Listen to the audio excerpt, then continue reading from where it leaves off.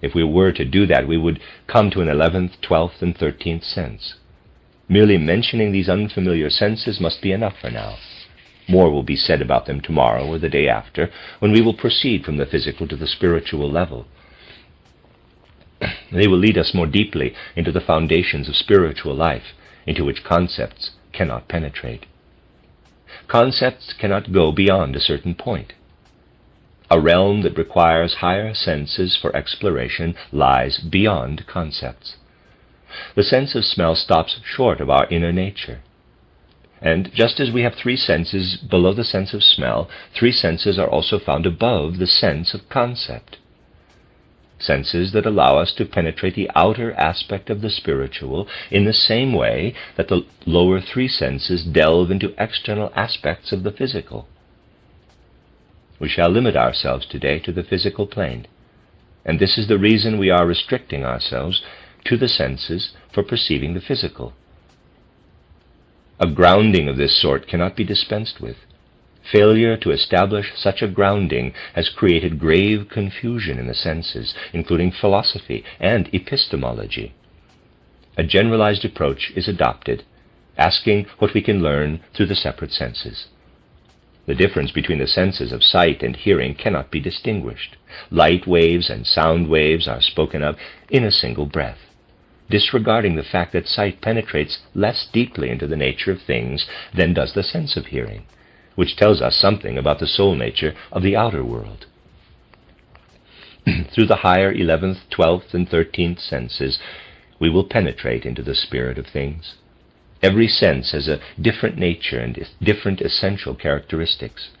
We need, above all, to take this into account. We can, therefore, regard a large number of presentations today on the nature of vision and its relationship to the world around us, brought to us by physics, as views that never consider the nature of the senses at all. Countless erroneous conclusions are based on the misconception of the nature of the senses. This has to be emphasized, because popular texts in no way do justice to what has been said here. Indeed, popular books often state the exact opposite. In them you may read statements written by people who haven't the slightest notion of the inner nature of the senses. We must realize that the perspective science takes leave. We must realize that the perspective science takes leaves it no choice but to speak as it does, that it cannot escape making a mistake, since the course of development has been to largely forget what is correct. The true nature and being of the senses thus constitute the first chapter of anthroposophy. The end of Lecture 1. A reading of the collection of lectures by Rudolf Steiner entitled A Psychology of Body, Soul, and Spirit. Lecture 2, given on October 25th, 1909, is entitled Supersensible Processes in the Human Senses. Yesterday we limited ourselves to a mere listing of the senses, although the way in which it was done was derived from human nature itself. We did not jumble all the senses together, as is typical in sense physiology, because of its inability to discern where each sense fits into the picture. We enumerated the senses, and then we arranged them in an order that accords with the facts of human makeup. Today we will proceed to make a closer study of the human sense essence, for this is one of the most important areas from which to approach human nature. We began with the sense to which we gave the name of life-feeling, life sense, or vital sense. We must now ask, what is the basis, in the true spirit of the word, of this sense of life? We will have to delve deeply into the unconscious depths of the human organism to make ourselves a picture of this sense's origin, though of course it will be only a sketch. The first thing encountered will be the remarkable working together of the physical and etheric bodies. This becomes evident when we try to find out what the life sense is based on. The lowest member of the human makeup, the physical body, and the ether body enter into a very specific relationship to each other. That is the result of another factor that appears and sets into the etheric body and suffuses, or we might say saturates it. Another element flows through and pervades it. Human beings of our time are not aware of this other element, but spiritual science can tell us what works in the etheric body and, pictorially speaking, saturates it as water does a sponge.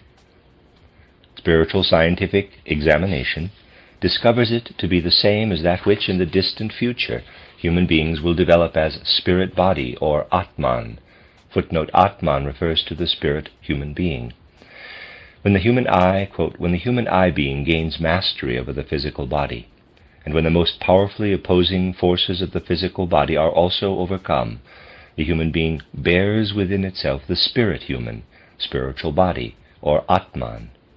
In transforming one's physical body into Atman, or spiritual body, one thus becomes sevenfold. Outwardly, the physical body appears as a physical body, but inwardly it is completely controlled and permeated by the I, capital. At this stage, the physical body is both physical body and Atman. Unquote, from the Spiritual Hierarchies in the Physical World, Reality and Illusion, page 68. Buddhi is the sixth aspect of the sevenfold human being, or life spirit, the transformed etheric body. Manas is also referred to as spirit self, the fifth aspect of the sevenfold human being, contained in the transformed astral human body. See also Theosophy, pages 50 to 56. End of footnote. We do not yet possess it, the spirit body. We do not yet possess it through our own development. It still has to be lent to us by the surrounding spiritual world. It is lent to us without any conscious participation on our part. Later, in a still far distant future, we will develop it through our own effort. It is spirit body, or Atman, then, that pervades and suffuses the etheric body. And what does it do in the etheric body? We are not yet in a position to harbor our own spirit body, or Atman. At the present time, it is still a superhuman element within us. This superhuman element, this Atman, expresses itself in that it contracts the etheric body, indeed, even cramps it together. If we want to borrow a picture from the outer sense world, we might say that it could be compared to the frosty effect of cold. What will one day be the highest human member, for which we are still too immature, cramps us together. The result of the cramping is that the astral body is as though squeezed out, and to the degree that the etheric body is compressed, the physical body too experiences tension. Frosty tensions arise in it. It is as though one were to squeeze out a sponge. The astral body seeks breathing room and is then pressed out. Processes in the astral body are feeling experiences, experiences of pleasure and aversion, joy and pain, and so on. It is this process of being pressed out that makes itself evident in us as the life sense, in feelings of freedom, energy, or faintness, for example. Now let us take a further step upward. We talked of the self-movement sense as the second sense. Again, something is at work in the etheric body that we do not consciously possess. The etheric body is filled, saturated like a sponge filled with water, and the saturating element is the life spirit, or buddhi, that we will eventually develop of ourselves. The spiritual world has lent it to us for the time being. Buddhi, or the life spirit, works differently from the spirit body. Its effect is to establish a state of balance in the astral body, reminiscent of still water. Balance in the etheric body and then in the physical body brings about balance in the astral body. When this balance is disturbed by some external agency, it seeks to restore itself. If in making some motion imbalance is created, balance is restored. Let us say that we stretch a hand out. An astral current flows back in the opposite direction. That is the case in every movement of our organism. Any change of physical position calls forth in the organism an opposing astral streaming. This happens when we blink our eyes or move our legs. The sense of our own motion is experienced in this inwardly felt restoring of balance in the astral body. Next comes a third element that can pervade the etheric body. This element, spirit self or manas, is also one that we are currently only faintly conscious of, although our developmental task is to become aware of it. It therefore works differently on the etheric body than life spirit does. Its effect is to expand the etheric body, bringing about a situation that is the direct opposite of what was characterized as the frost produced by the life sense. The effect of manas on the etheric body might be likened to an influx or warmth into a space. Something resembling a current of warmth is set streaming into the etheric body by manas, causing an elastic expansion in it. This brings about a thinning process in the astral body, but without pressing it out, so that it is able to remain in the expanding etheric body. Whereas the sensation experienced with the life sense is based on the pressing out of the astral body, what we have called the static sense, or sense of balance, originates in the expanding of the etheric body, which gives the astral body inwardly more space. The astral body is then not so compressed, it grows thinner. This thinning of the astral body and ether bodies enables physical matter too somehow to stretch and expand itself. Whereas Atman's effect is to cramp the physical body, and that of Buddhi to maintain it in a state of balance, that of Manas is to relieve pressure on it. And since the etheric body expands, the physical body is able to push out tiny particles of its being at certain places. That is the origin of the three small semicircular ear canals, standing in perpendicular relationship to one another, corresponding to the three directions of space. They might be called distensions of the physical substance of the body. Similar organ formations arise in a great variety of ways, as new creations, marvelous structures that owe their existence to a relieving of pressure from outside, rather than to being pushed out from within. Owing to the fact that the astral body is able to expand further, it can enter into relationship with the outer world, with which it must establish balance. If that were not to happen, people would stand at an angle or might even fall over. There is no such necessity in the case of the first two senses, but the third sense has the task of establishing balance. When we strive to enter somewhere, we must do it in the way possible for us. For instance, in space we must orient ourselves to the three directions of space. For that reason, the three half-circle canals grow perpendicular to one another in the three directions of space. If these organs in the ear are injured, our static sense no longer functions, and we become dizzy or lose consciousness and so forth. Animals, however, descended prematurely into material existence, so that their physical substance is more hardened. Stony structures called otoliths arise within them. They are situated so that they help animals to determine and sense balance. We have now discussed three senses in a sequence, progressing, so to speak, from inside outward.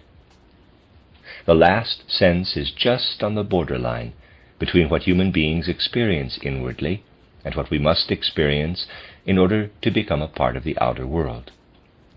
Modern science, which clings to physical facts, has recently had it pushed under its nose to the point of finally having to recognize these three areas of our sense organization. Here, too, we must make a sharp distinction between the actual findings of research and the opinions held by group soul cadres of learned men on the basis of inadequate thinking. They have demonstrated in just this area of science how inevitably the lack of a thread to guide them through the labyrinth leads to error. That lack is a major stumbling block in this case. It has led to comparing organs in the human ear with certain organs in the plant world, where a kind of balance is brought about in the leaning of a plant through the shifting of the position of such particles in it. Because, as a rule, logic leaves modern thinkers in the lurch, just at the moment when a correct view is needed, they sometimes conclude that plants also have a sense of balance. Logic of this sort is based on a standpoint I have repeatedly cited and characterized. There is a certain plant that rolls up its leaves to trap invading insects. The superficial claim is made that this plant must be credited with possessing a corresponding sense. But I am familiar with another object that is able to perform the same function even more competently, and even goes so far as to attract small animals and snap them up, namely the mousetrap. With the same right, then, what is said of the human senses, and then extrapolated to the plant world, could be equally applied to mousetraps. It would be just as ridiculous to apply the same reasoning to a pair of scales and talk of the scale's sense of balance. Such absurdities are the product of inadequate thinking, that is unable to expand and sufficiently penetrate the real nature of a matter. These are three senses with which science has been concerning itself, but it will learn to understand them only when it finds and makes use of the thread of spiritual science. Only then will it achieve a true understanding of the structure of the human organism, the way it actually is precisely under the effects of the interactions I have described. That requires the development of a spiritual scientific ability to observe and grasp the whole human being from within. Now we come to the sense of smell. It can be asked why the sense that science calls the sense of touch, the one most dealt with, has been left out here. Since there is to be such a limited number of lectures on the senses, some aspects will have to be covered rather sketchily, and much that is said may then sound somewhat paradoxical. The sense of touch has been left out because the way it is usually described is as a fantasy structure and invention of physiology.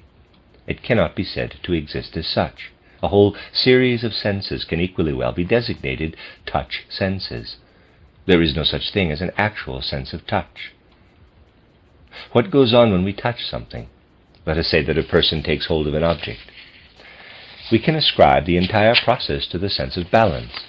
Pressure exerted on some part of a body upsets its balance, and what takes place does so only within the sense of balance.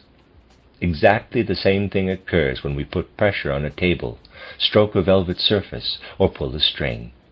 Touching calls forth changes in our own state of balance when we press, stroke, pull, and so on. The sense of touch is always to be sought where the sense of balance is active. Science holds the most disastrous views about the touch sense. People speak of pressing without going into the nature of pressing itself. It is something they do not think about. To spiritual scientific observation, however, it raises the question of what kind of disturbance it causes in the sense of balance, and what equalizing adjustment it necessitates in the astral body. We can judge how mistaken it is to view the sense of pressure as an aspect of the sense of touch, if we ask why we are not crushed by the huge atmospheric pressure bearing down upon us. If the matter were as ordinarily viewed, there would be tremendous pressure on our bodies. Curious youngsters may ask about this in their physics classes. They are answered with the statement that the pressure from outside and a countering pressure from inside our bodies are equal, and thus balance each other, that human beings are filled with air as their surroundings are, with the result that the two opposing pressures are the same. This maintains balance, and people cannot be crushed. If the child is awake, he or she might object and say, "I have often dived deep into water and been completely surrounded by water, yet was not crushed, in spite of the fact that my body was not completely filled with water. Otherwise I would have drowned." This is an example of the absurdity to which matters lead when they are explained purely externally and materialistically. The fact in this case is that we are involved in an eminently spiritual process, when exposed to pressure. We are led right into our astral bodies whenever disturbances of balance require equalizing. When pressure is exerted on any part of us, our balance shifts, and we push the astral body into that compressed part, thus restoring balance. In fact, we let it extend out slightly beyond the part under pressure. There is, so to speak, always a small astral swelling where the body part is pressed. This purely astral equalizing effect is so powerful that it is able to overcome from within the full pressure of the air outside. The spirit is literally palpable here. It just isn't noticed. Now, what happens with the sense of smell? The organism is involved here with something of which we are more closely aware than in the case of the other senses, the consciousness soul itself. What spiritual science terms the consciousness soul is brought into operation in the act of smelling. It calls forth at a certain place in the organism a process that is not merely one of thinning or expanding. Here, the astral body extends its influence outward beyond the limits of the organism. Gaseous substance penetrates into the mucous membranes of the nose as we smell, and astral substances simultaneously balance this process by pressing outward in the same measure. When we are engaged in smelling something, these astral substances always desert the organism and plunge into the object. They experience not only in themselves, but in the object too, what we call fragrance, aroma, stench, or whatever. A quote-unquote feeler arises in the astral body through the consciousness soul. The sense of taste functions as it does because the intellectual soul is working on the organism. This soul uses the organ of taste to pour out astral currents and sends them to meet the substances upon the tongue. The process that takes place in smelling is a very special one, for what is streaming out of the astral body in the act of smelling, nothing other than will-like nature. What we feel inwardly as the will impulse wells up to meet the material flowing in as we smell. Smelling is a process of resisting, a will to repel the influx of matter.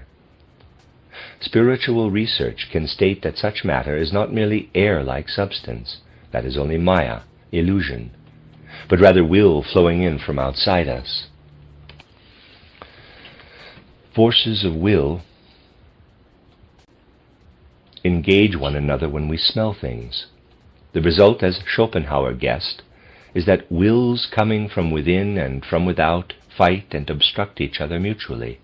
Schopenhauer built his philosophy of the will on this notion.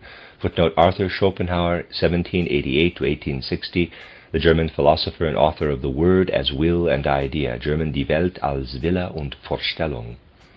End of footnote. But that is a false metaphysics. His statements about those forces of the will hold true only in the case of smell. Everything else is simply interpreted into it. Just as what pours out through the sense of smell is will-like, what streams out toward foods in tasting as the nature of feeling, and what streams in is likewise of a feeling nature. Feeling interacts with feeling in our tasting. Anything else is simply maya, only an external sign. A feeling reaction functions here as a sense, in that taste is perceived as pleasant or unpleasant, repugnant, and so on. It is not feeling as such that is involved here, just the corresponding interactions of feelings. The next sense we come to is the sense of sight. What works here on the etheric body and streams into it is the sentient soul. What occurs is of a thought-like nature, a thought-like principle prevails. The sentient soul already harbors in itself, though as a subconscious thought, what is conscious in the consciousness soul. In the sentient soul it is a form of thinking that streams outward through the eyes as genuine thought substance. It has a far greater elasticity than the two other substances that stream out through the senses of smell and taste. and for that reason reaches out much further. An astral element really does stream out from the human being to the things. It is not true that ether waves of light enter the eyes and cause them to project an image outward. For that to happen, someone would have to be sitting in the eyes performing the function of projecting images. What a gruesomely superstitious idea this figure doing the projecting is. In a case like this, science, which is so proud of its naturalism, resorts grotesquely to that much despised imagination to help itself. An astral element streams out as thought substance toward a thing and continues until, at some distant point, it encounters resistance in an opposing astral countercurrent. The conflict that ensues between these two astral elements creates the color that we sense on things. It comes into being at the boundary of the thing, where the astrality streaming out of us meets the astrality streaming forth from the object. Color is produced at the border between the interior and the exterior astral elements. It is very strange when one considers, for example, that in the sentient soul there is in fact a subconscious thinking that appears first in the intellectual soul, and that we first become aware of it in the consciousness soul. If we look at something with both eyes, what seem to be two impressions are in fact caused by a kind of thinking that at first is not conscious. If this is to become conscious, then these two thought moments must cooperate. They must make their way from the sentient soul up into the consciousness soul. To illustrate, here are both hands, each of which can sense things on its own. They must intersect, however, if we are to become conscious of the feeling that the one hand senses the other, just as we become truly aware of external objects only when we touch them. If the impressions developed by thinking activity in the sentient soul are to be lifted into consciousness, they must intersect. In the act of seeing, this is a result of the optic nerves in the brain intersecting. This crossing is based on the sentient soul's subconscious thinking being raised into the consciousness soul through such a crossing, so that one soul perceives the work of the other.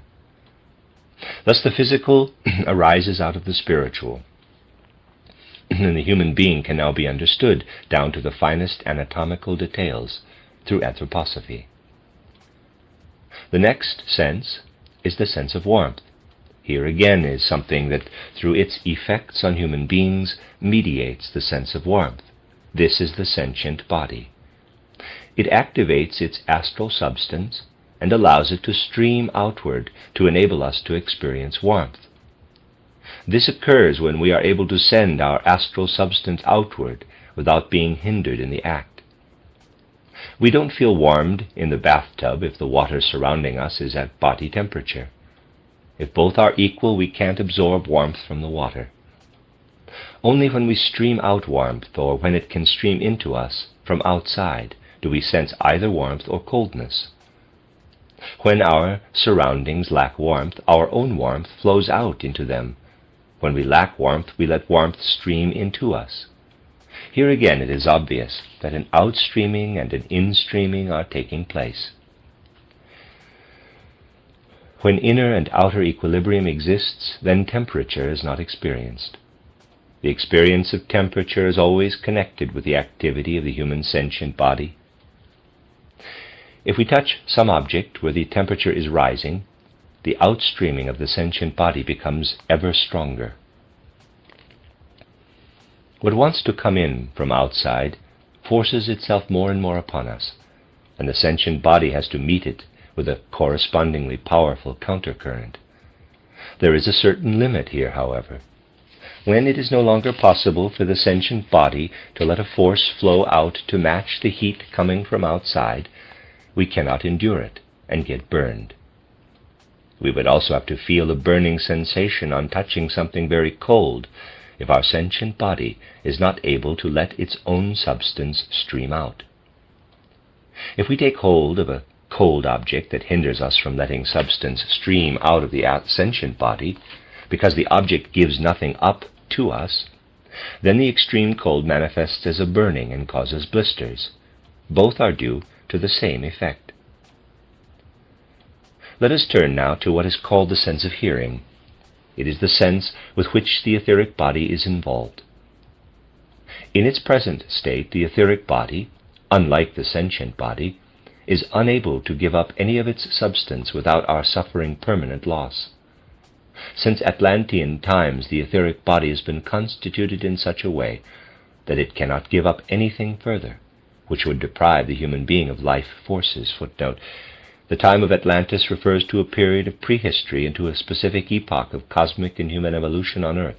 See Rudolf Steiner's book, Cosmic Memory. End of footnote. Hearing must therefore be based on an entirely different process, for in this area we have nothing more to give up. The highest sense that we can develop out of ourselves is the sense of warmth. If something that we ourselves do not have were not to enter into us here, there could be no such thing as a sense of hearing. Therefore the human organism is permeated by beings who saturate it like a sponge. These are the beings we call angeloi, or angels. Footnote: the spiritual hierarchies were first outlined by Dionysius the Areopagite, an author who lived about the 6th century A.D. In a lecture during 1921, Steiner said of the hierarchies, quote, "When we ascend into the spiritual, we come to beings arranged above humankind, in the same way that human beings have their place above the animal, plant, and mineral realms. As we ascend, we therefore have the angeloi, the archangeloi, and the archai. The beings we designate angeloi or angels are those who have the strongest relationship to the individual or single human being. Those of the second hierarchy above humankind are the archangels, one of whose functions is to work as folk spirits, embracing groups of individuals who belong together as a people. The archai act as guiding beings throughout certain epochs of time, beyond the differentiations among various peoples." From Cosmosophy, Volume 1, pages 88-89. Steiner also discusses the higher hierarchies at length in the book The Spiritual Hierarchies in the Physical World, Reality and Illusion. End of footnote. They went through the human stage in the past. They send their astral substance into us as a foreign astral substance, which we then make our own, allowing it to work in us and then to stream out again. It streams out through our ears to meet what sound brings toward us.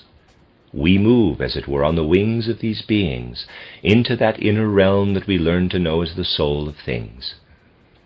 Here we are concerned with beings who stand above human beings and fill them, but whose substance is of the same nature as our own astral substance. There is a still higher sense, the sense of speech or words, of tone. Here again we are involved with an area in which we human beings have nothing of our own to contribute. For that reason beings have to intervene, whose substance is similar to that of the human etheric body. Of course, they also possess the corresponding astrality, but that is pressed out into the world around us. They have to enter us and give us of their etheric bodies, enabling us to pour this force out again into our surroundings. These beings are the archangeloi, or archangels. Their role is entirely different from that played by the angels. It is due to their activity in us that we are able not only to hear the tones of speech, but also to understand their meaning. We are not limited to the perception of a musical tone, say a G or C sharp, but on hearing a speech tone, we can go further to an experience of its inner nature. We perceive an ah according to the sense of tone. The beings referred to are the same as those we call folk spirits, spirits of the various peoples. In the sense of hearing, angels manifest their work outwardly in air vibrations, which affect the air in our ears, whereas the archangels counter what occurs in the air outside with a different kind of action. They cause patterns of movement in a fluid substance, with the result that it circulates in a certain direction. That we perceive the meaning of ah, for example, is also a consequence of the circulation of the finer fluids. This activity comes to outward expression in the shaping of a people's physiognomy, in the particular expression built into the organisms of individuals belonging to a certain race or culture. That is what, in particular, these beings bring about. Therefore, we can say that the fluids in a people flow differently, and the whole organism works differently, according to how the archangel associated with the people endows them with this or that as a sense of tone. When, for instance, one people says aham, Sanskrit for I, capital, regardless of what theories they may have concerning the human eye, these theories play no role. The two consecutive ah sounds create a basic organization whose result is that individuals within that culture have an experience of the I that corresponds to the two ah sounds sequence. When a race or culture combines I with a ch sound in the German ich, it brings about a wholly different effect. Such a people must have an entirely different conception of the I. There is a particular nuance, a special coloring in the I, and it is what is implanted by the folk spirit into the organisms of the people concerned in connection with the conception of the I. It makes a great difference, too, whether something is described by a word containing the sequence ah and o, or an I, and then an e. The whole feeling of a people changes accordingly. Amor, Latin for love, conveys a different nuance of feeling than does the German Liebe. Here we see a typical example of the folk spirit at work. It is not a matter of indifference that Adam is used by the Israelites to denote the first human form, whereas in ancient Persia it means I. Quite different qualities of feeling are evoked thereby in the different peoples. We touch here on the mysteries of language, or rather of its first elements. We are speaking here of the activity of beings of archangelic rank. They pervade human beings with the speech sense or tone sense and set our fluid substance vibrating.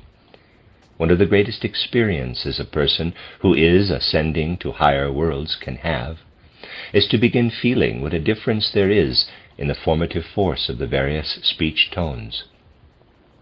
The tone force shows its effects best in the fluid element, while that of sound is shown in the air. We can also sense the significance of someone's feeling prompted to call some person or being Eva, sounded long Ava. If the same speaker wants to express something else that reflects the opposite relationship, that of the spirit to the physical, Ava can be sounded backward and thus be turned into Ave or hail, a fitting sequence of syllables with which to greet the Madonna. This evokes an opposite sensation in the human organism from that experienced in Ava. Another such transposition, adding a J in the word Yahweh as used for God in the Old Testament. A person on the path of higher knowledge can experience every aspect of the relationship between Yahweh and Ava by delving into the nature of the speech tones involved. Language did not spring from arbitrary roots. It is spiritual in origin, and to experience it in its own spiritual nature, we have been given the sense of speech or tone, which is as true a sense as all the others. It should be added that deeper reasons exist why the senses must follow the sequence in which we have treated them. We will go on, the next time we meet, to discuss a higher sense, the sense of concept, and still higher ones, in order to be able to explain the microcosm through spiritual scientific means. The end of Lecture 2. A reading of a collection of lectures by Rudolf Steiner entitled A Psychology of Body, Soul, and Spirit. This is Lecture 3, given on October 26, 1909, entitled The Higher Senses, Inner Forces and Creative Principles in the Human Organism. Our study of the senses has progressed to what we call the speech sense. We will now go on to what we might call the concept sense, using the term concept not in its philosophical meaning as pure concept, but as it is ordinarily used when we form a mental picture of something someone tells us. We could have equally well called it the idea sense, or the sense for mental pictures or representations. First, though, we will have to inquire as to how this concept sense arises. To do that, we will have to refer back to the two senses previously discussed, the sense of sound or hearing and the sense of speech, and ask ourselves what it means to have a speech or phonetic sense, and how the perceiving of speech tone, as described here, comes about. I will begin by characterizing the special happenings that occur when a speech tone, an ah, say, or an I, or some other, is perceived. We need to have a clear idea of the process involved in the perception. Since we cannot spend a whole hour discussing it, I will limit myself to a few remarks that you can verify for yourselves as you think about the matter, or that you can research in life. You know that in music we can distinguish between a single pitch, a melody, and harmony. You are also aware that harmony is based on perceiving simultaneously produced pitches, whereas melody is a series of consecutive sound pitches, in which case it is the individual tone as such that is considered. We can understand the mechanism involved in the perception of speech tone only when we study the relationship of the resounding element within the speech tone to the speech tone itself. Let us begin with harmony, in which tones sound together, and melody, in which they sound consecutively. If you imagine that you could make conscious what you unconsciously do in perceiving a speech tone, then the following would occur. Let us be quite clear that senses have an unconscious, or at least a subconscious aspect. Senses would not be senses if the unconscious element in sense perception were raised to consciousness. In that case, we would have to speak instead of having reached a judgment, a concept, or the like. Try to imagine the process that would have to take place if we were to carry out consciously what occurs in our unconsciousness when we perceive a speech tone. Imagine that you perceive a melody. When you do that, you hear the tones sounding in sequence. Now picture what it would be if you were able to compress the melodic line in which the tones are heard consecutively to the point of hearing them simultaneously. To do this, you would have to shove the past and the future into each other. You would have to know in the middle of the melody what was coming next, in order to slide the future into the present.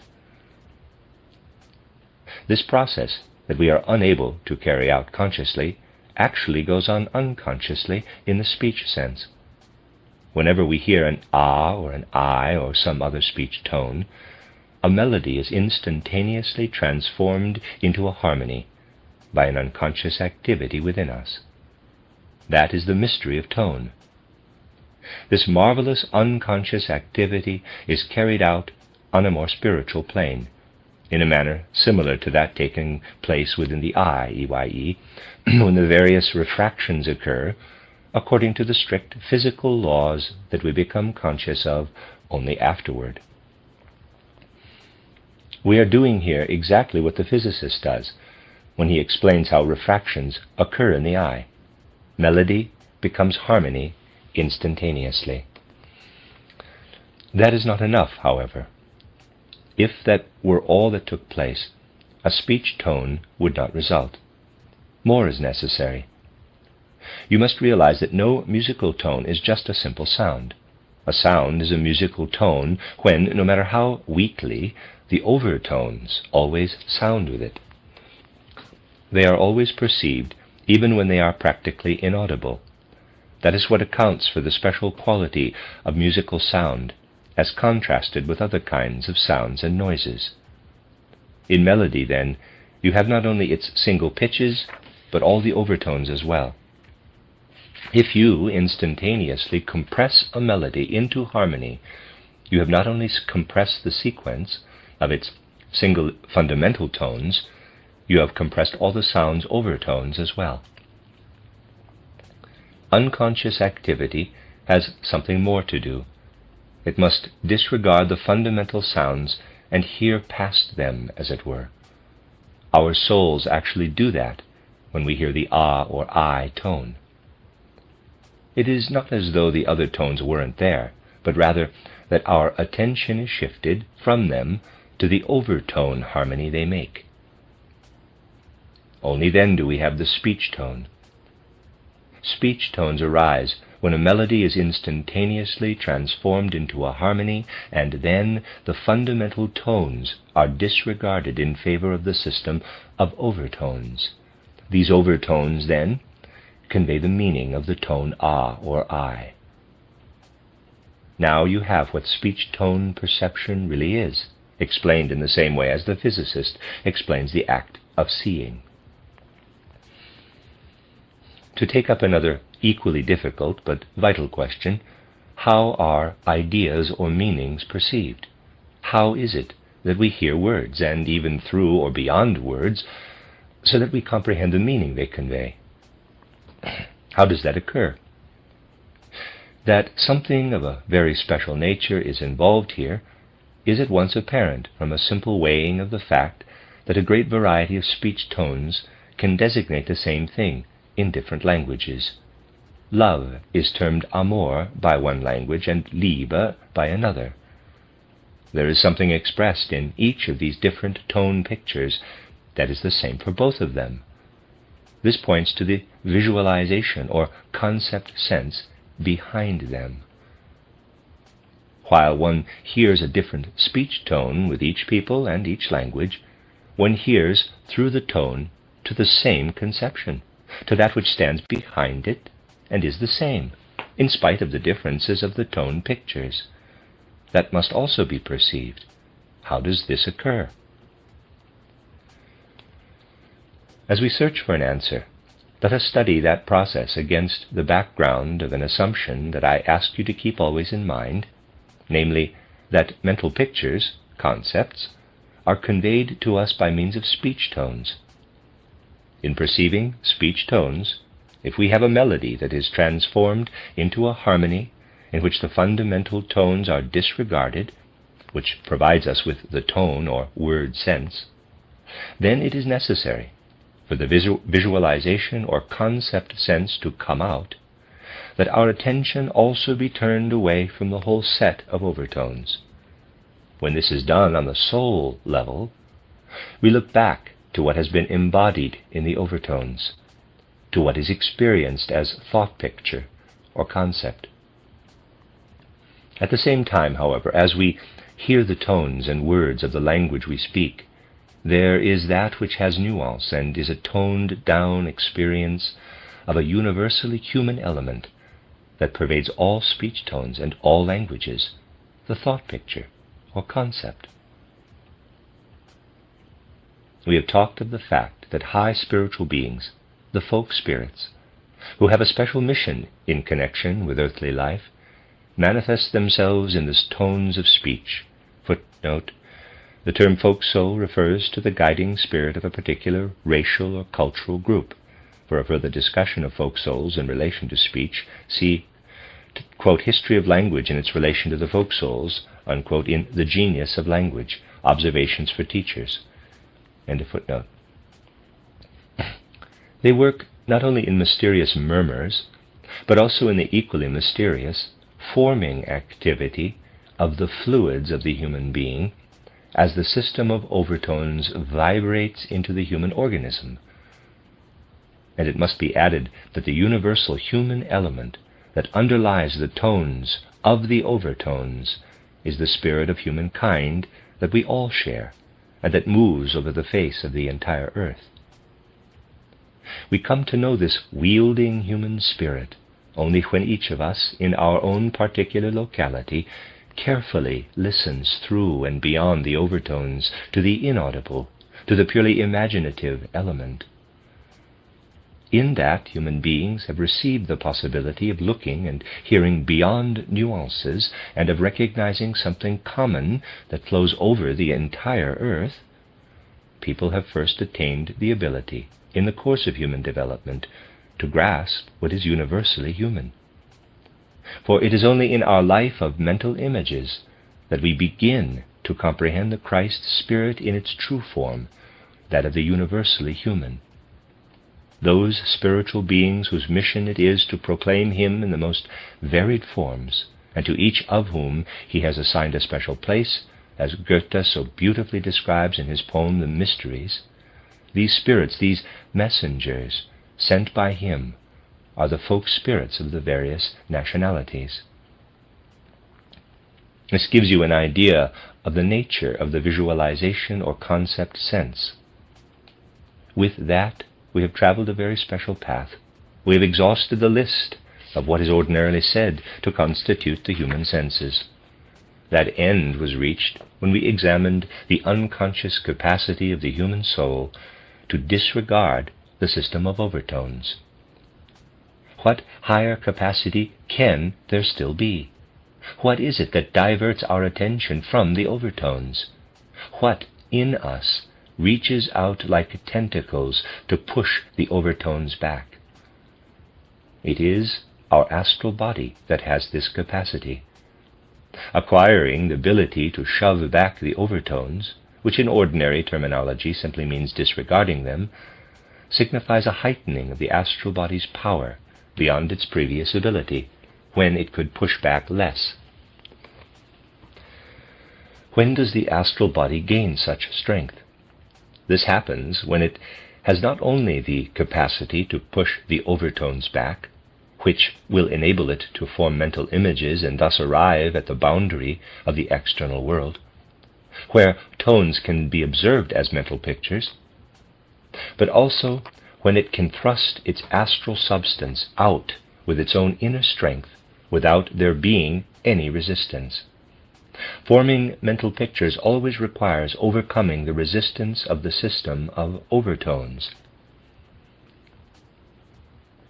At the moment when we acquire the capacity to extend our astral tentacles without an external cause, spiritual perception begins. The organs of spiritual perception start to develop. When we become able not merely to withdraw attention from the overtones, but to thrust out our astral tentacle-like substance from a certain place in the forebrain, located between the eyebrows, we develop the two-petal lotus flower there. Footnote: lotus flower, also called chakra, refers to the vortex-like centers within the body that form specific spiritual organs. The quote-unquote petals roughly describe their appearance to spiritual vision. See some effects of initiation in title How to Know Higher Worlds, also in Florin Lown's Enlivening the Chakra of the Heart. End of footnote.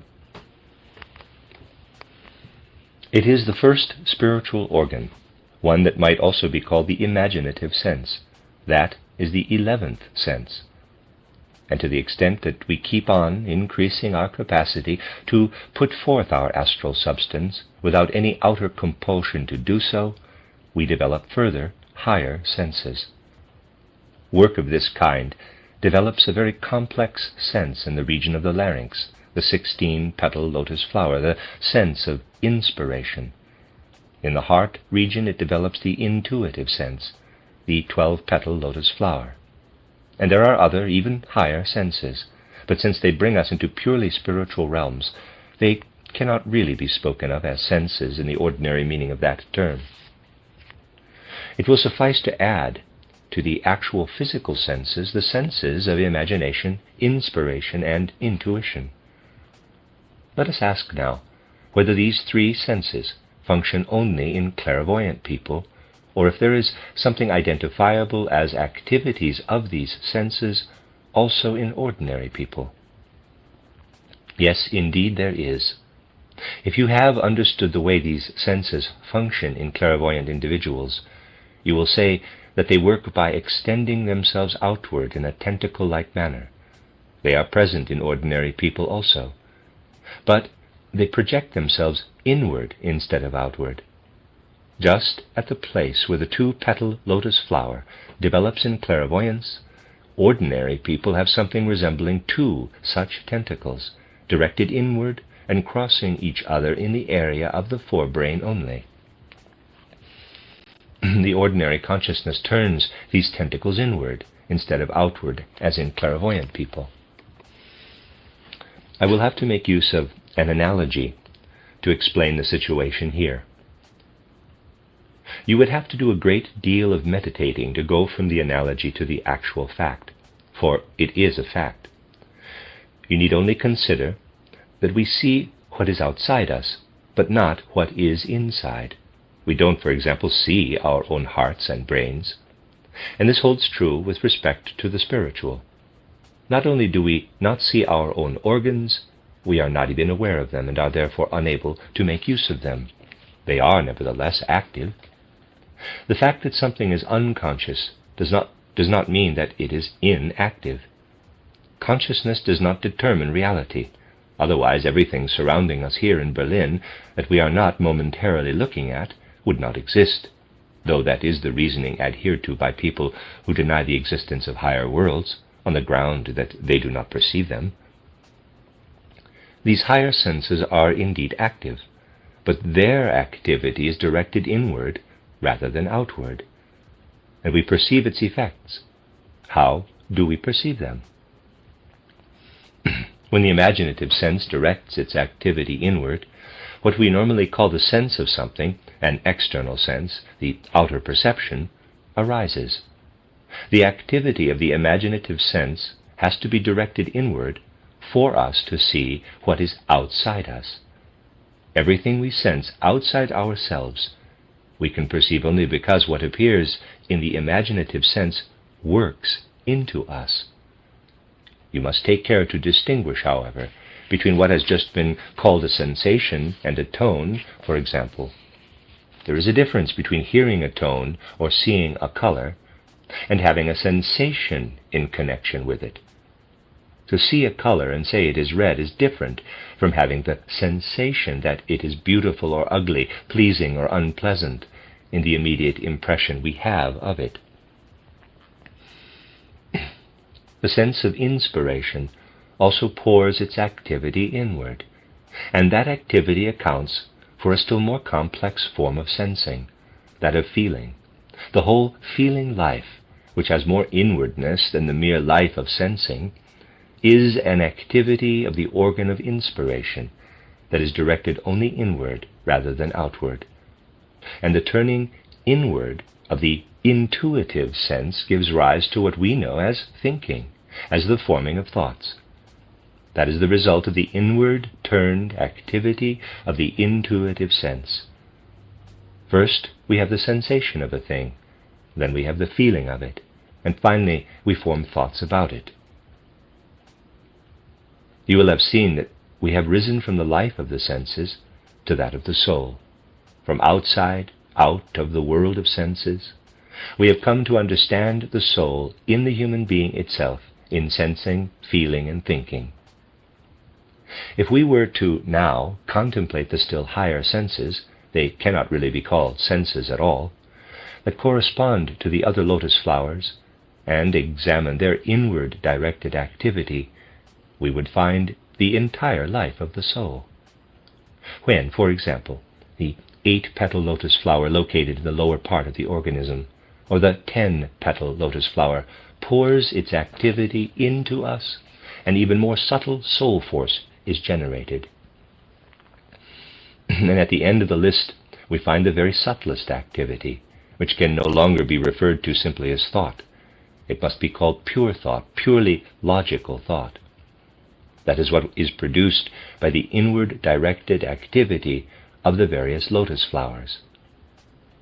When this working into us ceases to be limited only to working into us and begins instead to become an outward extending of the tentacles that I have described as ordinarily inward-oriented, and when it undergoes a crossing and outward pouring as lotus flowers, then that higher activity sets in whereby we rise from the soul to the spiritual level. What otherwise appears to us to be just inner life in thinking, feeling, and willing now enters the outside world, carried by spiritual beings. Thus you have comprehended the human being, in that you have gone from the senses, through the soul, and on to that which is no longer in the human being, but is rather something spiritual that works into us from outside, and belongs to us just as much as to the whole of nature and the universe.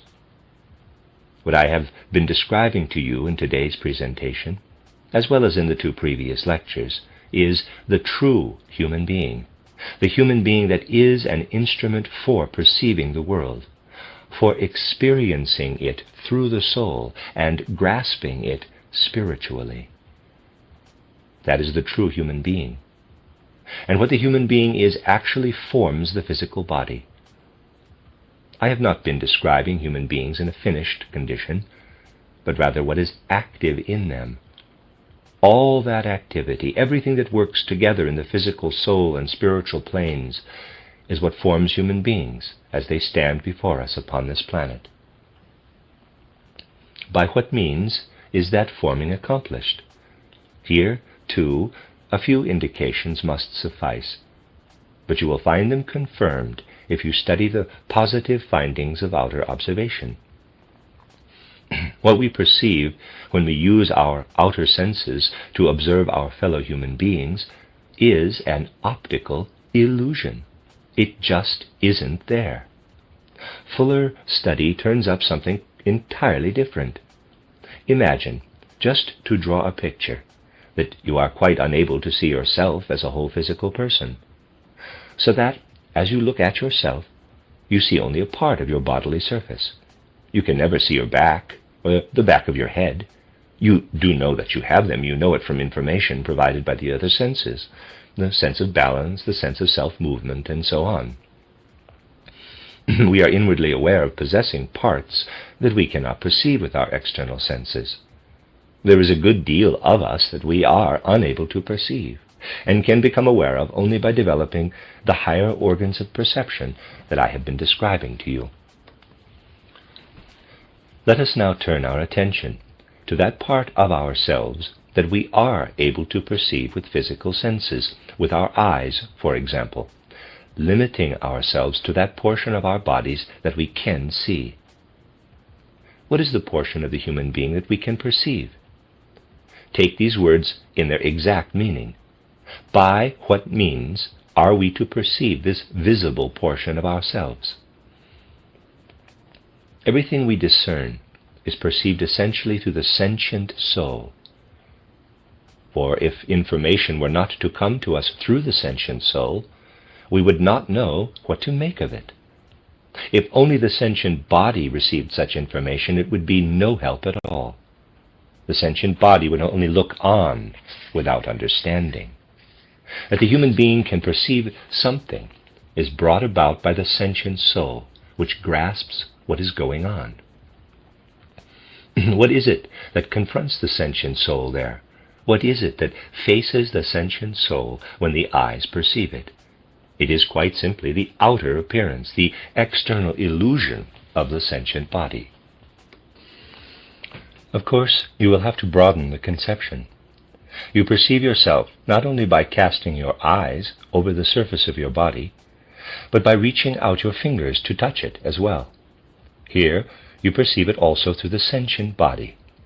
The sentient body extends itself over every part of us that is perceptible to touch, to sensing.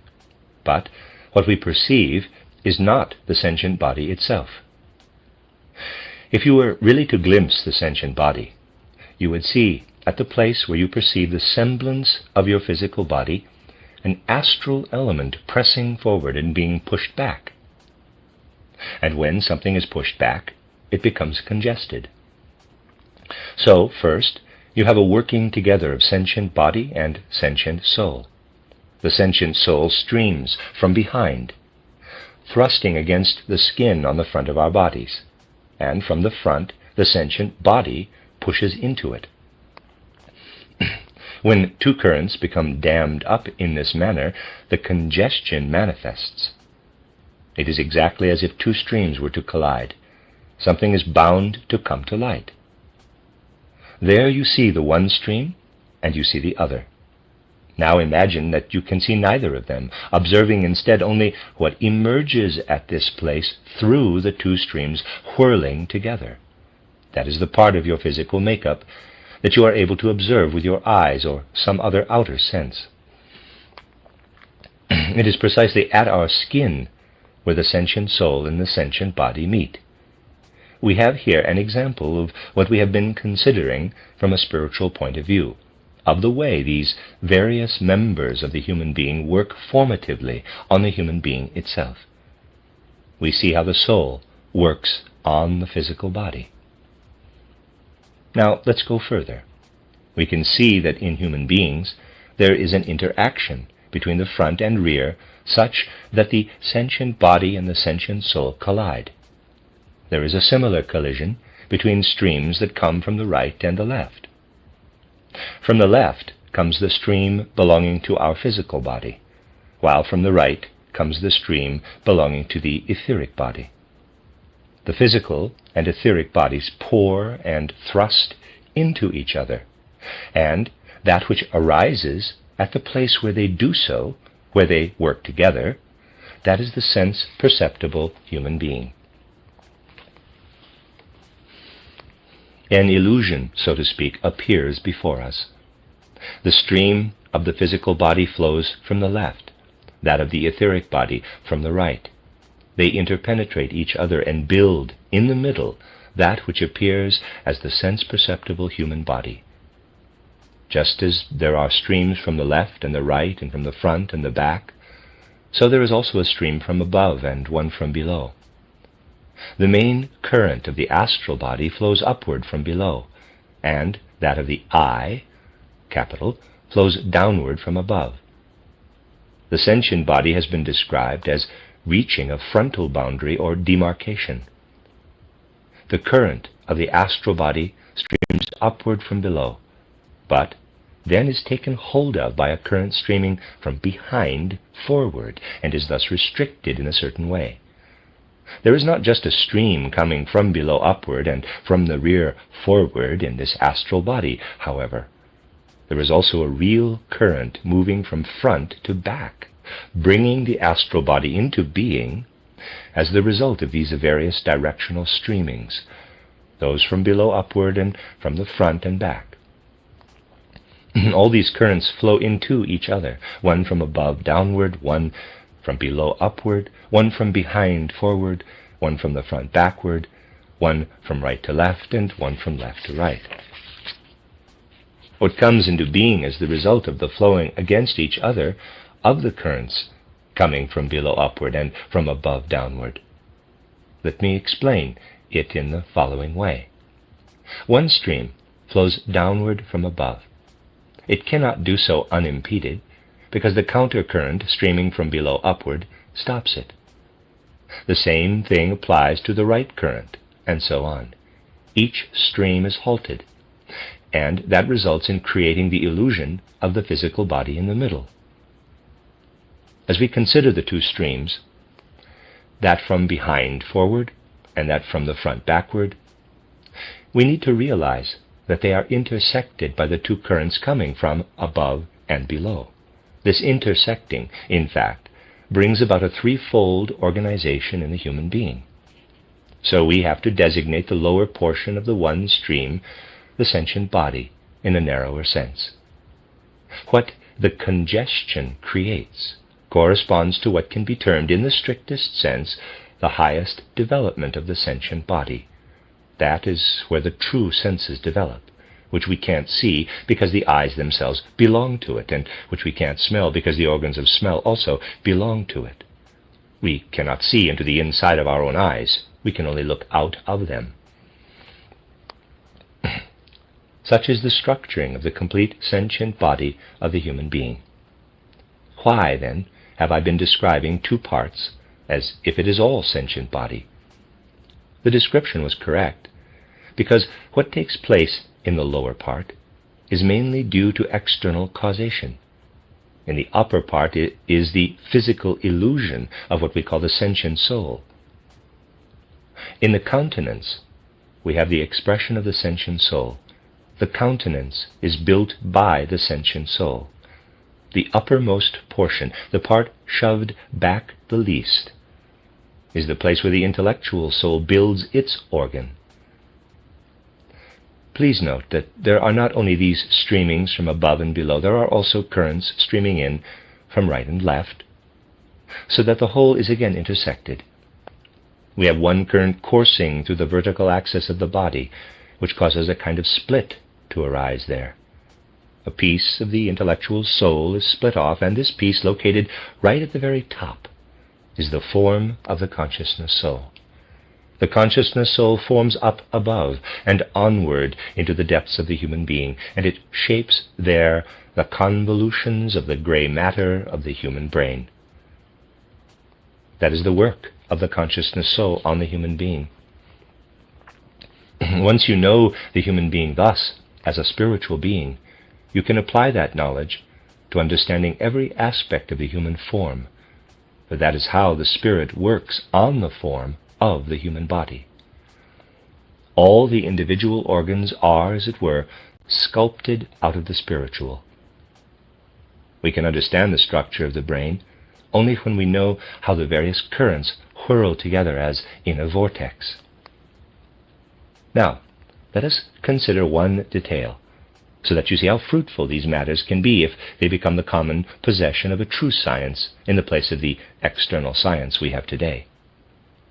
We have seen that up to the top, the outer organs of the consciousness, intellectual, and sentient souls are brought into being by the various currents.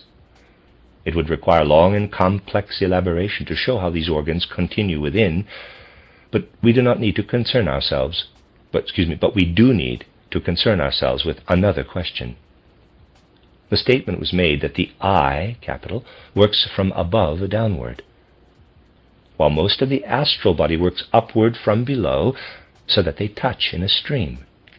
This causes an interaction between the I and the astral body, so that they obstruct each other. Where the I is to carry out a conscious action, something has to be generated that arises through the consciousness soul, the intellectual soul, and the sentient soul. Such a thing that the intellectual soul supplies, for example, is human judgment. Where are judgments located? They are in the head, of course, because it is there that the relevant living forces and members of the human being have found their expression. Let us assume as a special example that an organ were to arise in the human being in which the intellectual soul plays no part, in which no judgments are made, and in which only the physical body, the etheric body, the astral body, and the I are allowed to participate as carriers of pleasure and pain, joy and sorrow, and so on. Let us assume that the four members of the human being, the I, the astral body, without the subtler activity of judgments and of consciousness, the physical body and etheric body were to work together. What would be the nature of an organ in which these four currents were to work together? Its nature would be such that it would not allow judgments to arise. It would immediately allow a counter-effect to emanate from impressions of the astral body. The physical and etheric bodies have to work together, for this organ could otherwise not exist. The astral body and the I also have to work together, for such an organ would otherwise possess no feeling and would lack the ability to respond with sympathy or antipathy to impressions.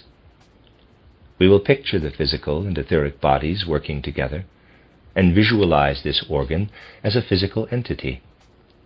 It must obviously have a corresponding etheric body, because every physical organ must be built by an etheric body. In this case, a current issuing from the right side of the etheric body of this organ would have to work together with a current coming from the left, that of the physical body of the organ. The two currents would become congested in the middle, and, since they would not be able to shove past each other, would therefore bring about a thickening.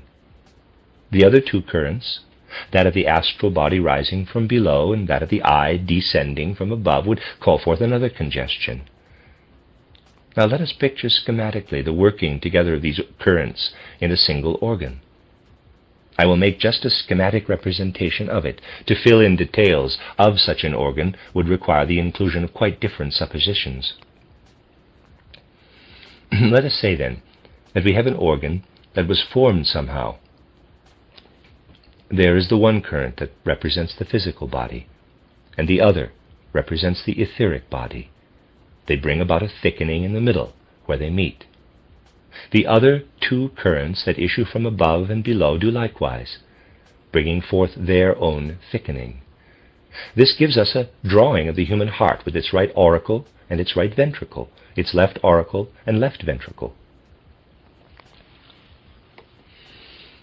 If you bring to mind exactly all that the heart can do, you would have to say that the human heart must be built out of the spirit in exactly this way. This is how the human spirit builds this heart. It cannot be otherwise. Let us look at another example.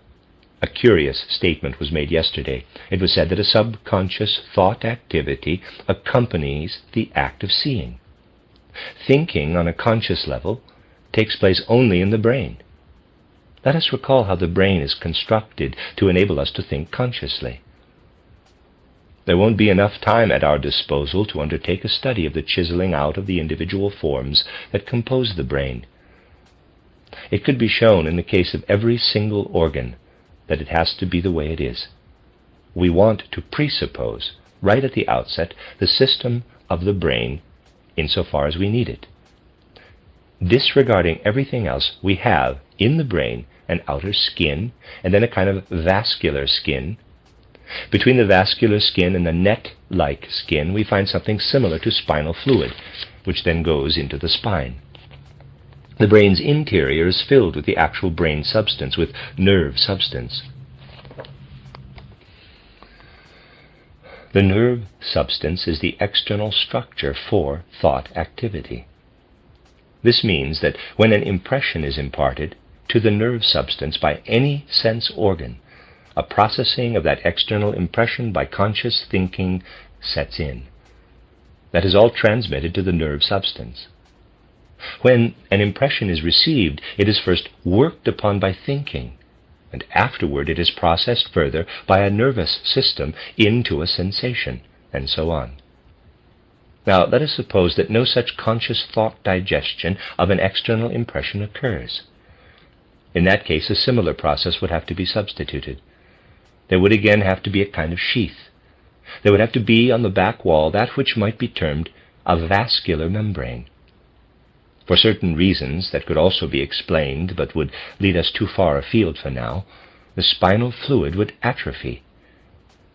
To make subconscious thinking possible, we would have to push the brain mass back. This creates space at the front, so that subconscious thinking activity arises without being worked through by a nervous system. Something has to be done with what would otherwise be taken up immediately into the nerve substance. The nerve mass would therefore have to be pushed back, for thinking would otherwise take place there.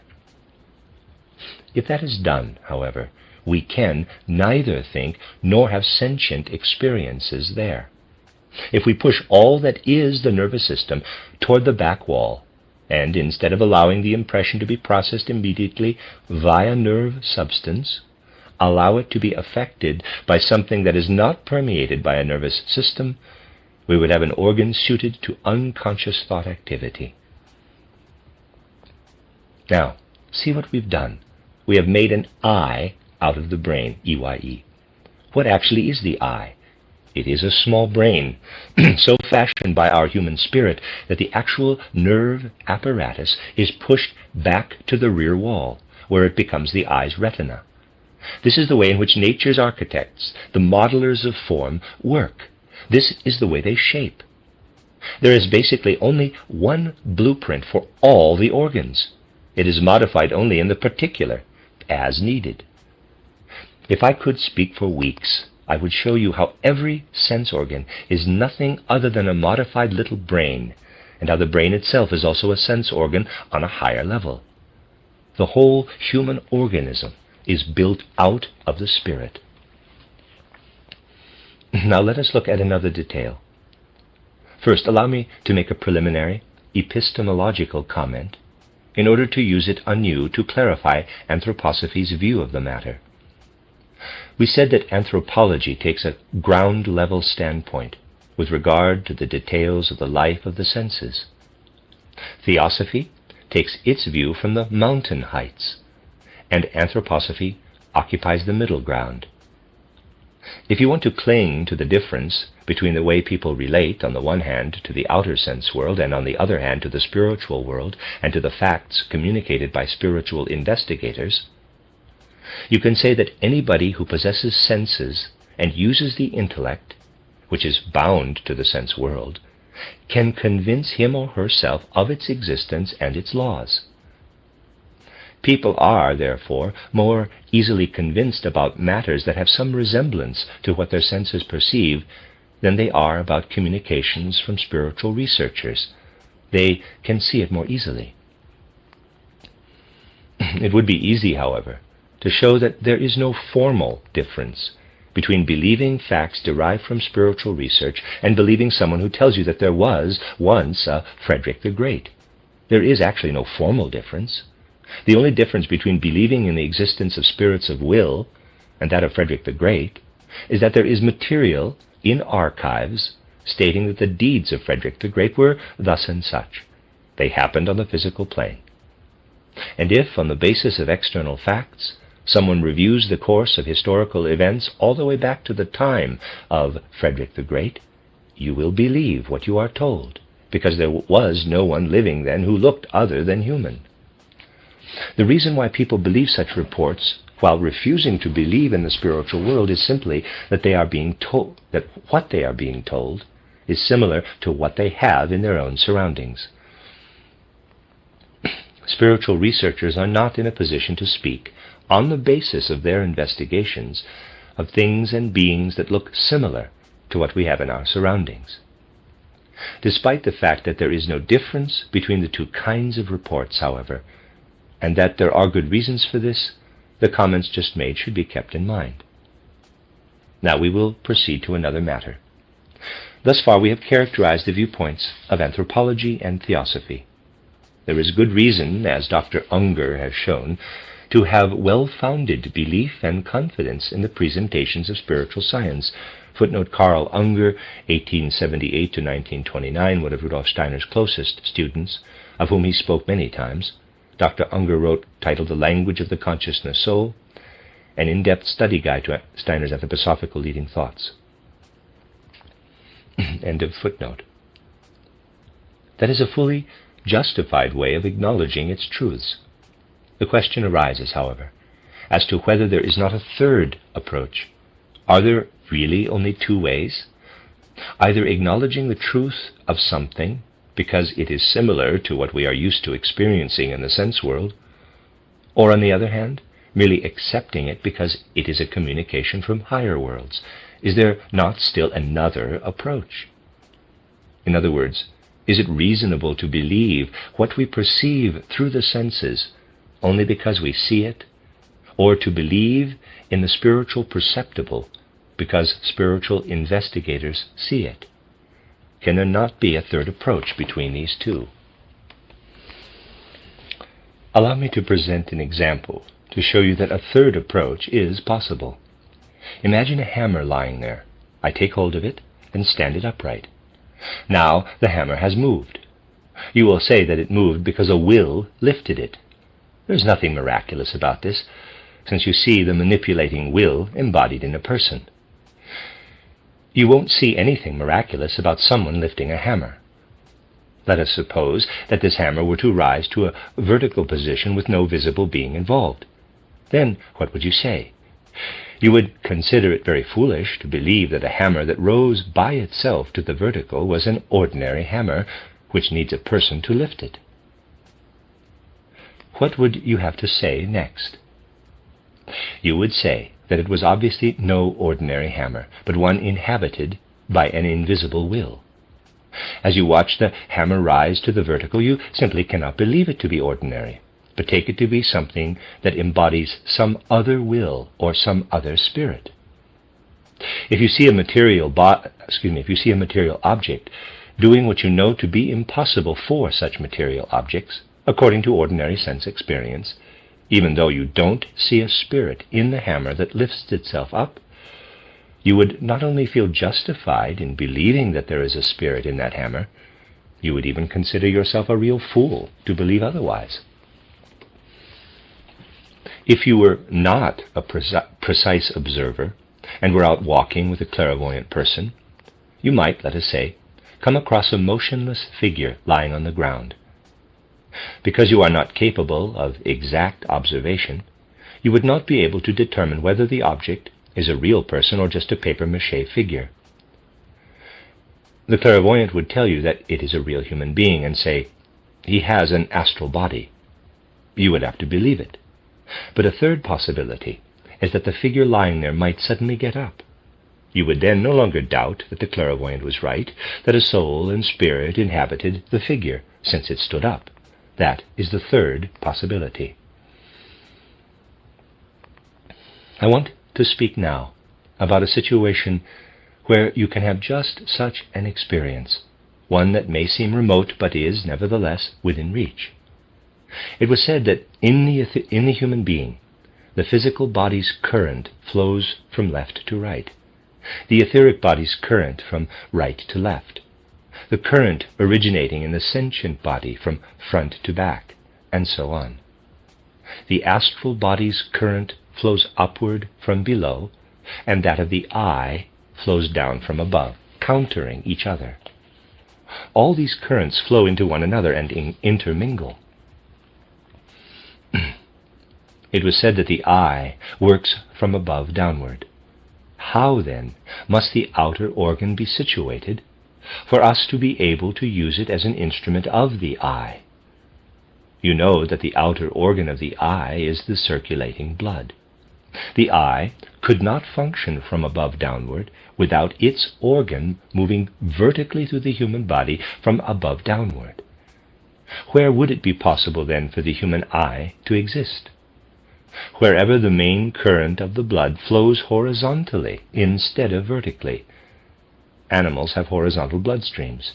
The group eye of animals cannot find its own organ because the main circulatory course of animal blood is horizontal. That is the difference. The main circulatory flow of human blood had to be raised to the vertical so that the human eye could enter it. On the other hand, we have the animals in which the group eye cannot grasp the blood as its organ because the blood flows horizontally. On the other hand, in human beings, the eye can do so because the blood's primary course has raised itself to the vertical. Let us now examine the viewpoint that for purely external reasons accepts animals as related to humankind. Indeed, there are animal forms left over from earlier periods. But the time came when the whole circulatory system had to be lifted from the horizontal to the vertical position so that the human being could develop from it. We are looking at an historical case. Here we have something that is horizontally aligned. It is obvious from the observable characteristics of animal blood that what is horizontally aligned could no more lift itself into the vertical than could the hammer that is not permeated by a spirit. In the same way that it would be foolish to deny the presence of spirit in something that can lift itself, it would be just as foolish to think that the horizontal bloodstream of animals could, of itself, lift itself up to the vertical stature of the human bloodstream. Only if a spirit were within it, only if a will flowed through it, could the animal group soul transform into the individual human soul. Anyone unwilling to admit that he or she would be a fool to believe that ordinary hammers could lift themselves upright would be just as much a fool to think that that which is in blood could raise itself to the vertical on its own. This is the third way by which we can verify all spiritual truths, in that we realize that things happen in the context of which it is nonsense to believe that only physically perceptible elements are involved. As we delve more deeply into matters, it becomes more obvious that the middle way of attaining certainty, which is based on spiritual sciences fructifying ordinary thinking, can be applied to everything. You have to admit that the human heart could not have been described as it was here without the foregoing spiritual research. Research must be stimulated by spiritual science. When the findings of spiritual science are presented and we then observe the outer phenomena, we see elements that simply could not be explained if we were not to take into account what is said by spiritual science. Thus, there is a method for observing things without bias. For example, when you notice that animal blood follows a horizontal course, whereas human blood flows vertically, and ask yourself what must be present in blood for the whole blood system to lift up to the vertical. And then you receive the answer from spiritual science. Spiritual beings rule the blood. You may then ask whether or not blood indicates the presence of a spiritual being, exactly as a hammer would if it raised itself upright. This is an example of the middle standpoint of anthroposophy that observes physical facts below, observes spiritual facts above, and compares them, thus fully explaining what is encountered in the outer world. I have shown through individual examples, such as the transforming of the brain into the eye, EYE, and the schematic internal contraction of the heart, how the form of every organ can be comprehended. We could construe the form of every organ out of the spirit in the same way. Every part of us would be a revelation of how spirit works on us to create the body's forms and organs. Only the principles involved were to be indicated here. But today's indications will give you a feeling that there is much in the world that the experts have never dreamt of, because they have no desire to delve into such matters. If this feeling stays with you, you will see that it is indeed possible to view the world without bias in matters where the communications from investigation of the spiritual world are brought together with earthly things. Not everyone can immediately see such things, but one would be able to say that it is an absurdity not to accept the facts reported by investigators of the spirit concerning certain phenomena. If the described feeling persists, then enough has been accomplished through these lectures on anthroposophy, for progress in spiritual research is slow and gradual. The end of Lecture 3. This is a reading of a collection of lectures by Rudolf Steiner entitled A Psychology of Body, Soul, and Spirit. Lecture 4, given on October 27, 1909, entitled Supersensible Currents, Group Soul, and the I in Human Beings and Animals. Yesterday we discussed the currents of forces that shape the human organism and make its form comprehensible. We saw how, if we get to know the formative forces, the heart and the I, EYE, must, in an amazing way, look just as they do. We delineated the supersensible processes that occur in our organism so that its material structure manifests. And we saw how it is built by the currents that flow from left to right and right to left, from above downward and from below upward, and from front to back, and vice versa. Someone might say, quote, "We will catch you in your own trap. You fail to consider a very important phenomenon when you speak of these currents, from right and left, above and below, and front and back.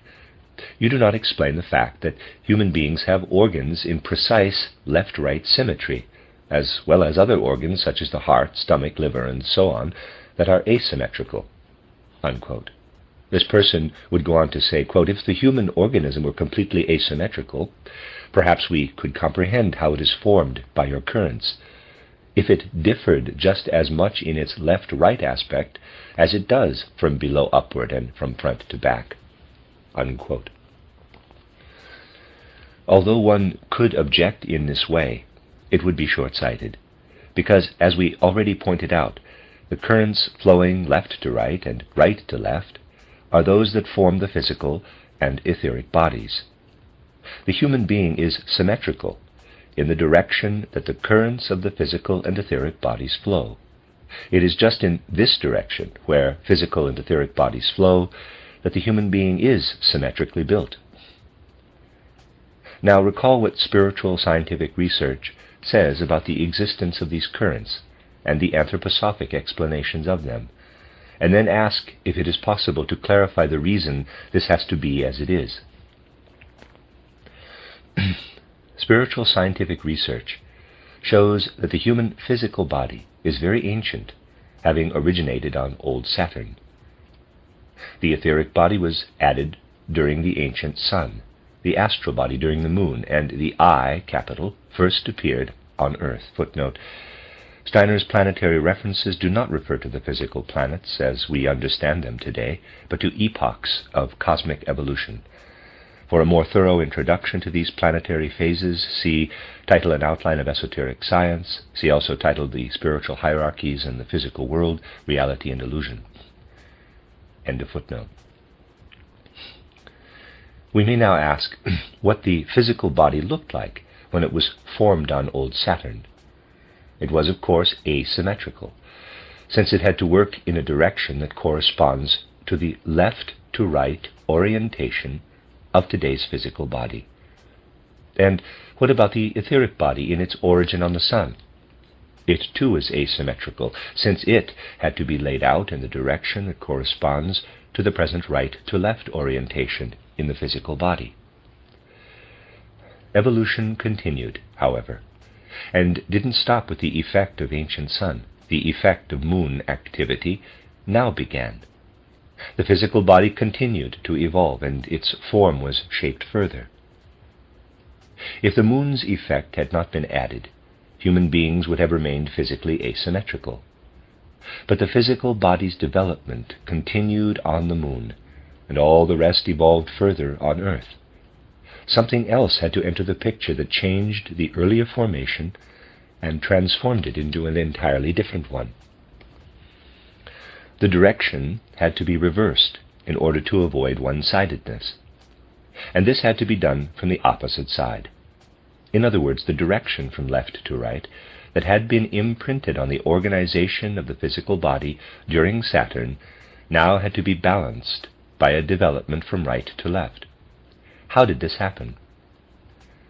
In previous lectures, I spoke about the sun's separation from the moon during the ancient moon evolution, and I said that the sun's forces no longer worked from the same side, from within the moon's body, but from outside. This is the same thing that happened to the etheric body as the development progressed. What developed as the physical body until the time of ancient moon was then taken up from the side under the external influence of the sun. Now, someone might say, quote, yes, but we can't understand why this second side, formed so much later, is not much smaller than the other side. Why are they symmetrical? Unquote. Recall something else I told you. Certain more highly evolved beings had to leave both the moon and the earth in order to develop a greater impact. These beings had to find a higher functioning position in order to have a stronger influence from right to left on the human structure than those on Saturn. Their task was not so easy as that of the Saturn beings when they formed the one-sided physical body. Those beings had to overcome what existed from previous evolution. The entire formative process was jammed.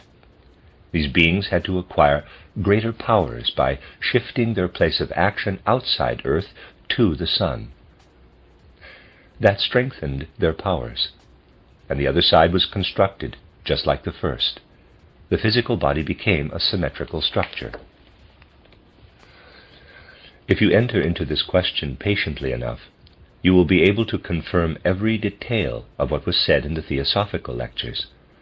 The formative forces can be followed even into the most isolated details of the human organs.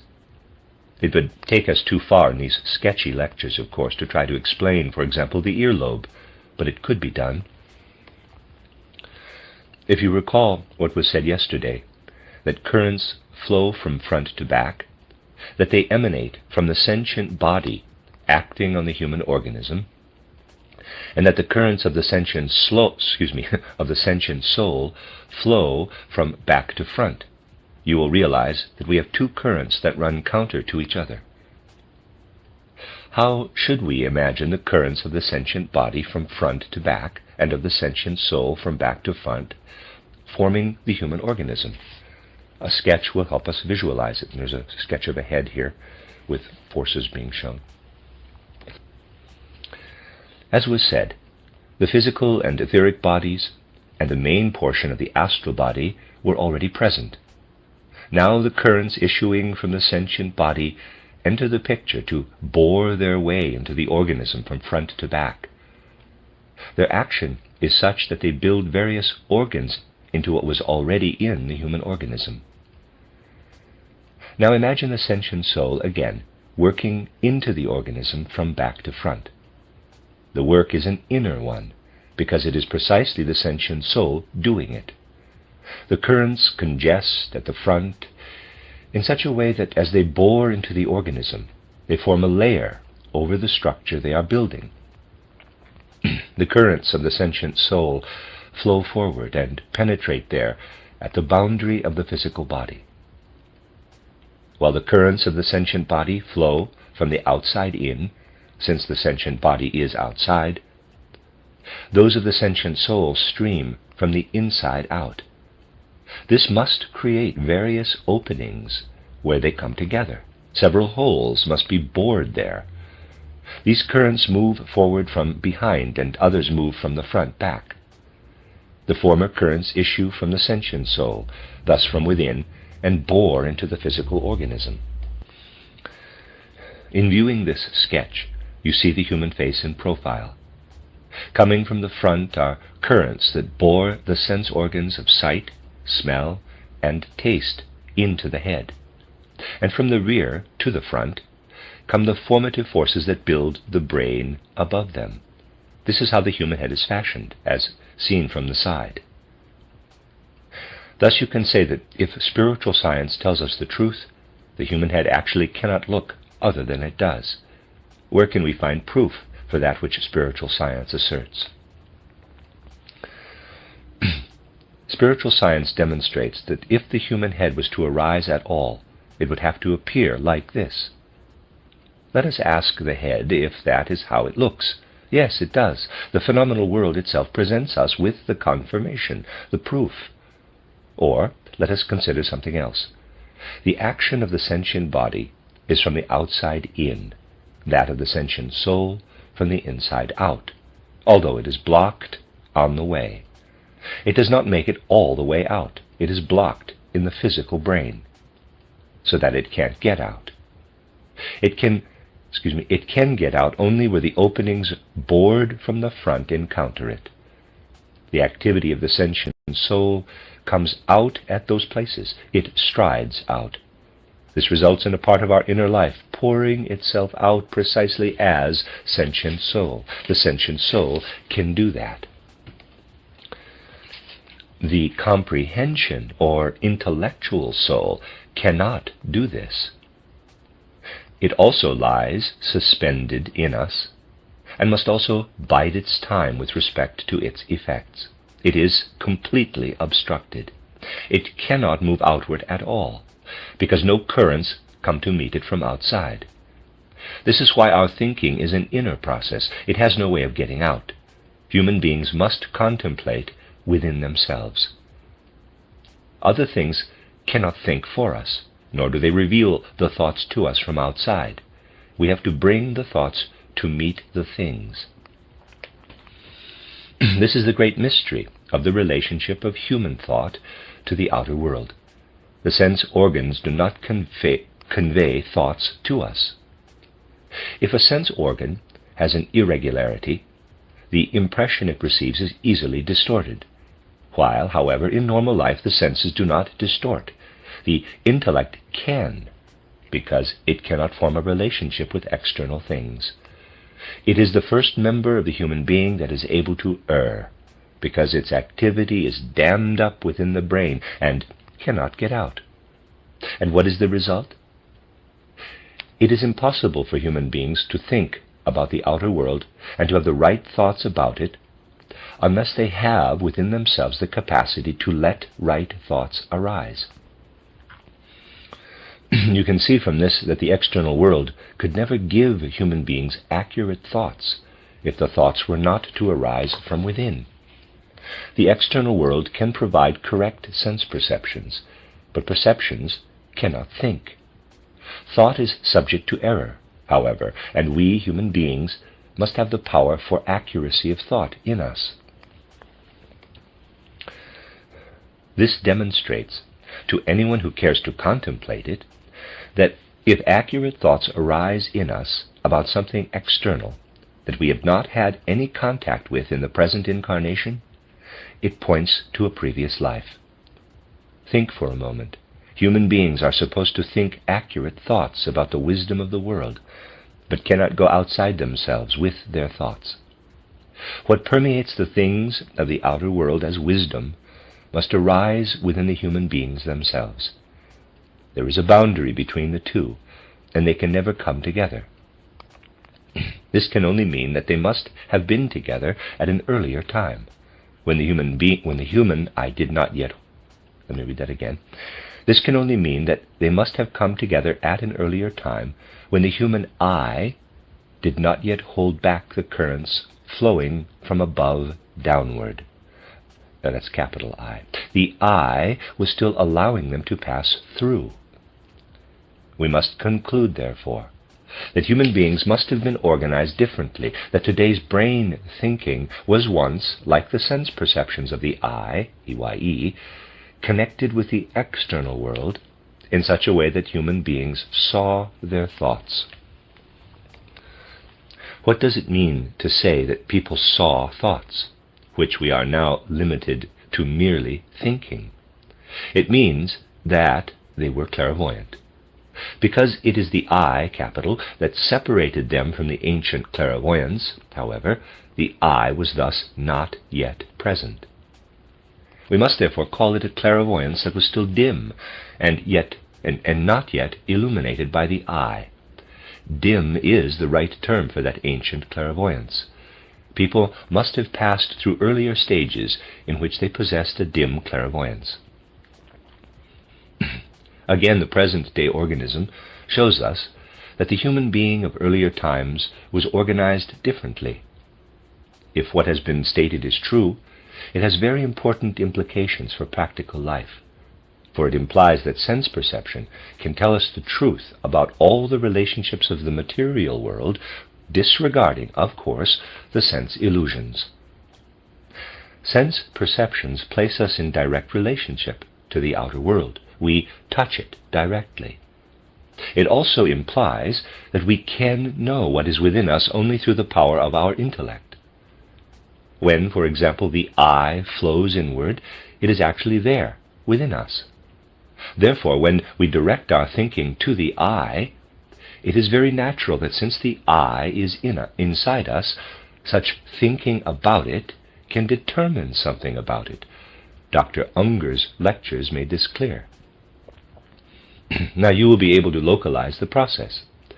It is the meeting between the intellectual soul and the I that gives rise to pure thinking, thinking directed inward. And it will be clear to you that this thinking, which comprehends itself, cannot be subject to error, like that thinking that rambles all over attempting to draw conclusions out of external things.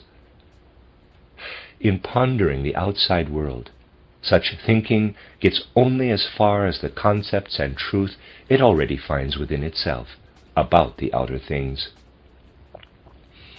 We have to hold the concepts up to things as a reflection. The things themselves can reveal nothing more than their sense-perceptible aspects.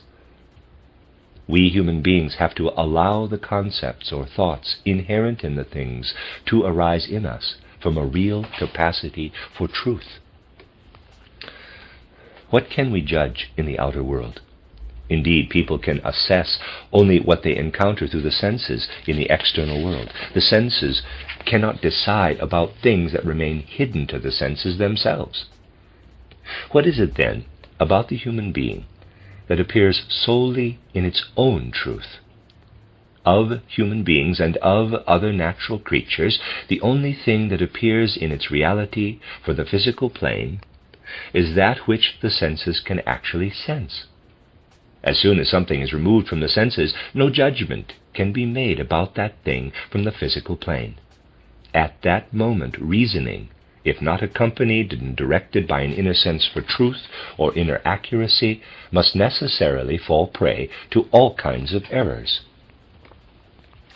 Let me illustrate this with an example that contrasts two different approaches. You are familiar with one of them from spiritual scientific research: the study of the forms human beings have passed through during earlier conditions of existence, the Atlantean and Lemurian periods, and all the way back through the Moon, Sun, and Saturn existences. We are shown out of spiritual scientific research what forms the human being has gone through. Today we have studied an example of how what the senses perceive can appear wonderfully comprehensible when we make this approach to human evolution our own, and we work through it in relation to the outer world. You will become increasingly convinced of this astounding fact, that everything in the external world confirms what spiritual research discovers out of the facts of the spiritual world. Now, as a contrast, let us look at the recently formulated theory of evolution offered by ordinary research. We especially notice that an important law that I referred to yesterday has been established. It is the fundamental biogenetic law that states, based on external facts, that the human being in its germinal state briefly goes through a series of forms reminiscent of certain animal shapes. At one stage it resembles a small fish, and so on, recapitulating the various forms of the animal kingdom. You are all probably aware that when the theory of heredity got out of hand, these facts were interpreted as proof that human beings passed through all the forms observed in embryonic development.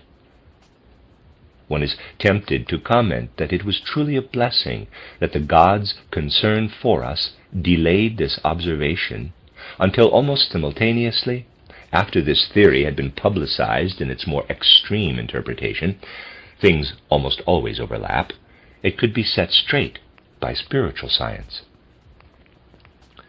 The stages passed through before human beings arrived on the physical plane and became perceptible to physical senses were concealed by the gods and could not be observed. If such a discovery had occurred earlier, ideas that are even more absurd might have resulted. The facts themselves are, of course, correct, since they are perceived by the senses, but when conclusions are to be made about it, the forces of the intellectual soul become involved, and that soul has no access to anything the senses have not experienced. If it lacks the inner endowment for discerning truth, it necessarily errs. Here we have a striking example of how the power of reasoning that comes from the intellectual soul can sail into error. What does it show that at a certain point in embryonic development human beings resemble fish? It shows that we cannot utilize the fish nature in ourselves and must get rid of it before entering our human phase of existence.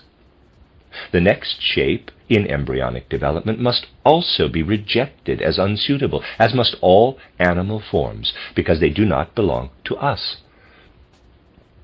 We could not have become human beings if we had ever appeared on earth in such an animal form. We had to separate all such forms from ourselves to enable us to become human beings. If you pursue these thoughts correctly, you will arrive at correct conclusions.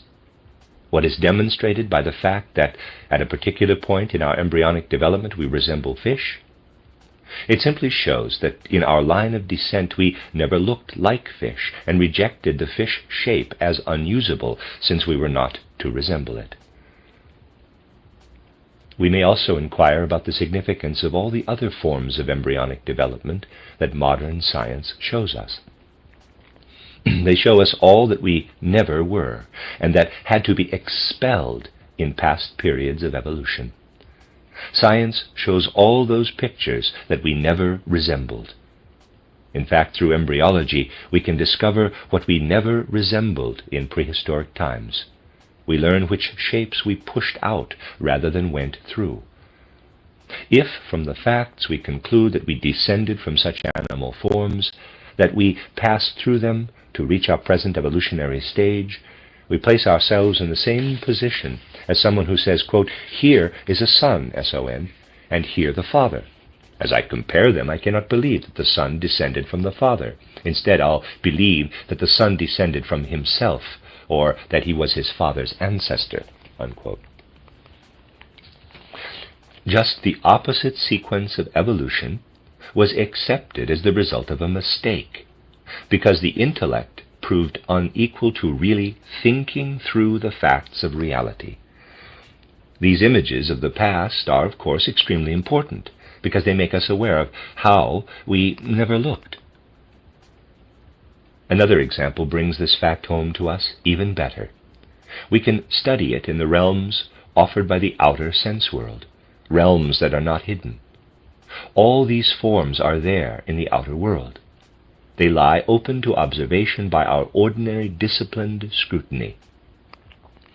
Human beings did not draw false conclusions about human descent as long as they depended only on observation and applied their minds to what was spread before them in the world of the senses, rather than to what was not observable. Of course, they didn't judge human evolution out of the intellect, but relied on a natural, exact sense for truth. They looked at apes and felt the same uncanny feeling that any healthy-minded person does when looking at apes, one that can be compared only to a certain sense of shame. That sense was closer to the truth than what was said later by the erring intellect. In this sense of shame lies the feeling judgment that apes are beings that fell from the human stream, beings that remain behind. They originated in the human evolutionary line and had to be separated out from it. Contained in this was a feeling that human beings could reach today's heights only by first separating from themselves what has now become the ape form. If we had retained it, we could never have developed into human beings. This lies in the natural, healthy feeling. But then the matter was investigated through the intellect, and this gave birth to the erroneous statement that the human form descended from the ape. That is an error. The more you think about it, the more you will find that what was just discussed is deeply justified. That human beings are descended from apes is an error that you can confirm through a very ordinary consideration. Let us assume that you are observing the members of human nature, apparent purely through the senses, and that you are studying either yourself or the observable aspect of human nature in other human beings. There are two currents, that of the sentient body flowing from front to back, and that of the sentient soul flowing from back to front. And since they converge, we must distinguish in what appears on the human being between what is moving from front to back as the current of the sentient body, and what is moving from back to front as the current of the sentient soul. Bearing this in mind, let us look into the countenance of a person. As far as we depend on our senses, the image we perceive is of course correct. We cannot be mistaken, since we are dealing with a sense impression. Now the intellect enters the picture, and does so subconsciously. We are confronted immediately with a classic example of erroneous judgment. For how does the mind conceive the human countenance in relation to the forces that formed it? It thinks of it as having been shaped from outside, whereas the face is really the product of the sentient soul working outward from within. We judge incorrectly when we look into a person's countenance and say that it is actually material body. We must say instead that what the senses perceive here is the outer image of the sentient soul, the soul itself, and that soul works outward from within. You have reached the correct conclusion when you view the human face as soul, excluding the possibility that it could be corporeal body. Let me read that sentence again. You have reached the correct conclusion when you view the human face as soul, excluding the possibility that it could be corporeal body. You are concerned here with a great illusion. You look at a human face that is the picture of a soul, and while looking at this picture of the soul, of course it is only an image, you think of it as corporeal. That view is totally mistaken and demonstrates how wrongly we interpret things as soon as we call on our power of judgment. We form correct views of external images only if we understand them correctly, if we speak of the human countenance as an, quote, image of the soul, unquote, and recognize the mistake in trying to explain it only on the basis of the physical and etheric forces.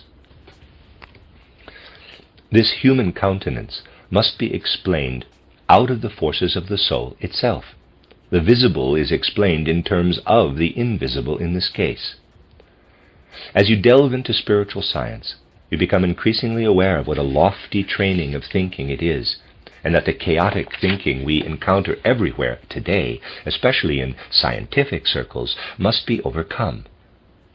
Perhaps you occasionally feel that what you hear makes strenuous demands on your thinking. Spiritual science, however, is also a noble training of logical thinking, since it forces us to interpret properly what we encounter in the world. And we must correctly interpret certain manifestations that lead from an anthroposophy that is concerned with the individual to an anthroposophy concerned with all of humankind. Now let us return to what we have termed the sense of speech and the sense of concept or visualization. Did the sense of speech or tone precede the sense of visualization in earthly human evolution, or vice versa? We will have accomplished quite a lot if we succeed in sufficiently penetrating human development on this low plane so as to answer the question whether or not we learn to understand words first or to perceive and understand received mental images first. This question has little to do with spiritual science, because we can all find the answer by watching the way children learn to speak and perceive thoughts. All of us are aware that children learn to speak first, and only then to perceive thoughts. Indeed, speech is necessary for thought perception. Why?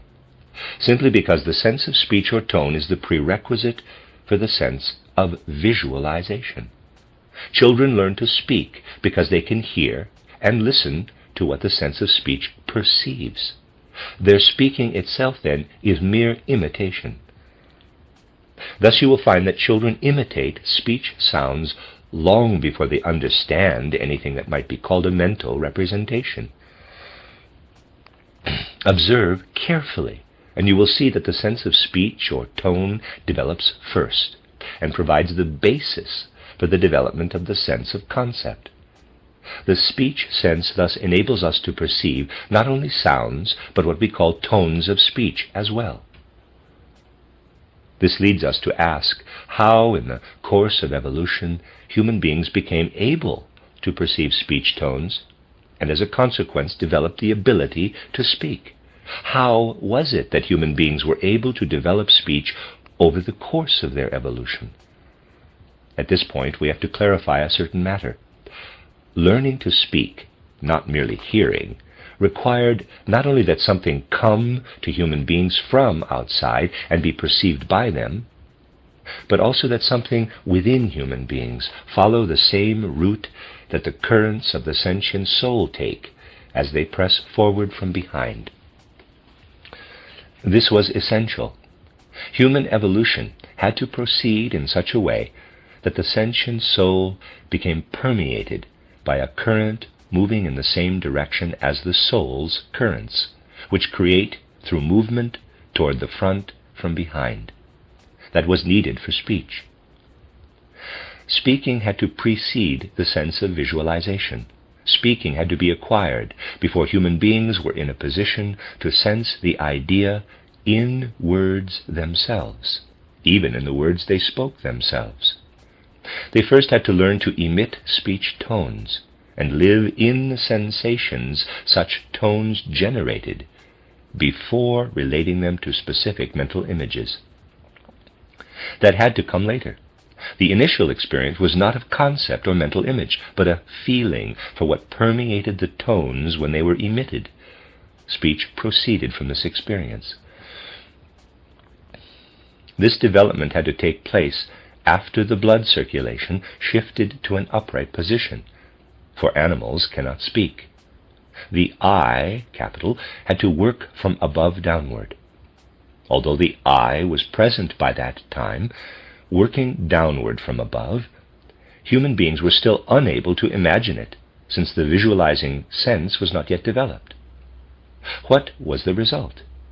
Human beings could not receive speech through their individual I, but only through another I, comparable to the group I of animals. In this sense, speech is truly a gift of the gods. It was poured down from above into human beings along the path taken by the I before it could develop speech itself. The human I, flowing down from above, was not capable of developing speech. It did not yet have the organs capable of providing the impulse for speech development, and thus the collective I had to do it. Human beings were already complete, however. They were by that time upright human beings. The collective I had to work from above downward into the physical and etheric organism and so on in order to bring about speech. Another current flowed from below toward the group I. That group I flowed down from above and met another current that flowed upward from below. They met and created a kind of vortex. If you draw a straight line through the middle of the larynx, it follows the direction of the current used by those spirits who gave speech. Out of these two congesting currents, the peculiar form of the human larynx arose in physical matter. Thus the human being had to develop speech through the influence of a group soul living in the earth's environment. You may recall that I spoke about how group souls actually work on the earth. I said that the current of the group soul passes through the horizontal spinal cord of the animal. These streams of forces flowing from above downward constantly circulate around the earth as they did around ancient moon. They are currents that do not remain in place but circulate in a perpendicular manner around the earth. The vertically oriented group souls sweep around the earth in circles. What was the result? In order for human beings to develop speech through the influence of group souls, they could not remain at a fixed location, but had to migrate, moving from place to encounter the group soul. Human beings could not have learned speech if they had stayed where they were when they could not yet speak. What was the necessary direction of their movement? This is easily discovered. We know that human etheric currents flow from right to left, and the physical currents from left to right. Where then are the group souls that endowed human beings with speech? We can answer this through the following consideration. Let us look at the singular form of the earth. When you consider the fact that human beings learned to speak after they were already complete, you will agree that a strong current was needed, since the larynx in its soft shape first had to be transformed into the human larynx. This had to happen under very different conditions on earth than those we find today. What must they have been? Let us look at the earth. Imagine that you are standing on the earth facing east. The west is behind us, the north to the left, and the south to the right. Now notice the strange fact that emerges. The currents involved in structuring the physical body flow from left to right. They occur in the outer world as well, and they were present when the earth was formed. Here you have the powerful currents that come from the north and move toward the south. These currents bring physical matter into existence. On the other side are etheric currents, flowing from right to left, without the goal of condensing physical matter. You can still see this in the Earth's asymmetry. In the direction of the physical currents you have the northern half with its continents. There the condensed physical matter draws itself together, whereas in the other, southern half, you have the expanses of ocean. The current working from the north is identical to the one that acts from left to right in human beings. And the current from the south is identical to the one that acts from right to left. Now let us consider the other two currents in human beings, the one moving from front to back and the other from back to front. As we have seen, the current from front to back goes from the sentient body into the sentient soul, into the soul in general, whereas the second goes outward. If you now consider this, and I ask that you consider it very carefully since it is not so easy, you will realize that in order to learn speech, human beings had to produce a current that flowed from within outward, that made its way into the sentient body. People had to encounter the group soul current and offer their organization to it, so that what could build the larynx could congest there. Human beings had to meet within the earthly realm such a current that could work into the human astral aspect. When human beings were first learning to speak, therefore, they could neither move in a northerly nor a southerly direction, but had to move in a direction at a right angle to both. In other words, they had to move east to west or west to east at the time when they were to learn to speak. Spiritual science tells us that human beings at one time lived in ancient Lemuria, there where the sea now extends between Africa and Asia. Then they moved in order to learn to speak. They could not go south or north, but had to move west to ancient Atlantis. While moving west to Atlantis, they encountered the group souls who could evoke speech in them. You will find spiritual scientific observation confirmed as you come to understand the organism of human speech. Thus human beings learned speech in ancient Atlantis. Human beings then needed to develop the sense of imagery based on speech. They were not to stop at mere speech, but were to advance to a sense of mental representation. How could this happen? Of course, they could not continue in the same direction. They had to go in the opposite direction with the same current. Why? We saw what happens when visualization arises from the sense of tone or speech. We have seen how the speech tone develops from melody when transformed into harmony, and when the fundamental tone is disregarded so that only the system of the overtones remains. Then the development of the visualization sense required the suppression in speech on one side, and on the other what had to be developed. Human beings had to reverse their direction after learning to speak. They had to return east from Atlantis to develop the sense of pictorial thinking from the speech they had learned. Here we see the significance of migration, as described by spiritual science, during which the ancient Atlanteans who were sufficiently mature began to move from west to east. They were thus able to develop the visualization sense in a fruitful way. Then it would follow that those who moved in the opposite direction, to the west, would not be able to develop a sense of visualization in a fruitful way. Some people did go in the opposite direction.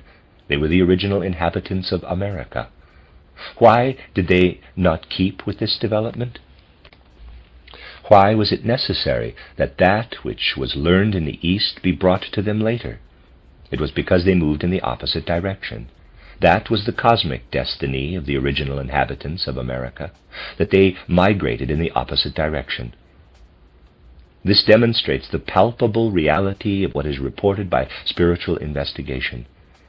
One can understand the whole organization of the earth, the distribution of the continents, firm lands and oceans and human migrations can all be understood once you comprehend the mystery of the continuous streams affecting human beings, which we have come to understand through anthroposophy. Anthroposophy really guides us into that living realm where human beings and the outer world can be clearly understood. And now we can go further. We could ask, did humanity go on to learn more after the sense of visualization was developed? Humanity was not intended to stop short at pictorial imagination, but to progress toward the ability to form concepts.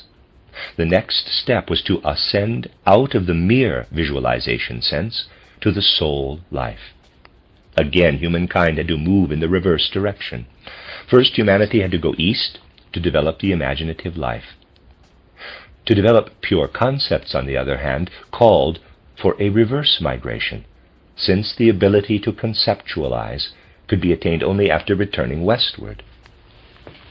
If we had enough time to bring together all the findings of anthroposophic research, we could gain a detailed understanding of the great migrations that occurred during the 4 post-Atlantean cultural periods. We would obtain a wonderful tapestry of the activity of spiritual forces in every aspect of the formation of Earth and humankind. Thus far we have considered the currents that flow downward from above, from right to left, from front to back, and so on. But we are somehow stopped there, unable to continue. Spiritual science demonstrates that there are 3 senses that are higher than the sense of visualization. The senses of imagination, inspiration, and intuition. In ordinary life, they flow into the soul, but they flow outward in clairvoyance. This is reported by spiritual science. In order for these senses to exist in physical human beings, they must all build organs for themselves and must work in a certain way. Here we must consider something that is found only in human beings, something that animals do not yet possess in the same form. It is the inner soul activity of memory. It is pure scientific invention to say that animals have a faculty for remembering. It is not surprising that animals act in a way that requires the same explanations used to explain human behavior. It is a mistake, however, to call such animal behavior memory. The primary orientation of animals, which had to be changed to the upright in humankind, so that the eye could flow in and memory develop, remains horizontal, and just as in human beings, toward the front. This orientation of animals eliminates obstruction and allows the flow of the currents of the sentient, intellectual, and consciousness souls through it, although without the eye. Thus it is possible for animals to commit acts that are indeed reasonable, but definitely are not I-imbued. That is why we cannot speak of animals as having intelligence. This is where a huge area of error arises in modern science. The facts show only that one can be directed by intelligence without possessing it, and that is how it is for animals. The fact that we encounter phenomena in the animal realm resembling human memory is a natural result of the animal form. But to speak of the form of memory is a gross error and creates a complete confusion. In memory, there is something completely different from what may be found in mere reasoned thinking, or even in visualization.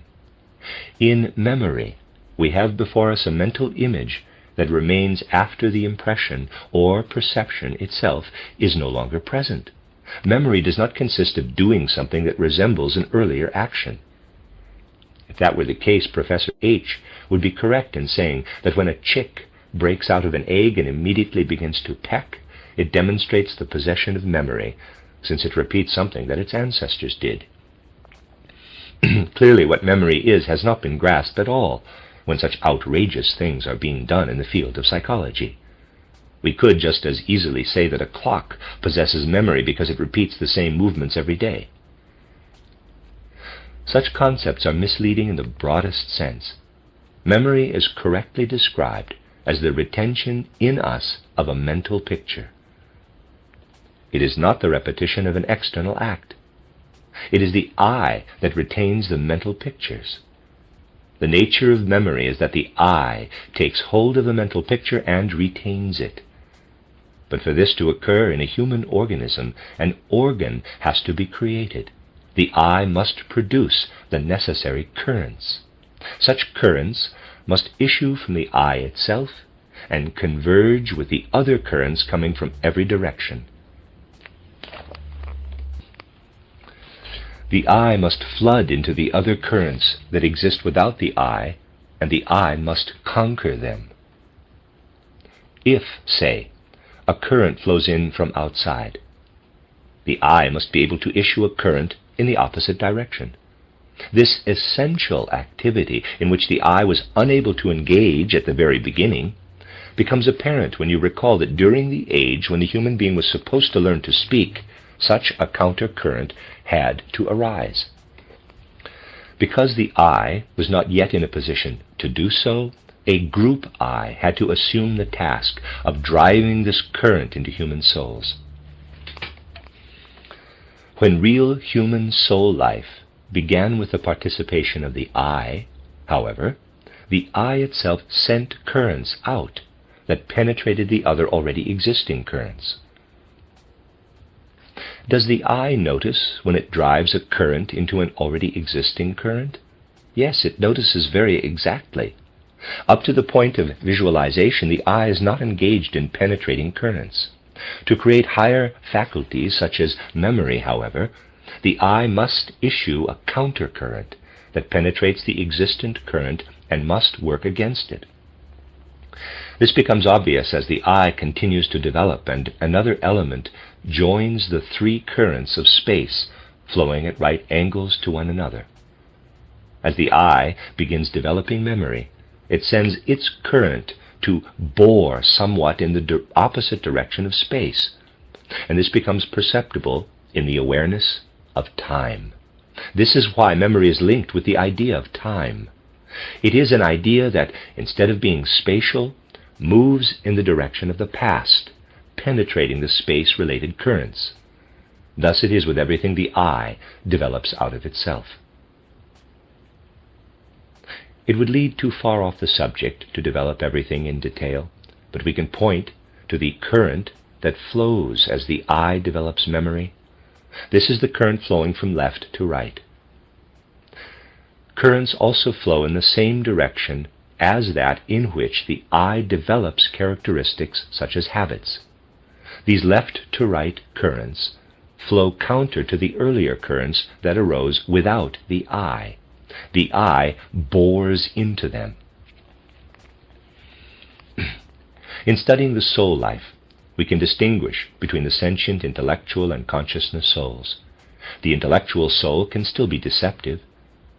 You will recall that I said it is possible to have intellect without possessing intelligence, since intelligence is based on the I being.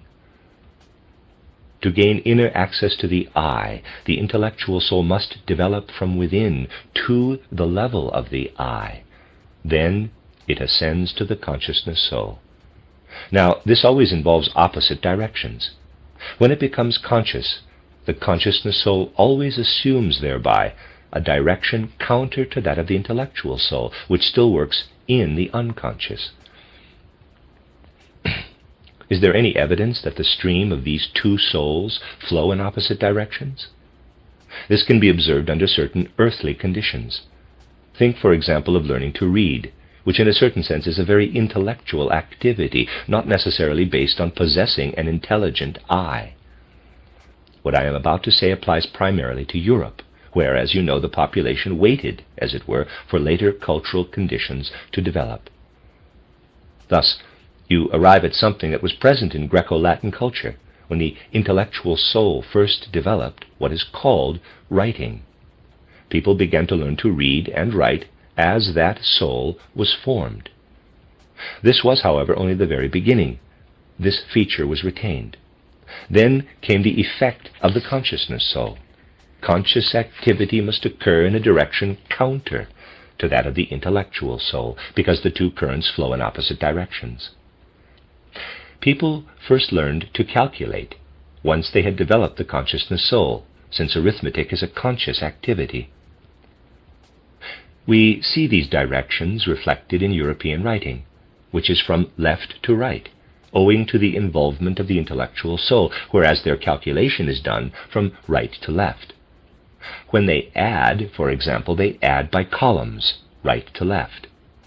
We see here, as in a picture, the two different currents, those of the intellectual soul and the consciousness soul, one superimposed over the other.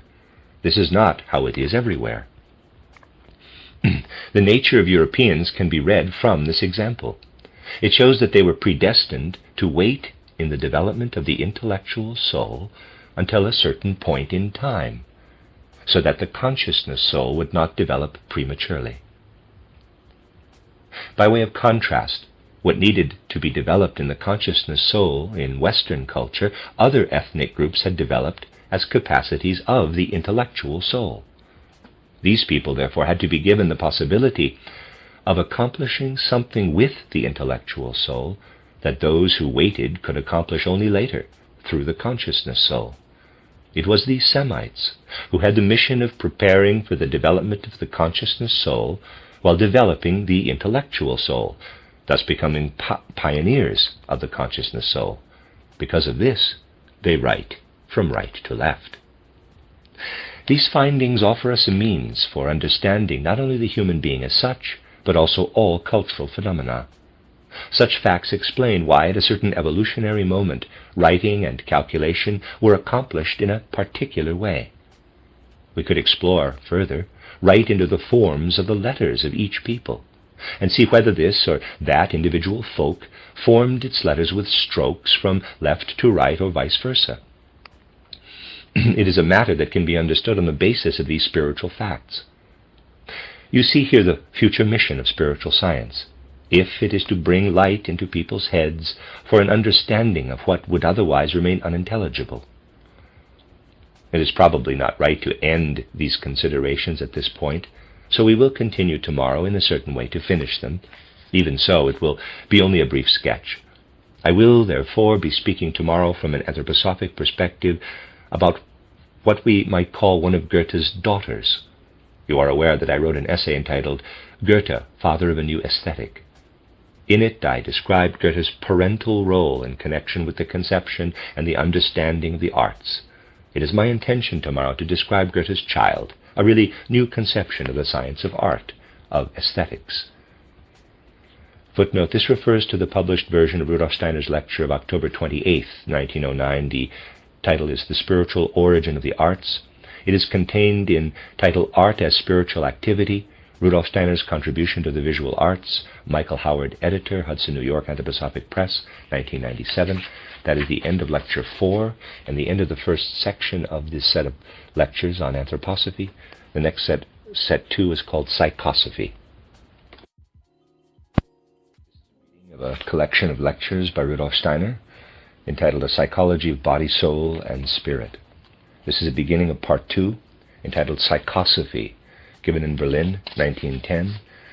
And this is Lecture 5, Aspects of Soul Life, given November 1st, 1910. The examples I will need to use during these evening lectures are best taken from the realm of poetry. Each evening there will be a short recitation of a poem, which will allow me to demonstrate matters as well as when I use a blackboard.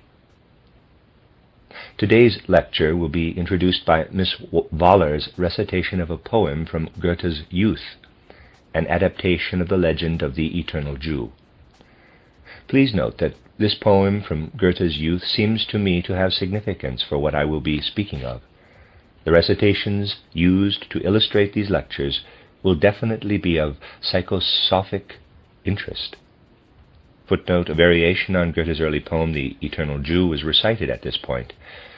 The original poem is almost unknown in Germany today, and not at all in English-speaking countries. The text has been omitted, since it is unlikely that this variation would have any real meaning for those unfamiliar with the original. The reasons for this quote-unquote experiment are explained in the text that follows, and the object of its reading will become clear. End of footnote. During last year's general meeting, I entitled the lecture series Anthroposophy. This year, another series will be given from a similar viewpoint entitled Psychosophy. If the opportunity arises, there will eventually be a third series or chapter called Pneumatosophy. These three series together will serve as a bridge to lead from the world we live in to the higher worlds that are the subject of theosophical study. Psychosophy is to be a deliberation on the human soul, beginning with the soul's experiences here in the physical world. It then rises to higher realms to demonstrate that whatever we encounter in the physical world as the manifest soul life leads to the perspective where the light of theosophy comes to meet us. We will be occupied with many themes during these evenings.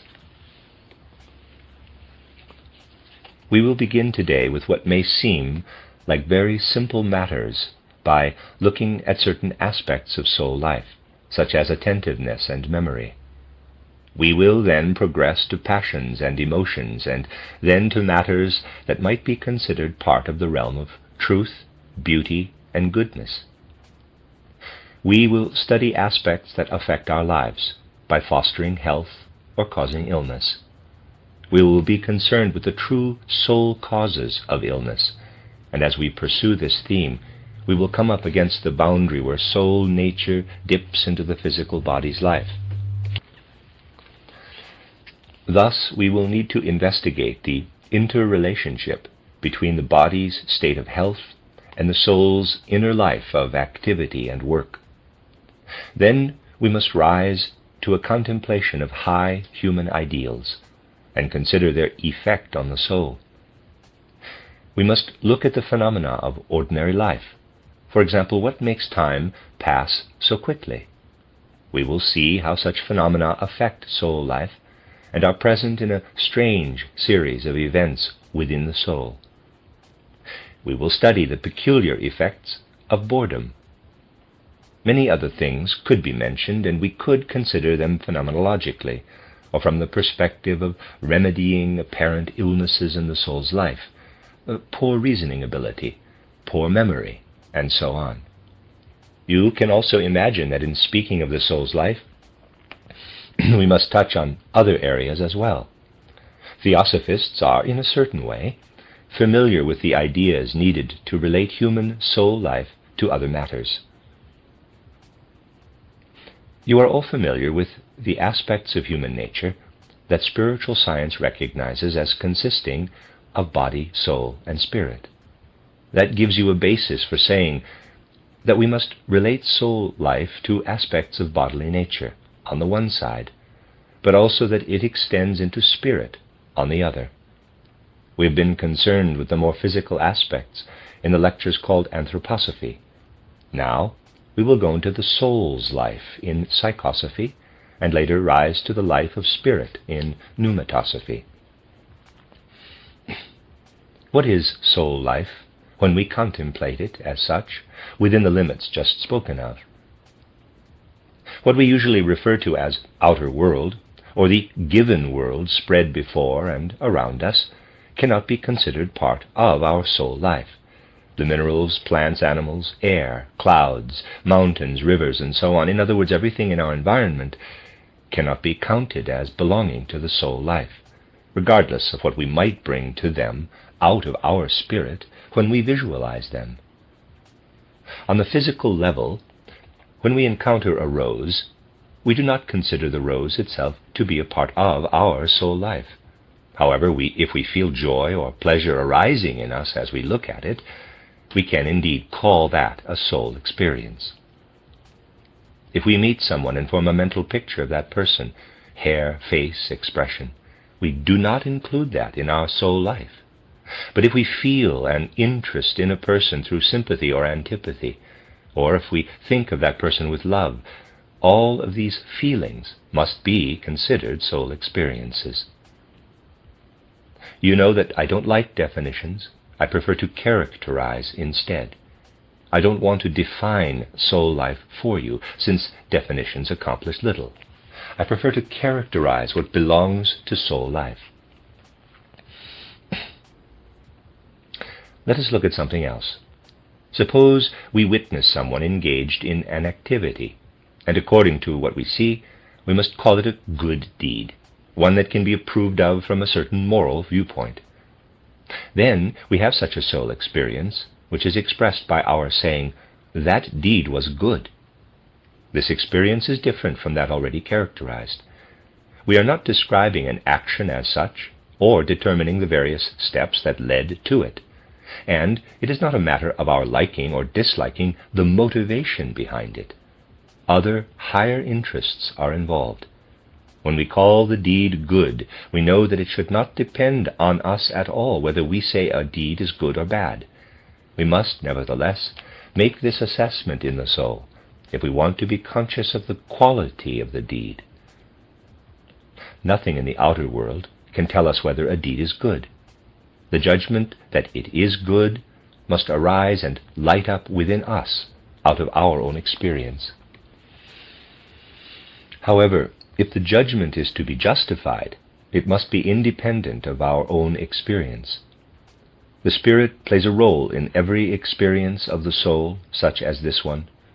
It is an experience in which something must be felt inwardly, in order to become aware of it, but the significance of which is independent of our consciousness. It makes little difference whether we make a judgment or not. We have characterized what we might call the relationship of the soul to the outer world with 3 examples. First, we consider something as the outer world. Second, we consider a purely inner experience, such as an interest in someone else or the pleasure we take in a rose. And third, there is an inner experience of making a judgment, which must be independent of the soul life in order to have validity. The outer world must reveal itself to the soul through the physical body. Soul experience is purely inward, but the Spirit also communicates within the soul, as shown in the examples given. It is important to keep firmly in mind that the soul life ebbs and flows in inner facts. Now, we must assume the task of discovering the inner characteristics of soul experience. We have determined the outer boundaries of soul experience, where it borders other realms. Now, we want to see how we may characterize this inner life of the soul.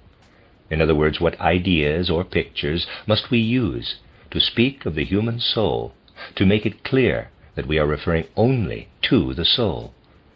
We need to find concepts or images characteristic of the nature of the soul as such, as exhibited on the physical plane. What is the essential characteristic of soul experience? There are 2 ways we can characterize it, 2 ideas that apply only to the soul experience of the human being, as we will see when we speak strictly in relation to human physical conditions. It will, therefore, be my task to present an exact description of the characteristics, the basic inner phenomena and manifestations of the soul's life, studied strictly within its own realm. 2 concepts that characterize the inner aspects of that life may be cited. Please do not be put off, because our concern today is with the gathering of ideas. In the following days, you will see the value of this precise grasping of concepts in learning to understand manifestations that concern all of us. They will provide us with indications that are of great importance for the health and illness of the ordinary soul life. One of these 2 concepts is judgment. Judging is one activity of the soul. All other true soul experiences and activities can be summed up by what we can call the inner experiences of love, desire, and hate, aversion. Properly understood, these words encompass all of the soul's inner life. we will see how fruitful both conceptions of judgment and the consideration of the manifestations of love and hate will be for us. Every aspect of the soul is either a making of judgments or a life in love or hate. Basically, these are the only concepts that pertain to the soul. All others refer to a vehicle for something else coming into the soul, either from without, through the body, or, due to causes we will learn later, from the spirit within. Thus, on the one hand, we have judgment, and on the other, love and hate. No matter what we call them, forces or activities, they alone belong to the soul life. If we want to understand the role of these two activities, we must develop a clear idea about judgment for ourselves, and then determine the significance of judgment, love, and hate within the soul life. I am not speaking of the logical aspects of judgment. That would be entirely different. I am not talking about the characteristics or laws of judgment. My characterization is not about logic, but about the psychosophic nature, strictly from the perspective of inner activity or soul processes of judging. Everything you can learn about judgment through logic is ruled out. I am not speaking of judgment, but of judging, the activity of judging, using the word as a verb. When you are motivated, regardless of the motivation itself, to say that rose is red, you have judged. You have engaged in the activity of judging. Or you say, that's a good man. Or, the Sistine Madonna is beautiful. Or, that church steeple is tall. To the extent you do this as an activity in the inner soul life, that is judging. Now, let us examine the experiences of loving and hating. Those who take the trouble to turn their view inward find that they do not go through the external world in such a way that their souls remain untouched by most things. Let us picture ourselves traveling through a landscape. Not only do we see green hillsides, cloud-covered mountain peaks, and rivers flowing through the valleys, our souls also experience delight in the landscape. This is because we are loving our experience. Even if this love is hidden within our soul experience, it is nevertheless something that accompanies all of us in almost everything we experience during the hours of our waking life. As you walk along a street, if you see someone doing something wrong that disgusts you, that is really a concealed, a hidden emergence of the inner soul experience of hatred. Let me read that again. As you walk along a street, if you see someone doing something wrong that disgusts you, that is really a concealed, a hidden emergence of the inner soul experience of hatred. If you happen to find an evil-smelling plant in a meadow and turn away from it, that too is simply another experience of hate that you do not immediately identify as such. Love and hate are continually active in our soul life. The same is true of judging. You are continually judging and continually experiencing love and hate every moment of your waking soul life. We can understand the events of inner soul life even more exactly when we look at something that plays an important role in judging. Every judgment we make has an effect on our soul life, and this is essential for an understanding of the nature of soul life. When you judge that the rose is red, or see someone doing a good deed and say, that is a good person, both judgments have consequences for your soul, which might be characterized as follows. When you judge that the rose is red, from that time forward your soul life carries a mental picture of the red rose. That judgment is transformed within the further life of the soul into a mental image of the red rose. And you, as a soul-endowed being, continue to live with it. Every judgment culminates in a mental image in your soul experience. The judgment consists of what we might call two tendencies converging from two directions, one the rose, the other red. These two then become one, the red rose. They converge into a single image that you carry throughout life. If these two experiences were drawn as two currents, we would have to draw them converging and say that your judging always culminates in the mental image. Unless we thoroughly understand and impress on our minds the fact that judging always culminates in mental images, we cannot understand human soul life or its relationship to higher worlds, which will be the focus of our study in the days to come. The phenomena of love and hate require that we ask a different kind of question. We cannot ask, where are they going? But rather, where do they come from? With judging, it is a matter of where to, of where it is going. Whereas for love and hate, it is a question of where from, of where it comes from. As the soul gives birth to love and hate, we will always discover something there that enters the soul life as though from another side. As soul experiences, loving and hating can always be traced back to what could be called desiring. If we put desiring on the other side of soul life, there's a drawing, we can say that behind the love and hate that appears in our souls, there always stands desire, which radiates into our soul life.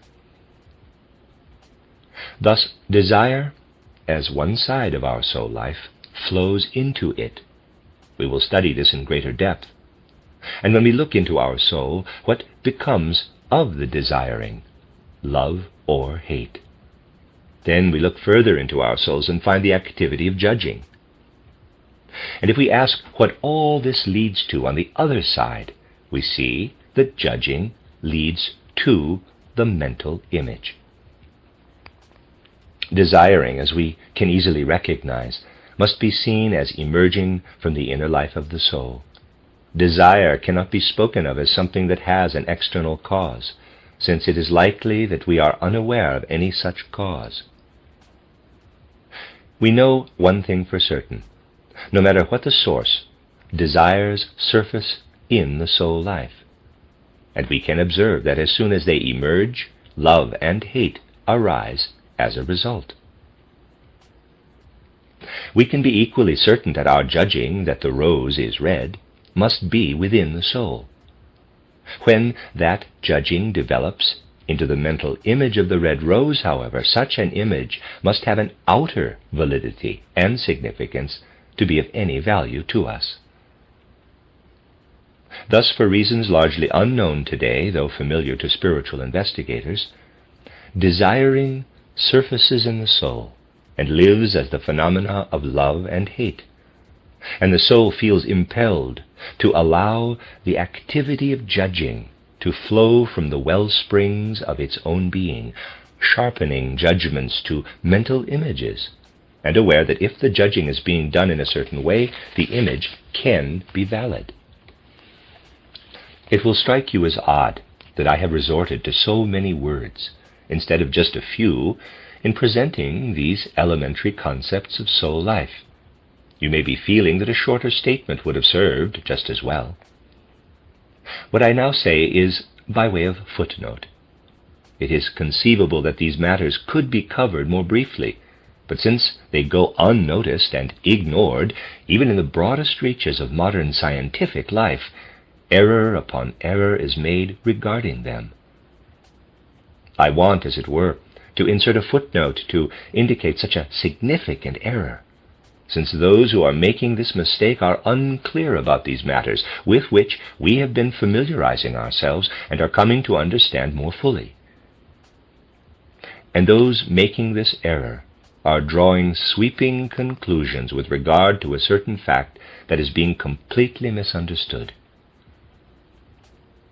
In many physiology texts, you may read that we are able to move our hands and legs not simply because we have the sense of perception, nerves, going from the sense organs to the brain and carrying messages to it or to the spinal cord. Everywhere the matter is also presented as if these nerves face others called motor nerves. On the physical plane they do, of course. It is said that whenever we see an object, a message is conveyed along the nerve that goes from the eyes to the brain, which acts as the central organ. The sensation experienced there is then transferred to another nerve connected from the brain to the related muscle, which is stimulated to move. Motor and sensory nerves are distinguished in this way. To a spiritual scientific perspective, however, the facts are very different. What natural science refers to as motor nerves do in fact exist as physical structures, but their purpose is not to stimulate movement, but to perceive it, to verify it, to become aware of self-movement. Just as we have nerves for receiving color impressions, so we also have nerves that allow us to check on what we are doing and convey it to our awareness. The prevailing view is a gross error that does widespread damage. It has been ruinous to the whole field of physiology and to psychology as well. All this should be understood as a footnote. We need to clarify the tremendous roles played in the life of the soul by judgment and by the phenomena of love and hate, the two elements we have found active in it. The entire life of soul is composed of various combinations of these two elements. We would arrive at an erroneous view if we fail to include the fact that all along the boundaries of the soul, other elements that do not belong to the soul's life in the strictest sense enter continuously from outside. Something is certain to occur to us in this context, something encountered everywhere in ordinary life, which we talked about in last year's lectures on anthroposophy. Our soul life is essentially based on what is referred to as sensations experienced by the senses. For example, sounds heard by the organ of hearing, colors perceived by the eyes, taste experienced through the organ of taste, and so on. Experiences of certain things conveyed to us by our senses we take into our soul in a certain way and they live on in it. When we consider what we take into our souls in this way, we may say that our soul life in fact approaches a boundary presented by the sense organs. Our sense organs are like sentries posted at a frontier, and whatever they report concerning the surrounding world, we absorb into our soul life and carry with us. Now, how does what sense experience gives us behave within the soul life? For soul life, what is the significance of our perceptions and what we then continue to live with? The sounds our ears hear, the colors our eyes see, and so on. What does all this mean for the soul? These experiences are usually studied in a truly one-sided way, without realizing that a combination of two factors or elements is encountered at the boundaries of soul life. One is perception, the direct experience we necessarily have of the outer world. We can have an impression of colors or sounds only when the sense organs that convey those impressions are exposed to them. Such impressions last only as long as we are exposed to external objects. An outer impression or interchange between the outer and the inner stops as soon as the eyes no longer look at an object, or the ears no longer hear it making sounds. What does this prove? Consider this along with the other fact, that we carry something of these experiences of the outer world with us. You know the sound you heard or the color you saw, although you no longer hear or see them. What happened there? There is something that takes place completely within, something that belongs totally to your soul life, and must absolutely occur within. If it belonged to the external world, you couldn't carry it with you. Sense impressions of a color that you have received by looking at the color may be carried within you afterward, only if they dwell in your soul, if they become an inner experience of the soul, so that they remain in the soul. Thus we must distinguish between sense perception, which happens between the soul and the outer world, and that which we separate from our interaction with the external world and continue to carry within us. We must sharply distinguish between these two things. This is vital in such matters. Please do not think that I am being pedantic by saying these things. A foundation must be created for what follows. You can clearly distinguish, for future reference, between the experience you have as long as you have an object before you, and that which you carry with you in the soul afterward, if you call the first experience a sense perception and the latter a sensation. In this way you distinguish between the perception of a color and the sensation of it. Color perception is finished when you look away, but you continue to carry the sensation of color within you. Usually such distinctions are not made in daily life, nor are they necessary. We need them to prepare for coming lectures, however, and they will prove very useful to us. Our souls carry within them, then, sensations acquired through exposure to external scenes and objects. Should we consider them to be a completely new element of soul life, in addition to the elements of judging and love and hate? If that were the situation, you would have to say, well, you have forgotten something that is also an element of the soul's life. You failed to mention the sensations derived from the senses, which are found there. That is not the situation, however. Such sensations are not a distinct aspect of the soul life. We must distinguish between the subject matter of the sensation and something else. For instance, when sensing the color red, we must separate out the red. If red were an inner soul experience, the whole color perception of it as red would be meaningless. The subject matter, or color, of the perception is in no way an inner experience of the soul. The object that stood before you is red, but its redness is not produced by your soul. What originates in your soul is something very different. That is, what you did, or your activity, while the red object stood before you, so that you could carry the impression with you. This activity is the inner soul experience, and it is actually nothing other than the converging of the two fundamental elements of the soul life to which we have been referring.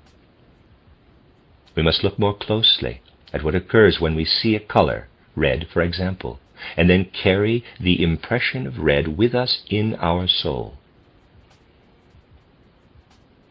If what I have said is true, that there are two elements in our soul life, that of love and hate, which points back to a desiring, and that of judging, which leads to a mental image, only something connected with these two soul elements may be considered when we have a sense experience before us and want to identify the sensations.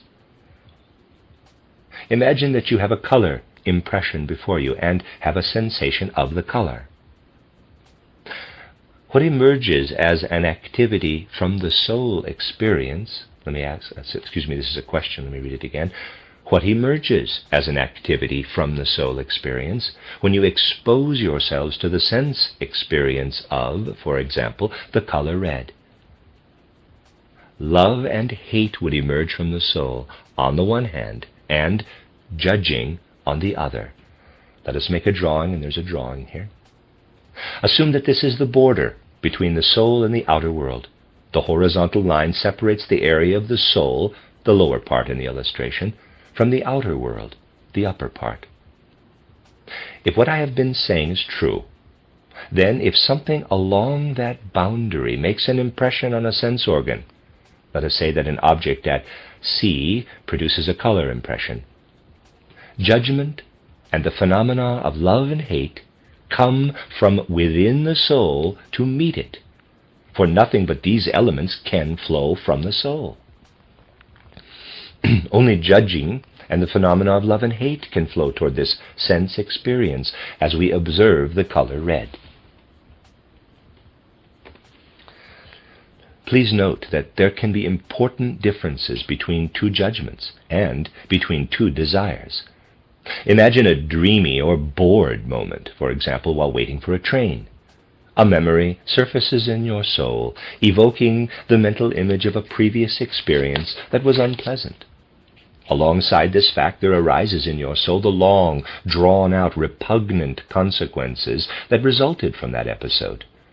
You can sense how these two mental images now merge into a single, intensive visualization of the impression left by the disagreeable event. A judgment is reached entirely within the sphere of soul experience. The outer world has added nothing. Love and hate also play a role, since the image arose from the soul and love and hate immediately joined it from within the soul. Again, nothing gets to the outside. While you sit quietly with this taking place in your soul, someone else can stand near you and not be able to see anything of what is going on in your soul. Nothing in the environment has any significance or in any way affects what your soul is experiencing of love and hate and judging. While we are engaged in the inner activity I have been describing, where judgment is evoked by love and hate, we remain in a sea of the soul life, so to speak. The following drawing can represent this. And there is again a drawing. The letter A indicates the emergence of the first mental image from within the soul's boundaries. B, the second. They coalesce to form a new mental image, X, or judging. Thereby love and hate come into consideration.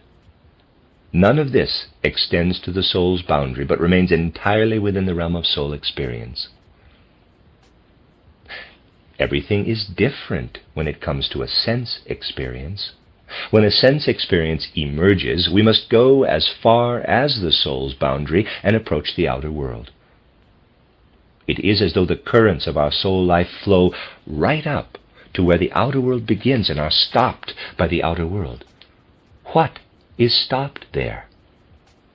Desire, we may also say love and hate, flows as far as the boundary, as does the capacity to judge. They are both halted at the border. As a result, desiring must stop, as must judging. Judging and desiring both arrive at the border line, but the soul does not perceive them. In that, judging and desiring flow to the boundary of the soul life and are halted, a sensation forms. Sensations are nothing more than what flows together out of inner unconscious judging and the unconscious phenomena of love and hate, which strive outward but are hindered and retained. Whatever the soul carries as a sensation arises in this way. Thus, we can say that what we may call love and hate and what we may call judging surge substantially within the sea of the soul. We will study all these matters in exact and confirming detail and further clarify them. When judging leads to a mental image within the soul life, the soul life registers this culmination, the entire activity involved in judging, and finally sees the mental image as the outcome. If the soul allows the same current to flow right up to the boundary, where it comes up against the outer world, it is forced to let the stream of desiring and judging stop. Thus the whole process, the convergence of desiring and judging, results in sensation. Strictly speaking, Sensation is the converging of judging and desiring within the life of the soul. When we consider the usual daily range of our soul life and focus on the source of its rich content, we find it to be sense experience. Self-examination can easily convince you that your inner experiences arise mostly from that which you have taken with you out of sense experience. If you want to visualize something higher, mental images of the non-physical, you find that it does your soul good when you attempt to perceive sensibly what is not sense-perceptible. In other words, when you picture these things through color or sound sensations, even if quite subtle. Language can show us the soul's frequent, deep need to express higher things in terms of sensations. Usually people are unaware of this fact, because in picturing physical things, usually taken from daily life, the picture quality or symbol quality is very shadowy and nebulous. People believe they have produced something very different from pictures of combined sensations, but this is not the case. Just try to imagine an immaterial triangle, one that is colorless and not connected in any way with the sense perception. You will discover the difficulty in this and how totally incapable most people are when they want to imagine something like an intangible triangle. You can do so only when you make it sense perceptible. If you want to imagine a triangle, you must always imagine it as something physical. You must connect a material idea, one connected with the sense perceptible, to the concept of the triangle. This is in the nature of our language. You can see how you are always forced to think of a sense-perceptible... You can see how you are always forced to think in sense-perceptible terms through language. I said, for example, that a sense-based image has to be, quote-unquote, connected to the concept of a triangle. Isn't connecting just such a material image? We connect things to one another. The sense-based symbol is present everywhere in the words we use. Thus we can say that on the broadest scale, human soul life consists of sensations won from the outer world. There is really only one human mental image that normally accompanies all of us, arising repeatedly from our inner soul experience and not directly attributable to external sense experiences, despite the fact that it must always be linked to them. It is the unique mental image we so often speak of here, that of the I, capital. When we look at the actual soul situation, we find that human beings live, for the most part, in a world of sensations.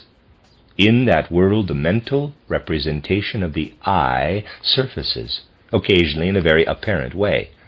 There is an underlying awareness of the I. When you examine your soul life, however, you quickly find that a mental image of the I is not always there. You do not continuously imagine only your I, but also other things, such as red, green, or blue, connecting and disconnecting, and so on. You do not, however, continuously imagine the I. Nevertheless, in spite of this, you know that in the I image, you are picturing something that must be present in every sense experience, for you know that you pit it against sensations in desiring and judging. What we call soul experience is, in a certain sense, also I experience. In a certain sense, experiencing sound or color is also an I experience, but the idea of the I can never be kindled in the external world alone. It always emerges between other images derived from sense experiences, but it cannot, unlike sound and color, enter from the outer world. It comes to the surface from the ocean of soul life, and as a mental image joins every other mental image as it were. All these other images also surface from that ocean. They are caused by external impressions, which are present only when those external impressions exist. The mental picture of the I surfaces without the existence of an external impression. That is the only difference between an image or perception of the I and other ideas and perceptions related to sense experiences.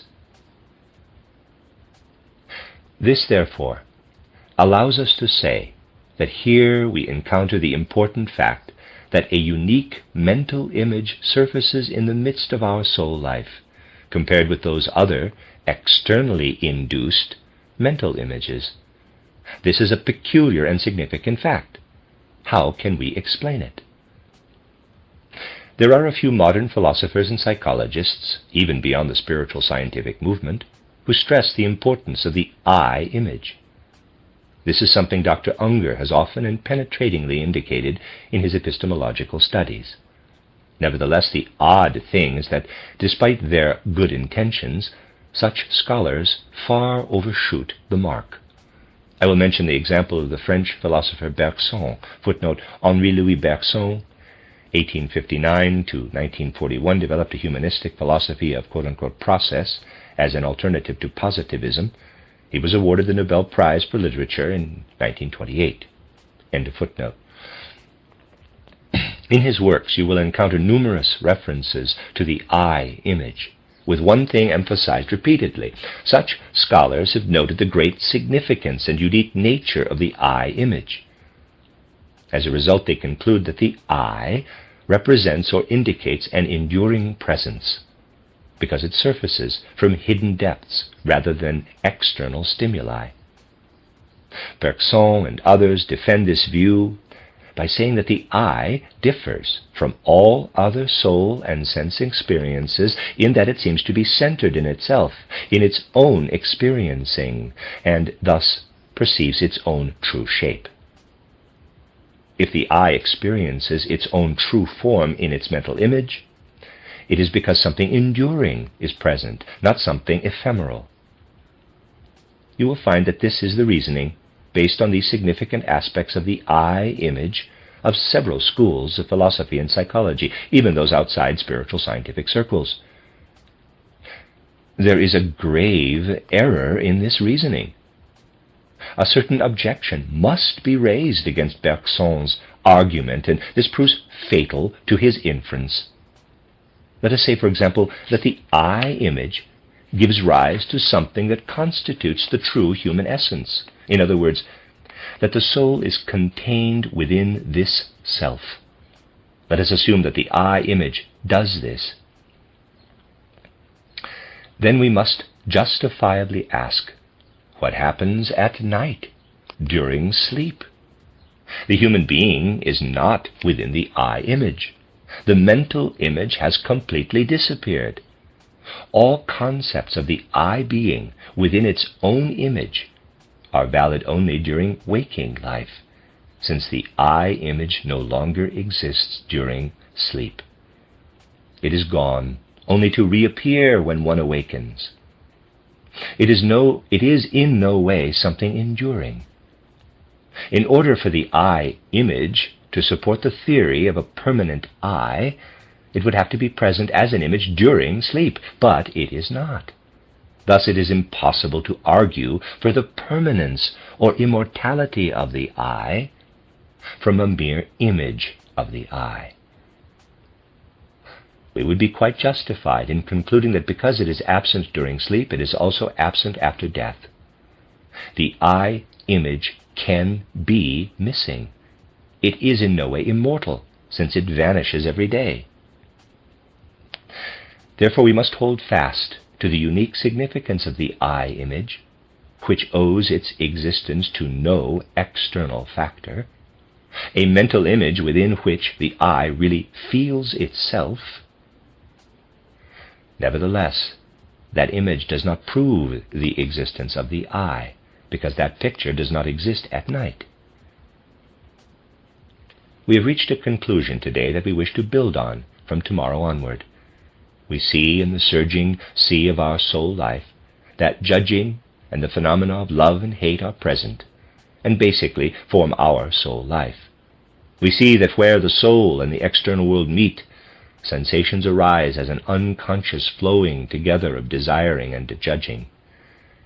We see that sense experiences are taken into our soul life, and that within those experiences, not caused externally, the image of the I appears. We see that the image of the I has one characteristic in common with all other sense perceptions, at least to the extent they are experienced by the soul. The impressions of sound and color and all other sense impressions sink into the darkness of unconsciousness at night, just as the I image does. Now, we must ask about the origin of that uniqueness of the I image, and how it relates to judging and the phenomena of love and hate, described as the basic soul elements. I will close today with this question, which involves the relationship between the I image, or real soul center, and the rest of the soul's life. This is where we will resume tomorrow. It's the end of Lecture 5. This is a reading of a collection of lectures by Rudolf Steiner entitled A Psychology of Body, Soul, and Spirit. This is Lecture 6, given on November 2nd, 1910, entitled The Activities of Human Soul Forces.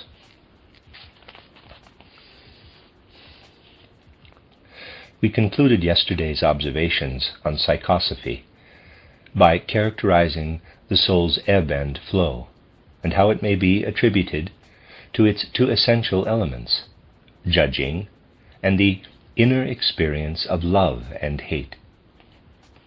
We also pointed out that sensations, given through our senses, emerge and fill the soul life like waves that continually rise and fall on the sea. It was further indicated that there is one aspect that arises in this restless sea that is radically different from everything else we experience while awake to the external world. We experience these sensations when we have contact with the outer world. They then transform themselves in us in such a way that they live on in us. As we examine the tide of experience arising through the influences of our senses, we become aware of a perception that is very different from any other. All other perceptions in ordinary life are caused by outer stimuli that then go through a process within us. From perceptions, they become sensations and live on in what the sensations leave behind in us. Perception of the I, capital, is completely different, however.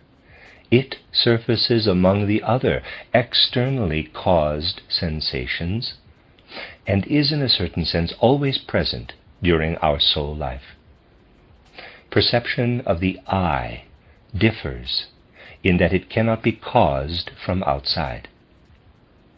Thus, there is a contrast in our soul life between the sensation of the I and all other soul experiences. The mysteries hidden behind this contrast will become apparent in the course of these lectures. We must focus on the contrast right from the beginning to get a feeling for those mysteries. With all the rest of our experience, we depend, as it were, on the external world, and we insert our I perception into the rest of our experience. Using this completely abstract contrast, we can learn to sense that that which surges up and down in the soul comes from two directions. It is important that we look with sensitivity at this human soul life, both in an abstract way and concretely, with both a smaller and a larger perspective, since only the study of human soul life will illumine all other soul life. Essentially, human soul life is anything but unified. It is more like a dramatic battlefield where opposites struggle continually. Anyone who listens with sensitivity and feeling to this soul life will certainly notice its dramatic character. When confronted by these opposing forces in the human soul, people in fact feel a lack of control, a passivity. The greatest geniuses, as well as the least outstanding of individuals, are subject to these two opposing natures in the soul's life. Yesterday I began with a poem by Goethe, to give you a feeling for the contradictions that are active in the human soul, even within the soul of the greatest genius. If after hearing that poem you had looked it up in a Goethe anthology, you would have had a peculiar feeling, which would serve as a good foundation for this whole lecture cycle. I want to describe that feeling in order to avoid considering soul life abstractly, and to bring life-blood into it, and to enter into what lives in the soul. If you had looked up the Goethe poem that was recited yesterday, you might have said, well, this is a completely different version. What I see here in Goethe's works is not what I heard. Something was indeed changed for the recitation, which from an academic perspective would be tremendously uncaring and barbarous. The poem was specially prepared and not read according to Goethe's text. Certain parts were changed and others omitted, so that a very different impression was created. Of course, this cannot be done in the presence of literature professors, but it is all right when it is done for a very specific purpose. In our case, the purpose was to deepen our perspective of the drama in the human soul. Goethe wrote The Eternal Jew in his very early youth, but if Goethe at a more advanced age could have looked over the poem as recited here, he might have said, I can stand behind that. He would have accepted our changes and rejected what we omitted yesterday. He might have admitted to being somewhat ashamed of what he had originally written. Anyone who shares my own unlimited admiration for Goethe might be allowed to speak as I must today about his Eternal Jew. It was a product of his early youth, and his youthfulness is expressed there because it was produced when he was still a real good-for-nothing, someone from whom nothing could possibly be learned. Is it wrong to say that in certain respects nothing could be learned from Goethe? We can honestly say that at the time he could not even spell correctly. Why then may we not be allowed to say that certain aspects of the Eternal Jew are useless? We certainly cannot condone the rampant poor taste these days that allows, when possible, the light of day to shine on all the earliest forms of the works of every great artist. We merely expose our own deficiencies in this way. In this youthful poem, there is something that is not really Goethe himself. Many ideas rumbled around in his youthful soul, influenced by his surroundings, but the nature of his environment is unimportant to us and concerns only him. Elements were brought together within Goethe's soul that we might refer to as a marriage between the temporal and the eternally divine, that produced an enduring offspring for all of humanity. It is valuable to us and to everyone who will come after us. These two elements, the one that concerned only Goethe and the one that concerns us and all following generations, were disentangled in yesterday's recitation. These two Goethean souls were cut apart. That which lived in the young Goethe and remained dominant within him until the end of his life was separated from what lived in him only during his youth and later died out. We see here how forces play into genius and ripen only with time. And we see that there are other external forces that influenced Goethe. When we view Goethe's youthful soul, it really seems like a battlefield for the struggle between the heroic Goethe, what accompanied him throughout his life as the actual bearer of his genius, and an element in his soul that he fought against. If this battle had not taken place, Goethe would not have become Goethe. Here is a clear example of opposites, of contrary forces active in the soul. The soul cannot be a homogeneous entity. It would be unable to progress any further. It is vital that we begin by gaining a feeling for this polarity or contradiction in the soul life. If we do not have this feeling, we will not be able to value rightly what is said precisely with regard to the soul life. When we have such a typical soul life as Goethe's, we look at it as if at a drama and attempt to approach it with a kind of shy reverence, because in that one incarnation, in the battle that unfolds as soul life, we see the true content, the real destiny of the individual soul life. There is still another aspect that we may point out in this soul drama. Let us take another look at the contradictions in Goethe's soul life, as they appeared spiritually through yesterday's recitation and through my explanation. What may we conclude? We find that in his later years, Goethe followed only one of the impulses discussed yesterday. Goethe was subjected involuntarily to these two forces in his soul throughout his life. All human beings, as soul beings, are not merely masters of themselves, but are also subjected to something within that has power over them, and that cannot be grasped knowingly up front.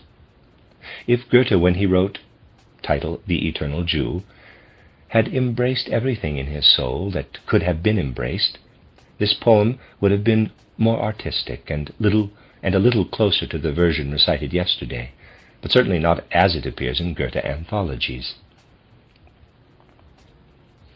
People are given over to their soul lives. There is an aspect there that is essentially just as external to our soul life as anything else around us. When we encounter a red rose, we are powerless to see it any differently. The rose forces us to retain the redness in our image of it. Likewise, there is something that makes it necessary to live out the drama of the soul in a very specific way. In terms of our sense impressions, the outer world dictates to us.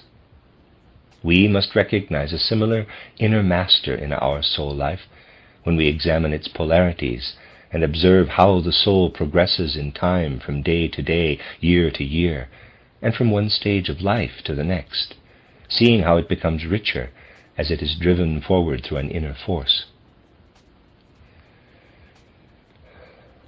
You can see in these simple concrete examples, which have been kept entirely at the physical level, that because of the nature of sense perception, we must acknowledge an external force or master in external life, and an internal master within ourselves. No matter where we are in space, the outer world controls our sense perceptions. It would merely be a fantasy if we refused to recognize this. As we progress inwardly, we must look at the dramatic contradictions of our soul life. We need to recognize that we are subject to a master there, just as we are in the external world, a master who makes sure we have a different soul life at 7 years of age, for example, than at 20, 30, or later. This example is given at the outset to illustrate much of what we will consider later. In the final analysis, this soul drama, concretely demonstrated in Goethe, is made up only of the two elements of the soul life, of judging or reasoning, and the phenomena of love and hate. As I said yesterday, judging leads to visualization, whereas love and hate come from desire. You might say that my assertion that judging leads to visualization contradicts the simple fact that mental images originate from sense impressions forced on us from the outer world. When we see a rose and have the impression of red, we visualize red without any reasoning involved. You could further object that judging, thus, does not lead to a mental image, but it is really the other way around. visualization comes first, and reason follows, based on the mental image. Hold on to this apparent contradiction for a moment. It is not easy to resolve or to see through. We must combine several of the insights we can glean from observing soul life to find the key to this apparent contradiction. First, it is important to note that mental images really do have an existence of their own in soul life. They have their own life. Please understand the full significance of that statement. Visualizations are like parasites, like living beings in the soul that lead their own existence there. On the other hand, desiring also has its own existence in the soul. The soul is really subject to the independent mental images and to longings and desires. You can easily see that mental images live a life of their own in our souls when you consider, for example, that the soul is powerless to easily call a previously formed mental image back into memory.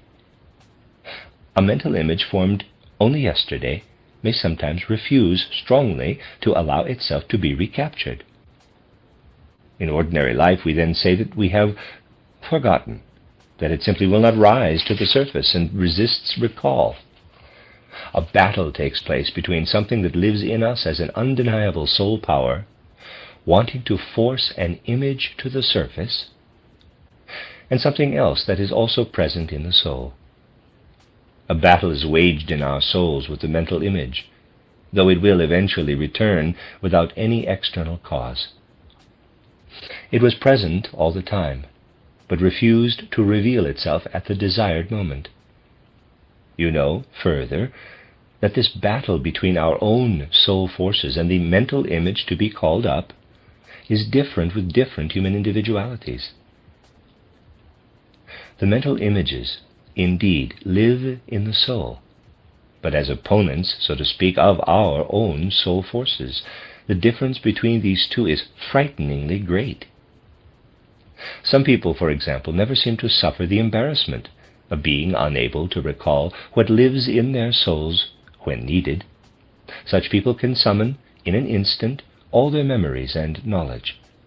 On the other hand, there are those so incapacitated by forgetfulness that they have absolutely no power over their reservoir of images, and they cannot recall them to consciousness. A true psychologist finds it very important to know how quickly a person can remember, the speed with which the images of past experiences assert themselves against the forces trying to recall them.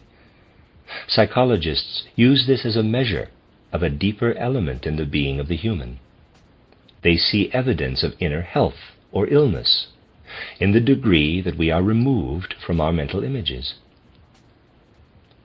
Since the nuances of health and illness blend into one another at their extremes, we may say that from a psychologist's viewpoint, we have subtle indications right into the physical nature of the human constitution in these intimate details. We can even assess just where an individual has a problem by the way a soul must battle with mental images in order to remember them. We look, as it were, right through the soul into something that is other than soul when we understand the soul's experience in battling with the realm of mental images. Another way of picturing the way mental images lead a life of their own in our souls is to the fact that we cannot completely control the mental images we have at any given moment. We are at their mercy. Certain experiences can convince us of this. It depends on us, on the nature of our soul life, whether or not we understand someone who is speaking with us, for example. You understand me when I am lecturing to you. If, however, you were to bring a person who is unfamiliar with such matters to hear my lectures, such a person would probably get nothing from them, regardless of how well educated that individual might be. Why is this? It is because you have been acquiring the needed mental images over a period of time. You have built up mental images in your souls that now come to meet the new ones in today's talk. Here you have an example of how we really have very little control over our soul life. There is no point in trying to understand something for which we lack a store of background images. In this case, image comes to meet image.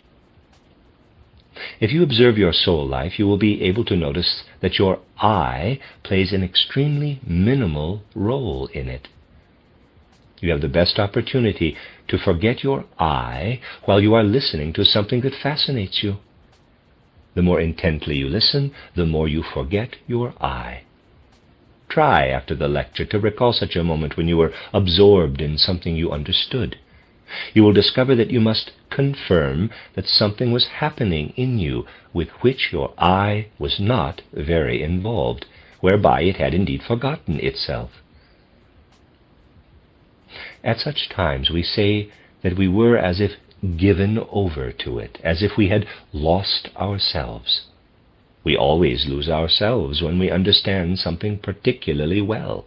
We shut out our I and hold our reservoir of images up to meet those entering the soul. A sort of battle ensues between the old and the new, and we ourselves become the battleground for their confrontation.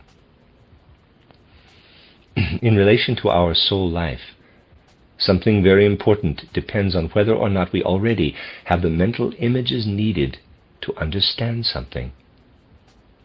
Imagine listening to some matter without already having the mental images needed to understand it. We listen, quote-unquote, unprepared, as they say. Then something peculiar happens. At the moment we listen unprepared, when the state of the soul life makes it impossible to understand, something demon-like approaches us from behind. What is it? It is the I dwelling in our soul life. It appears to attack as if from behind. As long as we are absorbed, are lost to ourselves, it doesn't show itself. But it arises whenever we lack understanding. How does it announce itself there?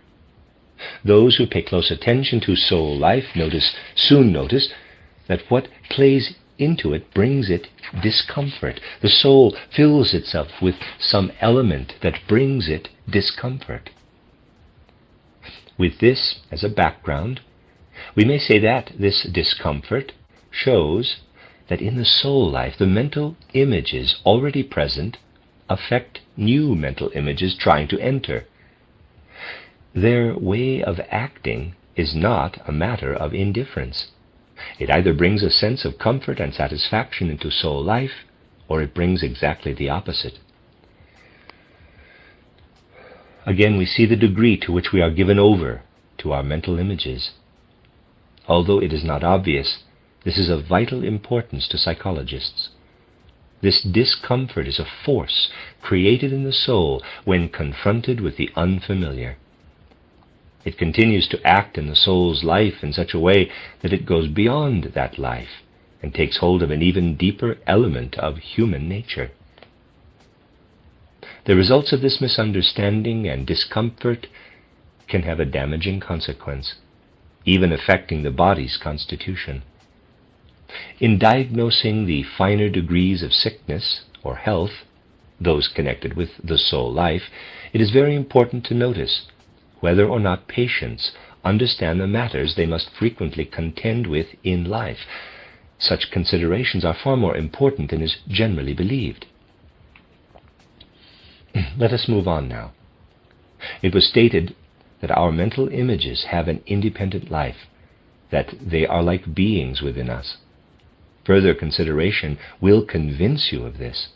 You will remember moments in your soul life when the external world seemed to have nothing at all to offer you, despite a desire on your part to be stimulated by it, to receive impressions, to experience something.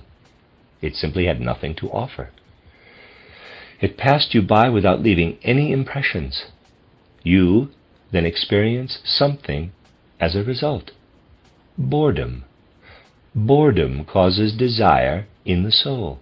It gives birth to a longing for impressions, and the soul life is surrendered to it. Yet there is nothing to satisfy that desire. Where does boredom originate? If you are truly a good observer of nature, you might have observed something not often noticed, that only a human being can become bored. Animals never become bored. Only superficial observers believe that such a thing is possible. You can even become aware of a strange aspect of human boredom. If you investigate the soul life of a simple, primitive people, you will find that they suffer far less boredom than is found among the more cultured people with their more complicated soul life. Those who go about the world and tend to be observant will notice that country people are much less prone to boredom than city dwellers. Of course, you should not think here of studying how bored city people become in the country, but only the degree of boredom country people experience in the country. Your attention should be on the more complex cultural conditioning of soul life. Thus, there is a real difference in the degree to which human beings are prone to boredom. Then, too, boredom does not emerge from soul life without cause. Why are we bored? It is produced by the independent life of our mental images. The old mental images in us are the source of our desire for new impressions. They want to be re-enlivened and refreshed, to have new impressions. People have little control over boredom because mental images received in a previous life develop their own life in the soul and seek re-enlivenment. They develop desires. If they remain unsatisfied, their unsatisfied longing, an attribute that we must study in the soul life itself, is expressed as boredom. Therefore, people who have fewer mental images also have fewer desiring images. The fewer desires for new impressions they develop, the less bored they are. We should not conclude, however, that a lasting state of boredom characterizes a highly developed human being. Those who constantly yawn are not among the most highly developed in terms of soul life, though they are more developed than those who can never become bored because they have few mental images. Boredom can be cured, and when the soul has developed sufficiently, boredom is no longer possible. Why are animals never bored? When the gates of their senses are open to their environment, animals continually receive impressions. Now picture those impressions. The soul life of an animal flows out to the environment and is stimulated. What goes on outside, as a continuous external process, keeps pace with the inner flow of animal experience. Animals are done with the one impression when a new one is presented, to which they surrender themselves. Outer events, outer events and inner experience coincide.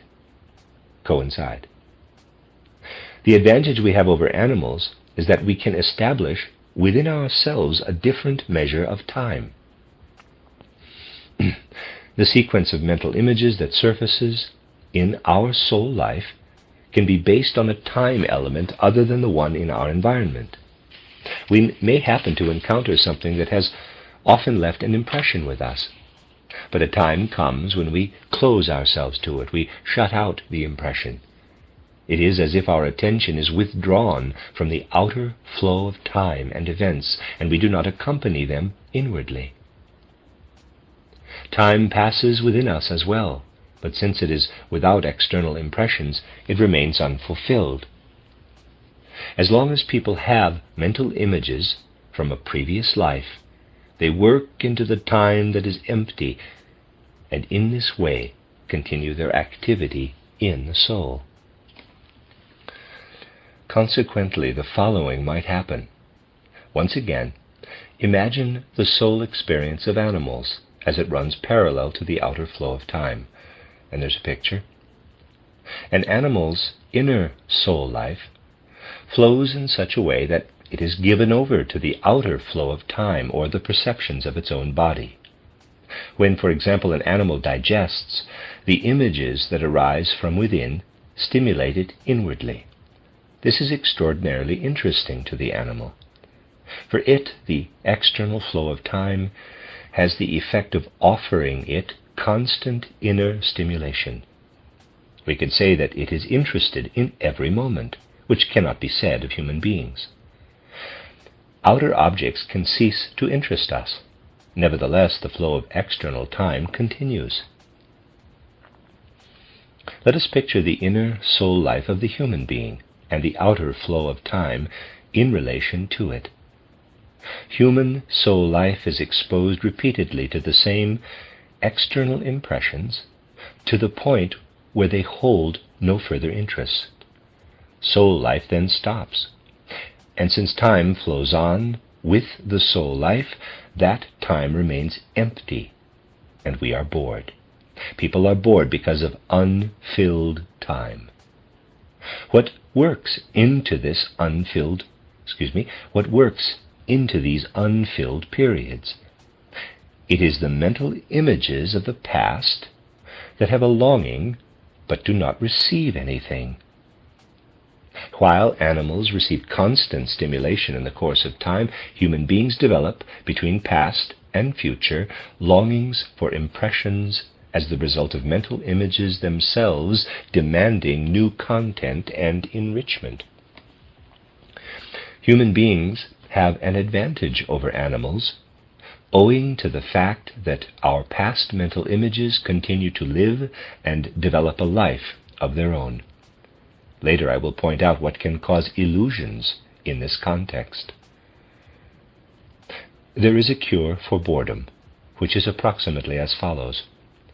Living in our continuing mental images are not only desires, but meaningful content as well, meaning that continues to live in the soul. This is what enables us to carry mental images acquired in the past into the future ourselves.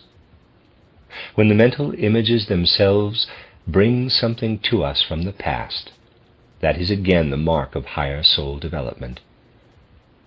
It makes a great difference whether or not we possess mental images that continue to interest and fill our soul life in the future. Thus there is a stage beyond which one can be bored. But for those who fill themselves with meaningful mental images, such images continue to act in the future. This is the difference between those who can cure their boredom and those who cannot. Such an inability indicates the independent life of one's mental images, a life that cannot be controlled and to which one is subject. If we do not make certain that our mental representations have meaning, we become bored. Only through meaningful mental images can we protect ourselves from boredom. This is also immediately significant for psychologists, since ordinary human life demands a certain balance between fulfilling the soul's desires and external life in general.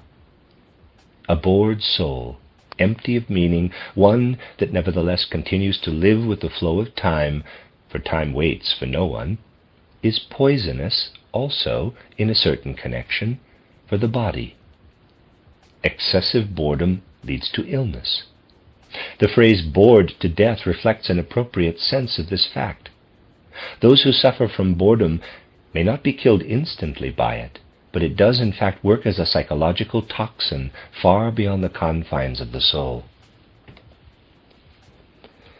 You may have a sense that the things you have heard today are simply pedantic explanations, but they will help us gain even deeper insight into the real life of the soul. Subtle distinctions are vital to familiarizing ourselves with the wonderful drama of the soul, where the I plays the heroic, central role. There is, quote-unquote, someone hidden in the soul life of everyone, one who is wiser than we ordinarily are. If this was not true, the outlook for human life would be very grim. When we examine the way various people view matters, they seem to have the most extraordinary notions about the nature of the soul, the body, and the spirit, subjects over which a great deal of confusion rules. It is especially interesting that during ancient times, when external science was based more on clairvoyance, people made the appropriate distinctions among the parts played by the body, soul, and spirit in the human being.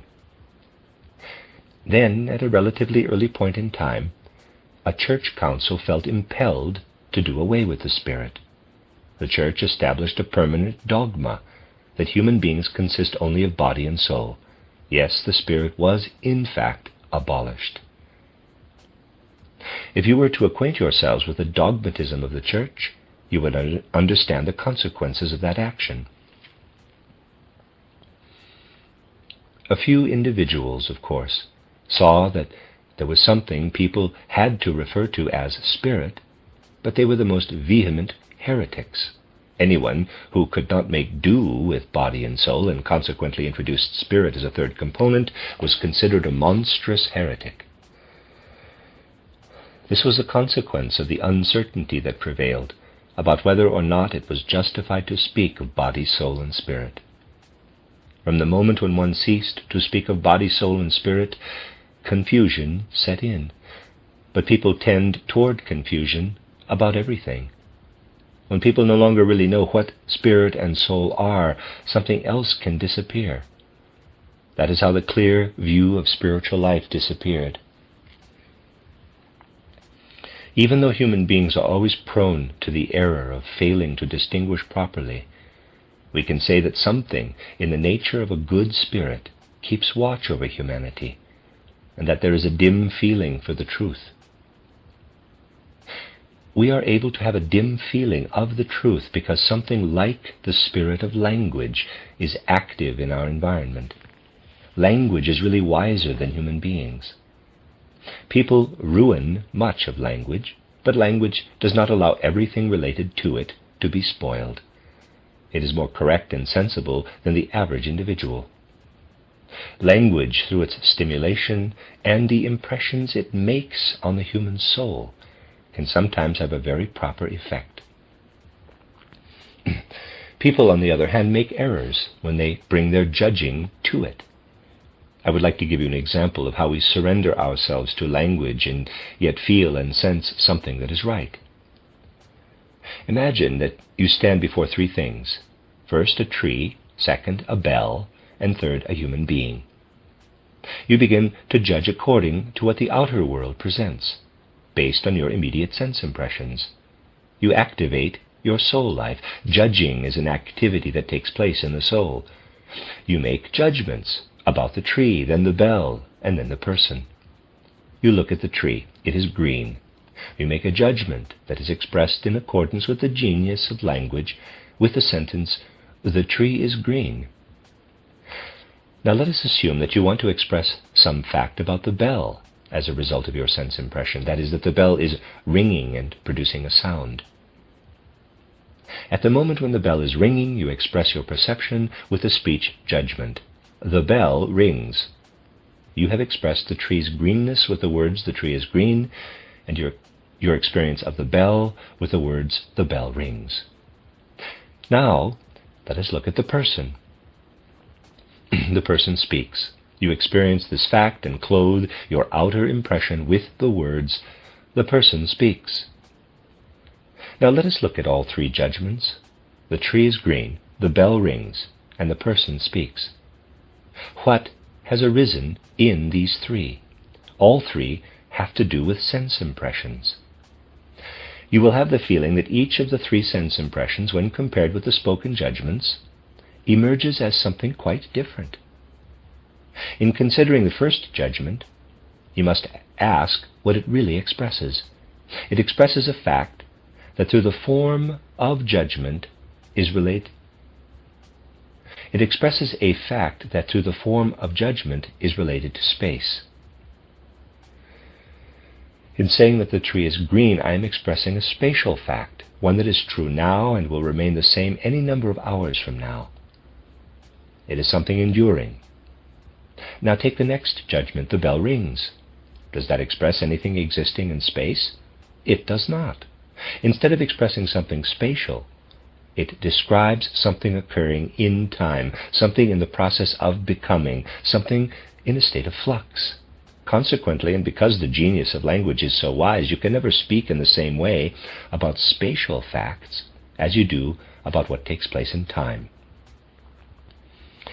In terms of judging, language does not allow you to use a verb directly in describing a tree in space. One must resort to an auxiliary verb, is, one that helps us live in time with our speech. Thus one says, the tree is green. You are allowed to use a verb to express something very similar, but with a different emphasis, saying, the tree greens. In that instance, however, one is shifting to a description of something taking place in time. Where the genius of language allows a shift from space to time, one must shift to what proceeds in time, to what is becoming, to the arising of greenness. A true genius, a wonderful genius, is at work in language. As human beings, we have damaged it in many ways, but it remains a fact that language simply does not allow us to directly use verbs for spatial matters. Footnote 1. In German, the word for verb, Zeitwort, is literally time word. End of footnote. In the case of the second judgment, where a process of becoming is involved, we cannot express such a process with is, saying the bell is rings, which distorts the meaning. To rewrite or paraphrase in such a way ruins language. Footnote, in English one may say the bell is ringing. In German, however, läutend, ringing, becomes an adjective rather than a verb. End of footnote. Footnote, the genius of the English language does allow for a combination of space and time within verb forms. End of footnote. As for the third judgment, one's sense perception is expressed by the verb speaks. Consider for just a moment the difference between the judgments. The bell rings and the person speaks. In the first, the sound is the important thing and is expressed with the judgment. If I say the person speaks, however, I am making a statement that does not contain that which is of consequence. In this case, the important thing is not in the speaks, but in what is being said. The stimulus to sense perception expressed in the verb speaks is not what holds our interest in this instance, but rather the content, the what, expressed with the verb. With the language, you stop short of the content there. Why, in the case of the bell rings, do you not stop short? And why does the genius of language stop short of content in saying the person speaks? Why do we stop short of what matters to us? It is because we want to confront the living soul directly. In this instance, the genius of language has supplied a word, speaks, that stops short of meaning and merely characterizes something external that confronts us. In the case of the bell, the word rings conveys the bell's metallic inner quality. When you confront a living human being having inner soul qualities, you guard against bringing that inner quality into the word. In the genius of language, there is a tangible difference between what refers to place or space, a process or becoming, and the inner aspect of the soul. When we want to describe this from outside, we stop short of the inner aspect, that which matters, in the language as if out of a shy reverence. Through speaking, we recognize the inner soul aspect. In the course of these lectures, we will see that it is indeed important to lift ourselves to a certain height of feeling, that we conceive of the soul as a self-contained realm, something that surges from its center, breaking against its confines. When we describe the soul from outside, The genius of language forces us, in a certain way, to stop short of its inner being. It is important that we learn to understand the soul in its true nature as a self-contained inner being, and become aware that whatever must approach it from outside confronts an inner resistance coming from it. We should thus imagine the soul as a circle, approached from its surroundings by sense experiences, and filled internally with surging soul life. As we saw today, this inner life of the soul is by no means independent. It experiences inwardly its own life of mental images, the reservoir of mental images. Those images, absorbed from without into the soul's inner life, continue to lead an existence in the flow of time. We will see in the coming days how this self-contained life of mental images, enclosed within the boundaries of the soul, is the source of both our greatest bliss and our deepest suffering, to the extent that they originate in the soul. We will see, too, how the spirit is the greatest healer of the pain and suffering mental images cause in our souls. We may also say that just as hunger must be stilled in external bodily life, and that such stilling is healthy, the same must be done for the inner life of the soul. Mental images require, in a certain way, inner nourishment through other mental images. When we overburden ourselves by eating too much, our health is undermined. Thus the destiny of the soul plays out in such a way that new mental images may promote health or illness. We will see how the spirit functions not only as a health giver in terms of our hunger for new mental images, but also as healer when we suffer from an excess of them. The end of Lecture 6. This is a reading of a collection of lectures by Rudolf Steiner entitled A Psychology of Body, Soul, and Spirit. This is Lecture 7, given on November 3rd, 1910, in Berlin. The lecture is entitled The Senses, Feeling, and Aesthetic Judging. We will again begin our lecture by reciting a poem to illustrate certain matters that we will explore today and tomorrow. This time the poem is the work of a non-poet, appearing to be more the incidental byproduct of the spiritual activity of the author himself. Thus we will be dealing with a soul manifestation that does not really arise from his innermost soul impulse, and this will significantly enhance our opportunity to study the theme of our lectures. The poem was written by the German philosopher Hegel about his relationship to certain secrets of human initiation. Quote of the poem: Eloisis to Hölderlin. Around me, within me, peace. The unremitting cares of busy human beings sleep.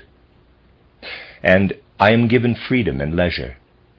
Thank you, night, my liberator. The moon shrouds the uncertain boundaries of the distant hills with a misty mass. A bright strip glitters lovingly over the lake.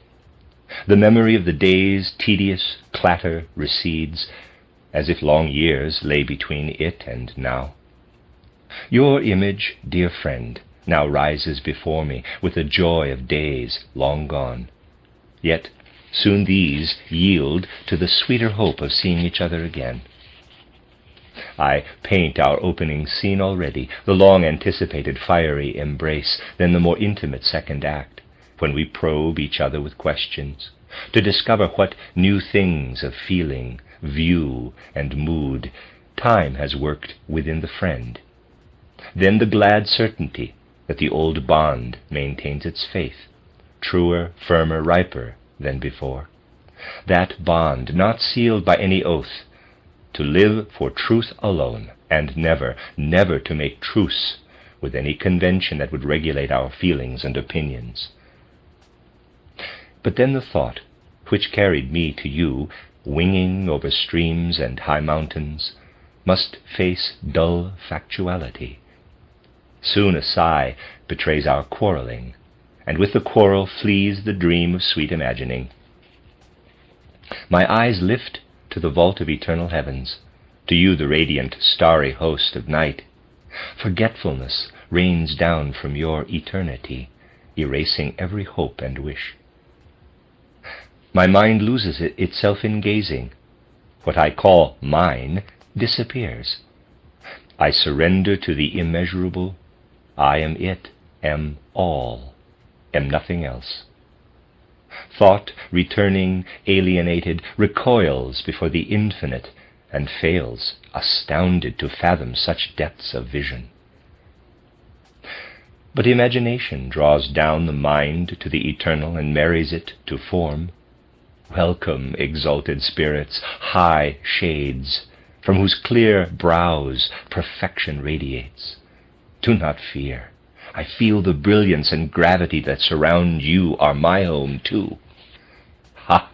Had the gates of your sanctuary now sprung open, Ceres, you who are enthroned in Eleusis, then, enthused, intoxicated, feeling your awesome presence near me, I would have comprehended your revelations, would have read the symbols high intent, and overheard the festive choirs of gods, the dooms they utter from their council seats. But today your halls are silenced, O goddess. The circle of the gods has flown back to high Olympus from their desecrated altars. The genius of innocence that long ago enchanted has fled the grave of profaned humanity. The wisdom of your priests is silent. No note of the sacred rite escaped to reach us. The researchers delve in vain for wisdom, moved more by curiosity than by love. Wisdom they possess, you they disdain. To master her, they dig for words, to find the imprint of your exalted mind. In vain. They grasp only dust and ash and will never conjure back your life. Yet in the rotting unsouled mold they take their pleasure, dead themselves, content with the dead. There remains no sign of your high feasts, no trace of an image. The children of your mysteries, the rich essence of that exalted teaching, the depths of that unspeakable feeling, are too holy to be entrusted to a barren symbol. Even thought itself cannot encompass the soul, who, beyond time and space, an aspect of infinity, rapt, self-forgotten, awakes once more to consciousness. Those who would tell others what they know, though speaking with angels' tongues, would feel the poverty of words. It horrifies them that that holiest thing is so pettily thought, made so little by it. Speaking itself seems a sin, so shuddering they seal their lips.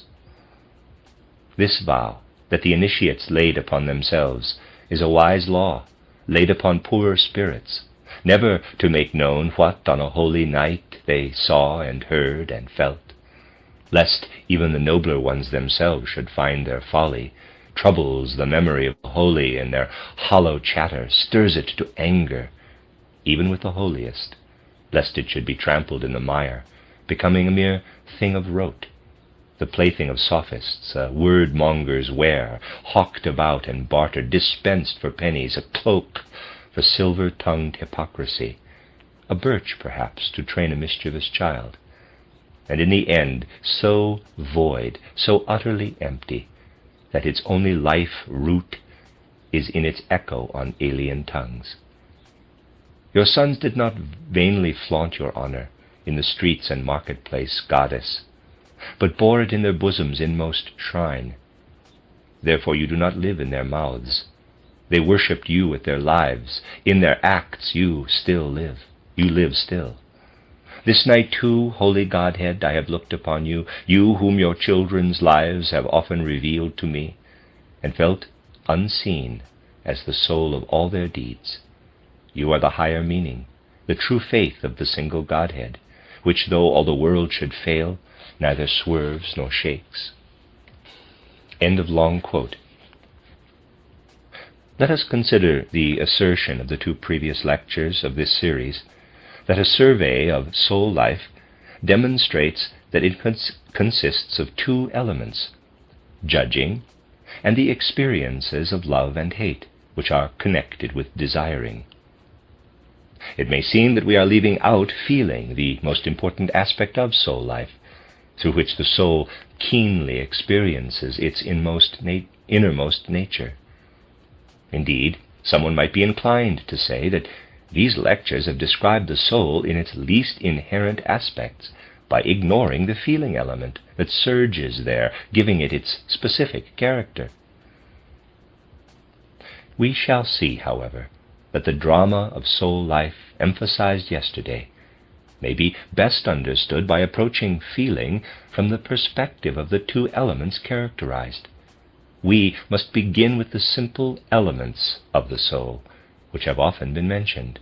They are the sense experiences that enter soul life through the portals of our senses and continue their existence there.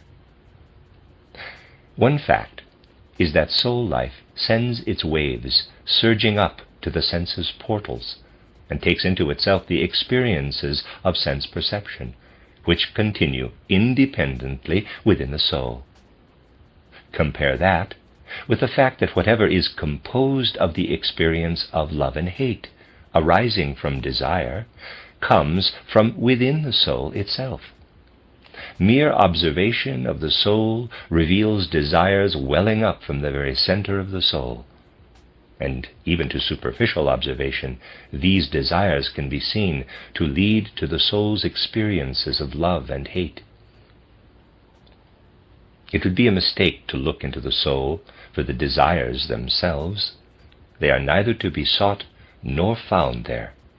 You would find in a more thorough study of the soul's life that desires arise through contact with the outer world, and that love and hate well up from within the soul itself as the expression of desires. We may say, therefore, that by far the greater content of soul experiences, to the extent that it is concerned with mental images, is generated at the boundaries of the soul through the portals of the senses. On the other hand, what lives within the soul as love and hate wells up out of the very center of the soul. If we draw this idea, we will understand it better. We can characterize the soul life that we want to study in its inner nature by considering it as the inside of a circle that represents the content of our multifarious soul life. Now, think of the sense organs as portals. They should be regarded as such. This is something you can also gather from the lectures on anthroposophy. It is enough for now to consider the senses as portals opening to the outer world. Our drawing will best represent the interior life of the soul by showing desires that live on as phenomena of love and hate, emerging from the soul's center and welling throughout it. The soul must be represented as completely suffused with desires, flooding toward the portals of the senses. What happens as the result of sense experiences, such as the ear's perception of a sound or the eye's perception of a color? We will disregard the outer world in terms of its content and focus. Let me read that again. We will disregard the outer world in terms of its content and focus instead on the instant when we have the sense perception, the interaction between the soul and the outer world. Let us really live into that moment when the soul is having an inner experience of color or sound as it enters from the outside world through the portal of the transmitting sense organ. Imagine yourselves turning away from the sense experience.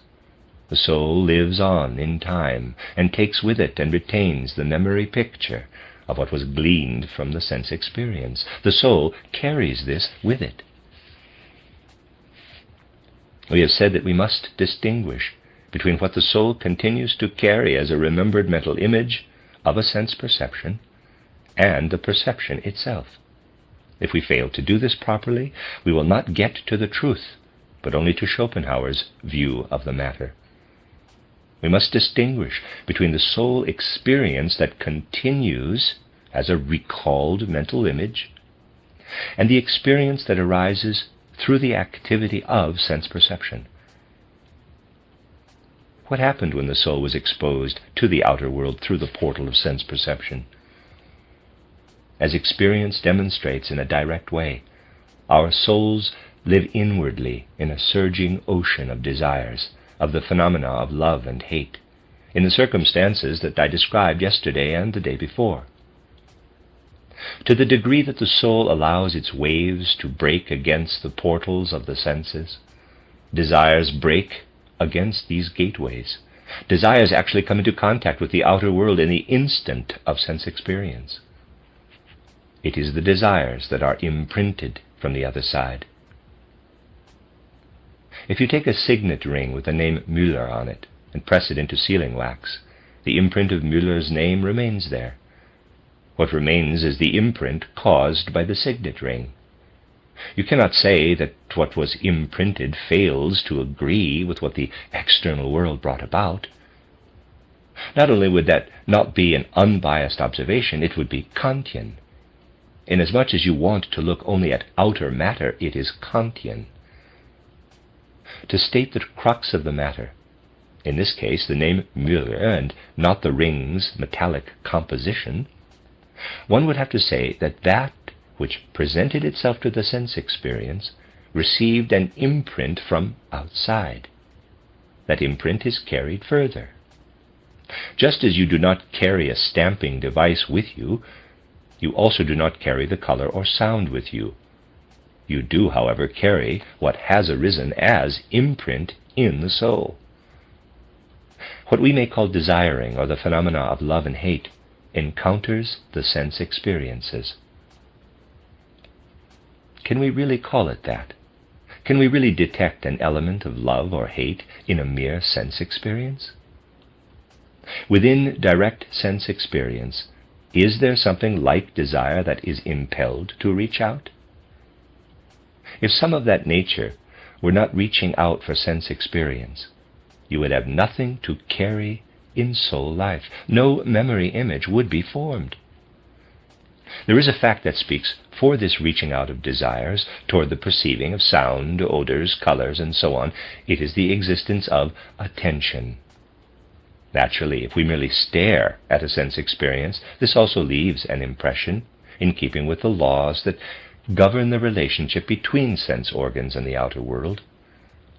Impressions we only stare at, however, are not carried further within soul life. You must meet them with the power of attention from within. The more intense the attention is, the more easily the soul continues to carry sense experiences in it as memory pictures. The soul's relationship to the external world is such that what lives in it substantially is allowed to surge to the outermost limits of its being, manifesting itself at the extreme boundaries of its being in the fact of attention. The other attribute of soul life, judging, is completely shut off during direct sense experience. Thus only desiring, the dedication and openness of the soul to external experiences, remains. A sense impression is characterized by the very fact that attention is concentrated to the point of eliminating judging. When a soul exposes itself to the color red or to a sound, only desire lives in this exposing, and judging, the soul's other function, is suppressed. Let me read that again. When a soul exposes itself to the color red or to a sound, only desire lives in this exposing, and judging, the soul's other function, is suppressed. We must, however, draw a very exact line between them if we do not wish to succumb to fantasy. If, for example, we see a red color and say, red is, we have already made a judgment. Only when we go no further than the color impression itself is there still a simple correspondence of the soul with the outer world. What happens as a consequence of the interaction between the outer world and desiring? we have been concerned with forming exact images, and thus we have distinguished between sense perceptions and sense-derived sensations. Sense perception is the immediate experience that arises from being exposed to external impressions, to what is experienced while the impression is made. Sense-derived sensations are what remain with us, to be carried afterward. We can say, therefore, that what is carried along in this way represents a modification of desiring. Attention causes us to notice the presence of desires, and what we carry on within us reveals itself as sense-derived sensation. Thus, living on in our souls is sensation, in the form of modified desiring. In fact, we also carry the being of our own soul with such sensations or mental images. The force of desiring, swirling and surging throughout one's whole soul being, gives rise to the sensation. As we have seen, sensations arise at the gates of the senses, at the border between soul life and the outer world. Now, let us assume for a moment that the force of desiring in us does not go to the boundary of the soul life, but remains within the boundary. We would say of a sense experience that the force of desiring goes all the way to the soul's surface. Imagine that a desire appears but does not reach the boundary of the soul's life. It loses its drive in the soul's being, so that it does not reach the portal of the senses. What would happen in this case?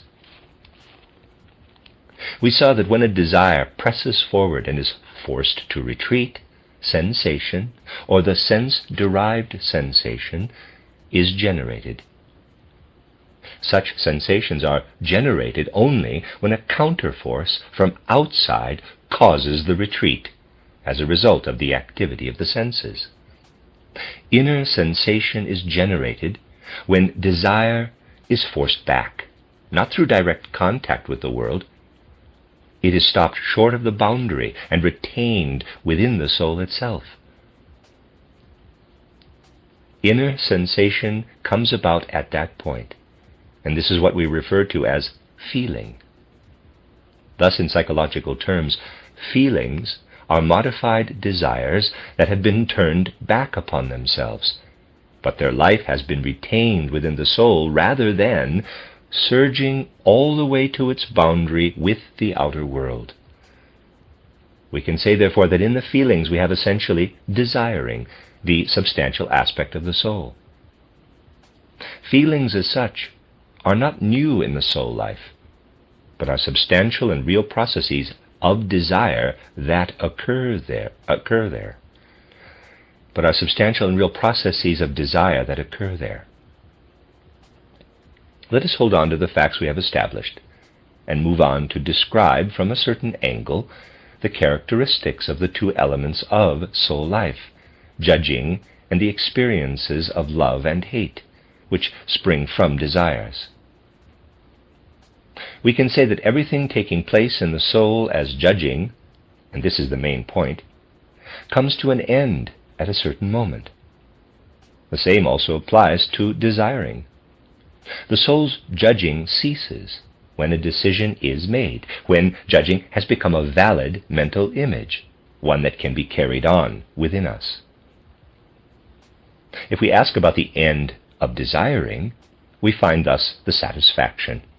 Every desire that lives in the soul is trying to attain satisfaction, and judging always strives toward decision. By investigating our soul life, we discover on the one hand judging, which presses toward decision until it reaches a conclusion. And, on the other hand, we find in the lively soul life desires pressing toward satisfaction until it is achieved. We may say then that since our soul life consists of the two elements of judging and desiring, the soul's currents flowing toward satisfaction and decision are its most important aspects, which are present in every soul. If we were to observe soul life in its direction of flow, we would find it fully striving toward both of these goals. This is, in fact, what happens. If we study the life of feeling from certain perspectives, we can easily discover the sources of many different feelings, weighing the fact that soul life must display the effect of a continuous flow of striving toward satisfaction and decision. If we consider such manifestations within the soul life that fall, for example, within the concepts of impatience, hope, longing, doubt, and despair, we will have the basis to connect them with something real, something spiritually comprehensible. They all represent ways that the stream flowing in the soul expresses its striving toward the decisions of the forces of judging, or toward the satisfaction of the forces of desire. Live into the feeling of impatience, for example, and you have a vivid experience of striving for satisfaction. You can understand how, living in the feeling of impatience, there is something we may call a desire that continually flows in the stream of the soul. It can reach a conclusion only when it results in satisfaction. The forces of judging are barely developed thereby. Or consider the feeling of hope. The continuous streaming of desire may be easily discerned there, but it is a desiring suffused by the other element of soul life, the one we have described as the movement of our powers of judging toward decision.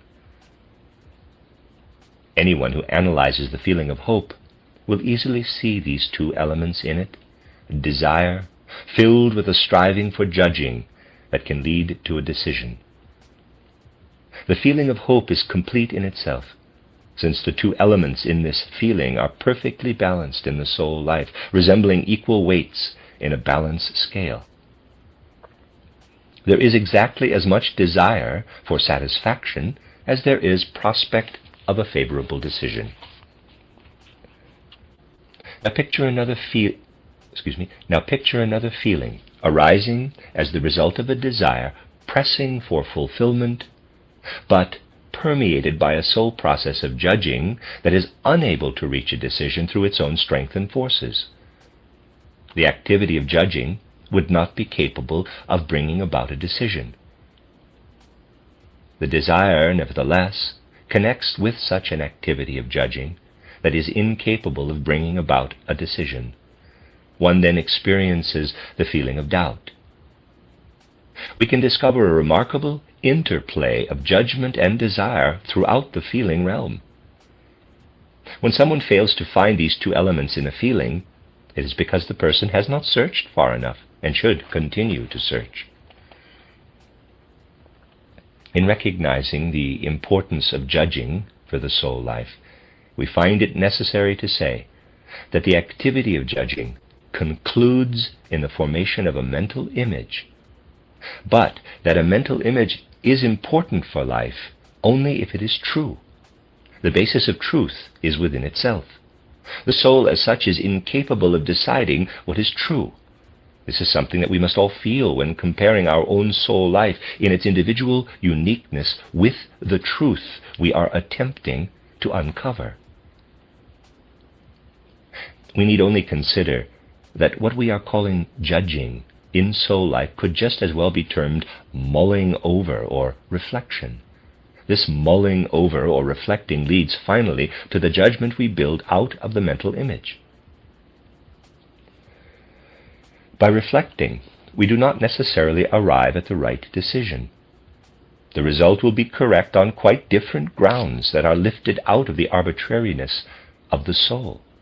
Thus the judgment that the soul strives toward in the decision comes about outside the soul element.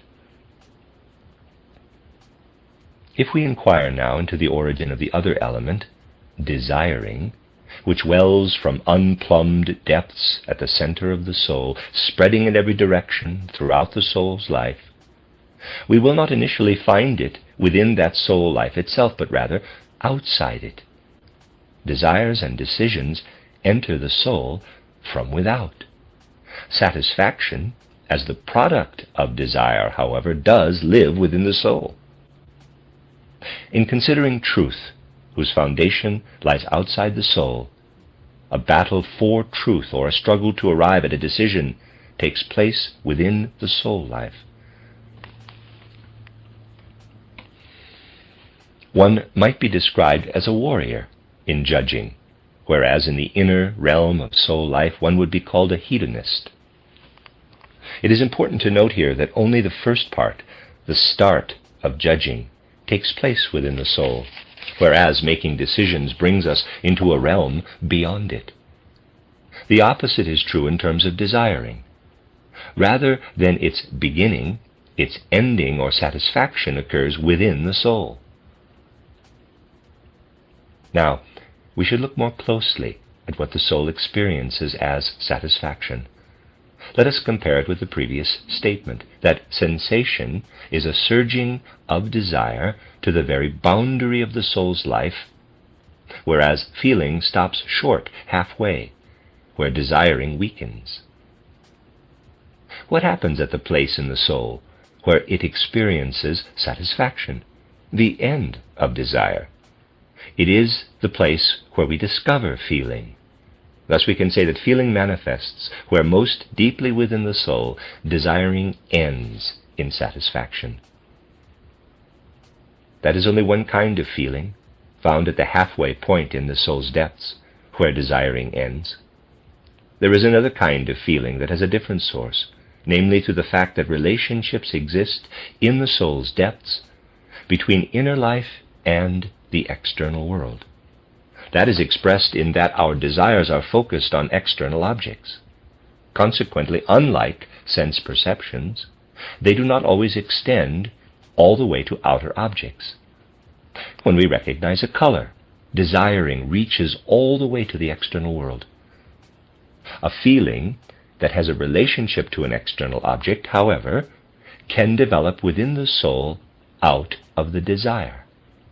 Desire can develop in relation to any object, even when it comes to a halt in the middle of the soul. It is still related in a remote sense to the object, just as the needle of a compass points toward the North Pole without reaching it. In this way we can see that desires may shut themselves off within the soul, even while they maintain a relationship to the outer world in such a way that the external world has a connection to the soul life that does not require direct contact with the soul's boundaries. Those feelings can then arise when desire for the object continues to exist, even when the object is not capable of satisfying the desire. Imagine a soul approaching an object. Desire for it is generated, but the object is unable to gratify the desire. The desire then remains in the soul and is ungratified. Let us investigate the situation very precisely and compare it with one where a desire achieves its goal in the soul's life. There is a considerable difference between a situation where a desire attains its goal within the soul and one where it does not. A desire that has attained satisfaction and is then neutralized has an effect on the life of the soul in such a way that it has a healthy influence on it. When desires continue to live in the soul without satisfaction, because the objects cannot provide it, after the object is removed, the soul retains a living connection to a void, so to speak. Consequently, the soul lives on in unsatisfied desiring, as though in an inner fact without any basis in reality. This fact alone is enough so that the soul life has an unfavorable, illness-causing influence upon that connected to it, namely the spirit and body, owing to the unsatisfied desires. Feelings based on satisfied desires are, therefore, very different for direct observation from those built upon frustrated desiring. In a flagrant case, it is a simple matter to discern this. In subtler cases, people do not always realize what they are confronting. Let us picture a person looking at some object. Then he goes away. What is referred to here is not a desire extending to an object, but one established in the innermost soul. The person can go away and afterwards say that the object satisfied him or that it did not. Whether, for example, he says that he was pleased by it or not, or expresses it differently, the result is the same. In the one case, there is a desire that has been satisfied, whether or not this is plainly stated, and in the other case there is displeasure owing to continuing desire. There is only one category of feelings that shows up in soul life in a somewhat different light, and that is a matter profoundly characteristic of the soul's life. It will be obvious that feelings can be generated not only by external objects but also by inner experiences. This applies to both satisfied and unsatisfied desires. Thus, a feeling that we must characterize as an unsatisfied desire can be generated by a sensation that may recall to memory something that happened long ago. We discover within us causes for our feelings, for satisfied and unsatisfied desires. Let us differentiate for a moment between desires stimulated by external objects and those stimulated from within. There are, for example, striking inner experiences that can show us how our inner life contains desires that stop short of fulfillment. Imagine yourselves mulling over a matter. Your power of judgment is too weak, and so you cannot reach a decision. Thus your soul life, your own desires, remain unsatisfied, and you experience pain in this feeling. There is only one kind of feeling in which judgment does not reach a decision, nor do our desires actually find satisfaction without causing us pain. Those are feelings in which desires are focused neither directly on external objects nor directly on an inner experience. In ordinary sense experiences, we stand directly before an external object with our desires, but we do not judge in the process. Once judging begins, we have gone beyond the sense experience. Let us assume that we carried judging and desiring all the way to the boundary of soul life, where the sense impression from the outer world surges directly against it. A desire was thus generated, stimulated by the object, a desire that we then permeate with judgment right up to the boundary, the same place we had the sense impression. This generates a peculiar feeling, an amalgam composed in a very strange way. We can best describe it as follows. We allow our desiring, horizontal lines in a diagram, to flow right up to the boundary of our soul life, as far as the eyes, for example. We exert our soul life with respect to our desires, and allow it to flow up to point A, a portal of the sense experience. We also exert our powers of judging, vertical lines, and allow them to flow up to the site of the outer impression. We will let this drawing serve as a symbol representative of the very curiously combined feeling that has been referred to. The difference between these two currents, both of which flow to the site of the external impression, can be appreciated properly when we remember what has already been said. When we develop our powers of judging, the peak of the soul's activity lies beyond the soul rather than within it, for the soul does not determine truth. Truth overwhelms desire, and desiring must surrender to it. When we decide something within our souls, using our power of judgment, in which truth is of imminent importance, we must take an element into the soul that is essentially foreign to it. We can say then that the vertical lines that represent the powers of judging go outside us and circumscribe something of an external nature. Our soul life, as the life of desiring, can go no further than the boundary, where it is either hurled back or halts on its own and remains limited to itself. Desiring feels overwhelmed when the judging in the soul concludes with truth's verdict. Our example, however, specifically assumes that desiring and judging both flow to the point where the impression was received, and they fully coincide. We see that our desiring does not flow out and bring back the alien element, truth. It brings back the judgment that has gone all the way to the boundary of the soul's life. Desiring surges to the soul's boundary, turns around and returns with the decision. What sort of judgments are we limited to bringing back in this way? They are exclusively aesthetic judgments relating in some way to art and beauty. Only when we observe works of art does our soul life extend just to the boundary of its activity, turn around on encountering those outer objects, and return with the judgment into itself. You may find this strange initially, but self-observation will convince you that it is true. Now imagine yourselves viewing the Sistine Madonna or the Venus de Milo or any other true work of art. Could you say that this object arouses your desire? Yes, it stimulates it, but not of itself.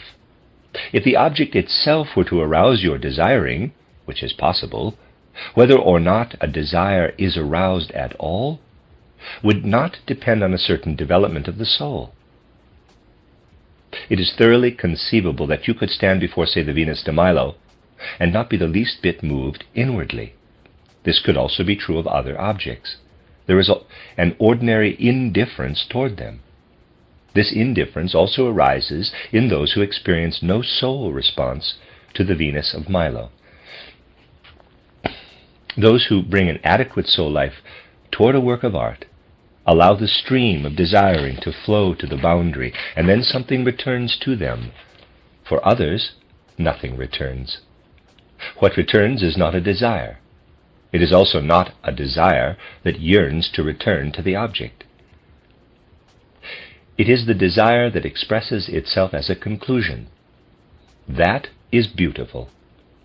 Here the forces of both desiring and judging interact. We attain satisfaction in the outer world only when it stimulates activity within the soul. How much we experience in relationship to the Venus de Milo depends on how much we already have in our souls, and how much will return to us is in direct proportion to how much we let flow out to the direct impression. The enjoyment of beauty requires the immediate presence of the work of art, because the substance of the soul must strive out to the boundary of the soul's life. Every memory of a work of art results in something other than an aesthetic judgment.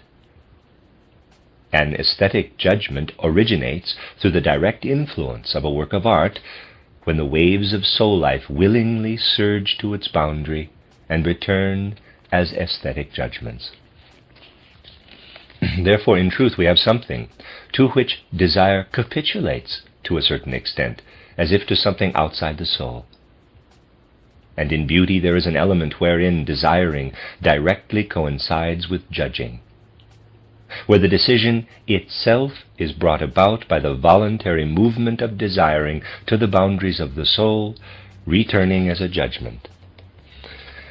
This is why the soul's inner experience of beauty spreads such an endlessly warm satisfaction throughout the soul. Essentially, the greatest balance exists in the soul's forces when desiring meets the boundary of the soul's life and does not return as desiring, but as a judgment, which the soul then experiences as an element of the outer world. Thus nothing is so easily found whereby the conditions for a healthy soul life are so strongly developed as when we surrender to beauty. When we strive toward the fruits of thinking of the soul, we work in essence within the soul with the material before which our desiring must continually surrender. This capacity for desire must indeed surrender to the majesty of truth.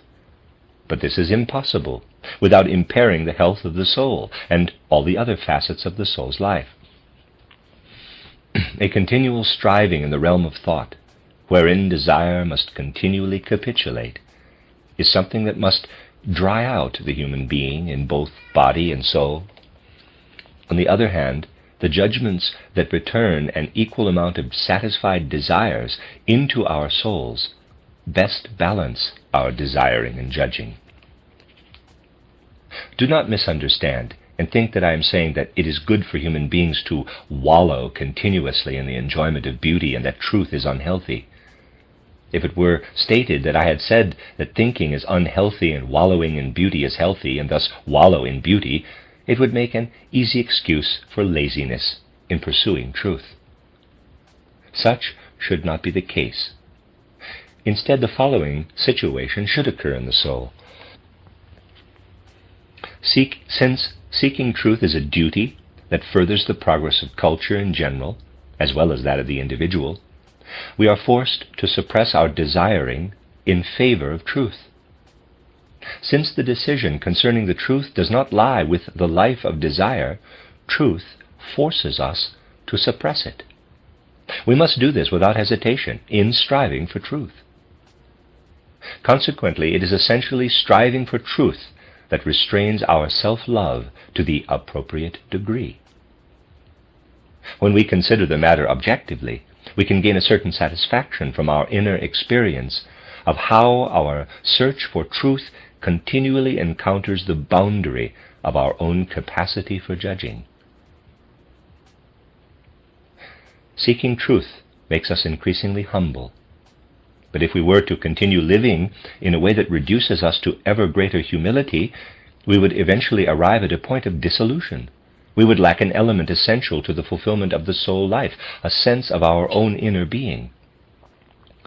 We must not sacrifice our own selfhood through exclusive devotion to that before which the inner surging of our desire life must surrender. Let me read that again. We must not sacrifice our own selfhood through exclusive devotion to that before which the inner surging of our desire life must surrender. This is where the activity of aesthetic judgment comes in. The life of aesthetic judging is such that we bring back what we have taken to the soul's border. In this life we are allowed to do what truth requires of us, to arrive at decisions with absolute selflessness, without egoism. There is no other way to seek the truth. And what is the situation in terms of beauty? This is a very different matter. Here too we give ourselves completely to it, allowing the movement of the soul to flow, almost as we do with sense-derived sensations, right to the soul's boundary. And what comes back to us? It is something that cannot possibly be given to us from outside, something that cannot be determined externally. It is ourselves that is returned. We surrender ourselves and then are given back to ourselves.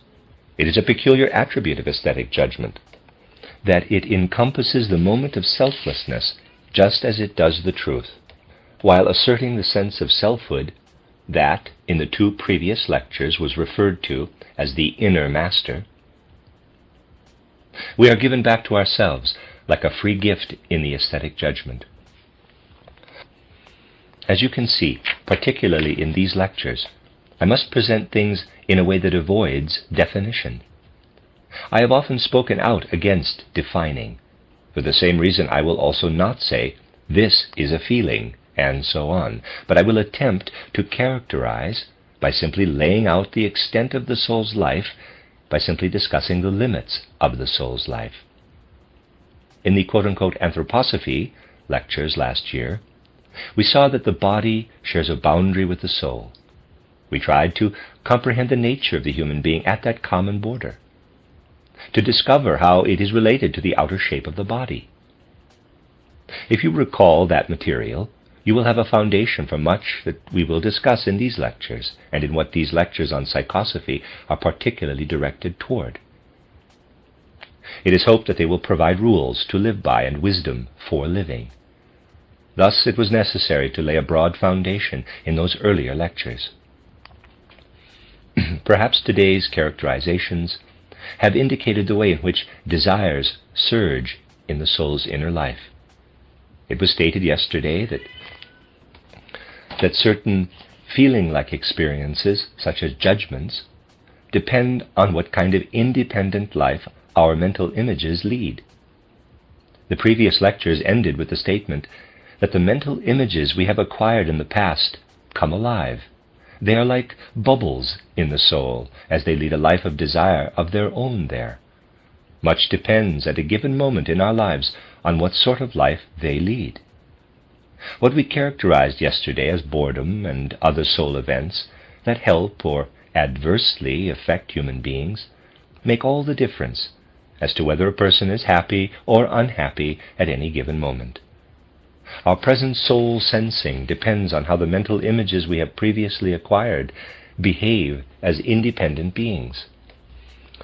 This raises the question of what our attitude must be when we study the soul life in relation to our lack of control, in a certain way, over specific mental images we must take into our present soul life. Other mental images may enter it more easily. You are aware of how much depends on whether we have the capacity to summon a mental image or recall it from memory, and whether we can do this with a certain ease. When we recall something in particular, we must ask which images arise more easily and which with more difficulty. This can be extraordinarily important in life. As we assimilate these mental images, can we impart something to them that makes recalling them easier? Indeed we can. Even to consider such a possibility can have enormous benefit for many people.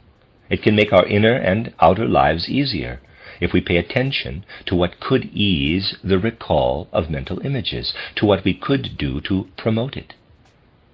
Those who observe the soul from all sides will see that something must be added to a mental image in order to make it easier to remember.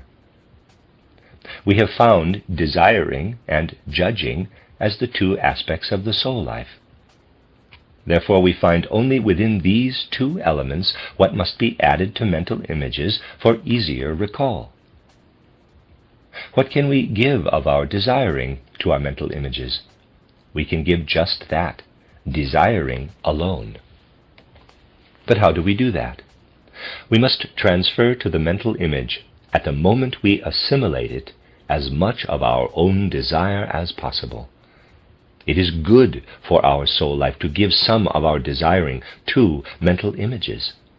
We can do this only by taking up the mental image with love, by permeating it with love.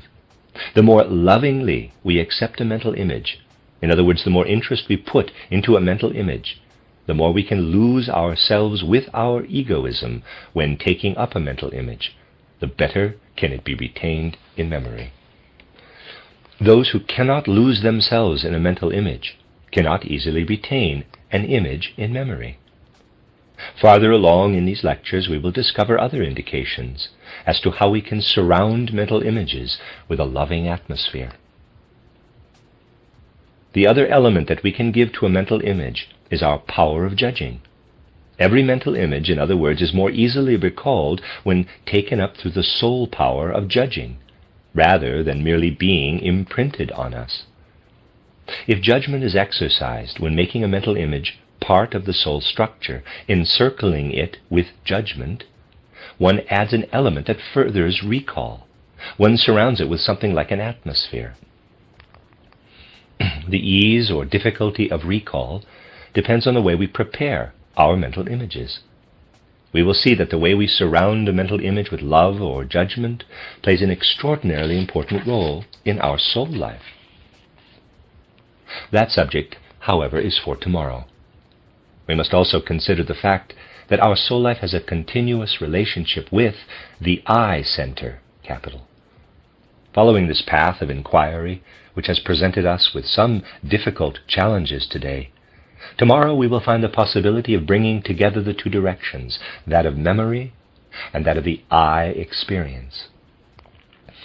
It might surprise some of you to hear that all human feelings consist essentially of desires. It may especially surprise those of you who are aware that overcoming desire is a goal of the higher life of the soul, achieved through esoteric development. But the term overcoming desire is not an accurate expression in psychology, since desiring does not originate in the soul itself, but instead surges in from unknown depths. What is it that surges into the soul? Of what is it an expression? We will comprehend this in a more concrete way tomorrow. For now, we can think of it more abstractly as something that corresponds to desiring on a higher level, issuing from one's innermost being as will. And if we struggle against desiring for the sake of a higher development, we are not battling the will underlying a desire, but the several modifications of it, the particular objects of desire. In this way we purify the will, and it works with purity in us. In this way we purify the will, and it works with purity in us, will divorced from objects. Such an unencumbered will represents, in a certain connection, the highest in us. Do not confuse this with the quote-unquote will to be, unquote, which is not unencumbered. Think rather of a will with a content of desiring, but without an object. Will is pure and free only when it is not influenced by a specific desire, but instead leads away from any specific desiring. We ourselves can witness the life of will surging into the life of feeling. When that is the case, we have a real opportunity to study the fact that will and feeling have something in common. All kinds of fantastic definitions can be formulated for will and feeling. Someone may say, for example, that will must have an object, and its result must be a deed. Such definitions, however, are usually totally unjustified. We will see that they generally have no connection to the reality at all, and that those who formulate such ideas would do better to turn to the genius of language, which is wiser than the personal human soul. Language, for example, has an inspired term for the inner experience of will turning directly into feeling. Imagine the will moving toward a boundary, but it impairs itself inwardly along the way. Picture ourselves inwardly observing such an essentially impaired exertion of the will. We allow the will to retreat, as it were, and observe the process. This is what would happen if someone were to encounter another being, and if the will's inner swelling were to reach a certain point and then be restrained. This would certainly leave a deep feeling of dissatisfaction in the will. Language has invented a word for the will that does not result in an action but retreats. It is the inspired word disgust, Widerwille in German, or counter-will. It is perfectly clear to everyone that this is not true will. Such will, it becomes self-evident, is a feeling or a will that retreats into itself. Language coins the term for the will's viewing of itself and expresses thereby a feeling. We see here how meaningless it is to define the will by stating that it is the starting point of an action. Modified will, or desiring, surges within the will, and depending on how it behaves, shows the various soul forms. The end of Lecture 7. This is a reading of a collection of lectures by Rudolf Steiner entitled A Psychology of Body, Soul, and Spirit. This is Lecture 8, given on November 4th, 1910, entitled Consciousness and Soul Life. If we compare Hegel's poem, recited yesterday, with Goethe's poem that you have just heard, it will help us understand more deeply the substance of yesterday's lecture, as well as what remains to be discussed today. Footnote: Goethe's poem, titled Thoughts About the Descent into Hell of Jesus Christ, was recited at the beginning of this lecture. This poem has been omitted, since it is quite long and adds little to the lecture itself. With a little imagination, it is not difficult to understand the point being made. End of footnote. A comparison will be useful, since it can make us aware of the difference between the soul qualities of these two poets. Let us try to become aware of the very great difference between these two poems. Our time here is short, so we can do little more than touch on certain matters. I am certain, however, that we can come to understand them. Yesterday we listened to the poem of a philosopher, a man who had attained very exalted pure thought. In his poem Eloisis, we saw that thought itself became creative in Hegel's soul. If you recall how that poem affected you, you will say that you could sense its powerful thoughts wrestling with humankind's greatest questions, as well as the greatest problems of the times, which are linked to the so-called mysteries. You could feel that someone had penetrated deeply into those great cosmic mysteries with thinking, but you could feel a certain clumsiness in the poetic handling. You could feel in the poem that it contained something that did not arise from the primary goals in the poet's life. A struggle for poetic form was evident, a difficult struggle to adapt the thought to a suitable poetic form. One realizes that the writer would not have been able to write many poems in his lifetime. Let us compare that poem with the one you've just heard, but keep a certain circumstance in mind. I had a poem of the youthful Goethe read before the first lecture in this series, a poem we changed for our purposes here.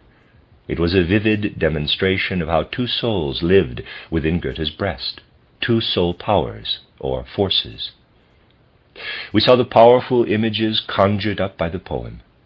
What we heard was also worthy of what lived as the central core of Goethe's being during his old age. But in this youthful poem we see a completely different soul force was active within him than what was active, for instance, in Hegel. Wherever we look in Goethe, we encounter something that may be described as a flow of intensely vivid images. And how full of images is this poem of the young Goethe that we have just heard? The flow of that vivid life of images was an aspect of Goethe's natural talent. When the grandeur of a theme overwhelmed him, we can see that a powerful soul life, living itself out in vivid imagery, overcame the problems that still disturbed him in his earlier poems. We can distinguish three elements in the poem recited. In Hegel, we see how thinking works, creating imagery only through a tremendous struggle. This is evident in the paleness of his images. In the poem of the younger Goethe, we see how the vivid pictures pour out. We saw in his legend of the title, The Eternal Jew, how that imaging could be so damaged that he was unable to finish it, the result of the two souls described, which fought for dominance within him. The effort remained only a fragment. Our attention is drawn here to the myriad possible shapes of soul life. Let us consider for a moment the soul force we might characterize as oriented toward thinking, as it was for Hegel, one that experiences difficulty penetrating into that soul force that was uppermost in Goethe. And let us look at how this soul force in Goethe himself works into just the opposite tendency. We want to move forward now with our study of psychosophy. We remember that within the soul life, judging and the experiences of love and hate that stem from the capacity for desiring are active.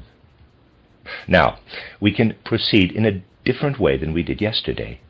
We can bring together what lives in our souls as the power of judging by reminding ourselves, on the one hand, that this power meets us in the reasoning capacity of the soul, in the capacity to discern the truths of the world, and on the other hand, that a completely different soul power confronts us when we speak of how the soul is, in this way or that, interested in the external world. A soul is interested in the outer world according to how the experiences of love and hate are working.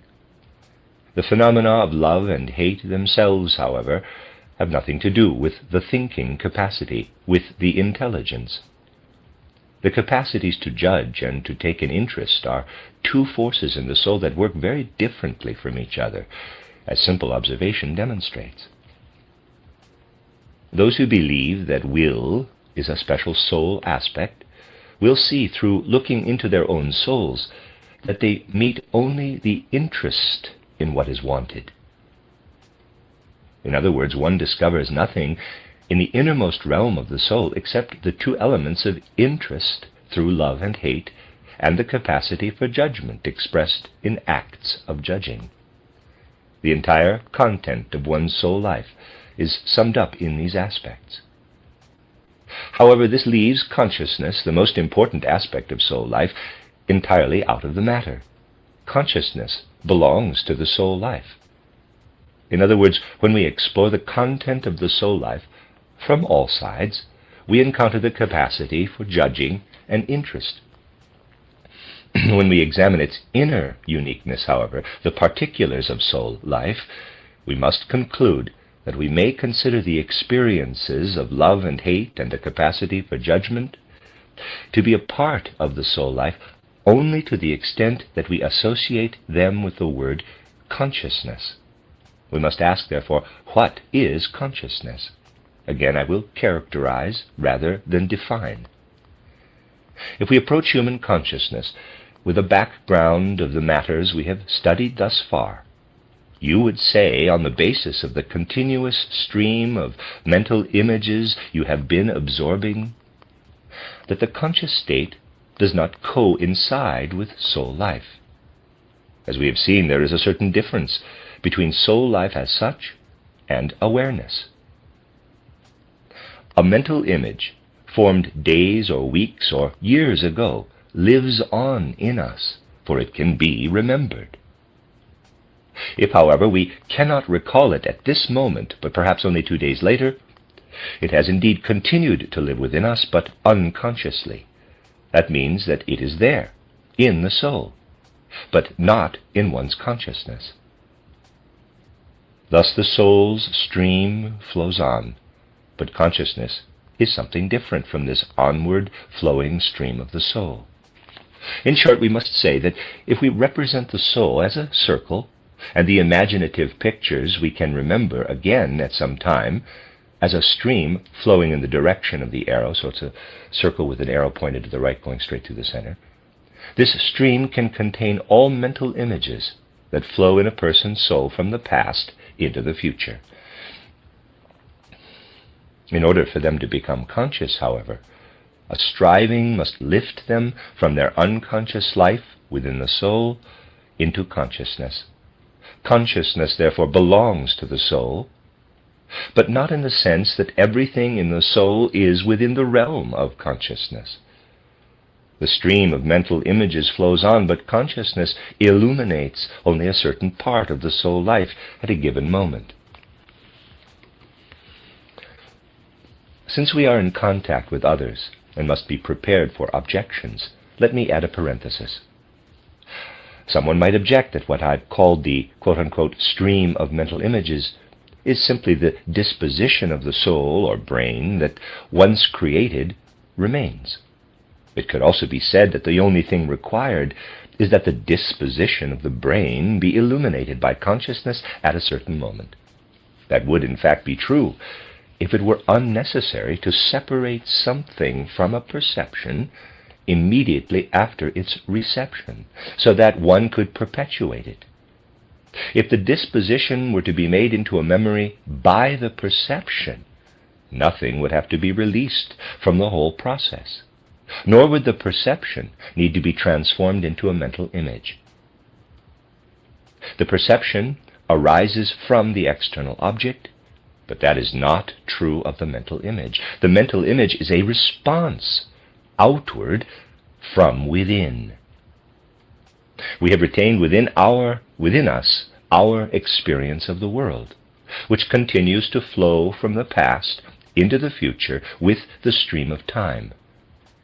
but it does not always coincide with consciousness. In order to recall it, consciousness must illuminate it. How does it happen that this continuous stream of mental images in the soul can be illuminated, so that parts of it become visible to memory or in some other way? A fact of ordinary soul life that takes place on the physical plane can explain this. It is a fact that is ignored by outer psychology, since its criterion is bias rather than fact. We prefer to work instead with fact, without bias.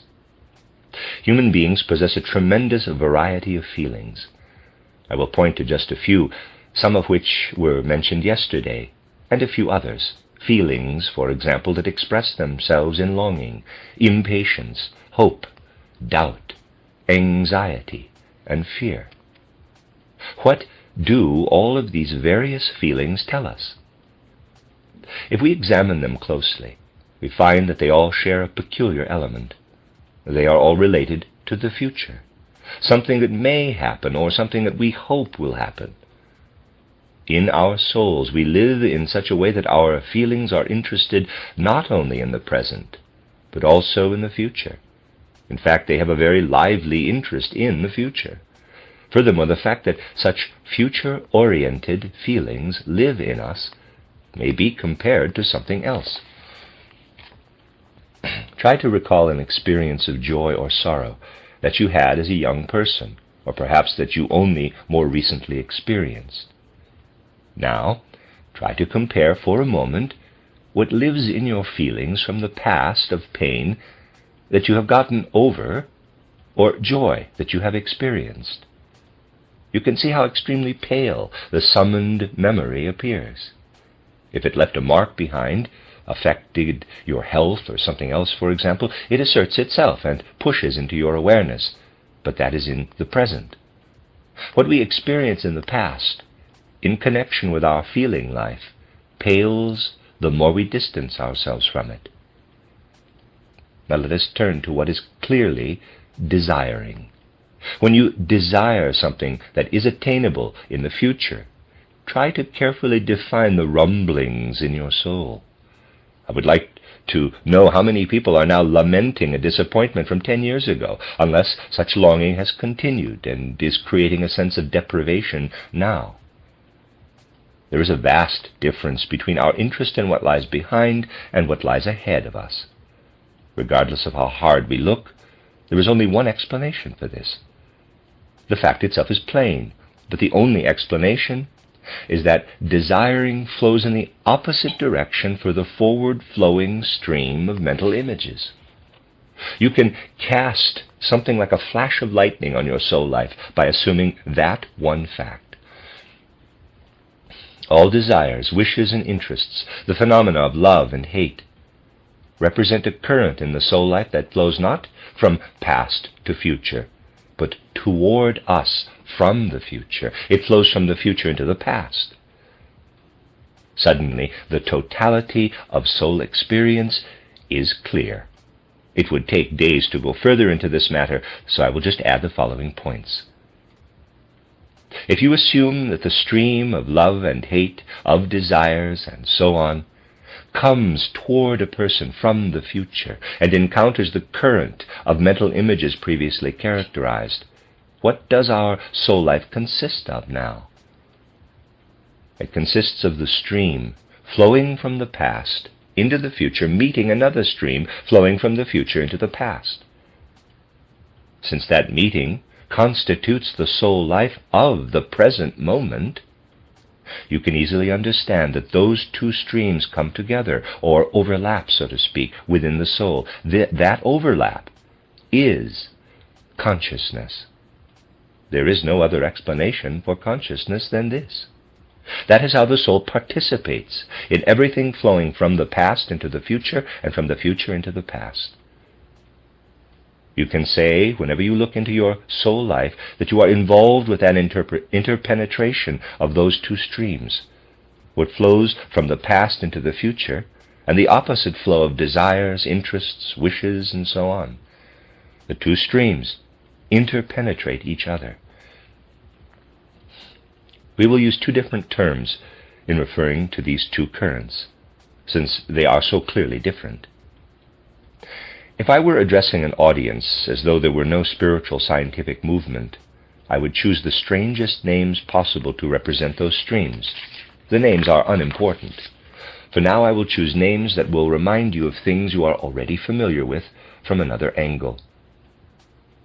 You can then study them from two sides.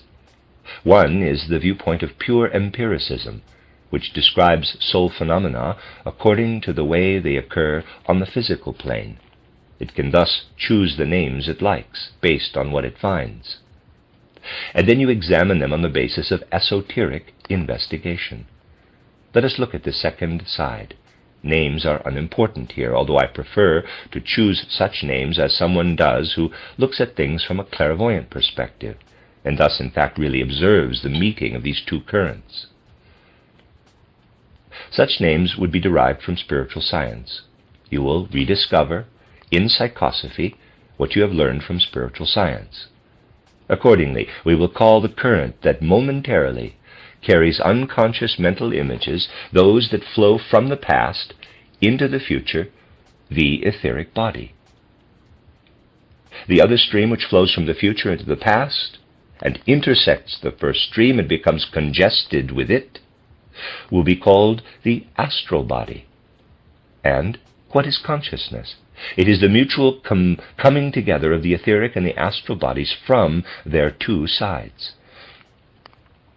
Try testing this. Apply everything you've learned from investigations of clairvoyant consciousness about the etheric and the astral bodies to what has been said here. You will be able to do that and will recognize there, again, the truths with which you are familiar. You will only need to ask what causes the intersecting or damming up. Something congests because the two streams encounter each other in the physical human life. Now imagine removing the physical and etheric bodies. This is the case after death, when the current flowing from the past into the future is no longer present. When that occurs, the current pressing from the future into the past, that of the astral body, becomes free and asserts itself in a direct manner after death. Consequently, life in Kamaloka flows in reverse, as I have told you. You see then that we rediscover in psychosophy what we have learned from spiritual science. I hope, though, that you will notice one thing.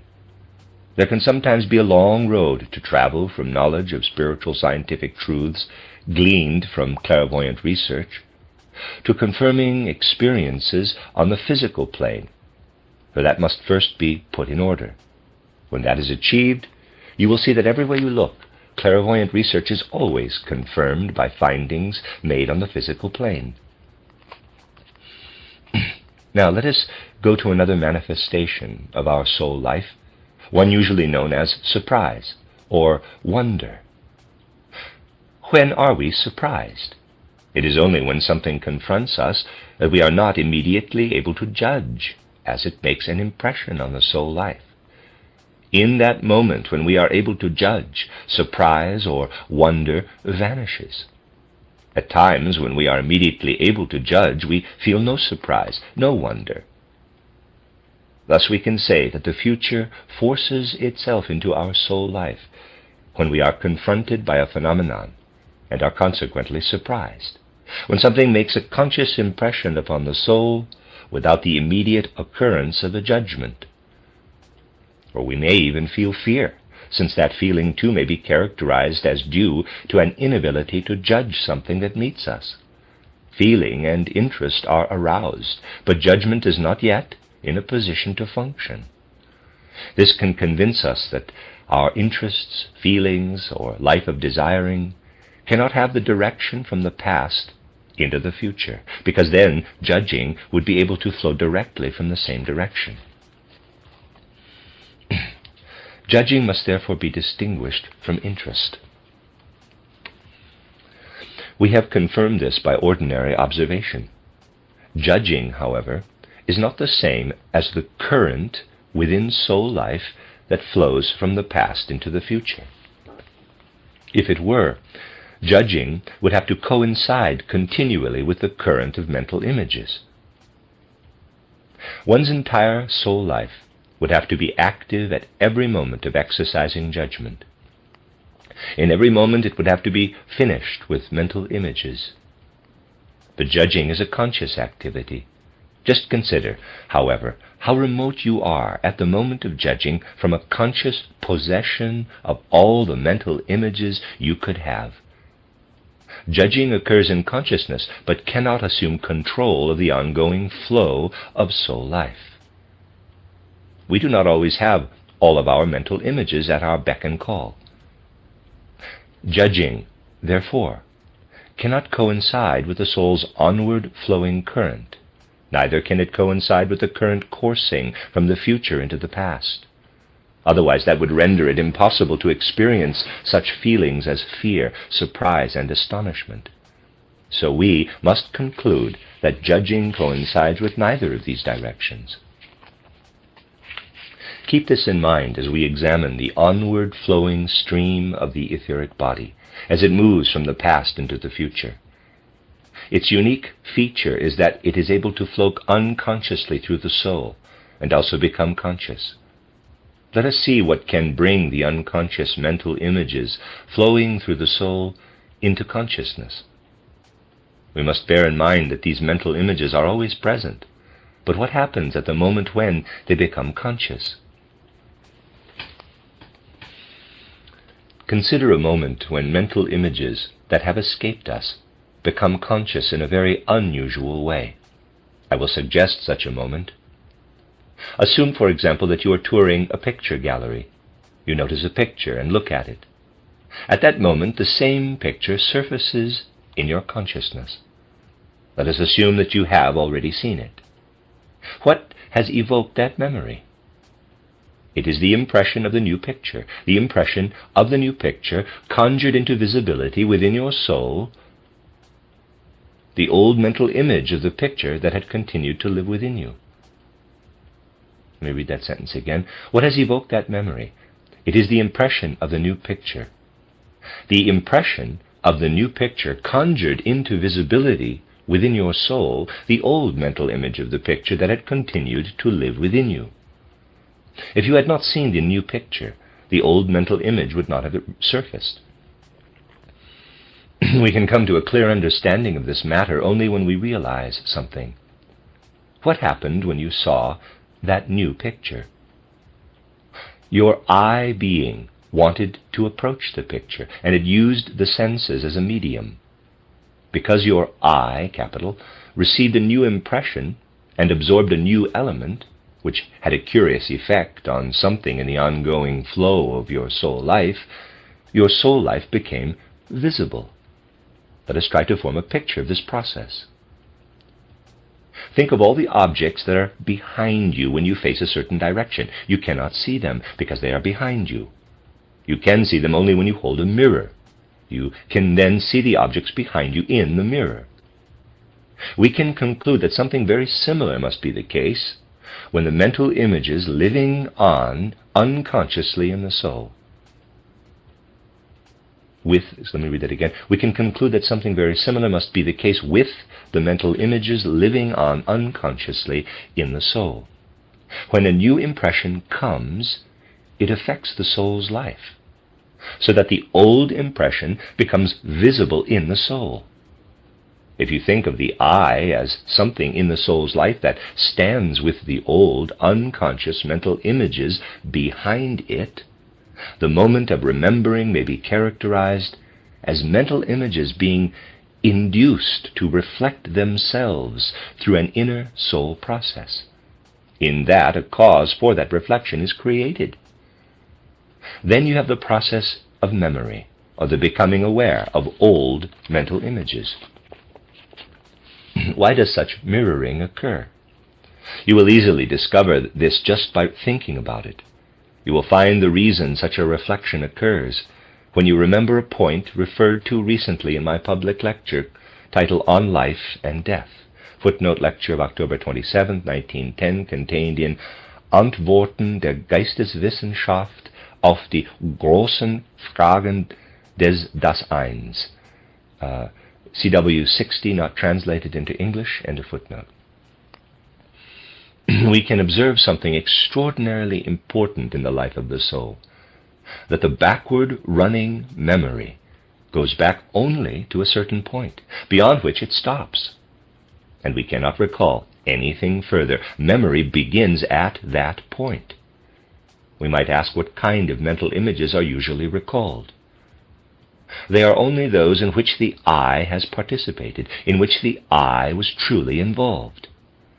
I have said before that memory goes back to the moment a child gains the capacity to conceive of the self as I, when the child develops I awareness.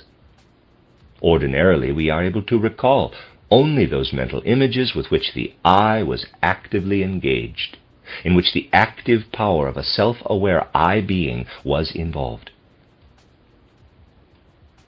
What happens in an I being in the process of being, quote-unquote, born during a child's second or third year? Before that, children unconsciously absorb impressions without the I being truly present in them. They then begin really to develop I consciousness, relating to it all the mental images that they absorb from the outer world.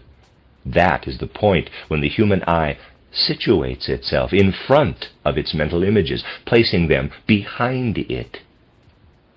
It is an almost physically perceptible event.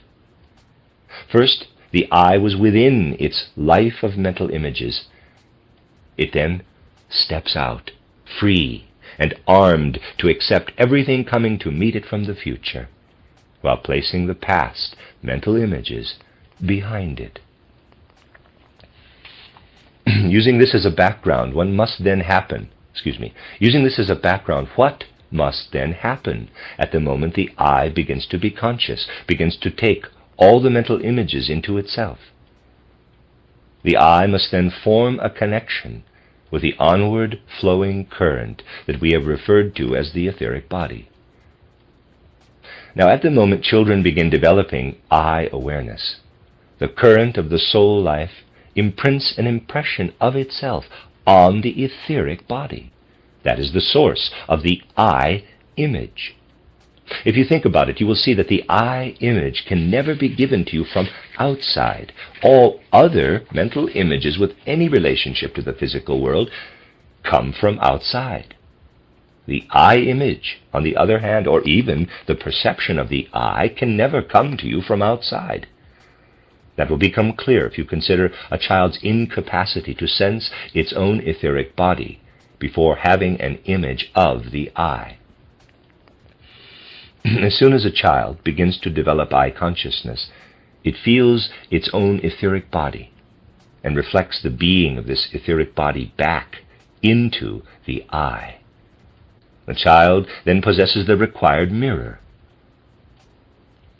Whereas all other mental images related to physical space and life on the physical plane are received through the physical body, that is, through the sense organs, I consciousness arises because the I fills the etheric body and reflects itself, as it were, on its inner, quote-unquote, walls. The essential thing about I consciousness is that it is the inward reflecting of the etheric body. What prompts the I to take on such a process of inward mirroring?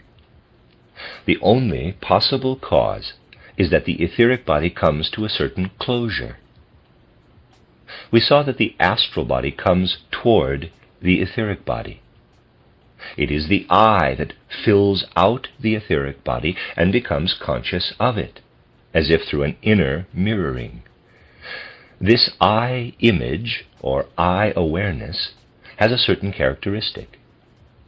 It is taken hold of powerfully by all interests and desires, for they anchor themselves firmly in the I.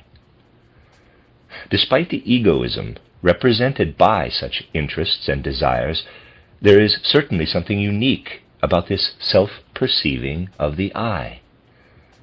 In a certain sense, it is independent of the desires.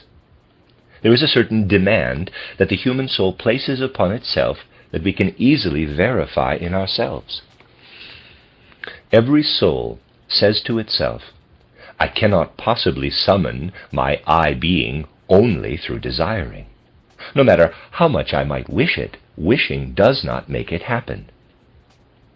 The I no more consists of the current of desires flowing from the future into the past than it does of the ongoing flow of mental images. It is something radically different from both streams, but nevertheless it assimilates them both. We can represent this in a diagram completely true to the facts by drawing the line of the I current perpendicular to the time streams. It must be drawn this way to provide a correct picture of the various soul manifestations involved. We remain true to the facts by illustrating the activity of the I as a current that is perpendicular to the two time currents. This corresponds to the I aspect. Now, there is an element related to the I that self-observation readily discerns as well, the capacity for judging. It enters the soul with the I. You can easily understand this through a feeling such as surprise. If the I works in from the side, an event can approach you that can bring you an abundance of interest. But if the judging activity of the I cannot enter from the side at the same time, then the event cannot meet with the judgment. What happens, then, when the I comes in laterally? We have seen that the I perception is an inner mirroring in the soul. Such mirroring would have to occur in such a way that the mental images that flow in unconsciously would be literally behind the I. That would be the case if the I current, in fact, flowed in so that its own current entered in the direction of the line E to F, and that's up and down perpendicular in the previous drawing, but actually took the direction indicated here by the line GH, or toward the future. So from the perpendicular line inside the circle, there's a line moving to the right in the direction of the future. Now, picture the I itself becoming a mirror once it enters the etheric body, which fits the facts exactly. If the I has the flow of unconscious mental images behind it, what does it have in front of it as it looks into the future according to its inherent nature? What would it be facing? Imagine standing before a mirror and gazing into it. If the back of the mirror isn't coated, you see nothing reflected at all. You would be staring into the unending distance. Our perception of the future is like that. This is indeed how we look into the current that approaches us from the future. It flows toward us, but we don't see anything. When do we see something there? We see only what is there from the past. We do not see the future, of course, but we do see the past. You don't see objects in front of you as you look into a mirror. You see only what is behind you. At the moment a child attains self-awareness, as the result of the I entering the etheric body, the I mirrors itself inwardly. From that point on, all soul life is a co-reflecting of experiences and impressions. And this also explains why we are unable to remember anything that happened before the I acquired its mirroring capacity. A child's earliest impressions are not remembered. The important thing is that the human I, to the extent that it has entered the etheric body, or to the extent that it receives mental images from the past, becomes, through this, a mirror within the soul. After that, it is open to whatever appears in its mirror. What has to happen to make it possible for the I really to mirror the past? We could say that if we have an external impression, such as I described, such as seeing a picture again that we have seen before, it evokes a reflection in connection with the previous mental picture that we were unconscious of at the time. As the earlier mental image radiates in from the other side, it is restrained so that it falls on the inner mirror of the soul. But when there is no new impression, or a repetition of an earlier one, the eye itself must produce what the mirroring should provide. It must work from the other side and create a substitute for what an external impression would have otherwise provided. What is then this I that is living itself out in our physical life? It is the inner fulfillment of the etheric body.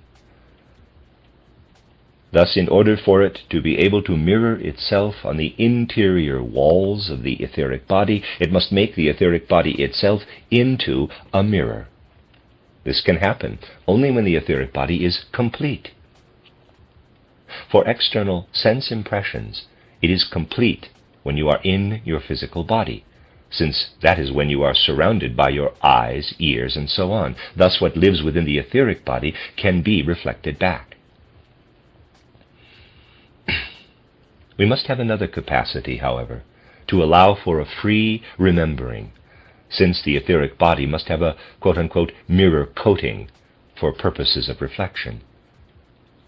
The sense organs, the physical body in other words, provide such a coating for the reflection of new impressions. If, however, the physical body is not involved, as in the case of free remembering, when no new refreshing impressions are received, the coating must be taken from the other side. This is possible only when the primary resource is what counters the I from the side through the involvement of desiring as it flows toward us, which is used for a coating. Only through a corresponding strengthening of the astral body can we develop the forces for striving or desiring, which enable us to recall a mental image that resists reflection. Only by strengthening the I as it lives in the physical world can we pull in this stream that flows from the future, a stream we do not otherwise grasp, and make it into a mirror coating. Thus only through strengthening the I in this way, by making the I master of the astral body, the stream issuing from the future, can we enable the I to recall mental images that resist reflection. It is a battle we fight with the unconscious mental images. The I lacks the strength to summon them, and so we must borrow something from what is coming toward us. To make this clearer, let me use an example from real life that will illustrate how we may strengthen the I. Usually we experience life's events by simply following the onward flowing stream of experiencing. If a bell rings once, then again, and then a third time, first you hear the first ring, then the second, then the third, but then you are finished. If you attend a play, you hear the individual parts one after another, and then you are done. In other words, you live with your etheric body in the onward flowing current. Let us suppose, however, that you deliberately try to become familiar with the current flowing in the opposite direction, reversing a sequence of episodes that are otherwise experienced only in the normal order. You decide, for example, to recall in reverse order some events of the day. If you review it backward, you are not following the ordinary flow of the I brought about by the I being living in the etheric body. Instead, you follow the opposite current, or that of the astral body. If, for example, you pray the Lord's Prayer backward instead of in the usual forward sequence, you are proceeding counter to the usual current, the current resulting from the I filling out the etheric body. In this way, you strengthen your I from the astral current. The result is a tremendous heightening of the capacity to remember. During my years of teaching, I worked to strengthen the memory of my students for later life by having them learn certain things in reverse order, things usually learned in only one direction, and having them practice this over and over. For example, the scale of hardness in minerals is usually learned as talcum, rock salt, marble, fluorite, apatite, orthoclase, quartz, topaz, corundum, diamond. In addition to having to recite the list in the usual order, the pupils had to be able to recite it in reverse order as well. That is an extraordinarily effective exercise for strengthening the memory, especially when started in a timely fashion in childhood. There is another exercise, one related to everything we've been talking about today and during the past several days. Imagine a man suffering from a severe loss of memory. He goes to the trouble of resuming with ardor some youthful interest or other. Let us say that this man, who is now 47, was particularly intrigued by a certain book at the age of 15. He now decides to read it again. In such a case, if you call the same facts before your soul, a new current flows toward you, an astral current, and you strengthen yourself from it as it flows toward you out of the future. If an elderly person carries out this exercise, deliberately repeating some activity pursued between the ages of 7 and 14, it will be found to be a very special aid to improving memory. These things can thus show that if the I really wants to improve memory, it must strengthen itself out of the astral current, flowing opposite to the etheric current. These things are all extraordinarily important for practical life. If educators paid more attention to them, it would result in tremendous blessings. If, for example, schools with 7 grades were to arrange studies so that the 4th grade existed by itself, after which the 5th grade reviewed on a different level the material taken up in the 3rd grade, the 6th grade reviewed the studies of the 2nd grade, and the 7th grade reviewed the content of the 1st grade, great benefits would result. There would be a definite strengthening of memory, and people would see how beneficial such practices are, simply because they come from the laws of real life. This shows us that our I image, or I consciousness, is something that must first be created. It arises, initially, during early childhood, from the etheric bodies reflecting in an inward direction. It comes as no surprise for those who know spiritual science, since they realize that the human being is outside the physical and etheric bodies in the night. To hear that I consciousness cannot exist at night, because the I is then unable to reflect itself in the etheric body. Thus we are not at all surprised that the image of the I submerges into the subconscious during sleep, since the etheric body is the onward running stream of time. It contains the mental images that must first be illuminated from the other side by the astral body. Then what swims forward, so to speak, in the etheric body can be illuminated by the soul's life. The image we have of our own I being is really only in the etheric body. In fact, it is only the entirety of the etheric body as seen from within. The I image is active only in the etheric body. But this does not apply to the I itself, for as stated, the I is the power of judging that enters laterally. You cannot grasp the I by looking to I consciousness. You must turn to judging.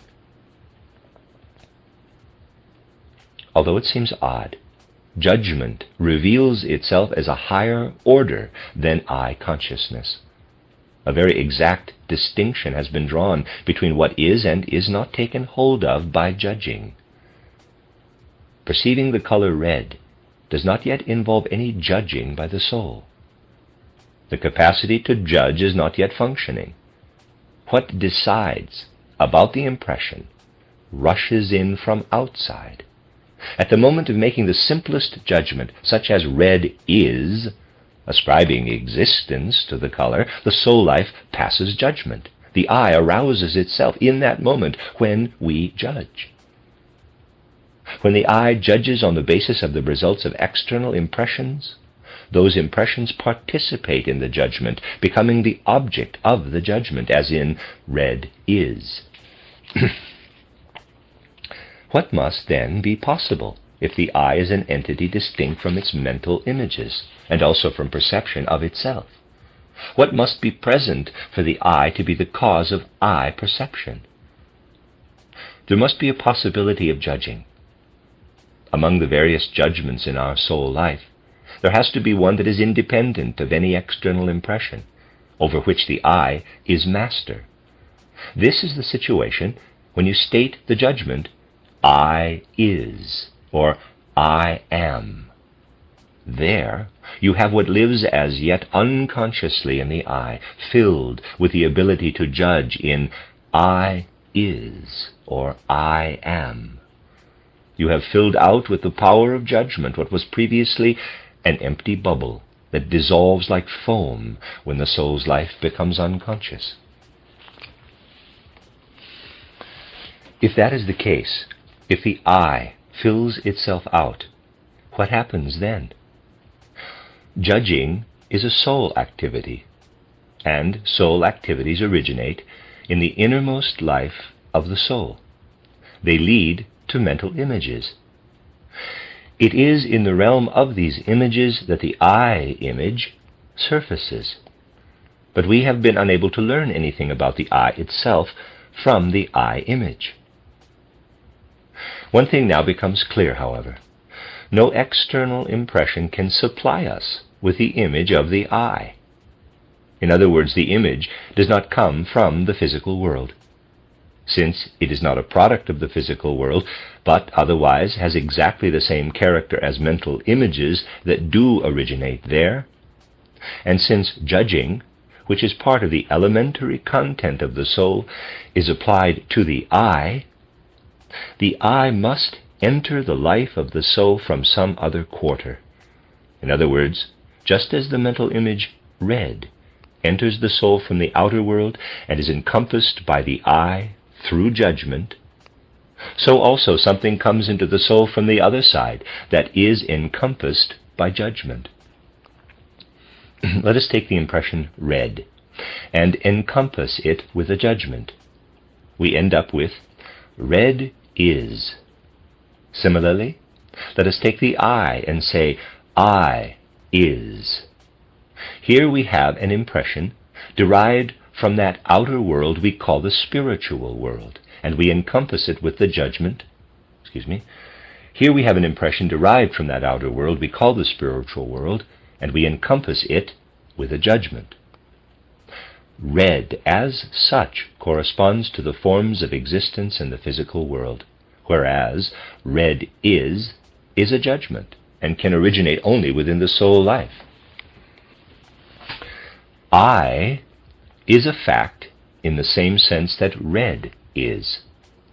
It can enter the soul life, or, in other words, be encompassed by a judgment, only when the judgment approaches the soul from the other side, encompasses the I with the judgment, and says, I am, or I is.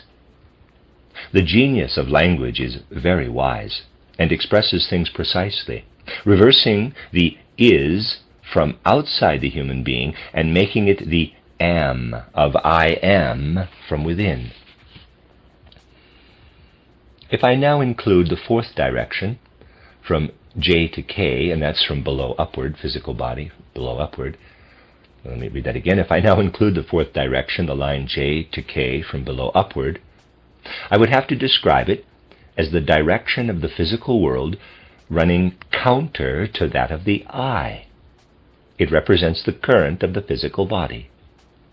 Presented graphically, the impressions of the physical world move thus from below upward and manifest themselves in the soul as sense impressions. On the one side is the I, placed counter to its sense organs in the physical body. On the other side, the current of the etheric body opposes that of the astral body. When the eye collides with the physical body, streaming against the eyes or against the ears, it receives impressions of the physical world. These impressions are brought further into the soul through the consciousness that arises from the counterflowing of the astral and etheric worlds. You will realize from the whole picture that a fairly good representation is afforded of the relationship of the various worlds working together in the human soul, when one says that, on the one side, the eye and the physical body, with its sense organs, confront each other in opposite directions. They stand directly across from each other. Then the other two currents, those of the astral and etheric bodies, also oppose each other in that they form right angles, as it were, to both of the other currents. I can assure you that innumerable riddles of the soul will be solved for you if you refer to this diagram.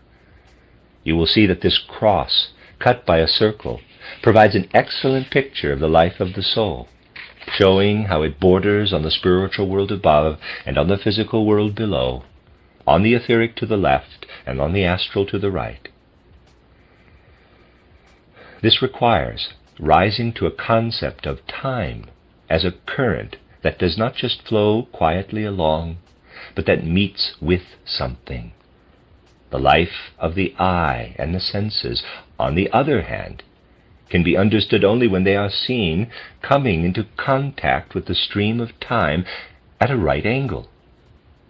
If you keep this in mind, you will understand that very different forces really meet in our souls, which is the scene of an encounter of forces moving in the most varied directions. Let us assume that we are dealing with an individual, since these forces manifest themselves in a great variety of ways in the great variety of human beings, in whom the judging I prevails. Such a person will find it extremely difficult to fill abstract thoughts with enough life blood so that they appeal directly to the feelings. Thus we can expect that it will not be easy to get something life-filled to engage our feelings out of what a person says whose primary soul activity is judging. On the other hand, the kind of individual whose soul life tends toward a flow rich in interests and astral abundance, which encounters the opposite ongoing stream of physical life, brings a disposition for vivid concepts into life. Such individuals will not turn up on the physical plane as thought people, but they may be characterized by the ease with which they express inner experiences in ways that capture our interest. Since we incarnate repeatedly and bring with us a tendency to this or that predisposing current, we can picture the soul of Goethe as predisposed to the current coming from the future. If he surrenders to it, then from the beginning he brings life-filled concepts from the future into life. If, however, he allows this element, which is truly his own, to battle a soul content absorbed from his environment, a content that goes floating along in his etheric body as mental images beneath the threshold of his consciousness, the result is a disharmony, like the two elements we talked about in his poem titled The Eternal Jew, the useless one and the one we emphasized. In the case of someone like Hegel, who brought a judging predisposition with him, such an individual constantly wrestles with everything that streams toward him from the future into the past. The eye is placed in such a way that the ongoing stream from the past into the future is always hidden at each present moment. The eye hides it, but it is open to the counterflow of the stream of the capacity of desiring. The eye looks into the never-ending future as though into an uncoated mirror. As soon as the mirror receives a coating, the past experiences become visible. It has been possible in these lectures to discuss only a few aspects of the infinite wealth of psychosophy, but if you ponder them, you will be able to draw many conclusions from what has been said. Much will become clear if you keep in the background the fact that the stream of soul life flowing from the past into the future, that of the etheric body, contains the unconscious mental images which are present despite their unconscious state.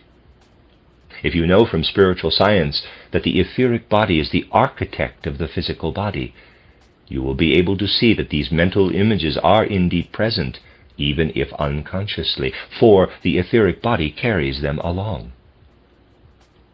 And the mental images present there are capable of developing a lively activity toward the other side, especially if they are unconscious.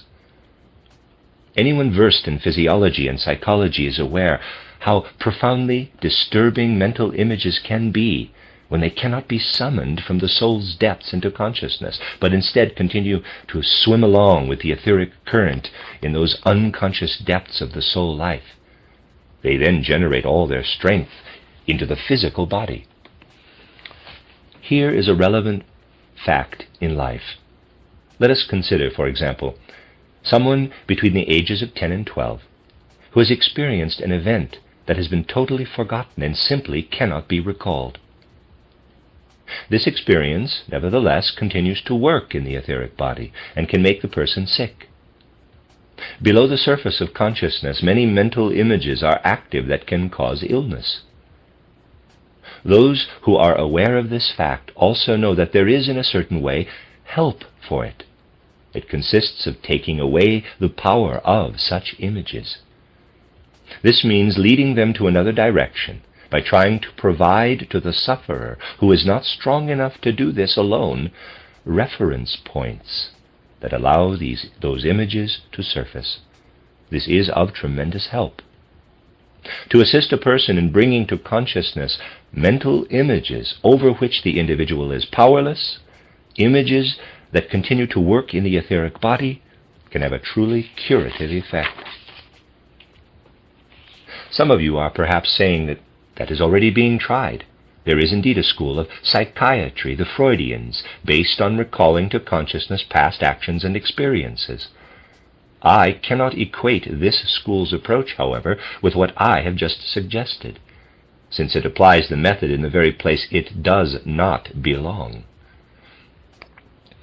It is namely ineffective, precisely with the sum total of the mental images related to sexual life. In every other kind of situation it is valid. The Freudians, however, extended with predilection to the treatment for mental images of a sexual nature, where it is, in fact, useless. This must be recognized. The point is not that we go tapping around under the influence of materialistic concepts and come across something that the facts have already discovered, but that we know exactly what the facts are.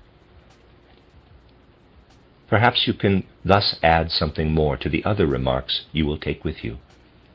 If we observe conscientiously and with discrimination ordinary life here on the physical plane, we can see that everywhere it confirms the findings of spiritual science.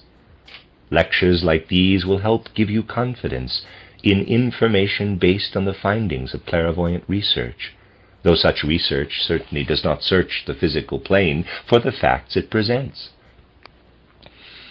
I can assure you that clairvoyants themselves are often surprised, when they test the results of their supersensible research, at the confirmation they find in physical life. Taking the opposite direction would probably not have succeeded.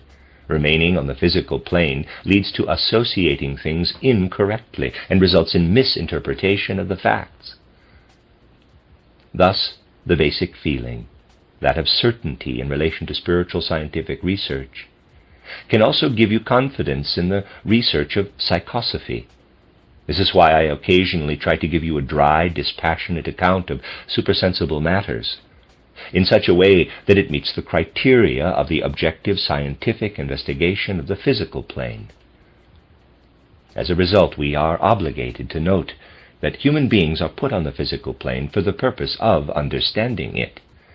Our time has two tasks. One is to study, in selfless, objective thinking, this physical plane on which the great cosmic laws have placed us for a purpose. On the other hand, we are at a stage today at which we can no longer master the physical plane by ordinary means if help is not provided through esoteric research. No matter how wisely ordinary science advances, it cannot avoid erring without the guidance and direction provided by esoteric science. After the human race reached the turning point of the 15th through the 17th centuries and began to emphasize research, when modern physical research began, we progressed and are now again at a point where a different, esoteric kind of research will have to assist and direct physical research. To the extent that esoteric researchers not only know this, but also accept it as their duty, they fulfill what must be a dual requirement of modern times. They develop the sense that we must stand firmly upon the physical plane, fearless of the selfless activity of thinking. Physical reality, in particular, demands it. The intent of these lectures and my dry presentation has been to nurture just such a sense. On the other hand, you have learned much for life if you have absorbed the concept of how the astral stream coming from the future plays its role. I must admit that I could almost prove these things from the sense-perceptible world. I addressed this matter on another occasion elsewhere. Among all modern psychologists, who, without any interest in esotericism, have sensitively approached the phenomena of the soul and have therefore, if in a lopsided way, come to a real sense for the most basic facts, only Franz Brentano's name deserves mention. Footnote: Franz Clemens Brentano, 1838 to 1917, German philosopher, Catholic priest, and professor. He wrote on psychology, Aristotle, logic, and ethics. See Steiner's memorial essay on Brentano entitled Riddles of the Soul. End of footnote.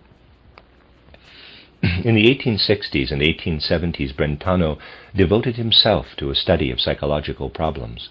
Although his writing on the subject is a scholastic brooding, it contains something that reminds one of a child's first steps, which we would like to pursue further.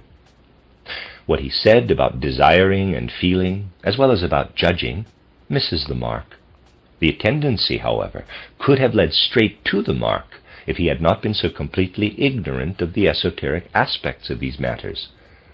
The most capable psychologist has stepped onto the physical plane, so to speak. The first volume of his, titled Psychology, appeared in the spring of 1874, with a second volume promised to follow in the autumn. The second volume has yet to appear. Only the first is available. What is the explanation? You will find the answer in the lectures on psychosophy. He got stuck and could not continue. He had made a nice outline of the chapters yet to come. He even intended to include a view of spiritual life and immortality from the perspective of the I. It was all outlined, but there he got stuck. Esoteric research would have had to be called in from the other side, so that soul phenomena would be examined from the perspective of esoteric research. This example proves that Franz Brentano was a child of our time. He began to categorize the facts available on the physical plane, and then he got stuck. He is an old man now, living in Florence. Everything today will have to become stuck in this way when it has to work with reality. The psychologies of Wundt and Lips, for example, can of course be written, but they are based on preconceived notions rather than on actual processes in soul life. Footnote: Theodor Lips, 1851 to 1914, German philosopher and a professor. He developed a theory of aesthetics based on empathy. Wilhelm Wundt, 1832 to 1920, German physiologist and psychologist, considered the founder of experimental psychology. Having studied under Johannes Müller, he went on to become a professor and established the first psychological laboratory. Believing that psychology must be based directly on experience, he developed a methodology of introspection. End of footnote. They are based on the preconceived opinions of the authors. It is precisely when they set out into the psychological realm, even in what they have to say on social psychology and linguistics, that they thresh mere empty straw. This is not meant to be unkind, but only to express it clearly. All the branches of science will suffer the same fate if they fail to greet what comes to meet them from the other side. From this side, understand that through your own interests you have joined a movement whose goal is to comprehend the mission of our time. Understand also that your confidence, insight, and faith can grow if you comprehend this as manifested karma. Tell yourself that karma has led you to be present and active at the crossroads of a stream of time, and that you must become courageous, strong, and confident. This insight should be a source of strength to cooperate energetically in this sphere. And this effort must bear fruit, because the human progress demands it. One's own participation will provide the opportunity to work selflessly, now or in a future, for the further evolution of all humanity. This brings us to the greatest ideal that those who believe in spirit may feel. Think of this not as an abstract ideal, but acquire it through persistently returning to our spiritual scientific work. Ample opportunity is given for this in our gatherings. Take away with you a sense that you belong to this work. If you have done anything that can give you such a feeling, it will accompany you on your return home and be a greeting to those scattered in various places. Take it as an emanation of the strength of the unity that should exist among all the members of our spiritual scientific movement. You should feel this even when we are not together physically. As we depart to various parts of the world, try to draw courage, confidence, and energy from our time together here. The end of Part 2 on psychosophy, and that's the end of Lecture 8. This is a reading of a collection of lectures by Rudolf Steiner entitled A Psychology of Body, Soul, and Spirit. This is Lecture 9, given on December 12th, 1911. It is entitled Franz Brentano and Aristotle's Doctrine of the Spirit. Contrary to modern usage, the human being's total makeup will be described here as consisting of three elements: the physical, the soul, and the spiritual. This division, of course, is no different from what we are accustomed to in spiritual science. In these lectures, however, we want to build a bridge from spiritual science to the natural scientific approach in this area. Consequently, we will also consider what is normal for such deliberation of the human being in the modern sciences outside spiritual science. For a long time now, the total makeup of the human being has been viewed as consisting of only two parts: the physical or bodily nature and the soul. This has been true even when no open or veiled materialism was involved. Recognized science is not accustomed to speaking of spirit. Indeed, when the Catholic philosopher Anton Günther reverted to a threefold perspective of the human being as body, soul, and spirit, his books, which were interesting from that perspective, were placed on the list of forbidden books by the Church in Rome. Footnote: Anton Günther, 1783 to 1826, a speculative Catholic theologian, placed on the Index in 1857. End of footnote. The Catholic Church acted contrary to the Bible, where it can be shown in both the Old and New Testaments that human nature is threefold, and that we can speak of a body, soul, and spirit. Relatively early, in the very first centuries, the Church prohibited the spirit. That means that in a certain sense it led the evolution of dogma in such a way that the human being may consist only of body and soul. Philosophers of the Middle Ages considered it highly heretical to accept a threefold makeup, and this applies today to all those who still base their beliefs on that philosophical outlook. This is still considered to be absolutely heretical in the Catholic Church today. Oddly enough, the Catholic view has made its way into contemporary science. If you try to understand why people working today in the science of psychology, the science of the soul, speak essentially only of body and soul, rather than of body, soul, and spirit, there can hardly be any other basis for such a perspective than the fact that over the course of time, spirit was forgotten. Therefore, people today no longer have, within their normal thinking, any way of achieving an idea or concept that would enable them to speak of the human spirit as a separate element in addition to the soul.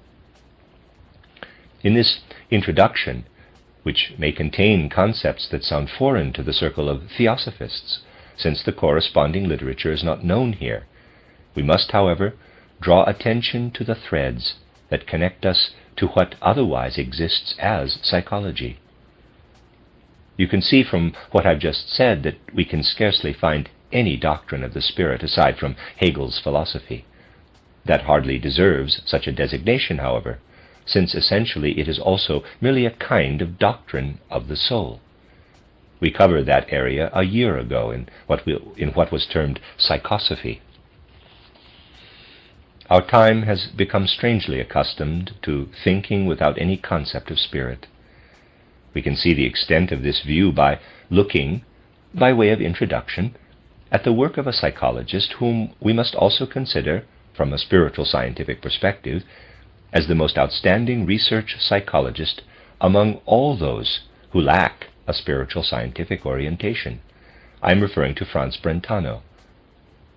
We see in this most significant psychologist, of whom I spoke in last year's lectures on psychosophy, to what degree it is possible, from a standpoint outside spiritual science, to approach what spiritual science has to say about the soul based on pure science rather than clairvoyance.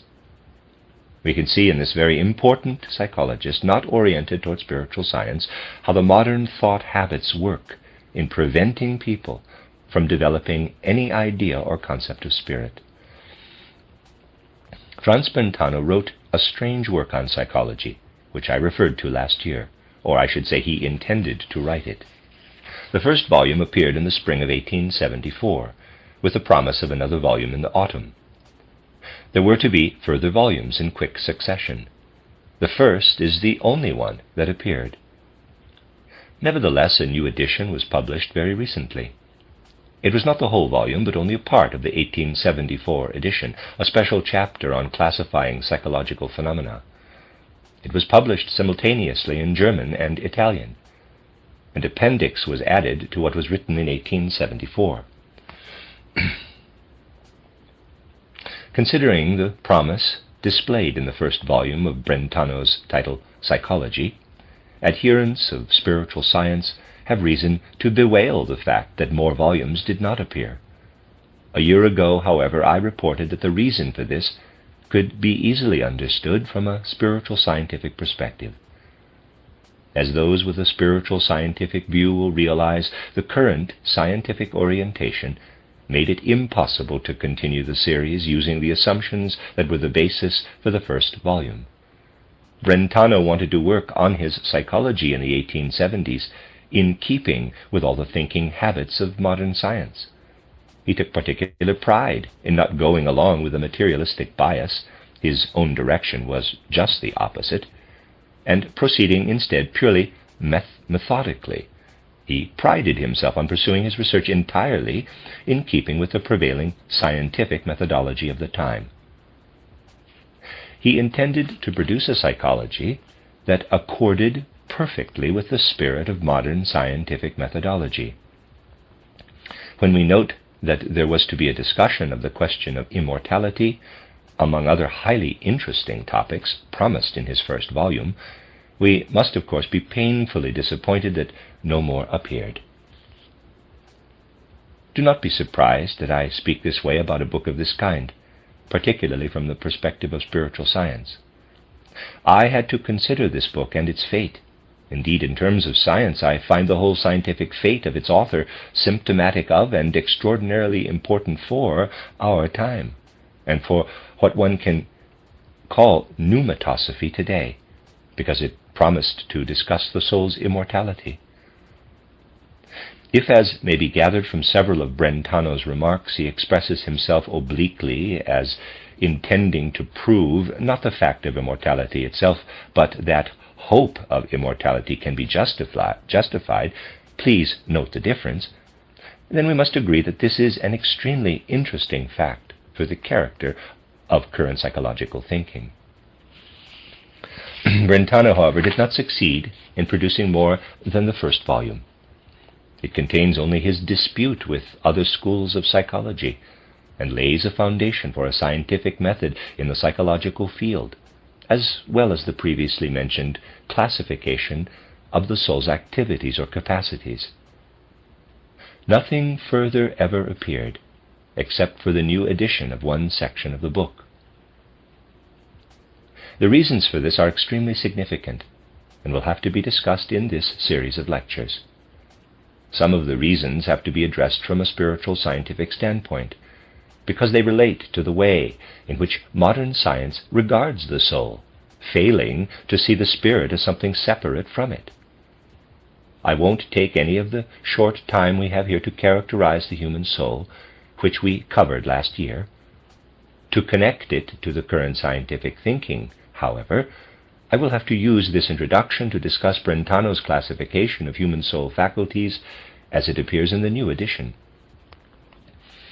Brentano, a modern psychologist of the greatest significance in this regard for spiritual science, classifies the soul faculties not into the usual categories of thinking, feeling, and willing, but in a very different way as mental picturing, judging, and the phenomena of love and hate, or the emotions. You will be reminded immediately of its similarity to what the psychosophic lectures of a year ago presented from an entirely different source. I need not comment on what mental picturing is in our sense, since these things have been spoken of so often in spiritual science. And we need not go into the concept of a mental picture as such, in relation to what we have to say as an introduction to Brentano's psychology.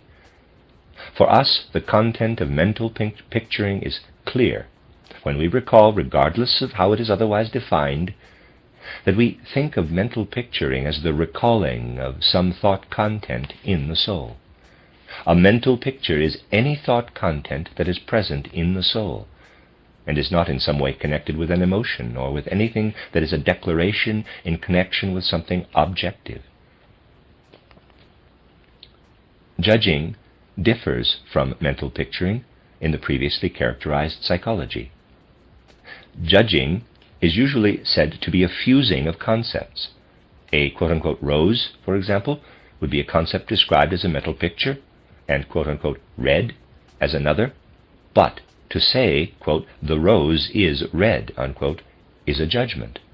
Brentano says that a quote-unquote fusion of concepts does not characterize a judgment. If we say the rose is red, however, either we mean nothing special, or if we do, another sentence is hidden within it. In other words, we are saying that the red rose is, asserting that there is a red rose among the things of reality. We will have to note Brentano's definition of judging in order to lay a scientific foundation for pneumatosophy. As you can see from superficial observation of your own soul content, there is much that is correct in such a view. Indeed, when we say the rose is red, what has been accomplished beyond the creation of a mental picture? There is no essential distinction between imagining rose and red or fusing the concepts. We are still involved in picturing. I do no more with the rose is red than I do when picturing rose and red.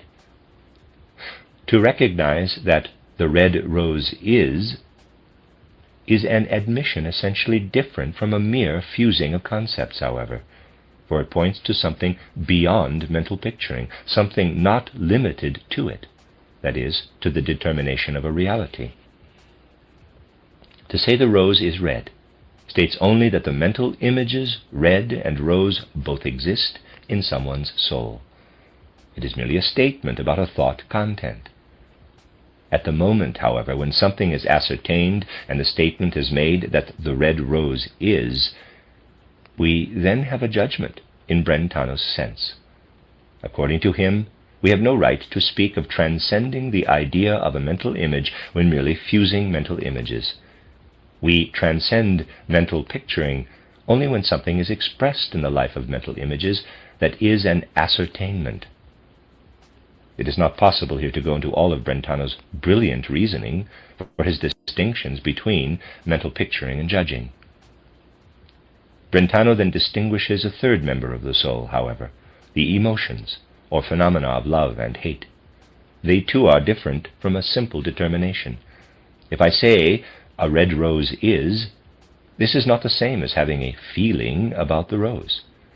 Feelings are manifestations of the soul belonging to a special class that we may categorize as emotions. Feelings represent not only a determination about the object presented by our mental picturing, but also something about how the soul experiences the subject. Brentano, however, does not specifically mention will phenomena, because, essentially, he does not find enough difference between the will and the phenomena of love and hate or other emotions. What we love, we will with love, and the will that is connected with an object is also included in our feelings of kindness. In terms of hate, quote, not wanting, unquote, or rejection is also a given.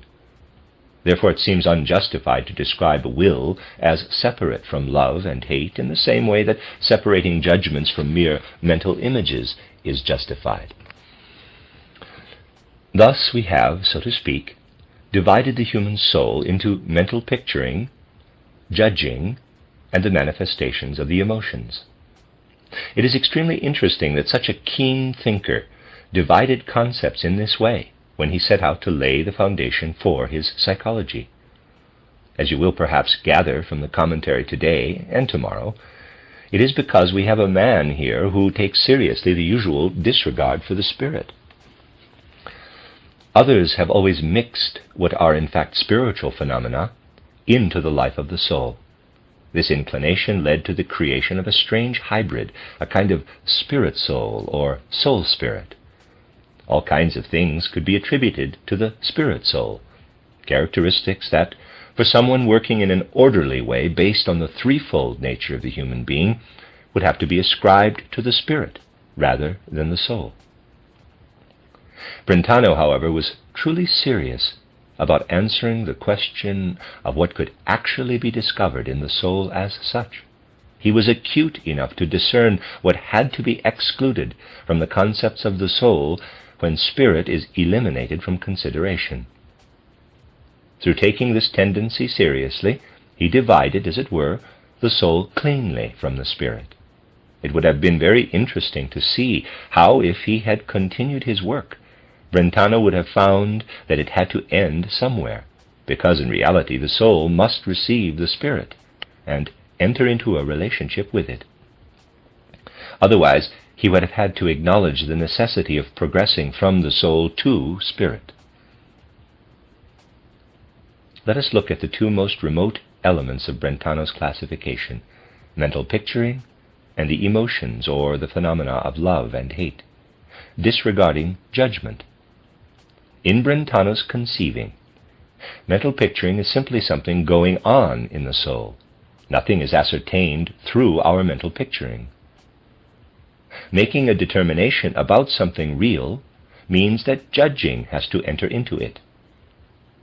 This being so, the soul life is not only mental picturing.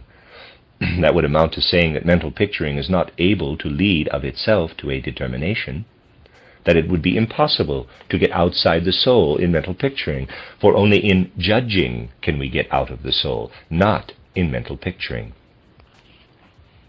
On the other hand, it is interesting that Brentano assigns all manifestations of the will to the manifestations of the emotions.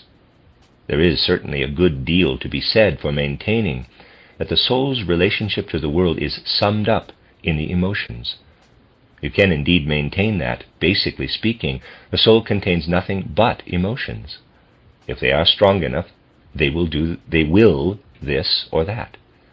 No psychologist can find anything in the soul but sympathy or antipathy or the phenomena of love and hate. Even where people's wills are deeply involved, they act, but while they are acting, nothing can be discovered in their souls but the phenomena of love or hate. That is how it is within the soul. If we now go on to the whole reality, we have to say that the relationship of the soul to the external world does not consist only of the soul's emotional experiences. It is, of course, a step that must be taken, but not wholly within the soul. If we are to go from an emotion to what then becomes will, it must be done out of the soul.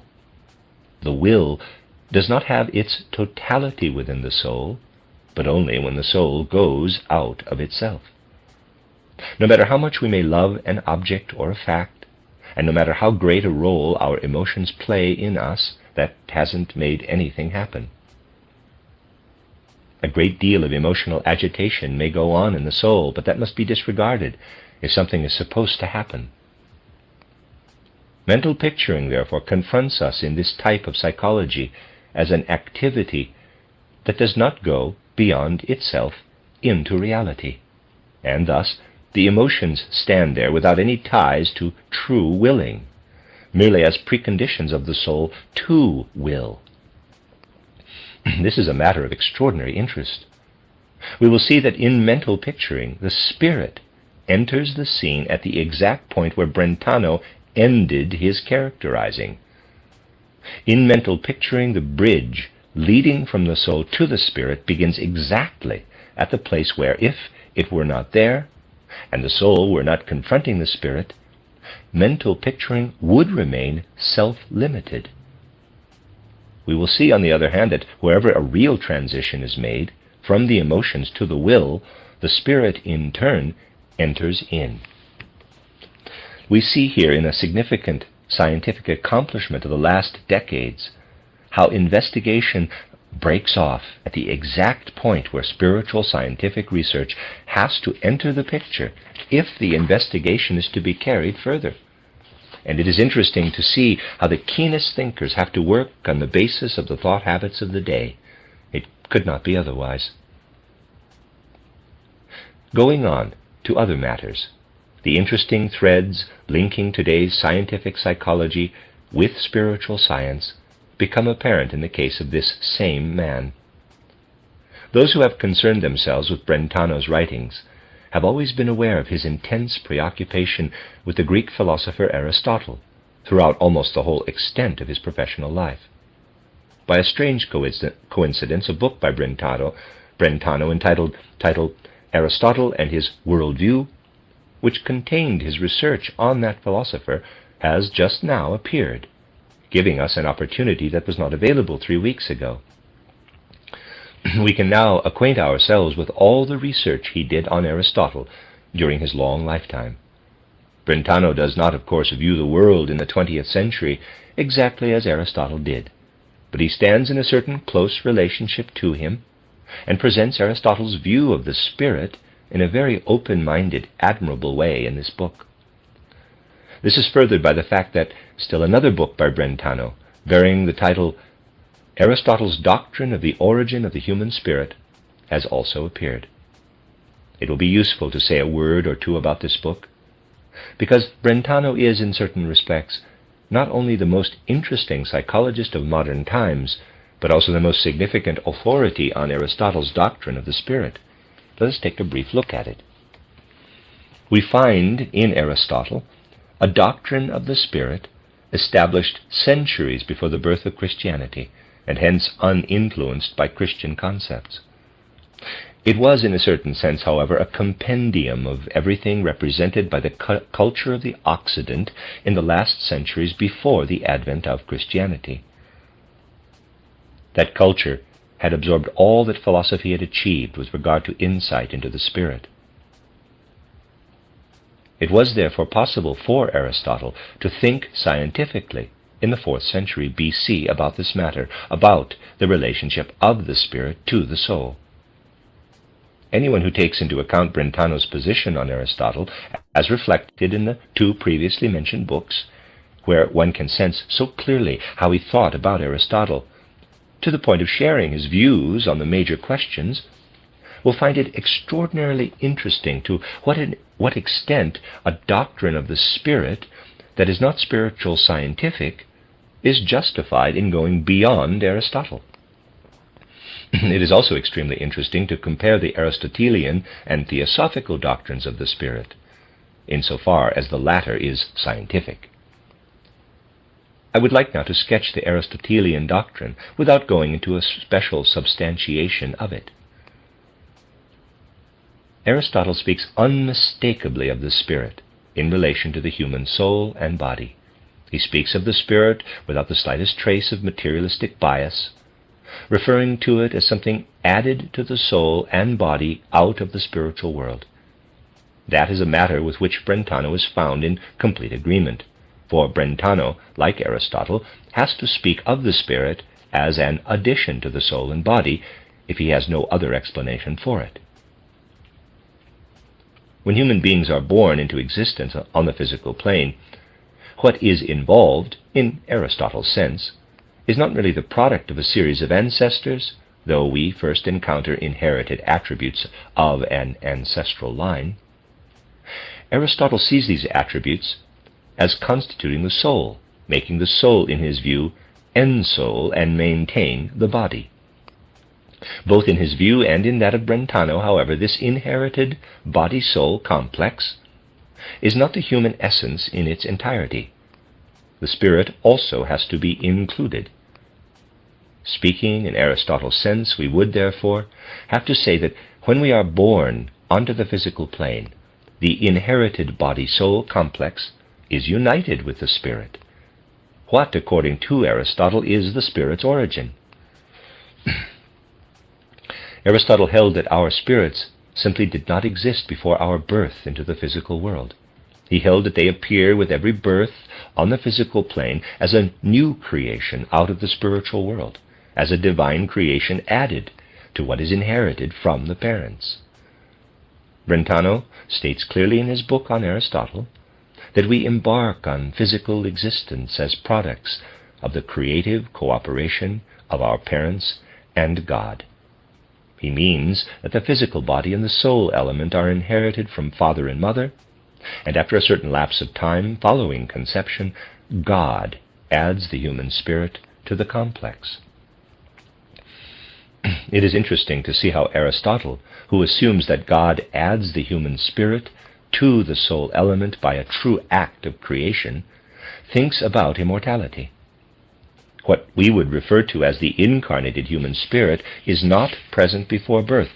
God creates it. For both Aristotle and Brentano, however, it does not follow that the spirit ceases to exist at the death of the body-soul complex. The spirit, thus newly created, continues on after death, in spite of having been created for this specific human being, and passes through the gates of death into a supersensible world, in the same sense that our own use of that term conveys. It is interesting, too, that Aristotle and Brentano, who seems still to be taking the Aristotelian view, trace the human spirit passing into a purely spiritual world. In other words, Aristotle sees this individual spirit, newly created by God, as living on. All investigators of Aristotle seem to agree that there can be no question of any return of this still living spirit into further bodily incarnations. He doesn't accept reincarnation. It would lead us too far afield to go into detail on much of Aristotle's purely logical argumentation, showing why he did not accept reincarnation. All we really need to do, however, is to consider Aristotle's premise of the human being's origin as a creation of the human spirit by God, a process that he saw continuing throughout all time to come. A return to incarnation by spirits that had lived before could not be looked upon as a new creation. It would not be a new creation if all the old spirits would reincarnate, and it would negate all the theories of a spirit that had already been in a human being were to reincarnate. Let me read that again. It would not be a new creation if all the old spirits would reincarnate, and it would negate all the theories if a spirit that had already been in a human being were to reincarnate. New creation could no longer be spoken of. Thus the teaching of reincarnation by Aristotle would stand in contradiction to his creation.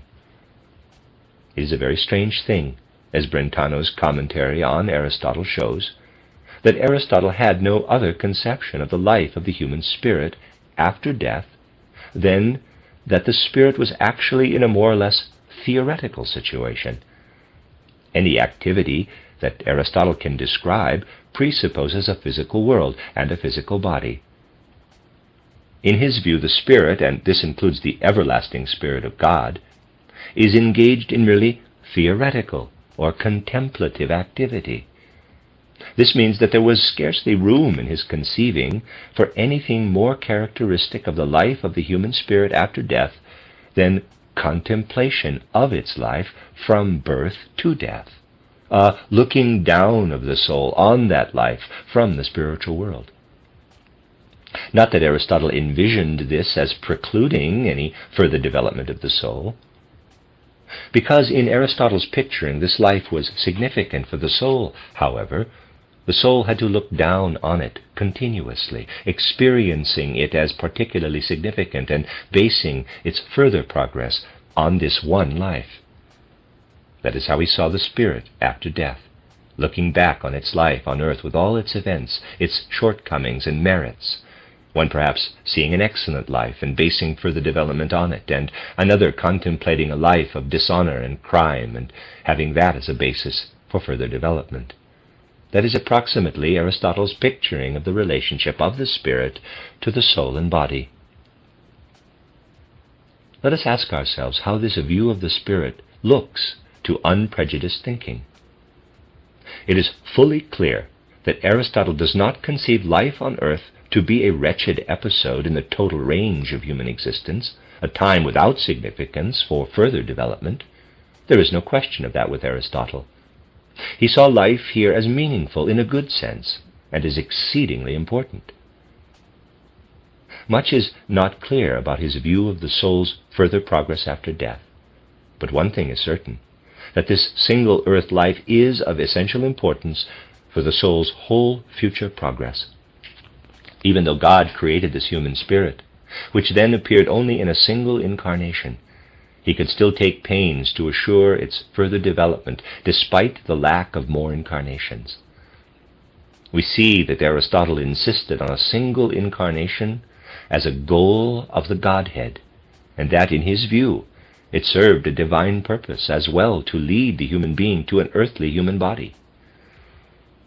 Aristotle thought that it lay in the intention of the Godhead not just to create the indwelling human spirit, but to do so in a way that necessitated clothing it in a physical body for its further progress. From the moment of its creation for descent into an earthly body, the human spirit is motivated to enter earthly existence. It is impossible to conceive of the divinely created human spirit as lacking the longing to incarnate in a human body. Now picture, as Aristotle did, that this human spirit discarded the body, passing through the gates of death into the spiritual world and looking back on its incarnation. Let us suppose that as it looks back on its life on earth, it finds that life imperfect. Why should it not be a matter of course for most human spirits passing through the gates of death to feel that the earth existence has been imperfect? For no matter how perfect it may have seemed, there was still room within this earthly life to achieve something still more perfect. In the sense of Aristotle, we must thus recognize in these disincarnated spirits a perfectly natural longing for further bodily incarnations. The spirit needs physical incarnation in order to perfect itself. And if a single incarnation does not accomplish that, it naturally longs to have another one. Otherwise it would fail completely to achieve its goal. It is therefore impossible to conceive of a purposeful single incarnation in the sense of Aristotle unless such a one-time life were to mean the attainment of a perfect stage of development for the progress of the human spirit. The moment we admit that an earth life is not perfect, we also have to admit that the divinely created spirit necessarily experiences a longing for another earthly body. Just consider this strange divine creation envisioned by Aristotle. It produces a human spirit that takes on a physical body and leaves it at death, but, if we accept Aristotle's view, necessarily longs for another physical body without any possibility of entering one again.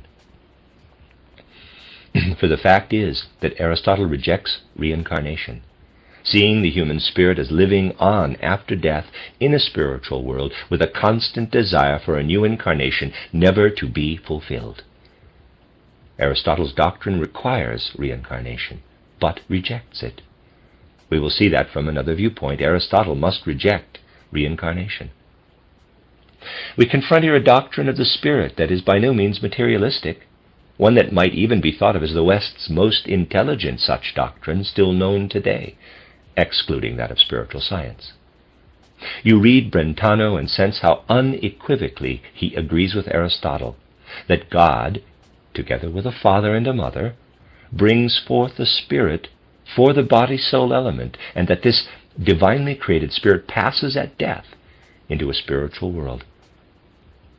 The God who, according to this assumption, creates the spirit allows it only one incarnation, however, and endows it with an ongoing longing to live that life in a way that permits the spirit really to accomplish its task. We see here how something that had its origin millennia ago still exercises a powerful influence on present-day science, justifiably so. We will see that Aristotle's greatness and significance are due to the penetrating intelligence of the conclusions arrived at in his doctrine of the spirit, and that it is possible to progress beyond them only if a scientific basis is provided for reincarnation. Such a basis was never provided before our times. We have only just reached the point of transition with regard to the doctrine of the spirit, where we can, essentially only through spiritual science, go beyond Aristotle in a true and fundamental way. It is interesting that a man as keen as Brentano has had to stop short at Aristotle's point of view, but was forced, on the other hand, by that very acuity to end up with nothing more than a psychology, because he took the exclusion of the spirit seriously. We will see from the mistakes made by the fact that the exclusion of the spirit led to a self-contradictory doctrine of the spirit, or rather of the soul, that from the standpoint of modern science, it is impossible to arrive at a non-contradictory view of the world if spiritual science is ignored. The end of Lecture 9. This is a reading of a collection of lectures by Rudolf Steiner entitled A Psychology of Body, Soul, and Spirit. This is Lecture 10, given on December 13th, 1911, entitled Truth and Error in Light of the Spiritual World. In discussing important themes in these lectures at our annual gathering, my comments on contemporary scholarship and on the statements of modern authorities may seem excessive to some in our group. It may also seem extravagant for me to speak of the statements of earlier authorities who are recognized by those of today. It is not as though we are attempting an extensive bridge building between those authorities and this group. That may be unnecessary, if only because most of those who enter our group do so because of deep longing and a connection to spiritual life. They are not here for scientific proof of the spiritual world's existence, but to understand the reality of what their hearts and souls long for. Consequently, many of us may consider the inclusion of today's scholarship to be excessive. A reason that could be proposed for considering modern scholarship is that, while it is perhaps not completely valid, it has some usefulness. We could say that the theosophists meet people in the ordinary world and are challenged to show reason for their views. It is therefore necessary that they have some knowledge of how non-theosophists think, to have the possibility to refute objections and to support this spiritual scientific view of the world. We have often discussed the fact that it is possible only to a small extent to convince contemporary opponents of spiritual science with proofs of any kind. the worldviews of people, inasmuch as they are opponents of this spiritual science, are based on their thinking habits rather than on proof. Those people whose thought habits preclude their seeing the world in a spiritually scientific way will certainly not be open to proof. The reasoning I have just characterized is barely valid in terms of presenting matters such as those discussed yesterday. Within our circle, such matters should serve primarily to alleviate any confusion that might arise in us, since we must continually listen to statements about how our perspective of the world is unjustifiable, at least scientifically. We are, therefore, not concerned with refuting our opponents or with supporting the spiritual scientific outlook, but rather with helping theosophists develop the feeling that our worldview is solidly grounded, even compared with what recognized science has to say. Our concern is, therefore, that theosophists do not become confused. Much more time would be needed if I were to present a fuller commentary on officially recognized science. During these lectures, which can also be important to broadening our overall view, if there is an opportunity to consider modern science, the basic purpose would be merely to arouse a feeling that there are ways to discuss conventional science while also standing on firm ground when depicting spiritual science. Thus we intend to suggest a way of discussion when you have the time and opportunity to do so, rather than providing any comprehensive content for such discussions. When we speak of the physical body in scientific terms today, there may be many inner contradictions. Doubts may arise. But this kind of science has one advantage.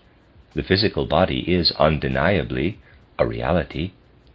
When we speak of psychology or psychosophy, as we did last year, we enter a domain in which some people, in fact, deny the existence of the soul, the object of psychology. In our time, we must deal not only with materialism, but also with a certain kind of psychology that wants to be a, quote, soul science without a soul, unquote. Yesterday, in our discussion of Aristotle and one of the modern authorities on Aristotle, we saw an example of how it would not occur to their science to deny the soul. They scientifically consider the soul in a very intelligent manner. As will be clear from the few indications given yesterday, there can be no question in Aristotle's case of his denying the existence of the spirit. But we saw in the example of Brentano's psychology how a keen modern observer has to stop short in describing the various soul capacities of what we term the spirit. In studying pneumatosophy, or the science of the spirit, we thus enter a field where it is possible to find people not only disputing certain laws of that science, denying aspects of the inner being, but also denying the objective existence of the very object of their study. As can be taken from what I said yesterday, the existence of the spirit has become a very arguable question for a good many people.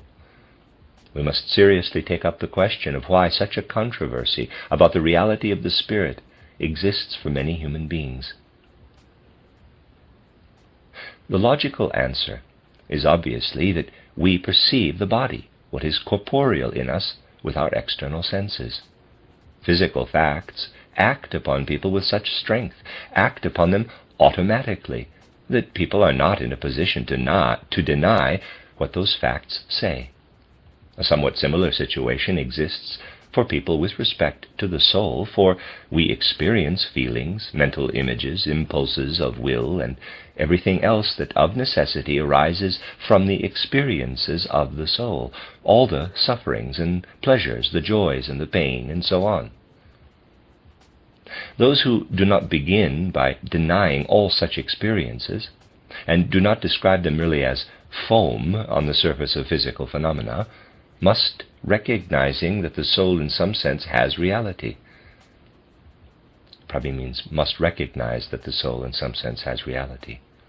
although present, spirit is supersensible and not directly perceptible. From there it is only a short step to a complete denial of spirit.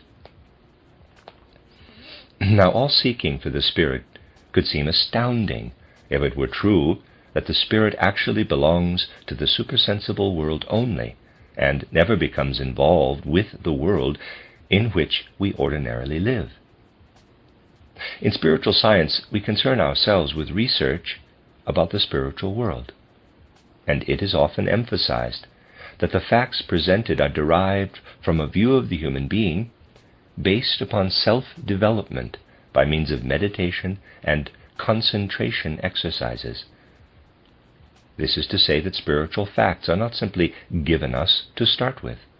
They must be obtained by ascending to insight of a higher kind than what is at our disposal in ordinary life.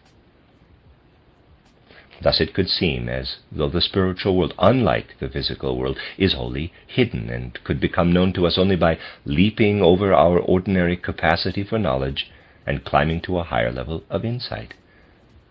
If that is true, we have to ask how it is that human beings long for a world that never really reveals itself to their everyday selves. This is an objection that only believers, not scientists, are prepared to answer. A believer will be able to counter it with another argument, that through evolution the spiritual world has revealed itself to humanity, and that our knowledge of it arises from the revelations to us from the supersensible realm. Those who are inclined to reject supersensible revelation, however, find that what has just been said to be all there really is. Consequently, even the most broad-minded scientists might say that there may be a spiritual world, but that since no evidence of it exists in the material world, we are not encouraged to consider it. Philosophers who are idealistic or spiritually minded may object to that viewpoint. Such objections have surfaced repeatedly with the passing of time. Indeed, recognition of the spiritual by certain philosophers has been based on objecting to that argument being considered seriously. It is said that there exists a possibility of transcending the given world of external perception. We can build a world of truth within ourselves, and simply because we are human beings, find the material world of our perception unsatisfactory. In this way we build a world of truth within us, and when we truly examine that world, we see something there that transcends all physicality. We then cite the great comprehensive views and ideas about the universe that could never have come into the human being as a result of merely external perception. They must enter us from a side different from that of the senses. The existence of the world of truth thus suffices to convince us that we are sharers of a spiritual world, for we live in it with our truth. This would have been sufficient reason for a philosopher such as Hegel to reject the argument just described and to justify accepting the existence of that spiritual world to which sense-free thinking also belongs. Those philosophers whose whole orientation enables them to recognize the total independence of the world of truth as opposed to the rest of reality, always find sufficient justification in the Spirit's self-movement for accepting Spirit. Thus we could say that there are enough people in the world for whom the existence of truth, the concrete existence of truth, of the real world of ideas, proves the reality of Spirit. We can, in fact, say of Aristotle that his view is similar, that he too held the belief that human beings inhabit a spiritual world with their concepts and ideas, with what he called the nous, or reason. Nous is N-O-U-S. And since this spiritual world is present in human beings, it thus exists, and is sufficiently proved to exist. On the basis of what we can know of that world as we move in it, we can draw conclusions about other facts and beings of the spiritual world. That is how Aristotle came to his conclusions about the Godhead and the soul's immortality, and to other such results that were discussed yesterday. The modern philosopher Hegel speaks of a self-movement of the spirit, meaning the self-movement, self-energized activity of concepts that in their lawfulness have nothing to do with the external world around us. He is referring to the independent activity of the spirit, and he sees in this activity that the spirit appears, reveals itself, and proves its existence. Later attempts, such as that of Rudolf, who from a spiritual scientific perspective is not regarded as very impressive, speak of a self-comprehending, and thus of a proving of its own self by spiritual life. Footnote: Rudolf Christoph Eucken, 1846 to 1926, German philosopher and professor. He wrote works on historical philosophy, especially Aristotle, on religion, and on his own philosophy of, quote, ethical activism, unquote. He was awarded the Nobel Prize for Literature in 1908. End of footnote. A closer examination of this reasoning, however, does not show it to be proof of the spirit. It is extremely important for theosophists to be aware of this in order to realize how hard it is to get a clear picture of all that the external world, including its philosophy, has to offer when it comes to proving the existence of the spirit as such. We are much too casual about this. The fact that truth exists is not a proof of spirit. For let us assume that nothing exists beyond the corporeal physical world.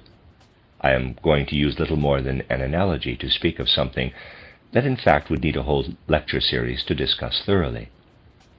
This external world, with its forces, or as it is now fashionable to say, with its energies, expresses itself in what we call the mineral kingdom, and then develops, without enriching itself with new energy, into the greater complexity of the plant and animal kingdoms. Let us imagine that it finally works in such a way as to build the human being out of the pure combination and pure working together of all the energies of the physical world, so that in the complicated instrument of the brain, the world of thought can spring up and form itself in the bodily nature as physical processes do. Let us suppose that this seemingly crude assertion by many materialists that the brain secretes thought as the liver does gall were to be taken seriously. Let us do so briefly, picturing the human brain being built in such a complicated way out of purely inorganic, physical energies that it produces, through its activity, what appears to us to be our spiritual life. For a moment, let us assume that the materialists are right in asserting that there is no such thing as spirit. Would it not still be possible, in the sense of these materialists, to speak of a world of truth such as is found in Hegel's philosophy as the, quote, self-movement of concepts, unquote? You see that it isn't meaningless to raise this question. For if it is answered with any sort of affirmation, it shows that even a philosophy like Hegel's could be materialistically explained, and this means nothing less than that all philosophy that calls itself idealistic or spiritualistic could be dismissed. We need only imagine that what is produced as thoughts by this complicated brain, in the sense that it is thoughts that compose this world of truth, is really only reflections of the external world, though it would take a great deal more than this brief statement to indicate why that is so. Put an object in front of a mirror, and you get an image of it. The image is like the object. It isn't the object, just an image of it is produced in the mirror as the result of purely material processes. Nothing more need be admitted than that you are dealing with a mere reflection. You do not have to prove the reflection's reality. All you have to do is take the materialist's position and say that nothing is involved but the physical energies that develop the complexity of the human brain, and call forth a kind of reflection of the external world, that all thought reflections are merely representations of the external world. Then it becomes unnecessary to prove the existence of the spirit. For thoughts, which are all there is, are mere pictures of the outer world, and it is as unnecessary to prove the reality of thoughts as it is to prove the reality of mirror images. Not much can be done when people say that there are concepts not derived from external perceptions, since we never find a circle as we know it in geometry, nor a triangle. In general, we find none of the mathematical truths. Then, however, we could say we see them as pictures that arise in the brain. They may not exist outside us, but there are many close approximations to them, and thus is formed what appears as an abstract concept. People create within themselves the supersensible truth, and it is supersensible. That is truth, and cannot be denied. Materialists, however, can certainly do away with that objection. Truth does not, as such, constitute a viable refutation of the materialistic view. Now we are in a fine predicament. Truth, whose existence suffices to convince numberless individuals of the existence of a spiritual world, or at the very least serves as an indication of it, since it is indubitably supersensible, does not actually prove it. Yes, it is supersensible, but that does not mean it has to be real. It may just be a collection of images, in which case nobody needs to accept it as real. We must keep in mind that our possession of truth does not prove the existence of a spiritual world. Although we comprehend the truth and live in it and according to it, we can never fully arrive at spirit in this way, since we are always confronted by the fact that truth can be a mere reflection of the physical world. It could be said that it is almost impossible to conceive that there is anything in the world through which ordinary people may be led to acknowledge spirit. People such as the 19th century philosopher Feuerbach come along and ask what the gods were and what a god means to humanity. Footnote: Ludwig Andreas Feuerbach, 1804 to 1872, a student of Hegel in Berlin. He abandoned Hegelian idealism for a naturalistic materialism, and subsequently attacked orthodox religion and the concept of immortality. He believed that God is a projection of inner human nature. End of footnote. Their answer is that people simply experience their soul content, their thoughts, and project them out into the universe. That is what they make it. That is what they make into their God. Then it is easy to prove the unreality of the divine, because it is just the projection of an unreal world of thoughts. Feuerbach thought Aristotle to be in error for building proof of the existence of God out of the presence and objectivity of the human thought world, of the world of reason. He said that the human being has reason in the soul, which can be applied to things.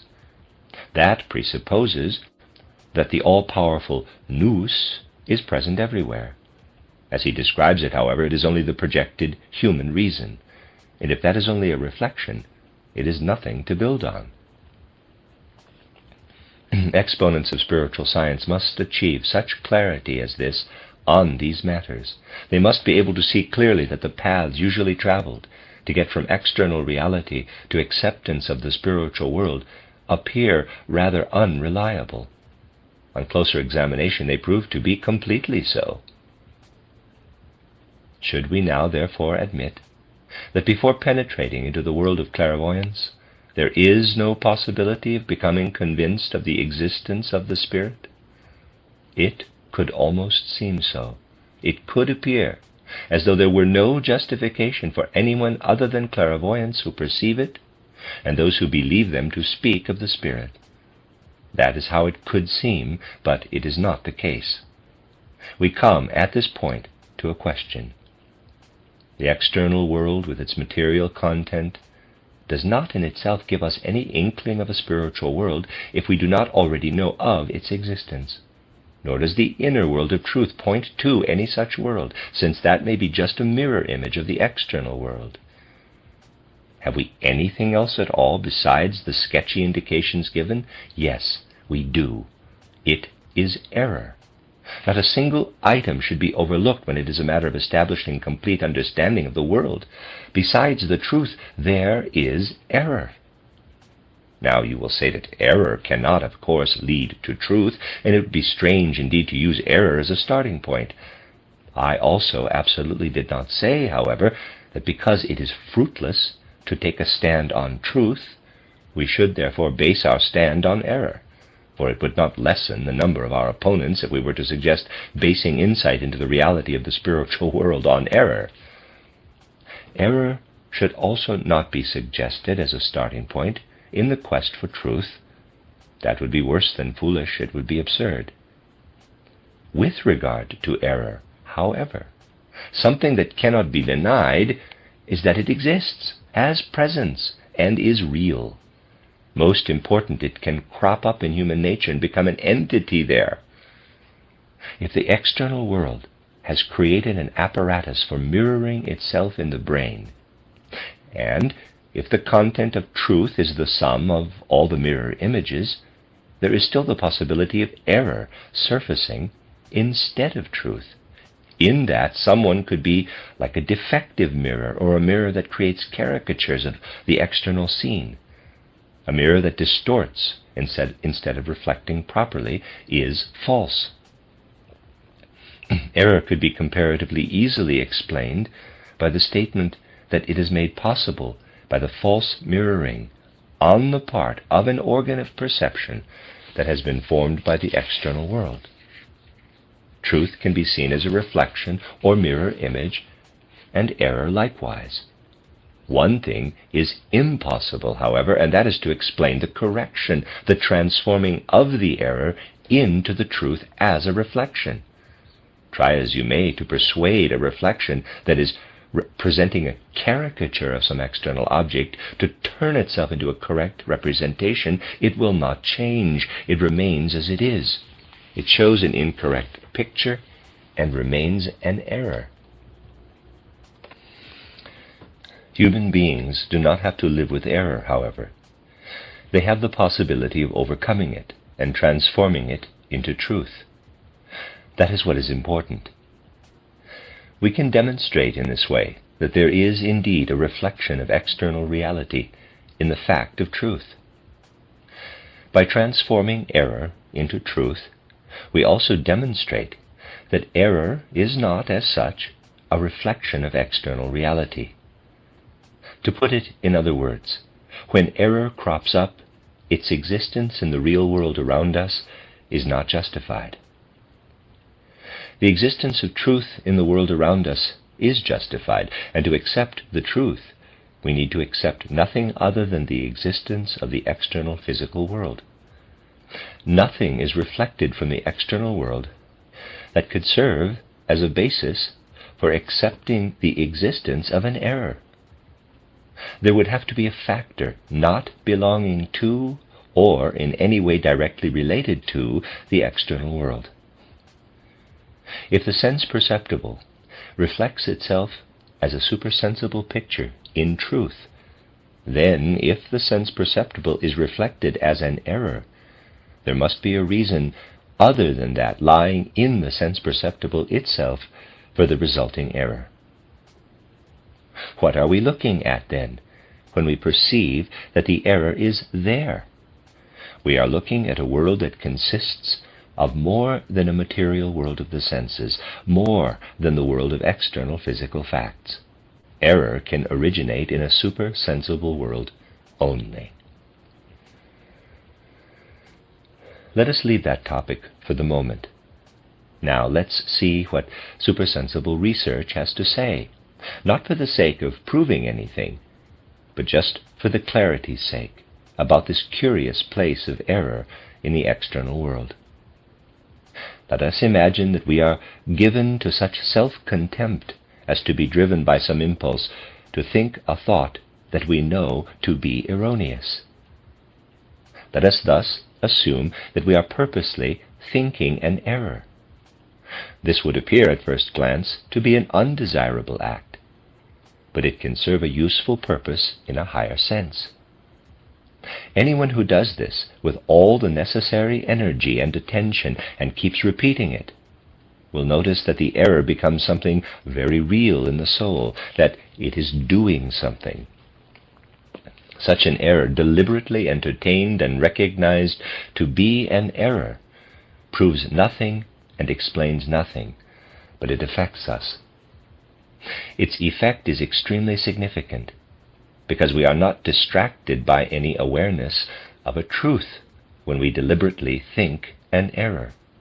We are absorbed in our own activity as we think it.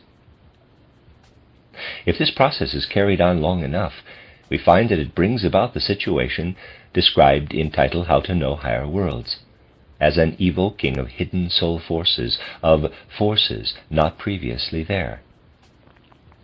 Giving oneself up continuously to external truth does not lead a person very far in the direction of what is meant here, but the deliberate strengthening of error in one's soul can indeed result in evoking certain hidden soul forces. Put as I've just put it, this is not meant to be a recommendation. You will therefore find that I have quite properly left out of my book title, How to Know Higher Worlds, the advice to think deliberately, repeatedly, and energetically as much error as possible in order to develop hidden soul forces. This exercise actually somewhat resembles what is described there, however, demonstrating that we are indeed not to proceed on the basis of some clumsy error, but need rather to meet two requirements. We must form a mental image that does not correspond with outer reality. Take, for example, the often recommended meditation on the Rose Cross. Viewed one-sidedly, from the standpoint of external reality, that is an erroneous image, an error. Roses do not grow on dead black wood. However, we are dealing here with a symbolic image, an allegorical picturing. It does not give a direct representation of a truth, it symbolizes one. From the standpoint of physical fact, it is therefore erroneous. Yet, in a sense, not entirely so, since it then again symbolizes significant spiritual reality.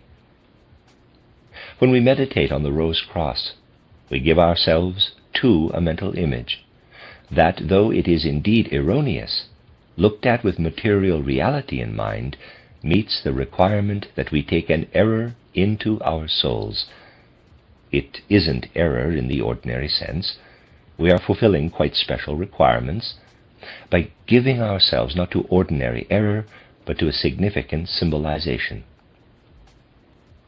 We now come to the second condition, which is that we must fulfill certain other requirements if we thus devote ourselves to meditation, to concentration, and so forth.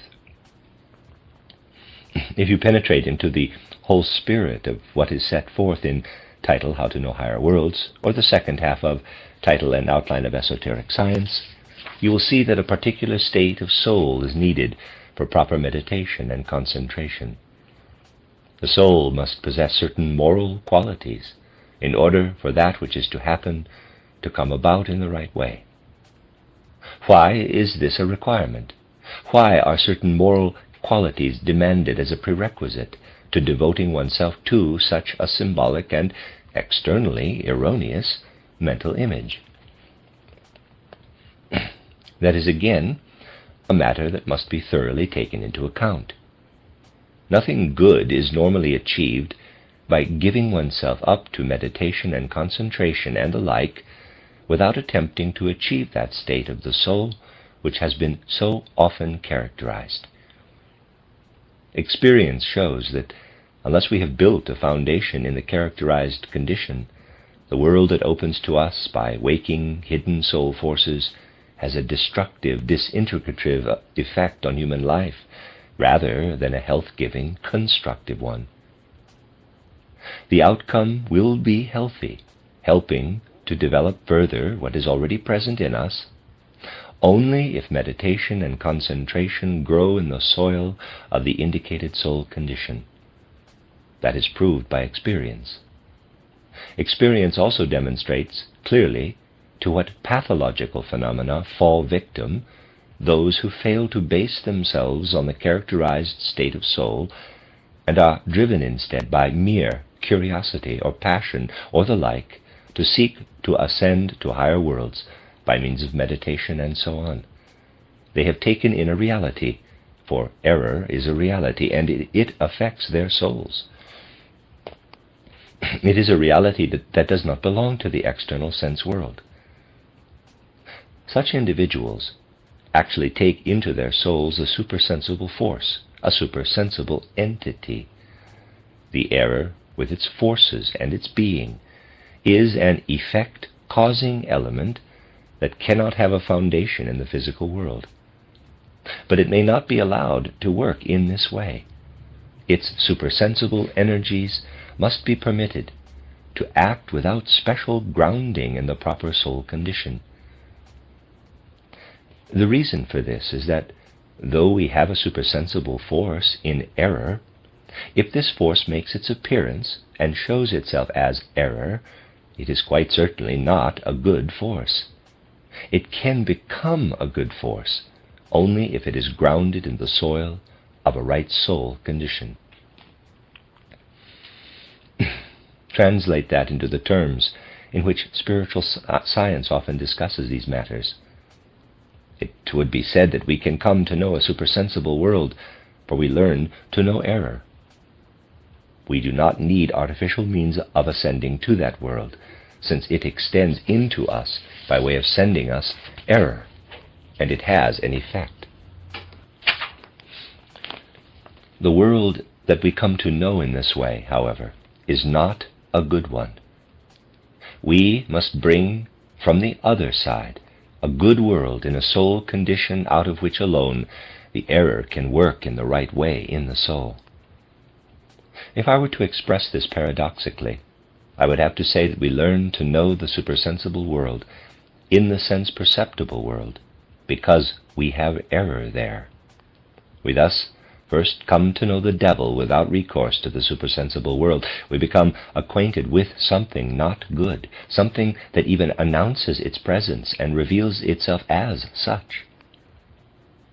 There was good reason for the statement, quote, "People do not notice the devil, even when he has them by the collar," unquote, for he, like error, is indeed present. If we use our accustomed terms to state this, we would say that we come to know the luciferic forces, to know the supersensible world at first in the form of the luciferic forces. Our only escape is to play ostrich, staking our heads into the sand and refusing to recognize this world. We can do that, but it does not solve the problem. That is the fact that the existence of error in the outer world is an inner proof of the existence of the supersensible, of the luciferic aspect of the supersensible, that is the opponent of human nature, would require a great many lectures to provide more than a mere sketch. We fall prey to Lucifer if we penetrate into the supersensible world by deliberately taking error into our thinking without providing a safeguard through the necessary moral state of soul. Is there a particular reason for discussing these matters? Yesterday, we quoted the statement of Aristotle that in addition to what we inherit from our ancestral line through our parents, God gives us our supersensible nature. Thus God, in connection with the parents, creates the supersensible part for every human being that enters the physical world. If you recall what was said at the close of yesterday's lecture, we could not just accept that assertion. We found all kinds of things that were not compatible with this Aristotelian assertion. Now, our dear friend Dr. Unger has shown and proved clearly, very rightly so, that the existence of the contradiction is justified. Again, I would have to give a whole series of explanations to prove to you that a contradiction is not justifiable when someone makes an assertion that leads to consequences at odds with that assertion. That holds good in Aristotle's case. For if God were to create the supersensible element in human beings at their entrance into the physical world, a state of unfulfillment would be the lot of everyone living after death in that supersensible world, a situation observable in Aristotle's own development. It would have to be assumed that God created human beings to be dissatisfied. That cannot be right in Aristotle's opinion either. We cannot possibly agree with any wise person that what comes into existence through the ancestral line is linked with a direct God-given supersensible element. In the first place, this is founded on a proof out of the truth. Aristotle seeks to give only a proof out of the truth, but that is impossible, as we have seen, for the existence of truth is no proof of anything supersensible. Therefore, proof of a supersensible world on the basis of truth is of no use. In the second place, if we assume that our supersensible element is created by God as we enter the physical world, it would be beyond explaining that we could go on after death into an imperfect state of being. What was described yesterday as, quote, Aristotle's supposition, unquote, is consequently illogical. He fails to consider the Luciferic principle, which is the nearest supersensible element that has been given to human beings, revealing itself as very powerful and experienced by us as such. Nor does he consider the fact that we do not properly come to terms with the Luciferic principle until we allow it to gain access to us, permit its participation in us at the moment of our origin as supersensible beings, in as far as we look upward from human beings as they are in the physical world to the supersensible world. Thus the human being cannot be born of God alone, but only of his joint activity with Lucifer. We stand here on ground that you would do well to note, and I urge you to do so, because it is owing to the aforementioned fact which has taken hold of the unconscious feeling of Occidental peoples with regard to the accepting of a spiritual world, that right up to our time the leading lights in academia have been unable to achieve an open mind about what we call reincarnation. What I have explained today, when I stated that people can more easily believe in the devil than in anything else of a supersensible nature, and that he is a real concern of theirs, could not have applied to people of earlier times. They felt the same things, however, that I have now expressed in ideas. They sensed Lucifer's presence alongside God's. And they felt something further, the justification of which will become clear only later in these lectures. They felt that a spiritual, God-created element was given to us in and with the corporeal. They simply could not see how to reconcile the recognition of the physical human being on the physical plane with the acceptance of the human being having a divine supersensible origin, or a supersensible basis at all. They simply couldn't grasp this. People of Western traditions experienced a very different problem than did Buddhists, for example, whose entire thinking and feeling made it easy for them to accept the idea of reincarnation. Buddhists are as though born with the feeling that our physical bodies represent a kind of denial of the divine, that our corporeality is a waste product of divinity, and that our striving to attain freedom from it and ascend to higher worlds where it possesses no significance is justified. Aristotle saw it differently from the viewpoint of the disciples of Buddha. Aristotle says that we take our supersensible element through the gates of death, but must then look down on what we were during our embodiment, and that our development in the supersensible world depends on that life in an earthly body. There was nothing useless in it. God put us into bodies because he saw it as necessary for our total development. He could not have provided us with that development if we had not been given a body. In other words, Aristotle valued the experience to be had in physical existence. Here the concern is not with concepts and abstractions, but with the content of sensations. Buddhists do not have such a content of sensations, as I have often shown. They have a real feeling that human beings passed through a state of not knowing, that brought them into touch with the sense world, and that they must free themselves from that through which they have come into contact with the sense-perceptible world. There is a feeling in Buddhism that human beings are rightly human only after they have cast off all aspects of the physical sense-perceptible existence. As an exponent of the spiritual life of the Occident, Aristotle could not share that feeling, nor can any who stand in the spiritual life of the Occident. They may persuade themselves that they do. They can honor the Buddhist point of view and even take extraordinary pleasure in it. But that is always the result of disavowing the feelings of their own souls. It is characteristic of Western people to recognize divinity within the sensible world, to see that world as imbued with spirit and permeated with God.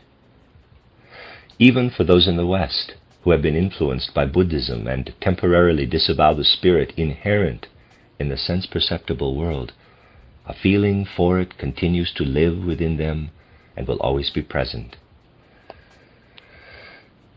Precisely this valuing of the physical lived in Aristotle, not for its own sake, but as a necessary point through which evolution must pass, as an essential prerequisite in the total evolution of humanity. It was something that lived on in Western cultures until the 19th century. It is one of the reasons why outstanding Western minds could not befriend the idea of reincarnation. The feeling that the Luciferic principle is justified, and the acceptance that the divine exists also in external things, worked together. This evoked feelings of a kind that I want to comment on with reference to a man who truly belongs in the category of the most profound personalities of the Western world. I want to point out the presence of this feeling in the significant philosopher Froschammer. Footnote: Jakob Froschammer, 1821 to 1893, liberal Roman Catholic priest and scholar of Thomas Aquinas' philosophy. He wrote books on generationism and traducianism, which states that the soul is inherited materially, along with the physical body, from the parents. His books were placed on the index of works officially banned by the Church. He was excommunicated in 1871. End of footnote. You will find it described in his book on the philosophy of Thomas Aquinas. He set down in it a very extensive comparison of his own philosophy with that of Thomism. There is a section where he expresses his feeling about the possibility of reincarnation. He is certainly to be regarded as a representative of the Western worldview, in other words, as a person in whom we can see how difficult it was for the preceding centuries to acknowledge the teaching of reincarnation, which must be a basic nerve of our pneumatosophy. Froschammer says, quote, "Deriving as it does from God, the human soul can only be regarded as the product or work of divine imagination. For the human soul and the world itself indeed must originate out of divine force and activity, since nothing can derive from mere nothingness.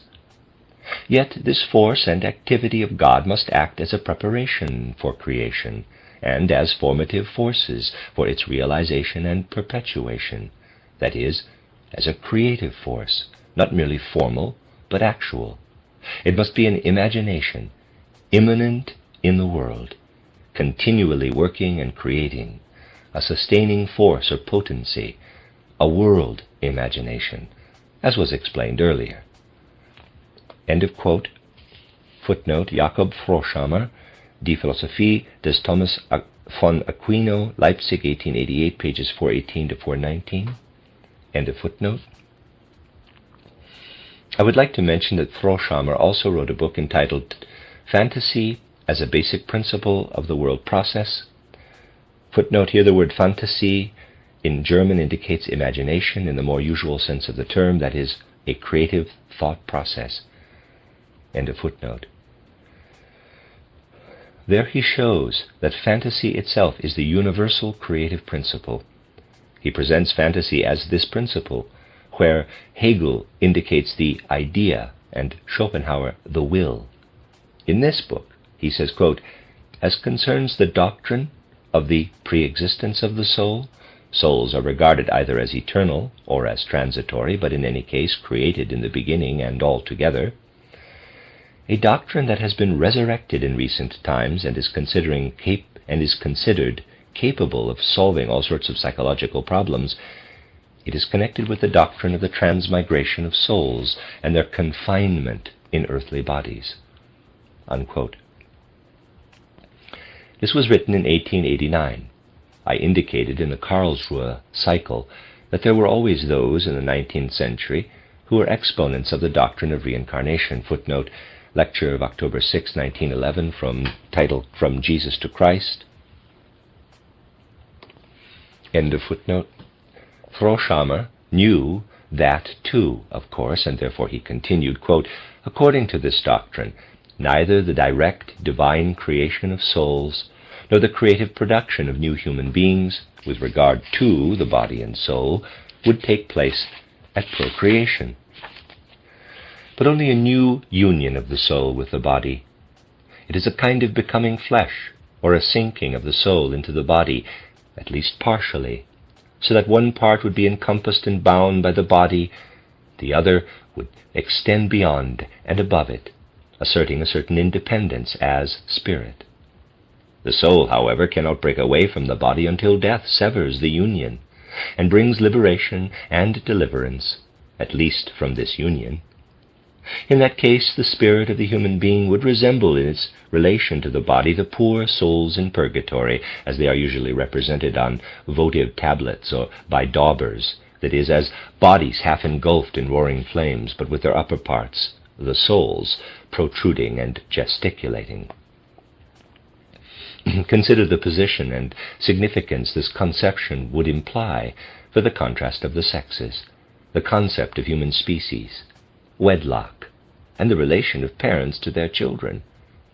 The contrast of sexes would be but a system of bondage. Wedlock an institution for fulfilling the task this involves. Parents, minions of the law, for holding and imprisoning the souls of their children, while children themselves owe this miserable, weary imprisonment to their parents, with whom they have nothing further in common. Everything connected with this relationship would be based on wretched illusion, as would all that humanity associates with the contrast of the sexes.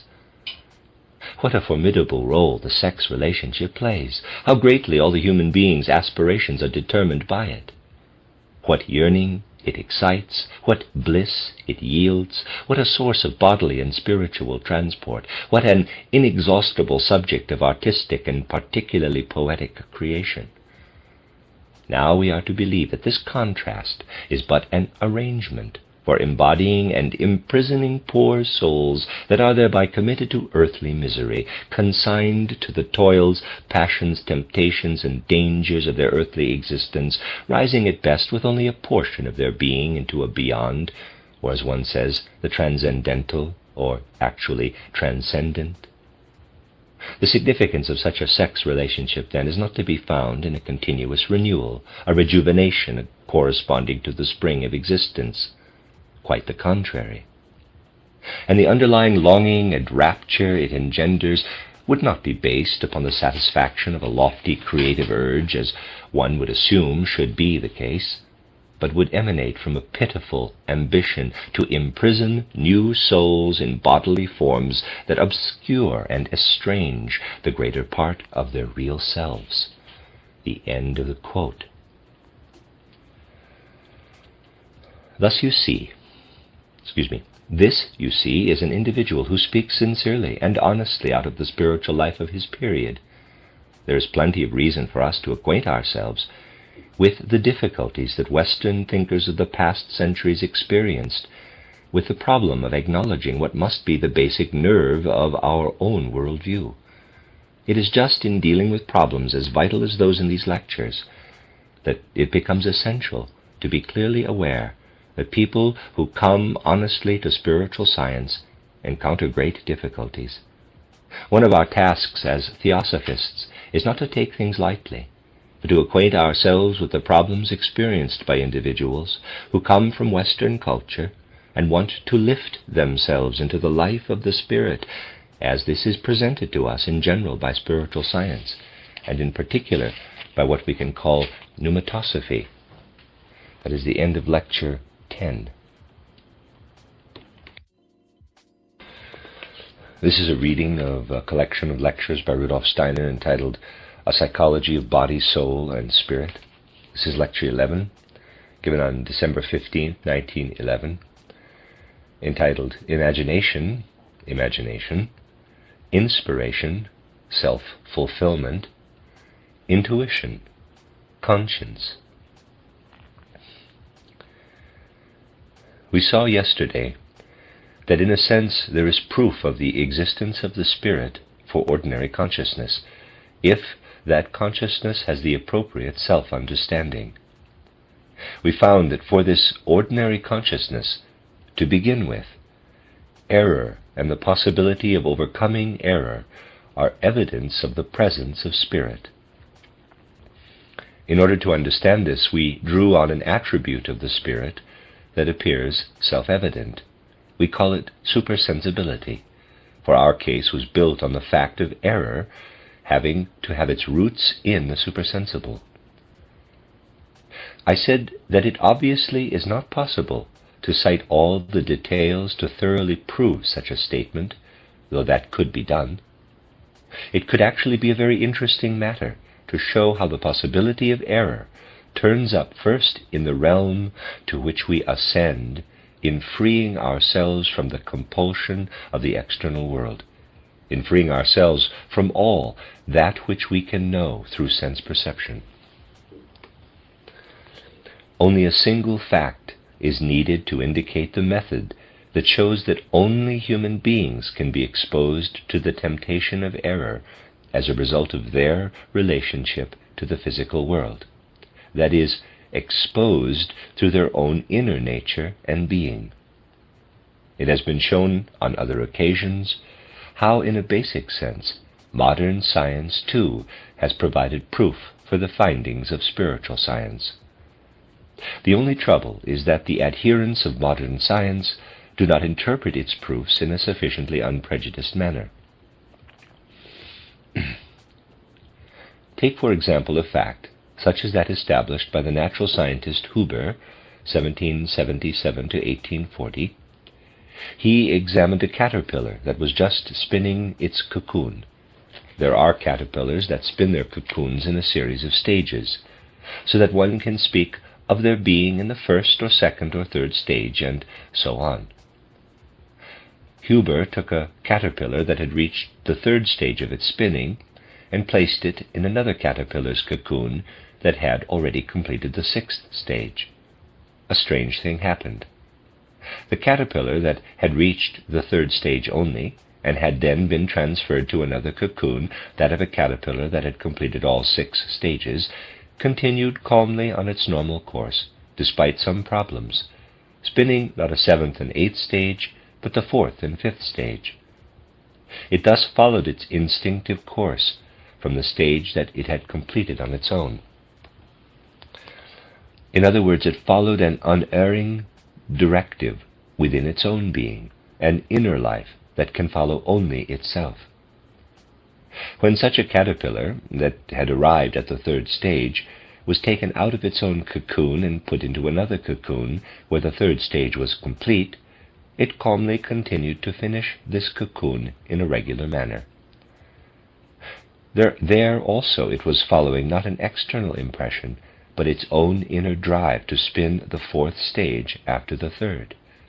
However, it also did this despite receiving an external impression of already having completed the 6th stage. This is an extraordinarily interesting fact, for it shows that in creatures of the animal kingdom, external impressions cannot bring about the effect that in human beings can be described as right or wrong, as belonging in the sphere of the possibility of error. We human beings are susceptible to error from external causes, because we are so organized that we do not simply follow inborn drives and impulses. In our acts, we are obliged to follow impulses entering us from without. In that sense, we see that only human beings confront an external world. This is basically the source of all the delusions that people can harbor in reference to the spirit. There is a close connection here. Today, to find from the scientific outlook the right link to our spiritual scientific view concerning the spirit, we want to look once again at how that intelligent modern psychologist Brentano characterized the soul and its capacities. I will make a diagram to help us find the right transition to the realm of the spirit.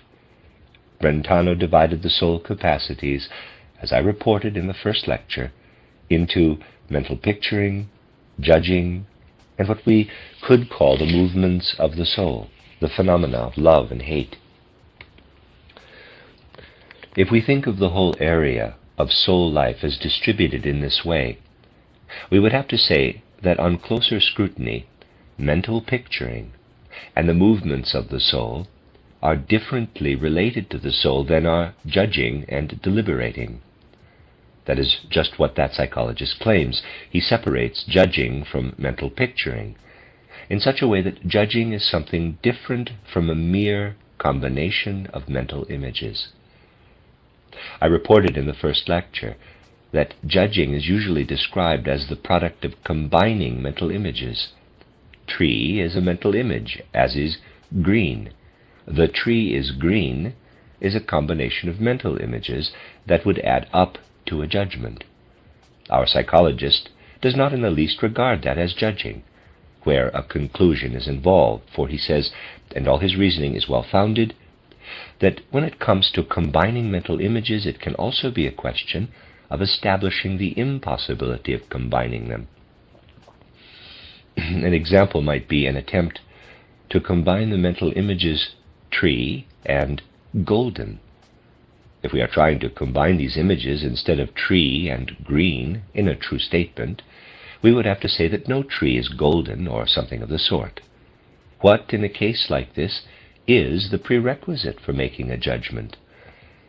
It is that we have to make an existential statement in every such judgment, and that this statement be valid.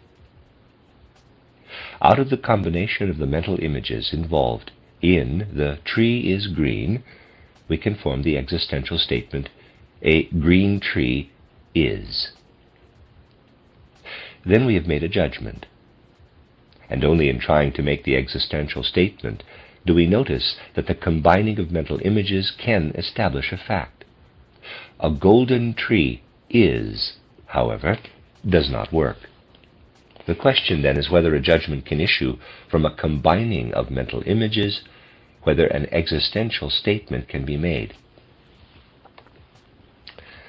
Now I ask you whether, after examining the whole content of your soul life, you find it possible to shape an existential statement without the involvement of anything else but a combining of mental images.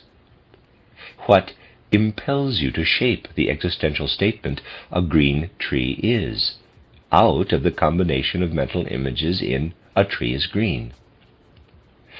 Only something that is not at first present in your soul, for you can find nothing to support it in your whole soul content. And if you want to find the transition from a combination of mental images to an existential statement, to a statement that decides something, you have to go beyond your own soul life to what you feel to be a relating of your soul to some element other than itself. This means that there is no other possibility of finding the transition from a combining of mental images to a judgment than by way of perception. If what we can call perception is added to the combination of mental images, then and only then is it possible to say that we can form a judgment in the sense of this presentation.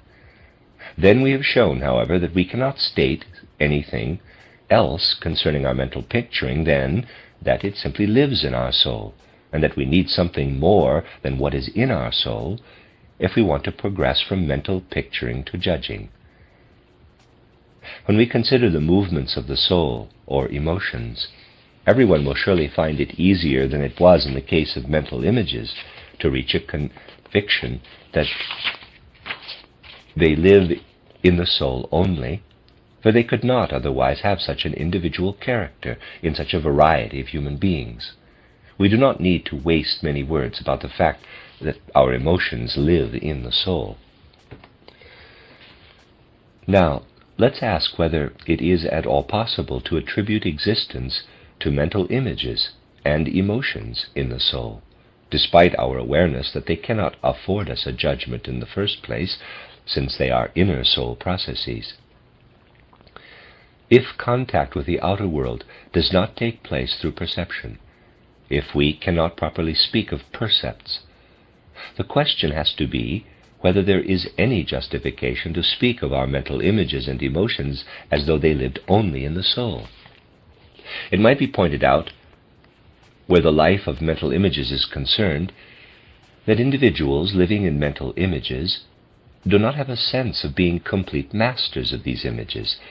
They do not have a sense that there is nothing compulsory about them. If we keep in mind what was learned in the lecture of 2 days ago, that error is something spiritual, that it is supersensible, and that it can enter the realm of our mental images, and our mental images can in turn overcome error, for if they couldn't, there would be no possibility of surmounting error, then we would have to acknowledge that our souls are the scene of a battle between error and another element. Error, however, is a spiritual element. Consequently, we must have something to oppose to it that can hold its own. Otherwise, we would never be able to surmount it. There is such a possibility. Everyone knows that.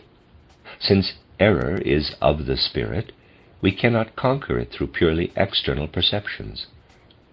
In the lectures on anthroposophy, I pointed out that the senses cannot really err. Goethe once stressed this especially strongly. The senses cannot deceive. What goes on in the soul is the only source of error. It doesn't take much thought to see that error can be overcome only within the soul, and this by resorting to mental picturing. Mental picturing enables us to surmount error. We saw yesterday, however, that error is a distorted species of something else, of what was referred to as the element that lifts us into higher regions of our soul life. Error's basic characteristic is its lack of agreement with the world of perception. We realized that on the path that we have to take to enter the spiritual world, we also have to devote ourselves in meditation and concentration to mental images that are not in keeping with external perceptions. The rose cross was cited as an example of a mental image that does not harmonize with external perception, and is therefore like error in that it is not consistent with external perception. We saw, however, that if error were to be used on the path of spiritual life, it would affect us destructively, and that experience shows this to be so. Now, how do we arrive at mental images that have something in common with error, in that they are not in keeping with the external world of perception, but nevertheless awaken healthy, higher soul forces in us in an entirely sound and proper way? How, in other words, do we come from a merely false mental image to a symbolic image, such as has often been described, and of which the rose cross is one of the most outstanding examples? We do so when we do not allow ourselves to be guided by the external sense world, the world of perception, or by the forces responsible for causing us to err. We must turn away from both kinds of influence, that of the external world of sense perception and that of the world that induces us to err. We must appeal to forces in our souls that have first to be awakened. They were characterized 2 days ago as stirrings prompted in us only by the moral and the beautiful. We have to break with our drives and passions in the way they are impressed into us by a world that can be described only as external. We must work upon ourselves to call forth on a trial basis soul forces that we do not as yet actually possess. When we awaken in our soul's forces not as yet actual, let me read that again. When we awaken in our souls forces not as yet actually in our possession, we attain the possibility of forming symbolic mental images that in a certain sense have objective validity, though it is a validity that does not apply to the world of percepts. We form something often described as the mental image of a human being standing before us as a being who in a certain sense cannot affirm itself, but must rather declare that its nature, as it is at present, must be overcome. Then we set beside this image another, one impossible to perceive, because it belongs neither to the present nor to the past, but to the future. It is an image that expresses the fact that human beings sense that they must strive to develop a higher nature, one that enables us to become master of everything not yet recognized as belonging to us in our present form. Then, out of such inner stirrings, we put together mental images that the world of percepts would never prompt us to connect. We put together the black cross, the symbol of everything that must be eradicated, and the red roses, the symbol of life that must sprout from it.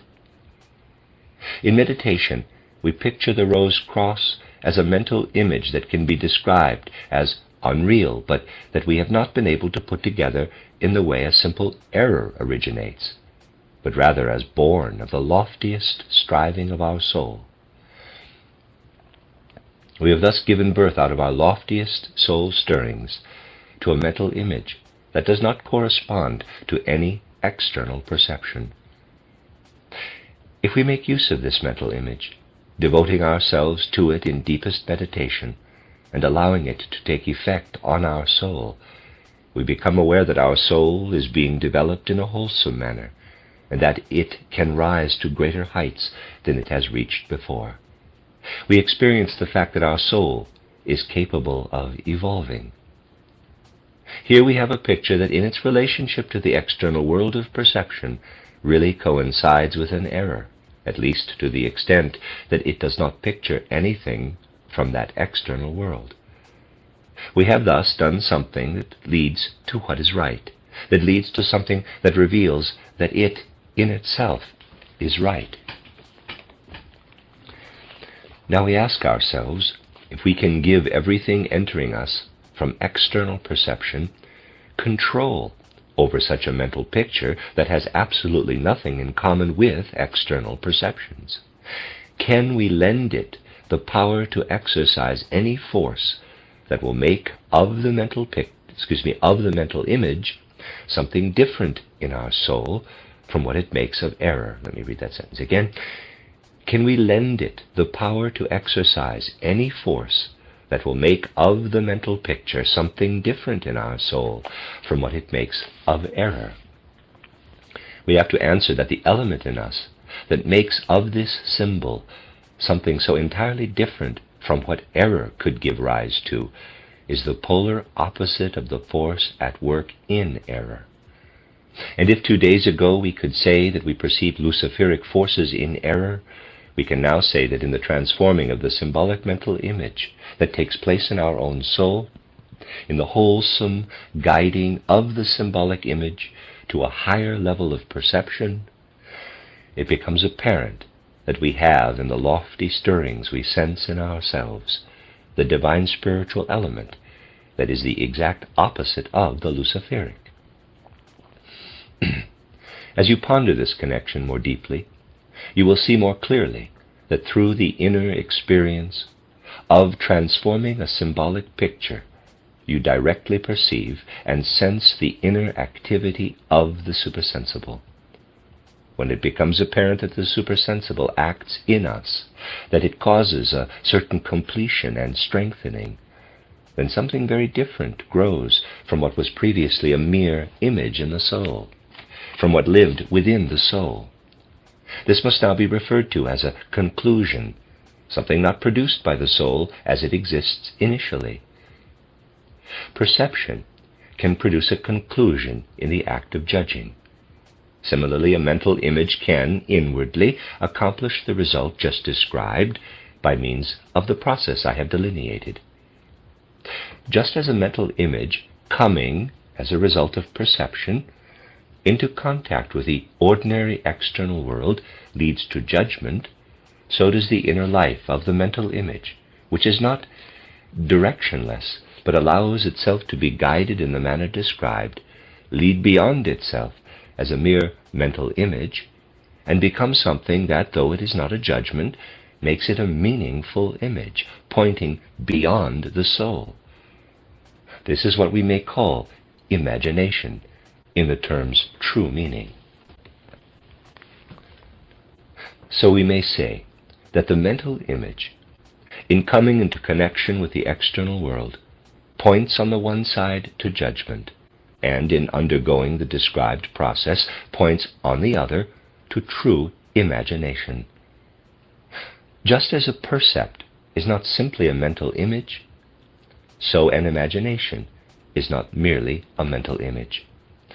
Through perception, the life of mental through perception, the life of mental pictures touches an external world that is still undefined at first.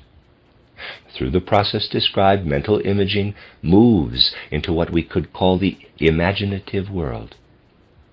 Just as there is, in fact, a transition from simply putting mental pictures together in "a tree is green" to the judgment "a green tree is," so too there exists a transition from simply the life of mental images to what lies in the filled image in the imagination.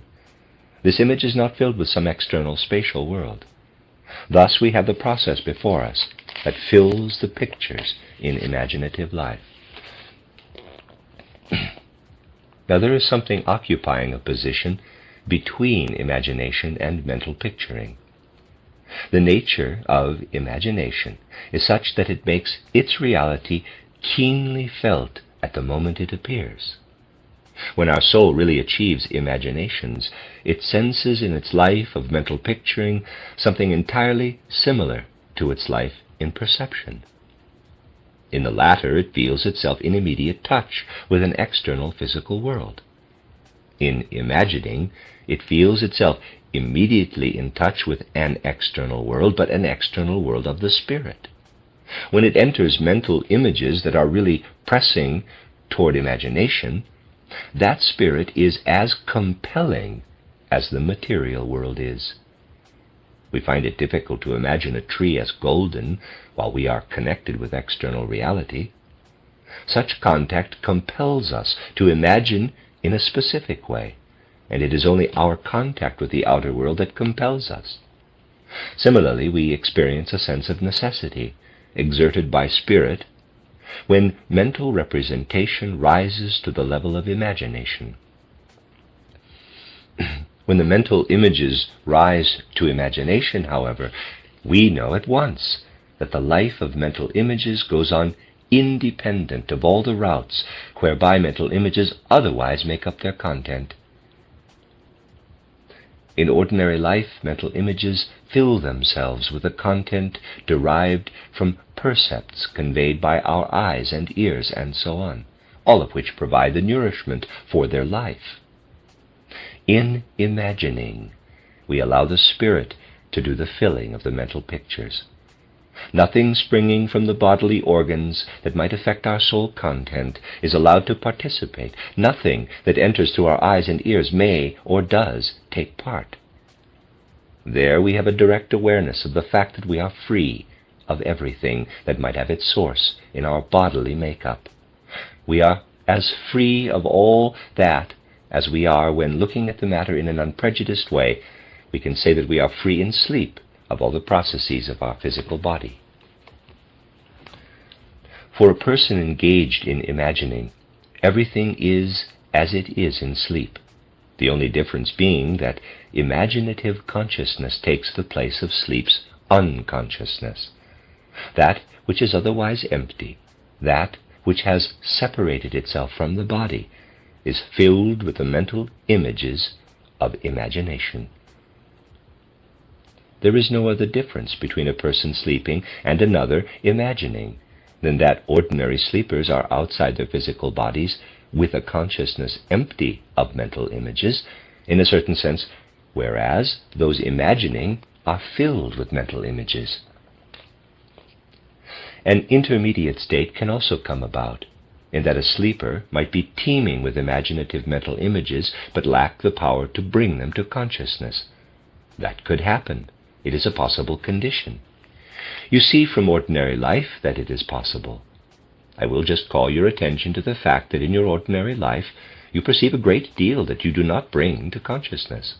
You may, for example, walk along a street perceiving all sorts of things, but much of it unconsciously. Often you can convince yourselves that you've perceived things unconsciously when, for example, you have a dream about strange things. There are dreams that are very strange in this respect. Imagine, for example, dreaming of a man standing with a woman and saying something to her. You remember the dream. You have to admit, as you think it over, that such a situation did indeed take place, but you would not have known of it if you had not dreamt about it. This same man and this woman actually stood before you somewhere, but you paid no attention to them. Only when you were free of all other impressions and began to dream did this otherwise unnoticed picture enter your consciousness. Such things often occur. Thus perceptions that really did arise can leave the consciousness completely untouched. Imaginations, too, can live in the soul without registering in our consciousness. They cannot appear immediately as imaginations. Then they enter into our awareness in a way similar to the perceptions just described. Such perceptions that we have had without registering them appear occasionally in the semi-consciousness of dreaming. In the same way, imaginations that we have not had the power to register in consciousness can shine into our waking life and become active there, transformed as dreams are, fluctuating and flowing into such perceptions that would ordinarily stand clearly before us. Thus it happens that such imaginations actually intrude into what is otherwise everyday awareness, undergoing thereby a transformation when what is termed fantasy is active in our consciousness, genuine fantasy based on cosmic truth, the true source of all artistic and other creation that springs from human productivity. It was because of that fact that Goethe, who was well acquainted with the artistic process, so often stressed that fantasy is by no means an element that assembles phenomena in an arbitrary manner, but that it is subject to the laws of truth. The laws of truth work entirely out of the world of imagination. Only because they take effect in everyday life do they undergo change and interweave with the everyday content of consciousness, shaping the world of ordinary percepts in a free way. Thus, we really have in genuine fantasy something midway between mere mental picturing and imagination. When fantasy is not conceived of as something of which it can be said, as often happens, quote, fantasy is not true, unquote, but rather when it is realistically grasped, it bears witness to a further development of mental images in the direction in which they can pour themselves into the realm of the supersensible, the world of imagination. Here we have one of the points where we can witness the streaming of the spiritual world directly into our ordinary world. Now let's turn our attention to the other side of the matter, the side of the emotions. It has already been stated that the soul investigator whom we are discussing remains within the realm of the soul, and therefore follows the impulses of the will only to the point of examining the emotions. When a person carries out an action, underlying that action, of course, is a desire, a passion, a feeling, or an urge that, looked at from within the soul, is considered an emotion. Nothing happens through an emotion alone, however. So long as we remain in the soul, nothing needs to happen.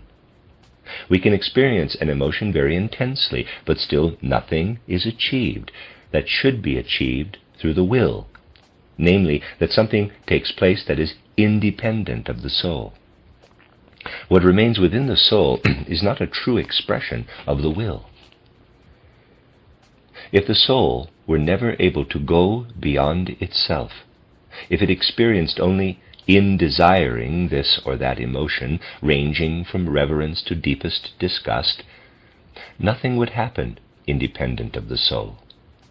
We must therefore say that in having to recognize the will in its true form as a fact, the whole realm of emotion directs us beyond the soul. The realm of the emotions, however, points beyond the soul in a most unusual way. To where, then, does it direct us? In the case of simplest acts of will, moving a hand, taking a step, striking a table with an object, doing anything in which the will is involved, we can see that in reality something occurs that we can call a transition of our emotions, the inner impulse to action, to something that is no longer within our soul, and yet in a certain way is still within us. What happens as the result of a genuine will impulse that brings our body into motion and causes such activity to continue into an external act is not by any means summed up in the soul's content. For no one can follow all the actions that run their course, from the decision to lift a hand to actually lifting it. On the one hand, we are led by our emotions into an external element, but it is an external element of an entirely different nature, our own exterior, or bodily nature. We descend from the soul into our own corporeality, but we do not understand how we do that in external life. Think what an effort we would have to make if instead of moving a hand, we had to construct some apparatus to do the same thing by means of springs and so on, producing the same effect as if we were to say, I want to pick up the chalk and move a hand to do so. Picture what would have to be set up in order to have a tool accomplish what goes on between the idea of wanting to pick up the chalk and actually lifting it. Just think of everything that you would have to do. We cannot conceive of it for the simple reason that we are not capable of it, and there is also no such device. One does exist in our human organism, however. Something occurs in the world that is very clearly not in our consciousness. If it were in our everyday consciousness, we could easily fashion such a device. If we knew everything that goes on between the idea, I want to pick up the chalk, and actually lifting it, we could construct the corresponding apparatus to do the job. There is something taking place that must be counted as belonging to our bodily nature, yet it remains wholly unknown to us. We must ask, what would have to take place to make us aware of the activity behind the movement of one's hand or another willed bodily movement? A reality that is outside us would have to rise into consciousness instead of stopping short of it. It would require the kind of process that takes place in our own body without entering consciousness, a process just as external but intimately connected with us in the same way that one's hand movement is for consciousness.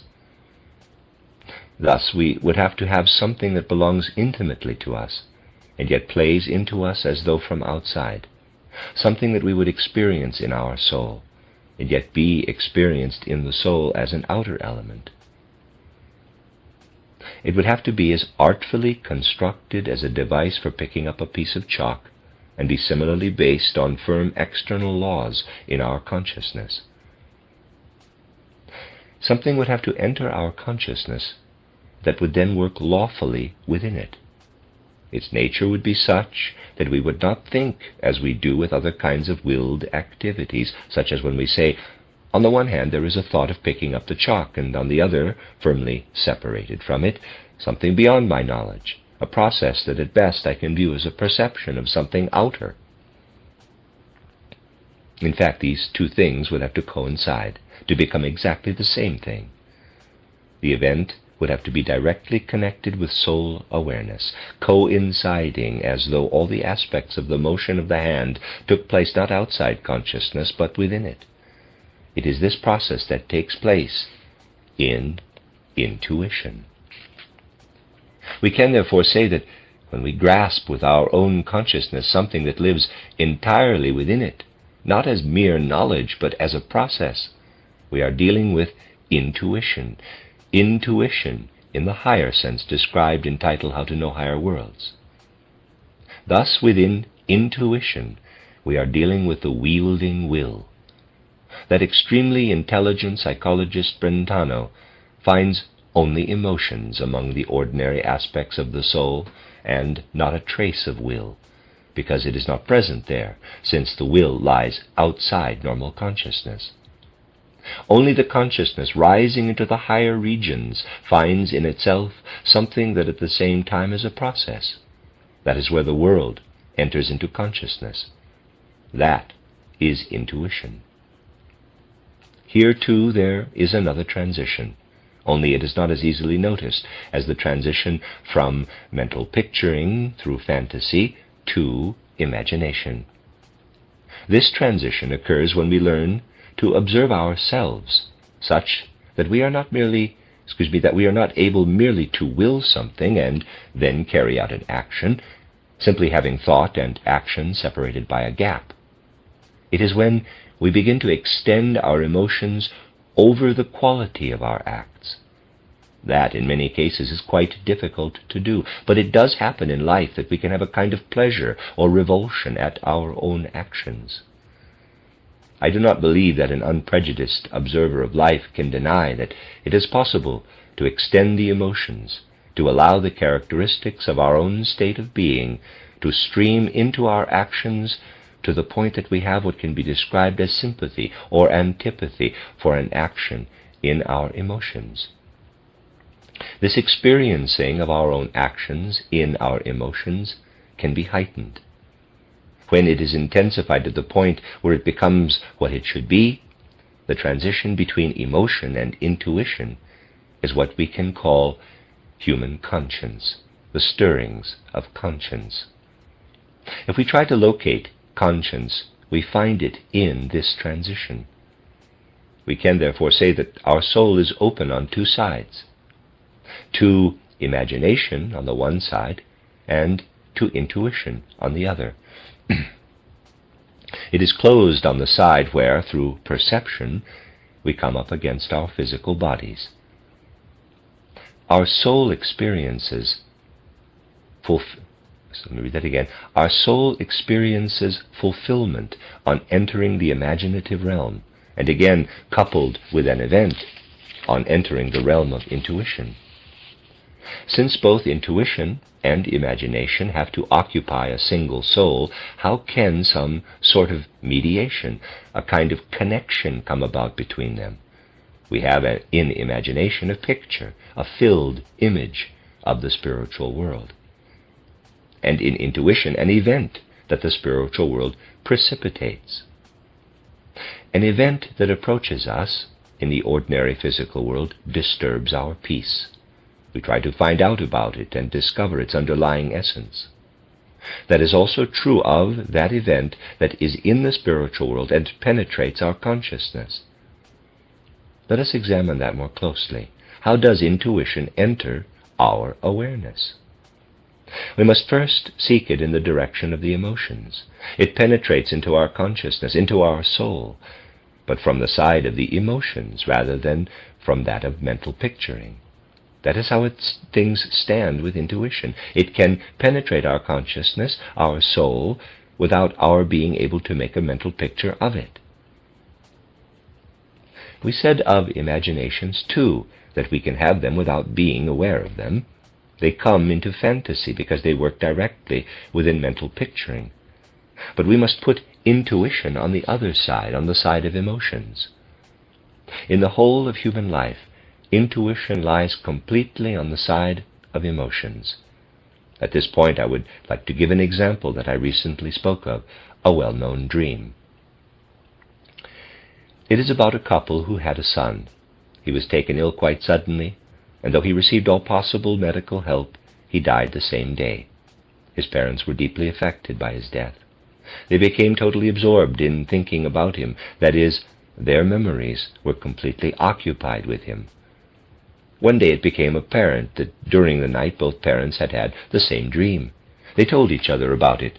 You can find this dream referred to by a more or less materialistic investigator of dreams, who goes through all kinds of contortions to explain the dream but cannot deny its existence.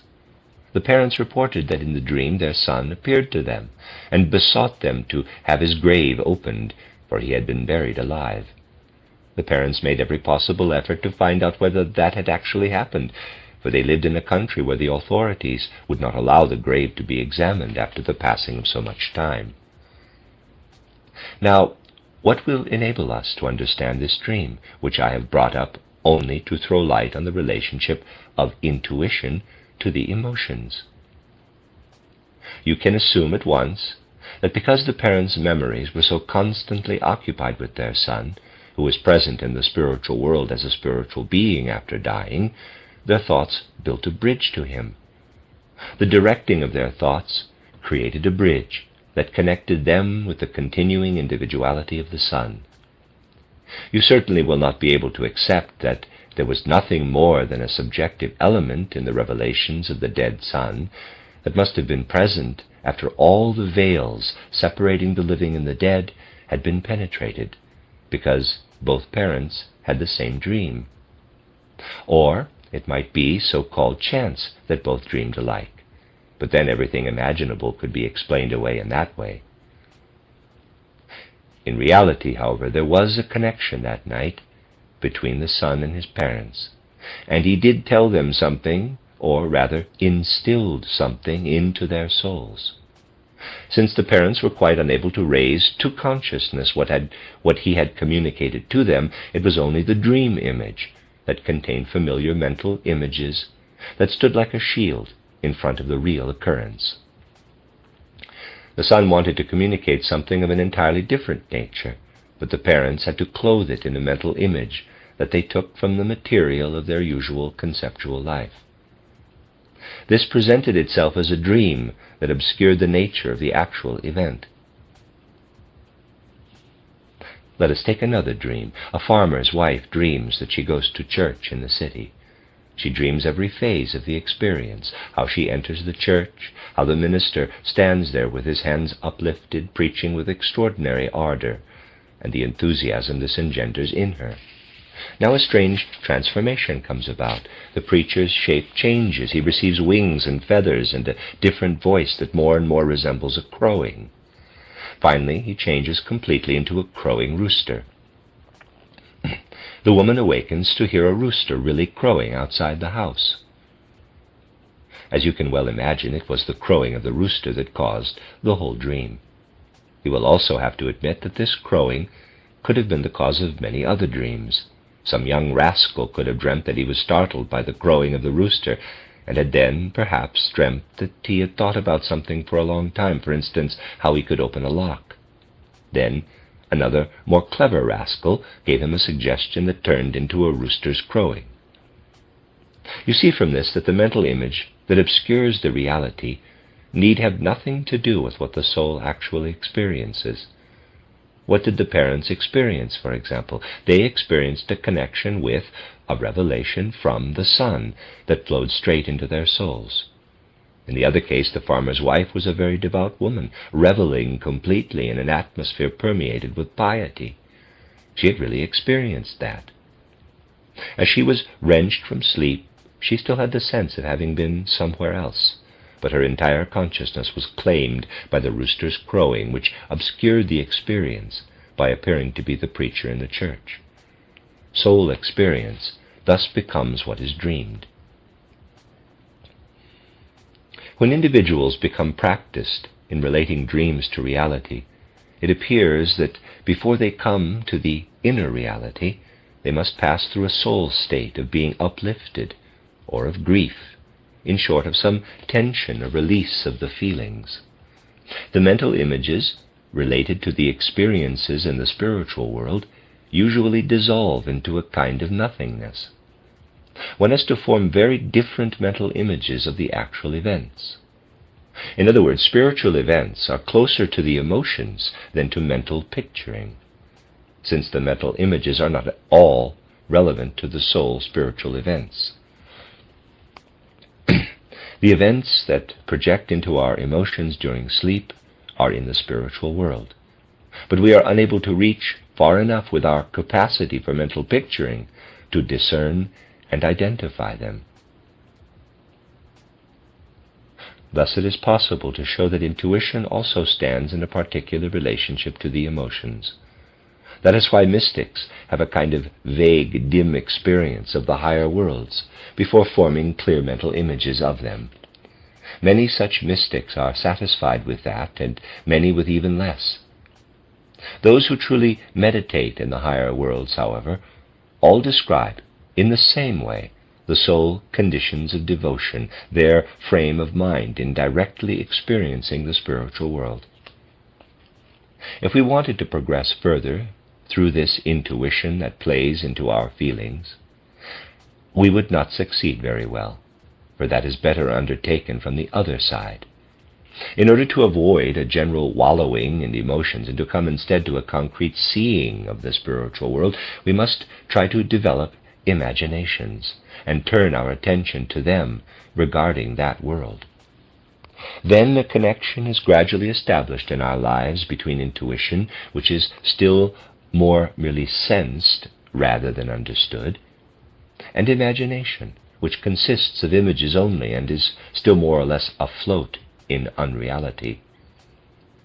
We discover the connection when we finally approach the thought that we have now come to the beings that can carry out the spiritual deed. Our arrival at those beings we call inspiration. We have here, in a sense, the reverse of the processes that we find in the external corporeal world. Here we have the thoughts we form about things, whereas there the things simply exist, confronting us, and we form thoughts about them.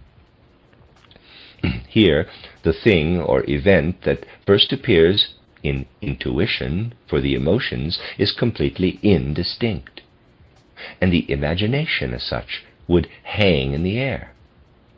It is only when the two come together and imagination works via inspiration into intuition, when, in other words, our mental imaging leads further to imagination, and we sense the imagination as coming to us from beings, that the essence of these beings streams into us as a process.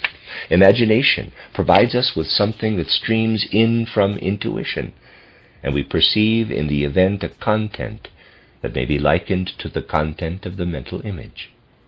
We perceive these thoughts, for which we have prepared ourselves by means of imagination, to be contained in the event that intuition has given us.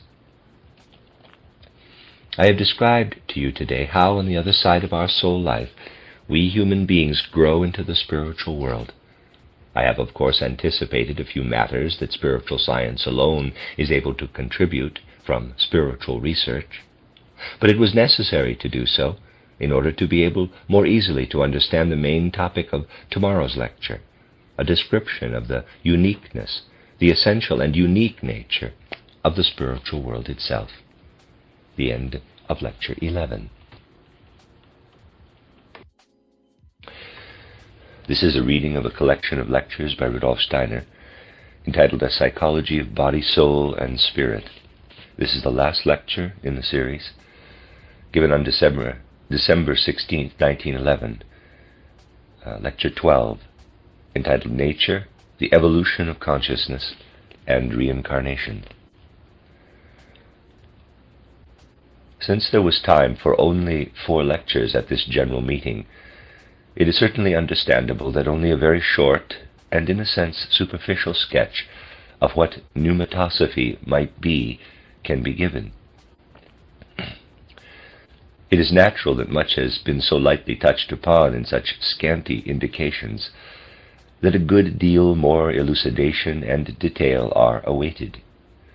It may even be difficult in some places to see what the connection is between the subject and what we have been calling pneumatosophy.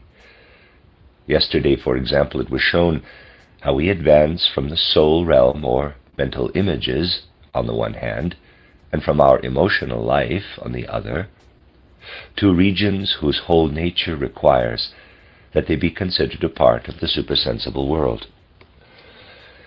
It was seen that this is what they are from the simple fact that the soul realm stops prematurely at a certain boundary line in relation to such matters. Even intelligent psychologists have had to halt at that point in their investigations of the soul. The kinds of concerns we encounter in imagination, inspiration, and intuition are, of course, familiar to theosophists from other perspectives. Footnote: Steiner's early articles on imagination, inspiration, and intuition are collected in titled The Stages of Higher Knowledge. End quote. End footnote. Thus we can assume that the subject that has grown familiar from completely other viewpoints, such as in my book titled How to Know Higher Worlds, is seen as justified when all the threads are followed that lead from the everyday life of the soul, from mental picturing, the emotions, and judging, to imagination, inspiration, and intuition. It is very natural that in order to advance from matters of soul to those of spirit, people pay closest attention to the aspect of soul most familiar with their own soul and spiritual life, in attempting to gain self-knowledge of a soul's spiritual nature. It has been pointed out in these lectures that within Western development up to the 19th century, and even until our own time, humankind has found it difficult to recognize a fact that seems basic to us. The fact we are speaking of is that our human spirit passes through more than one earthly life. At the end of the second lecture, we familiarized ourselves with the typical struggles exemplified by the psychologist Rudolf, whose scientific honesty led him to ask how it could be that our eternal spirit could be thought to descend again and again into a physical body that resembles a kind of purgatory, or a kind of dungeon or prison. Must we, he asked, regard everything that has to do with love relationships and the contrast between the sexes only as devices for imprisoning people's souls for the period between birth and death? In view of such sincere objection to the doctrine of reincarnation, it is necessary to ask whether Rudolf is taking one standpoint, that is, nothing more than that, one standpoint, and whether still some other viewpoint is impossible. We will have to grant Rudolf his sincere enthusiasm for all the beautiful and glorious aspects of life, for it is from the spiritual life of the West that he drew the enthusiasm he felt for the external world, and for everything that is great and beautiful in it. It seemed to him that the reincarnation doctrine was attempting to say that there is an eternal spirit in the human individual that is capable of leading a good and blissful life in the spiritual world, and that is being thrust into and imprisoned in a world not in the least suited to its lofty nature. If that were asserted, people who are rightly enthusiastic about the beauty and grandeur of God-given nature, of historical evolution, and the ennobling passions and drives of which the soul is capable, might well rise up and rebel with Rudolf. They might object against souls being subjected to reincarnation, and thereby doomed to repeated imprisonment. Is that the only possible view of the matter? We have to admit that there are indeed people among the supporters of the reincarnation doctrine who share Rudolf's idea that the human spirit descends from lofty heights to what amounts to imprisonment in the body. Views like this, however, are just a collection of vague ideas about repeated earthly lives, not what spiritual science is in a position to offer as the fruit of spiritual research. We must ask whether it cannot be acknowledged that the situation into which we are born upon entering life between birth and death is marvelously beautiful and grand, and that the human being, as encountered in the physical form, is indeed a kind of image of the Godhead, as the Bible says. That would suffice to make us enthusiastic about it. Then, too, it would have to be admitted that we are not transferred to a prison, but set down, on being reincarnated, in a wonderfully beautiful place, into a glorious dwelling.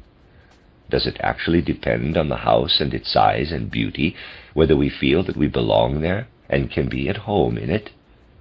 Or rather, does it depend more upon whether we have traits that imprison us there? Does what we feel really depend on the house at all? Or does the fact that we, as individuals inhabiting it, feel it imprisons us because despite its beauty and grandeur, we do not know how to use it and feel chained there? The fact that the house we live in is beautiful, and that the bad part is, at worst, that it is just we ourselves who are lifelong prisoners in it, is demonstrated by the spiritual observation that rises, by way of imagination, to inspiration and intuition, to true insight into the element in the human being that passes through different earthly lives. The first experience that we have as we go in reverse sequence from the life of mental picturing into the imaginative world is a world of pictures. Into this world, in every time, the most different kinds of people have entered. If we take this imaginative world, it can be revealed on the basis of careful concentration, meditation, and so forth, or upon the basis of special capacities of the soul, purely according to its manifestation, then it presents itself at first as the rudiments and remains of the yet external sense-perceptible world. The human being sees all kinds of things in that imaginative world, such as houses, animals, people, and this or that event that really play out pictorially. We have before us scenes and beings in a very living world of pictures. On the other hand, that imaginative world has the characteristic of belonging to the supersensible, in a certain sense, in that people cannot simply arbitrarily determine the symbols or pictures. They underlie an inner lawfulness that leaves its imprint upon them. Particular supersensible relationships are expressed in particular symbols and pictures. Where the imaginative world is concerned, we can be quite sure that in all circumstances we will find that a specific stage of our soul development, a specific capacity, lives in certain regions of the supersensible world, characterized in pictorial, imaginative form, as being handed a chalice, or being led through a river, or being baptized, and so on. It can also happen that we have unpleasant experiences, like seeing our various characteristics approach us symbolized in animal forms, either as huge terrifying beasts or small scrabbling, crawling ones. Of course, it is impossible, since we find ourselves dealing with a world far richer than our sense world, to give an adequate description of this first level of the imaginative world that the human being can reach.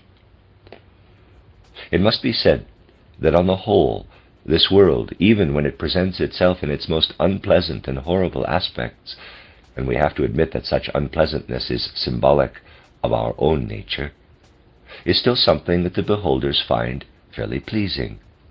Its usual aspect is such that those beholding it overlook the quality of the experience, and are quite happy that they are in the spiritual world at all. That is perfectly understandable. For even when it is distinctly horrid, the spiritual world entered is not hard to bear, being basically a world of pictures. Only if we lack sufficient strength and are thereby overwhelmed or weighed down by this world does it destroy our healthy soul life. A sense of moral responsibility, or a feeling of responsibility toward all creation, does not necessarily follow such viewing of the imaginative world. Indeed, the exact opposite can be the case. It can happen, for example, that individuals who have reached a high degree of perfection in their perceiving of this world become morally loose in regard to their feeling for truth and untruth. There the clairvoyant is sorely tempted to take the truth pertaining to the physical world lightly, and then not to develop a special sense of responsibility with regard to truth. It is, in a sense, a calamity that with imaginative clairvoyance something like an incapacity to distinguish between the objectively true and the false can occur.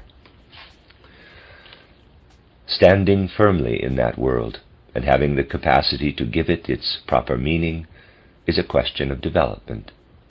We can actually be quite undeveloped as human beings and still have the imaginative world before us. We can have many, many vision-like imaginations of the higher world, but we do not need to stand particularly high as human beings. As I said, it is a question of development. With time, development helps us to learn the difference between various imaginations, just as we learn to differentiate in the physical world. Differentiating in the physical world, however, occurs at such an early age that we normally do not give it any consideration. In the physical world, we do not confuse a tree frog with an elephant. We learn to differentiate among various phenomena. We learn to separate and to arrange them to make the physical world appear orderly. People initially confront the world of imagination as though they were in the physical world and were about to confuse a frog with an elephant, unable to differentiate between them. The world of imagination seems homogeneous, and it all appears to have a uniform level of importance. We must first learn to be able to give one thing more weight and another less. A peculiarity of that world is that it does not appear large or small to us because of its own nature, but because of our own. Suppose, for example, that a man is very arrogant. His arrogance is pleasant to him. But if the world of imagination now opens to him, the feeling of pleasure in his arrogance carries over to become the size of the beings he sees there. Everything in the world of imagination that represents arrogance or pride appears gigantic. To him it appears to have tremendous importance. On the other hand, something that would seem large to a humble person appears to him to be small, like a tiny frog. The perspective that world presents all depends on the characteristics of the viewer. It is a question of human development that the proper relationships, intensities, and qualities of that world be accurately recognized. Everything there is quite objective, but people can distort it and then see caricatures. The important thing is that along with this knowledge of the supersensible, people must in a certain way experience what they themselves are. That means that people must learn to know themselves in an imaginative way. That is, of course, fatal, because the perspective for what is in the imaginative world is completely determined by the person's own qualities of soul. It can be directed in a false or a proper sense. What does it really mean to say that we have to learn to understand ourselves through imagination? It means that we have to confront the self in the world of imagination as an objective image among all the imaginations and images there. Just as we confront a bell or any other object in the physical world, we must confront ourselves in the world of imagination, in objective reality, as we truly are. This can be achieved appropriately only through ascending, by means of meditation and the like, from perception of the external world to the life in our mental images. This can be accomplished by imagining very specific symbols, as already mentioned, in order to free ourselves from the external world and learn to live in the purely inner life of mental picturing long enough to experience that life as something natural. We then notice something in the nature of a splitting of our being, of our personality. Often we have to pull ourselves together to avoid letting a particular condition develop too much. When this condition develops, we gradually come to experience a mental image in which we live and become wholly absorbed. so that we no longer say, quote, I am what my body is, unquote. Instead, we have before us an imagination, quote, that is you, that is how you are, unquote. Then it happens that we occasionally notice how the other part of our being, which had not freed itself, acts as though it were an automaton, that we are living above and beyond it, but that it nevertheless has a desire to talk automatically, gesticulate, and so on. Unschooled individuals sometimes discover themselves making all sorts of grimaces because they have pulled something out of themselves with the imagination, and the leftover part of them engages in all sorts of automatic behavior. That is something that should not be allowed to go beyond the point of experimentation. It must be kept under control. We must always bring ourselves to the point of having our own being outside us, as we do material objects.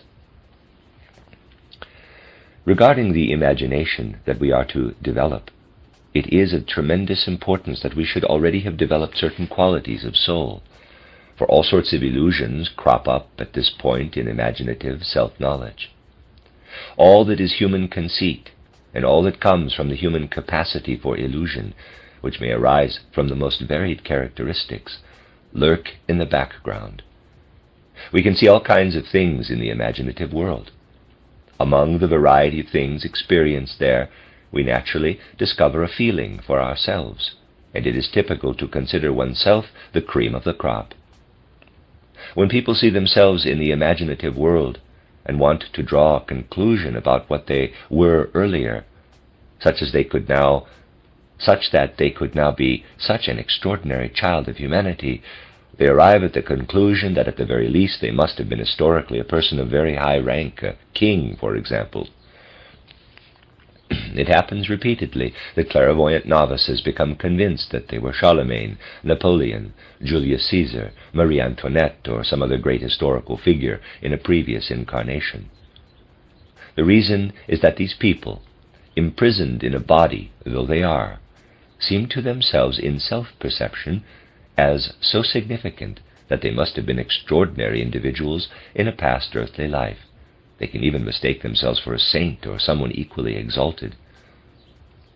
At one point, the Marquise de Pompadour, Marie Antoinette, Frederick the Great, the Duke of Reichstadt, and various other most impressive personalities were all gathered around the same table. You may laugh, but such things are in fact very serious. Such matters make us see that the way individual souls appear to themselves depends completely on their own imaginative experience. We learn to know our own being when we really free ourselves completely from ourselves, when we proceed with every bit of our energy to rid ourselves of the characteristics that we ordinarily recognize to be intolerable, that are bound to affect others as objectionable, that we carry around with us constantly, and if we think about it objectively, that we should not have. We should take these matters to heart, for it is not a case of saying things that will please everybody, but of saying things that are true and that are meant completely objectively. You can be sure that if we set about it objectively enough, we have a full-time job criticizing ourselves, and only in an instance of most extreme necessity, compelled by outer circumstances, should we engage in the commonplace human activity of criticizing and complaining about others. Those who spend much time judging others or criticizing them may be certain that they are losing the time needed to discover in themselves what they must discover, and to rid themselves of what they must rid themselves to attain true imaginative self-knowledge. If, after occupying themselves with spiritual science a long time, people ask why they have not advanced or achieved sight in the spiritual world, the answer that they could give themselves may be quite obvious. It might be that they should take care to abstain from all criticism of others, except when extreme necessity requires it, and above all to learn what such abstention really means. For many people forget, as they begin their day, what that means. It means occasionally to accept from others treatment that can be unpleasant and unfortunate in life. we must be able to accept it. For we know, if we take karma seriously, that what others do to us is something that we have inflicted upon ourselves. Karma requires that it be done to us. It takes endless effort to arrive at imaginative knowledge of ourselves. Then one begins to see why Froschammer's picture of imprisonment does not fit the facts. You notice that your life is actually such as to compel you to say that being incarnated, having the life you are living on the earth, could be beautiful, wholly wonderful and glorious, but you aren't in tune with it.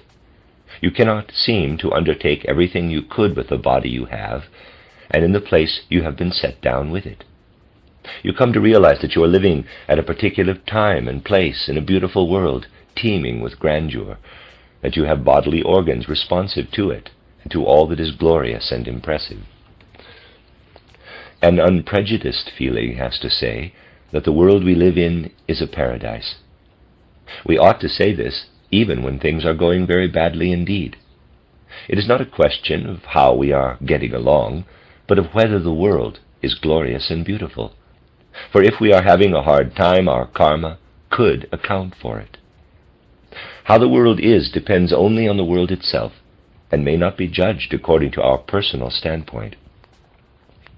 Our bodies and organs have been given to us for full reception of what the world has to offer, for the greatest satisfaction and delight. There is a vast difference between what we could be drawing from our life in this paradise, in our existence between birth and death, if we were to take all it has to offer, and what we actually take. Why do we take so little? That is because something is embodied in our corporeality that is small in comparison with the universe, and that allows only the smallest portion to be taken. Just compare what your eyes see in the course of the day with what they with what they really could see, and you have the ratio between what you might take in and what you truly absorb. Through such knowledge, we experience our extraordinary relationship with spirit. When we come to know ourselves in spirit, we sense that we are not as well suited to it as we might be if we were to put our entire organization to use. Now we discover that something else in the cosmos must counteract what imaginative self-knowledge shows us to be. We come here to an interesting situation, and we must allow it to have complete effect in our souls if we are determined to have self-knowledge. Once we become truly familiar with ourselves in the world of imagination, it is impossible to think of ourselves, compared with the surrounding world, as beings of great and noble nature, as though we were from a higher world and set down in an earthly prison. Indeed, we find that we fail, instead, to measure up to this earthly prison. How infinitely more we could do with our bodies if we could use them completely. This is the way it actually is, and why the universe, which corrects our inadequacies that result from our failure to fully use our physicality, confronts what we are in the world of imagination. It would be tempting to compare the two spheres in full detail. The whole cultural evolution of humankind, from the beginning of Earth to its finish, confronts what we are in the imaginative world. Why does the world of cultural development, from the beginning of Earth to its end, stand over against what we appear to be in our own imagination, in an incarnation, in our existence between birth and death? If we want to answer this question, we come to understand that what we cannot become in a single incarnation has to be achieved in a series of many lives in the course of Earth's evolution.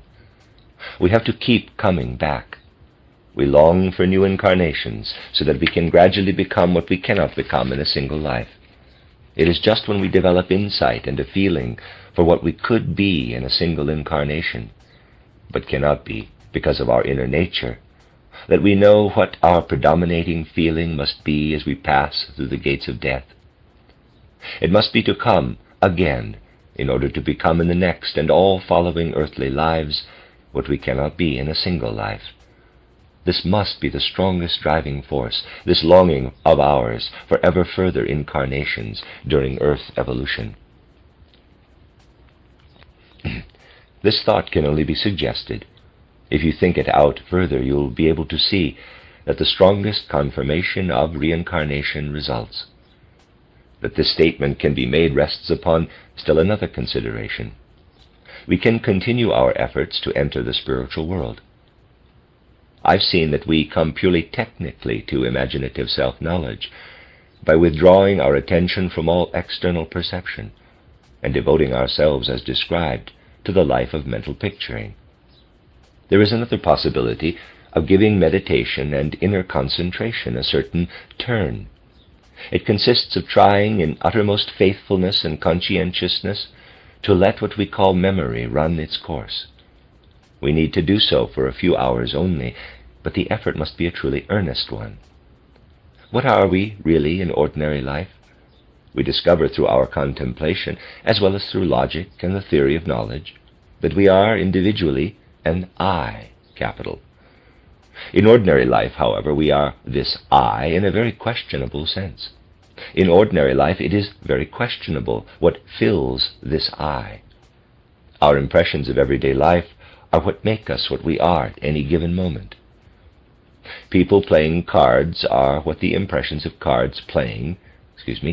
people playing cards are what the impressions of card playing make them. They are not the I then. They are, but not in the sense of being conscious of it. For what we genuinely have in our consciousness are the impressions of ordinary life. We can certainly try to reach our I, but it is something highly variable, flighty, and fluctuating.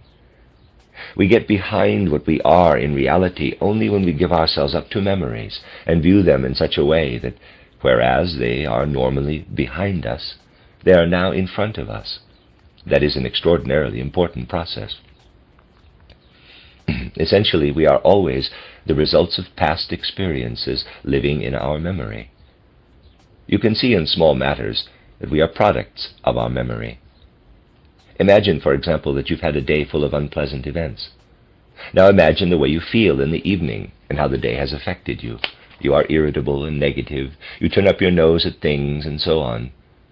Compare this with a day full of satisfying experiences, and what are you? You are joyous, smiling, pleasant to be around, maybe even enjoyable. You are no more real on one occasion than on the other, since you are essentially the product of past experiences. When we review the experiences behind us, going backward through them, then we set them in front of us, and we are ourselves behind them. If you do that seriously, not in a routine, mechanical way, but if you really live further into them in a very vivid way, even if for only a few hours, then something enters your soul, if it is sufficiently able to pay attention to itself, that one might call a fundamental tone that you yourself seem to be. We can sometimes experience that we appear to ourselves to be a bitter, acid-bitter fundamental tone. If you then go to work on yourself thoroughly, which again really depends on your development, that process will rarely show you to yourself as a sweet being. Rather, you will, as a rule, find yourself to be a bitter being. You will find a bitter fundamental tone in yourself. That is the truth. Someone who is capable of applying the requisite attention to him or herself will, in this way, gradually arrive at what may be called an inspired self-cognition. The path leads through bitter experiences, but then one truly appears to oneself to be like an instrument badly out of tune. In the world of the harmony of the spheres, we usually cause a discord at first. As our self-knowledge increases, we realize more fully how incapable we are of making the most of this glorious divine nature from which we could derive so much if we were only equal to it. If we do such an exercise often and repeatedly, we are forced, as the decline of our life approaches, after one has passed the age of 35, to recognize from the peculiar sounding of our basic tone that it can be interpreted only as a sign that we have much, very much to do in the way of improving the efforts begun in our present incarnation. It can only be interpreted to mean that we must long with all our power to be clothed again in such a physical body, so that we might correct what we neglected in this present life. The desire to be reincarnated is one of the most important consequences of attaining self-knowledge. People who are repelled by the thought are simply revealing how far all that they have garnered of the glorious divinity of the nature they were born into falls short of what is possible. The second thing achieved is therefore the inspired human being, when individuals recognize themselves in the spiritual world of tone as they come there in the previously characterized way.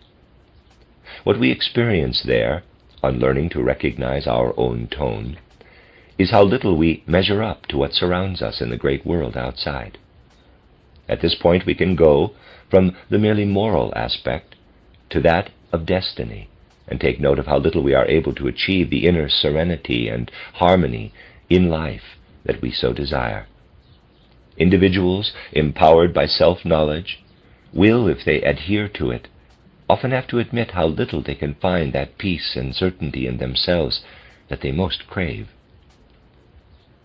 To characterize this, we may be reminded here of a beautiful passage in one of Goethe's writings, in which he describes sitting on a mountain peak that exemplified the peaceful order of nature, and seeing spread out before him the, quote, oldest son of nature, unquote, granite. He senses the inner consistency, the grandeur of nature's lawfulness, its tranquility, which is in such contrast to the inward movement and the alternating between pleasure and suffering, between ecstasy and despair, that are the basic inner tone of human nature. When we begin with such a mood, and look at the laws of nature that existed when human beings lived under quite different cultural conditions long ago, and that still govern nature today, we will realize something that it would take 10 or 20 lectures to deal with adequately.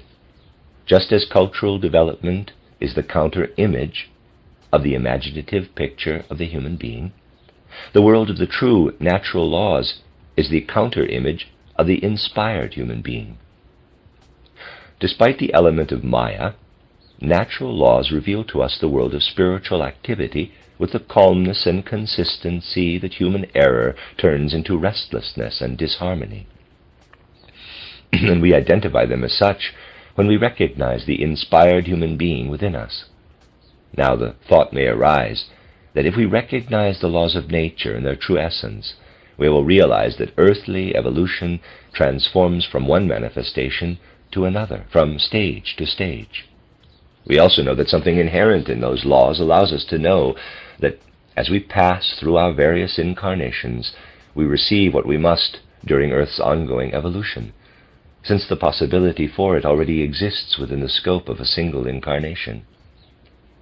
We will find at the end of Earth's existence the conditions in the outer world that, because of the inherent steadfastness and dependability of natural lawfulness, will compensate for what we spoil as a result of insufficient development as inspired human beings. Thus we see a deep connection between what lies spread out as laws of nature, as the deeds of the spirit in the natural world, and what appears to us as a kind of counterpicture when we discover the deeper human being in us through inspiration. For this reason, the inner serenity and harmony of the lawfulness of nature were always featured in esoteric life and in the mysteries of all ages as the model for our own inner order. It was not for nothing that those who attained the 6th degree of initiation were called sun heroes, to indicate that their own inner being had achieved such order, and that they could just as little err from that appointed path because of their inner regularity and their inner certainty than the sun could stray from its course through the cosmos. If it were to do so for a single moment, indescribable chaos and destruction would have taken place in the cosmos. There is, of course, a further stage of self-knowledge. We could progress to an intuitive knowledge of the human being. That means an ascent into heights so lofty that it would be difficult to characterize it, or what appears in the external world, as a counter-picture of the intuitive human being.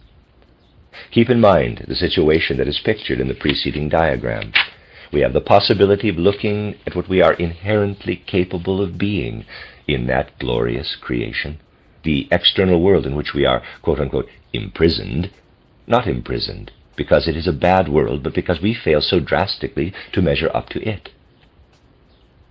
We see here that very important matters depend on correctly assessing all the cosmic relationships.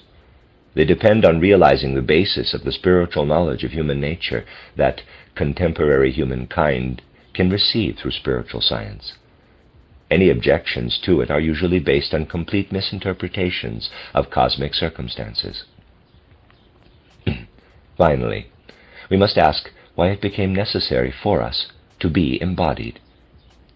To further illustrate the answer, I will remind you of lectures by Dr. Unger on the position of the I am, in terms of our whole inner life. I will also remind you of what I presented on this subject in title Intuitive Thinking as a Spiritual Path, and in title Truth and Science. A slight effort in thinking is certainly enough to show us that important beings exist behind the I am. But what we first experience, we experience only in our consciousness, precisely in our I consciousness or self-awareness. This is interrupted every night in sleep. If we were only to sleep and never awaken, then in spite of the fact that we could be an I, we would never of ourselves notice that we are. Upon what then does becoming aware of the I depend? It depends upon our experiencing ourselves as we are while we are awake, using our physical bodies and organs and confronting the entire physical world. We must experience our I being in our body. If we never descended to earth to make use of a body, we would eternally sense ourselves as just a part of an angel, say, or of an archangel, in a way a hand feels itself to be a part of our organism. We would never be able to come to an awareness of our independent being. That would be absolutely impossible. We could develop all sorts of contents of consciousness, experience all the great aspects of the universe, but never could we develop an I consciousness without entering a body. It is from the body that we have to derive our I consciousness. When you study the sleep state and what dreams reveal, you see that there is something working in them that is independent of the I. Imprisonment in a body and making use of our senses and our brain is essential to I consciousness.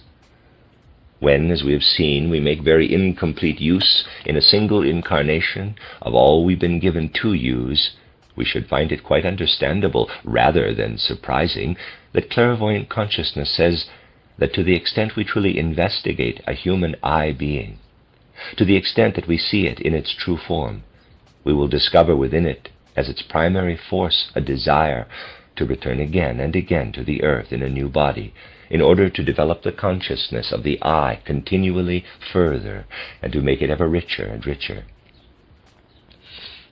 In this respect, we duplicate in our own individuality what the theosophists of the 18th century so often said, something that, when we transform it into spirit knowledge or pneumatosophy, can be extraordinarily helpful to us. How did theosophists of the 18th century, such as Ettinger, Bengel, and Volcker, whose writings appear so primitive to us in comparison with the spiritual science of today, express the meaning of the spiritual activity of the gods, or as they put it from their monotheistic standpoint, of God himself? They had a very beautiful formula for expressing the basic attribute of the divine spirit. They said bodily nature, the world of matter, is the end of the paths of God. That is a wonderful saying. It meant that the impulses inherent in the Godhead had prompted it to traverse many worlds of the Spirit and descend in order to come to a kind of end, an end from which it turns around in order to rise again. This end is the shaping, the crystallizing of divine beings in the bodily form. Translated into terms more expressive of inner reality, what the theosophists of the 18th century were saying was that, looked at from the standpoint of higher worlds, the spirit is seen to be thirsting for embodiment, and that this longing is stilled only when embodiment is achieved, when the end of the paths of God is reached in the corporeal, and the return journey begins. This saying was a beautiful one, more illuminating and revelatory of the occurrences and the being of the human than much that the philosophy of the 19th century had to offer. Although there was absolutely no theosophical work or activity going on in the first half of the 19th century particularly, and none in its second third, theosophists of the older sort were still to be found in the first half of the 18th century.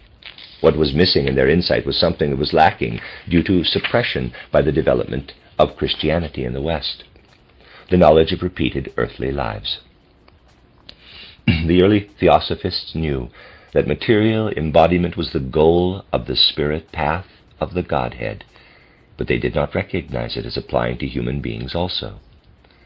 In human beings they would have had to see that human nature is such that at every further incarnation the longing must arise for still further embodiment until our incarnations have rendered us mature enough to be able to go on to other forms of existence. With the ending of these lectures on pneumatosophy, I feel more keenly than ever how sketchy and merely indicative a picture could be given in these 4 hours. And the same thing holds true for the lectures on pneumatosophy as for the 2 previous series on anthroposophy and psychosophy that were meant to serve as indications only. You will find, if you pursue them, that they contain rich material that can be worked with in a great variety of ways. To do so, you will need to look about you in the world and draw on many resources to corroborate what could be offered here in a brief and cursory form only, in a sort of charcoal sketch, instead of giving it the stretch of time it would have taken to form a complete picture. Because spiritual science is so comprehensive, if we were to proceed in the systematic way in which other sciences work, we would not have arrived after 10 years' work in our section at the point where we now stand. We would perhaps be only at the point where we were at the end of the first quarter of the year. Let me say, as we end this cycle, that we count on individuals in our community having the serious will and the independent impulse to go on working on what was given here as indications. Much will surface in such independent work from those regions that could not even be mentioned, and everyone will be able to find in his or her way the starting point for the work. Each of you will be able to convince yourself, when you proceed in an independent way, that our community will best stand the test if the feeling for inner independence becomes greater and greater. It is the feeling that you receive something that motivates you in such a way that your inner being comes more and more to experience the world, that can be opened to humanity through that spiritual stream we refer to as theosophical. The end of Lecture 12. This was a reading of a set of actually maybe 3 small cycles entitled The Psychology of Body, Soul, and Spirit, 12 lectures on anthroposophy, psychosophy, and pneumatosophy. Given in Berlin, the first set of 4 from October 23rd through the 27th, 1909, the second 4 from November 1st through November 4th, 1910, the third cycle of 4 from December 12th through December 16th, 1911, translated by the late Marjorie Spock. However, our third quarter earnings show a market.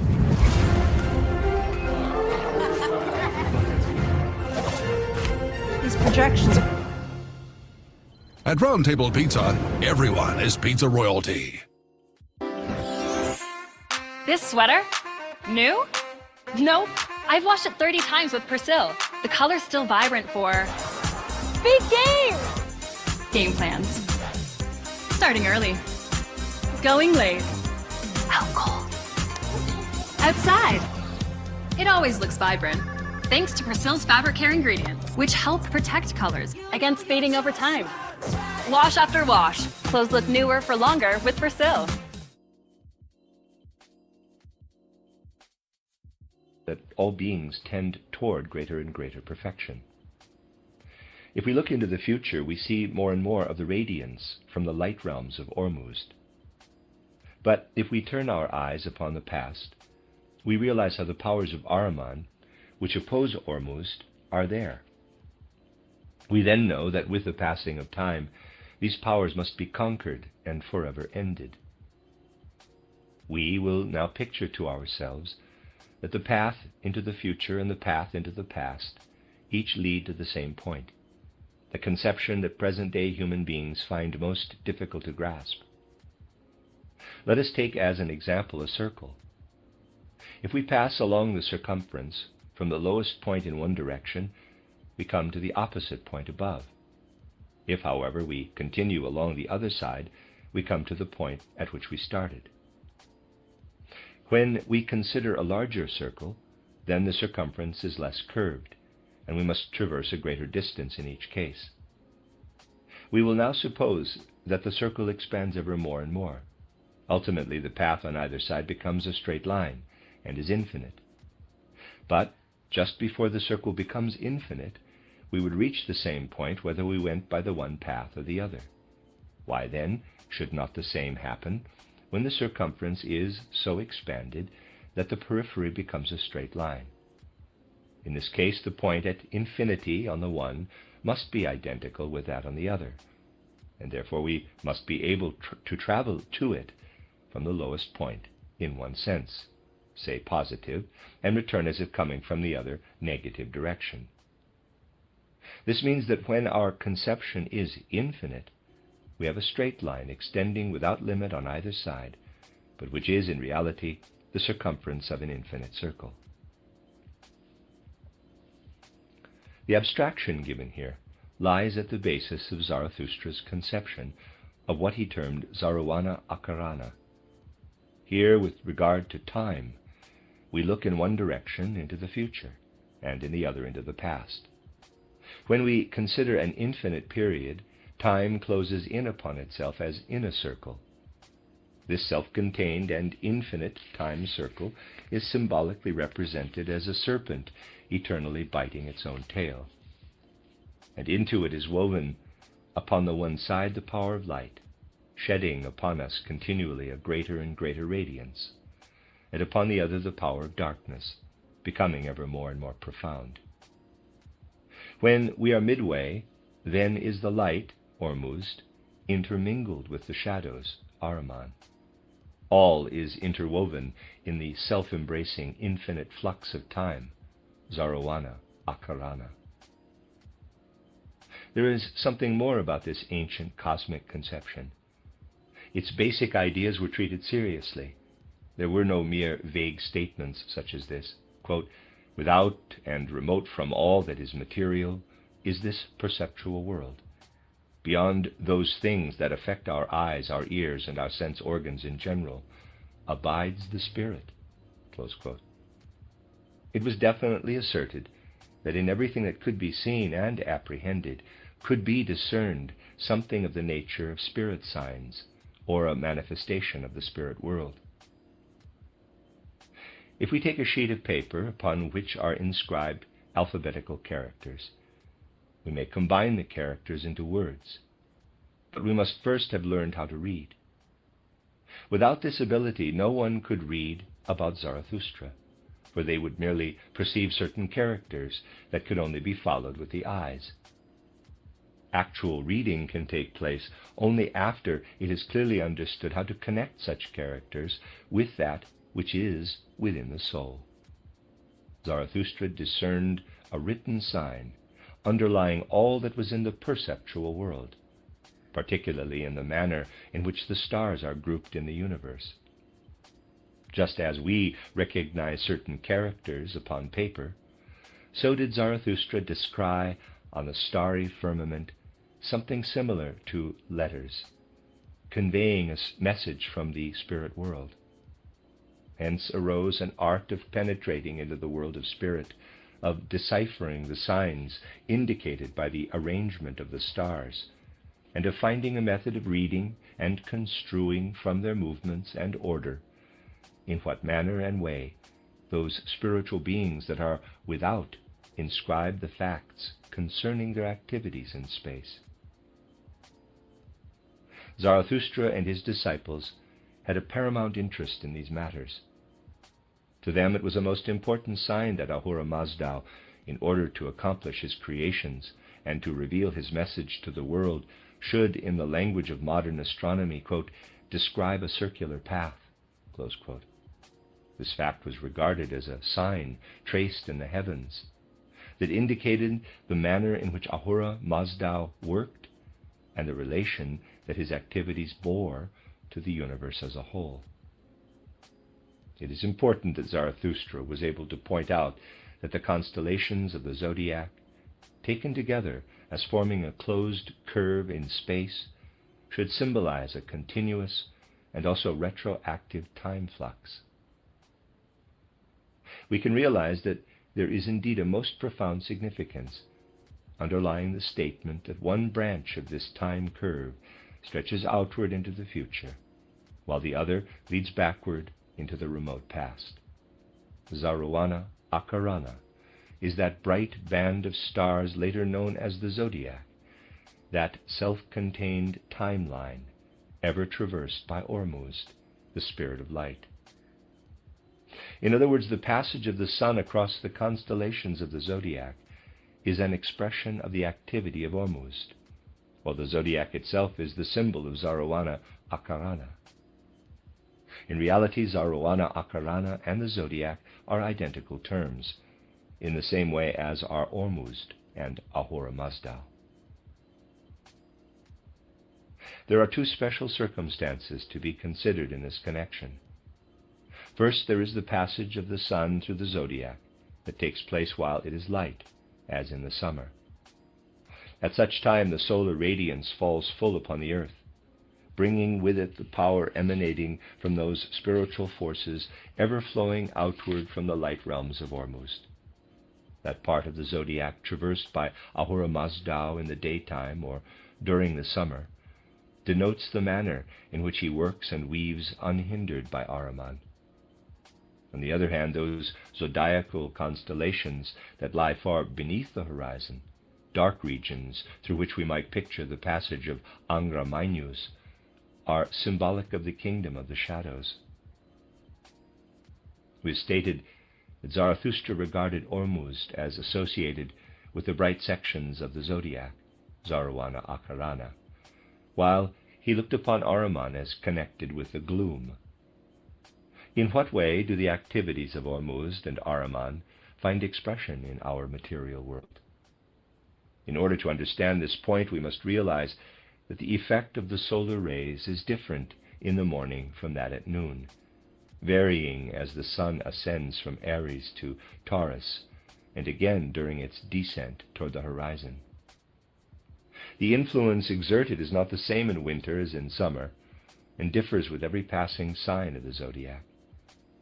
Zarathustra regarded the changing aspects of the sun in connection with the zodiacal constellations as symbolic of the activities of Ormuzd, proceeding from different directions, and from which came those spiritual beings that are both his servants and his sons, and who are ready at all times to execute his commands. These are the Amshaspans, or Ameshas Pentas, subservient entities to each of whom is allotted some special duty. While Ormuzd controls all active functions in the light realms, the Amshaspans undertake that specific work which finds expression in the transmission of the sun's light when it is in Aries, Taurus, Cancer, and so on. But the true vital activity of Ormuzd is manifested in the full radiance of the sun, shining throughout all bright signs of the zodiac from Aries to Libra or Scorpio. Following the Zarathustrian line of thought, we might say, quote, "It is as though the evil powers of Ahriman came through the earth from those dark regions where abide his servants, his own Amshaspans, who are opposed to the good genii standing by the side of Ormuzd." Close quote. Zarathustra actually distinguished 12 different subservient spirit entities, 6 or 7 on the side of Ormuzd and 5 or 6 on that of Ahriman. These are regarded as typical of good or evil genii, Amashas Pentas, lower spirits, according to whether their influence comes from the sun's rays, from the bright signs of the zodiac, or emanates from those that are in gloom. Goethe had the subservient spirits of Ormuzd in mind when he wrote the following words at the beginning of Faust and the prologue of Heaven. Quote, "But ye, God's sons in love and duty, enjoy the rich, the ever-living beauty, creative power that works eternal schemes. Clasp you in bonds of love, relaxing never, and what in wavering apparition gleams, fix in its place with thoughts that stand forever." Close quote, translated by Bayard Taylor. Let me give the German a try. Doch ihr, die echten Göttersöhne, erfreut euch der lebendig reichen Schöne, das Werdende, das ewig wirkt und lebt. Umfass euch mit der Liebe holden Schranken, und was in schwankender Erscheinung schwebt, befestiget mit dauernden Gedanken. End of footnote. It is apparent in this passage that the conception which Goethe formed of, in quotes, God's sons, as the servants of the highest divine power, is similar to Zarathustra's concept concerning the Amshaspans, of which he recognized, as noted, 12 different kinds. Again, subservient to these Amshaspans entities, subservient to these Amshaspand entities, according to Zarathustrianism, are still lower orders of spiritual powers or forces, among which some 28 separate types are usually distinguished. These are the so-called Izarads or Izeds. The number of different classes into which they may be divided is, however, indeterminate, being variously estimated from 24 to 28 and even as high as 31. There is yet a third division of spiritual powers or forces termed by Zarathustra Feruhars or Frahashars. According to our conceptions, the Feruhars have the least influence of any upon our tendencies and dispositions in the material world, and are regarded as that spiritual element which permeates the great macrocosm and underlies all perceptual physical activity. They are the reality behind everything of which we are conscious, and appears to us as merely external and material. While we picture the Amshaspans as controlling the 12 forces at work during all physical effects, engendered by the action of light, and the Izeds as governing those that influence the animal kingdom, so do we consider the Feruhars, in addition to possessing the quality mentioned earlier, as spiritual entities, having under their guidance the group souls of animals. Thus did Zarathustra discern a specialized realm beyond this perceptual universe, a perfectly organized superperceptual world, and his concept was absolutely definite and in no sense an abstraction. Behind Ormuzd and Ahriman he pictured Zarawana Akarana, then the good and bad Amshaspans, below them the Izeds, and last the Feruhars. The human being is a replica in miniature of the great universe, and therefore all forces operative in the cosmos must be present in some manner within each person's being.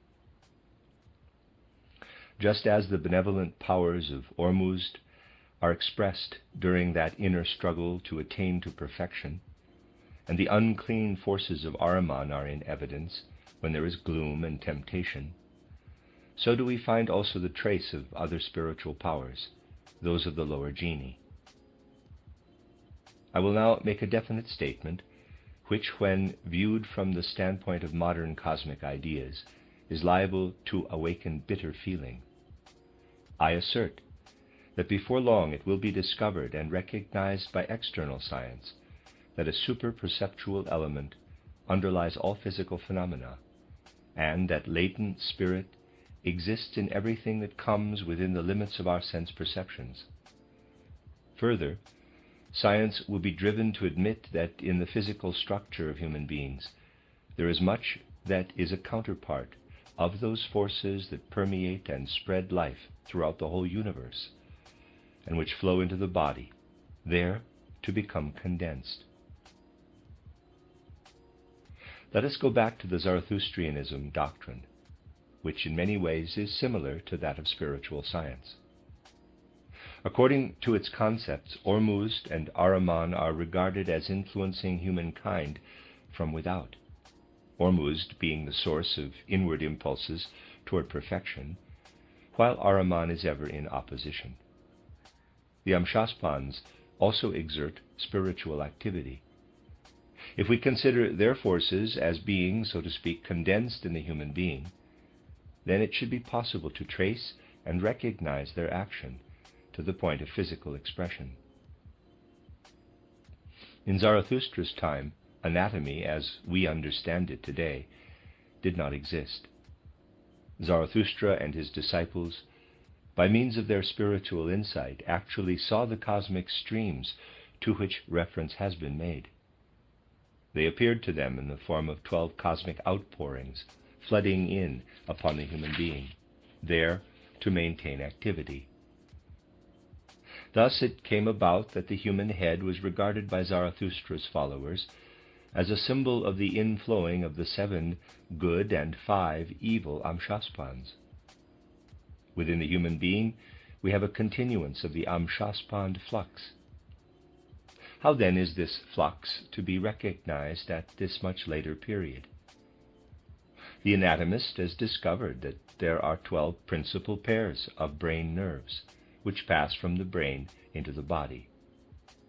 These are the physical counterparts, as it were, of the 12 condensed Amshaspand outflowings, namely 12 pairs of nerves of extreme potency in bringing about either the highest perfection or the greatest evil. Here then we find reappearing in our present age, but transformed into material terms, that concept which had come to Zarathustra from the spirit world, and which he preached to his disciples. There is, however, in all this a point of controversy. It is so easy for anyone in our day to maintain that the statements of spiritual science become wholly fantastic, when it is alleged that Zarathustra, speaking of 12 Amshaspans, had in mind something connected with the 12 pairs of nerves in the human head. But the time will come when the world will gain yet another item of knowledge, for it will be discovered in what manner and form the spirit which permeates and lives throughout the universe continues to be active in human beings. The old Zarathustrianism has arisen once again in our modern physiology.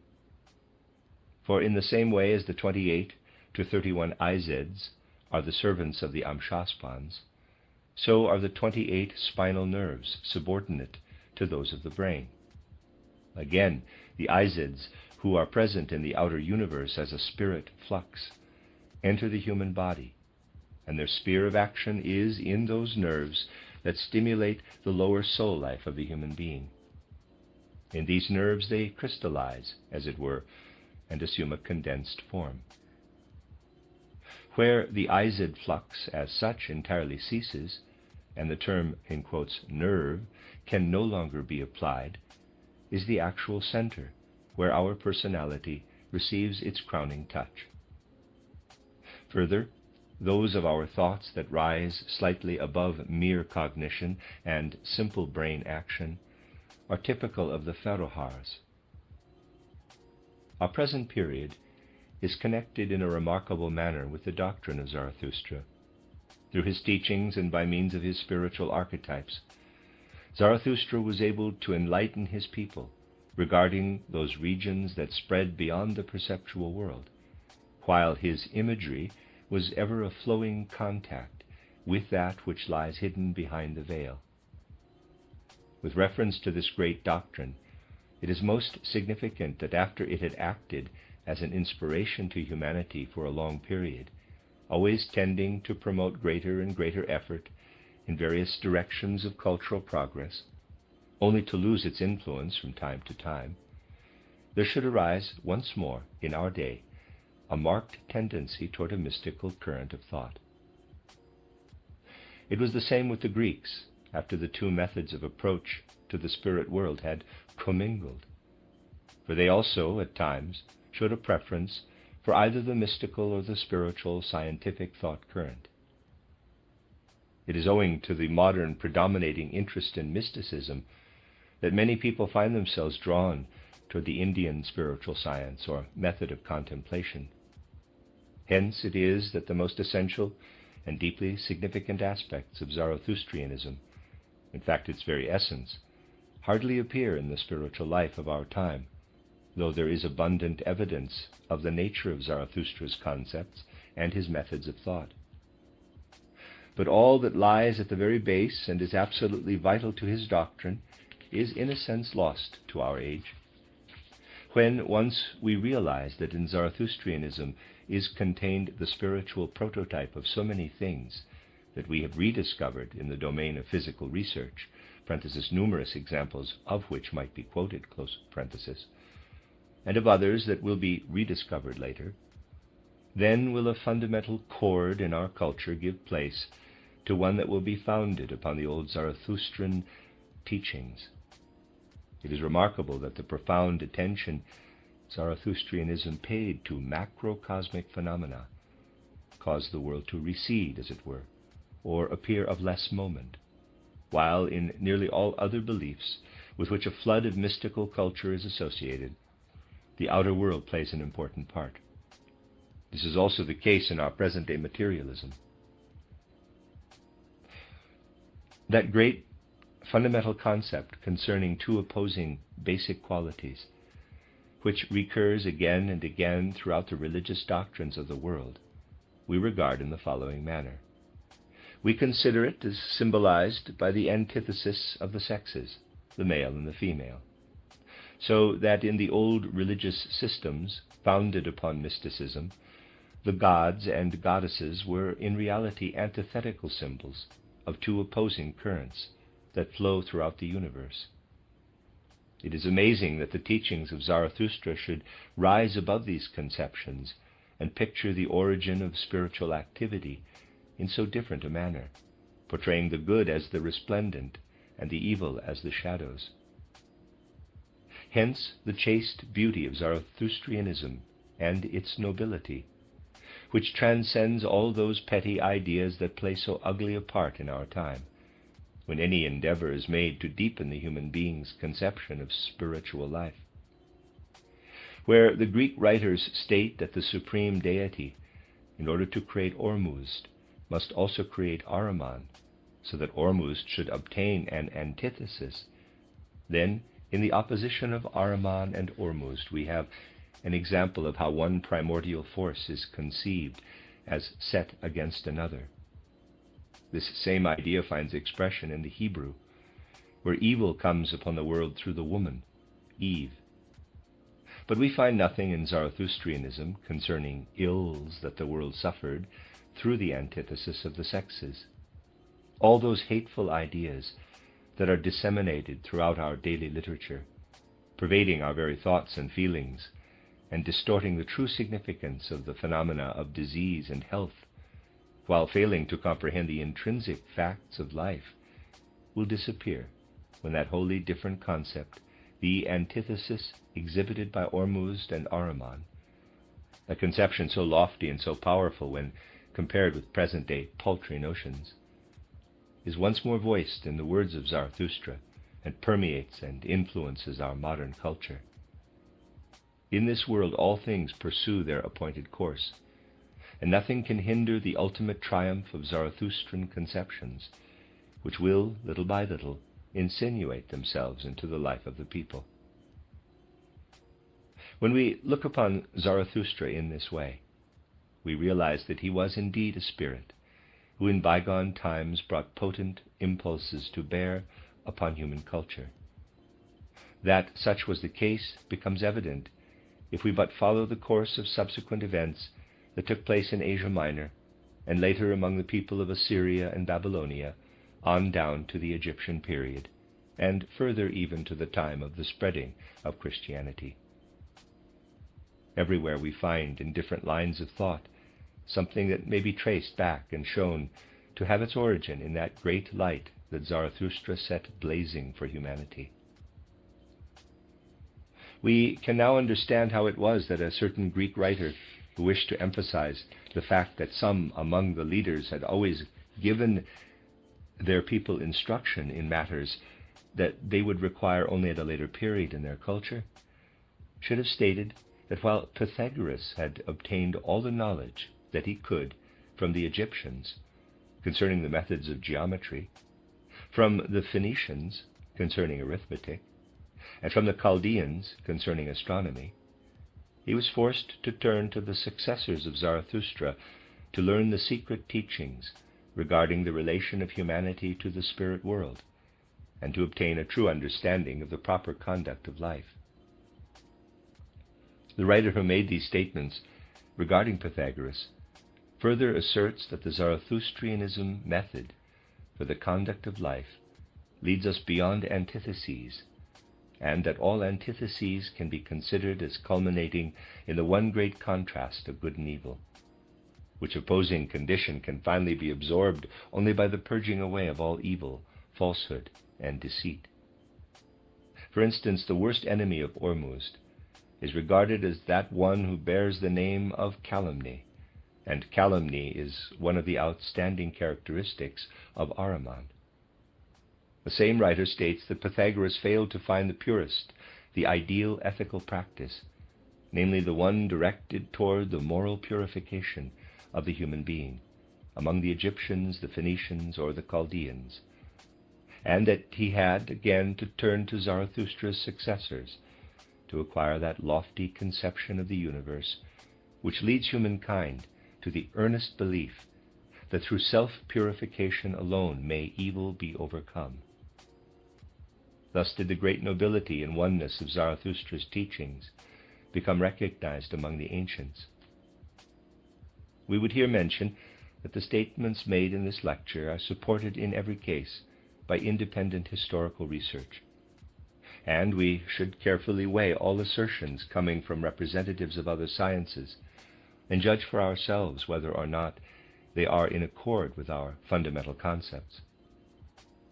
For instance, take the case of Plutarch, when he said that, in the sense of Zarathustrianism, the essence of light as it affects the earth is regarded as of supreme loveliness, and that its spiritual counterpart is truth.